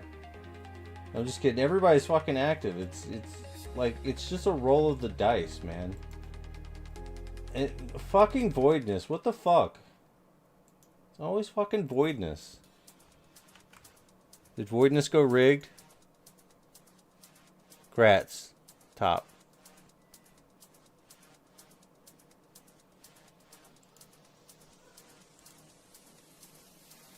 Five, 3, 2, 7, 6, 4. I think you have to type more right before I click the button.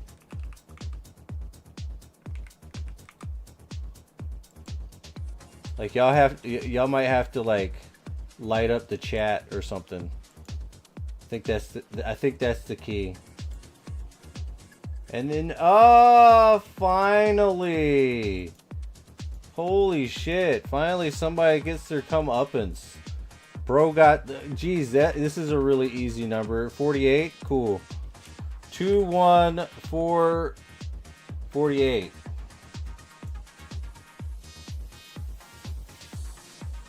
There you go. You got your comeuppance, bro.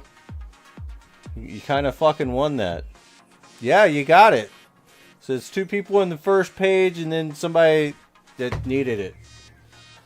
I mean, it's random, so of course it's not gonna give everybody that needs it, you know? Like, it's gonna give people that, you know, put the fucking things in.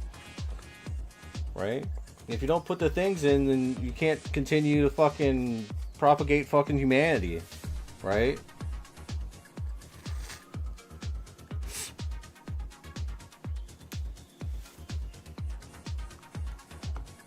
It's definitely rigged.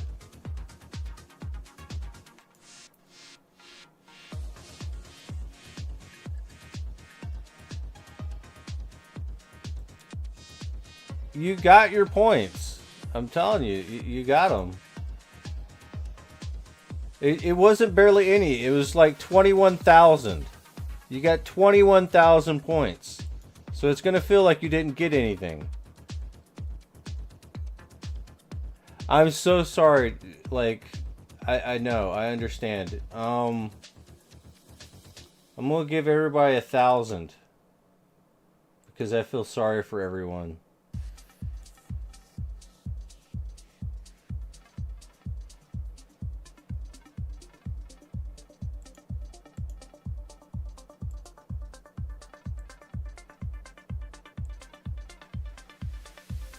Hey, everybody got 1,000, so it's pretty even. You got it rigged to where you can enter into the raffle.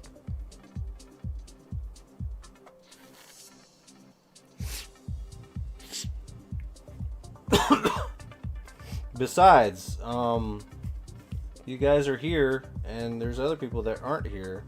So it's kind of nice to get a reward every now and then.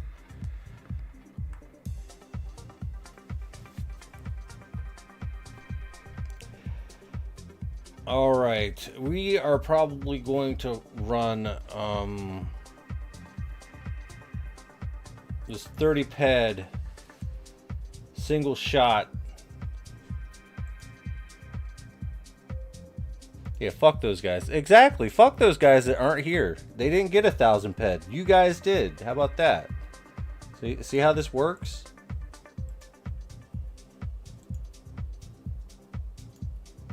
Hell yeah.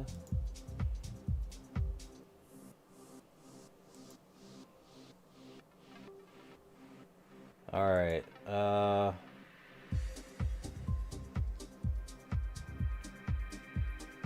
definitely doing very well today.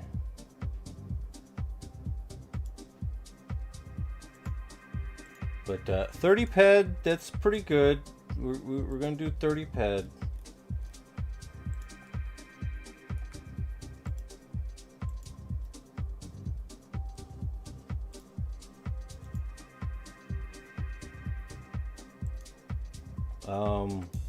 The hell am I doing?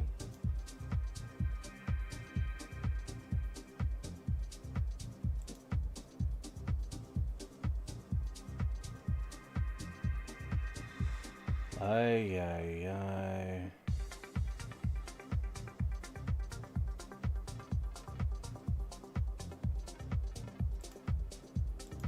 Trying to look at shit. I'm working as hard as I can.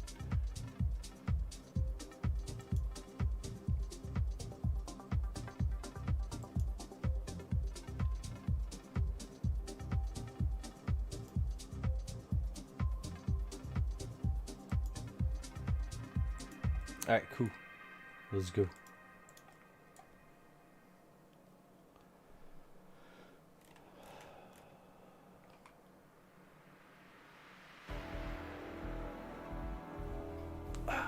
Yeah, let's do this.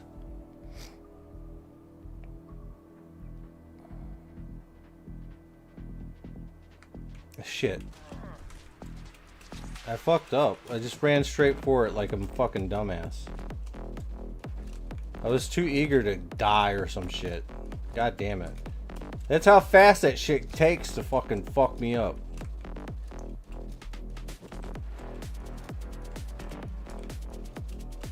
Acting like I got fucking full battle rattle on and brought my own fucking personal fucking hospital ambulance and fucking fapper. Like I got a drug dealer with infinite medi-stims that offer them to me for free samples all the time. Yeah, we just like ran right into this motherfucking robot, like no care in the fucking world, as it fucked us up in like one hit, maybe two.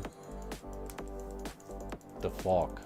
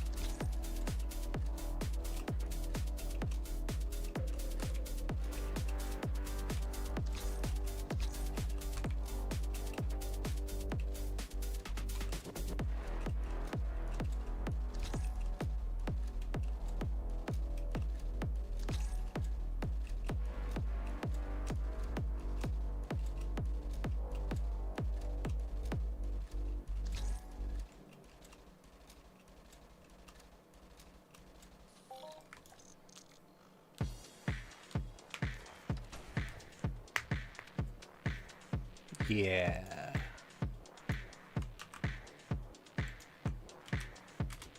Yeah. Fuck the bullshit. Fuck the crazy shit. We're just gonna hit it with this. We're gonna jump around, kite the shit out of them, make some fucking money, get some fucking boxes, fucking do it, everything.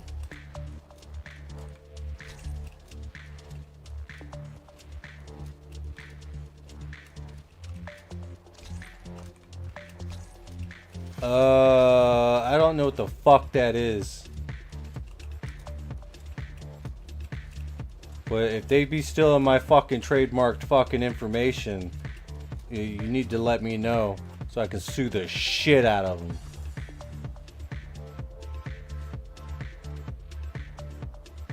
The fuck is that?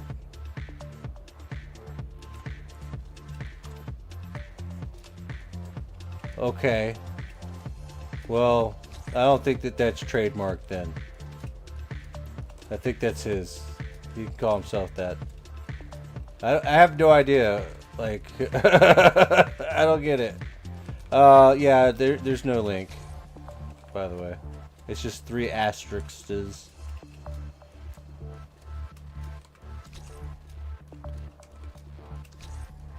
Yeah, that's not a link.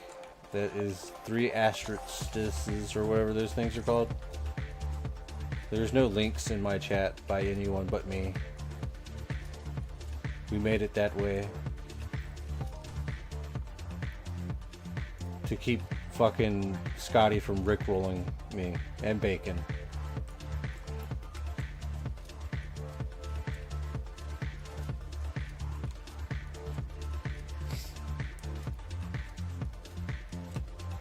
Yeah, the only person that can see the link is you. Everyone else is like, that's just 3 asterisks, or whatever those things are called. However those things are pronounced correctly, that.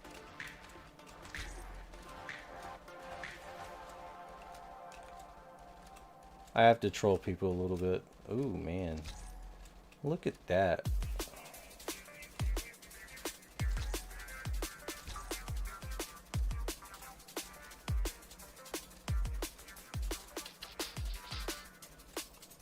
$1,000 points. Money for nothing and your bitches for free. Let's go.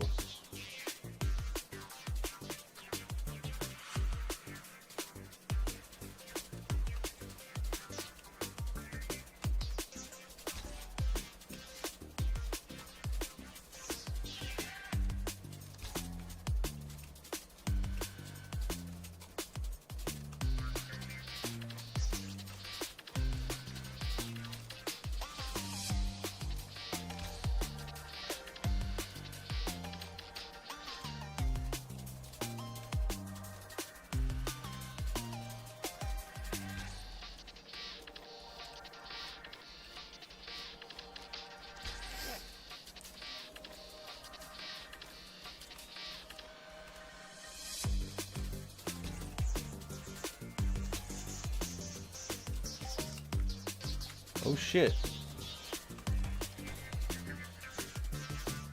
Another one showed up to take its place.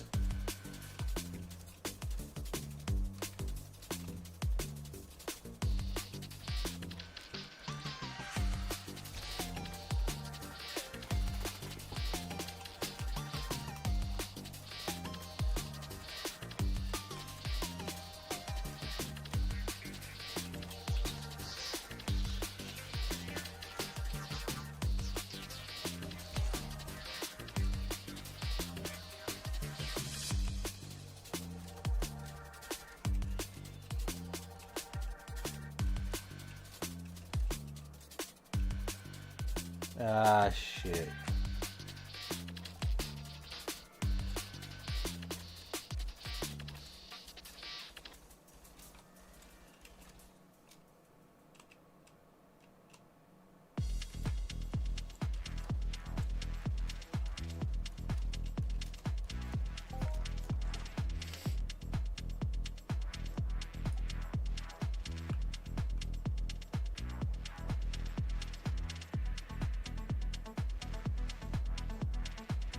What's odd?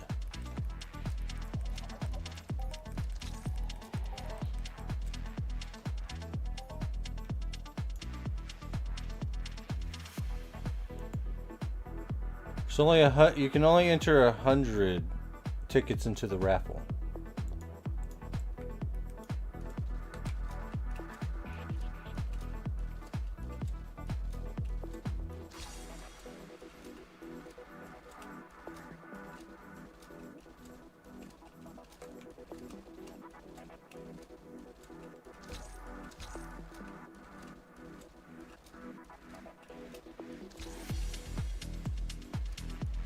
Oh, subscriber bonuses.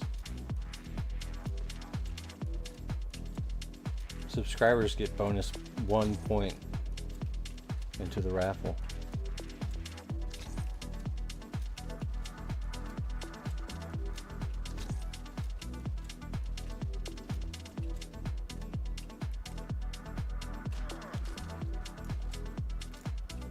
Oh, son of a bitch.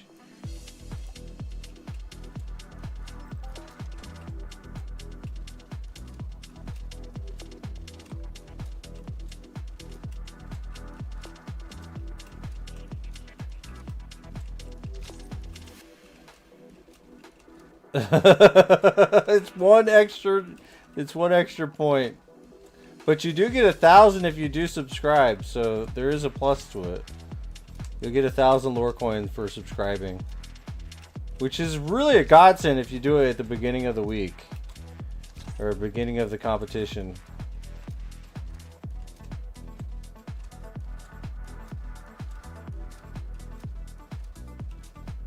I mean, yeah, you could, but I mean, you can always just go ahead and do it.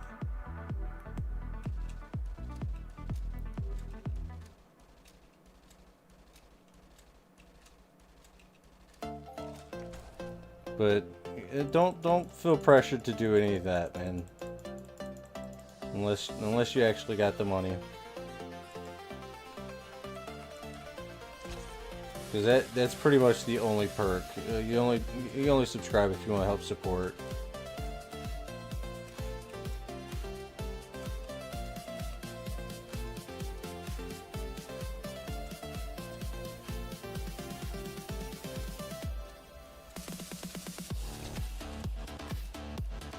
Because we're giving out money, man, and we need money to give it out, you know. That's why subs still have to watch ads and this, that, and the other. But I mean, most of that money goes back to you guys. I mean, provided that you win the rigged raffle.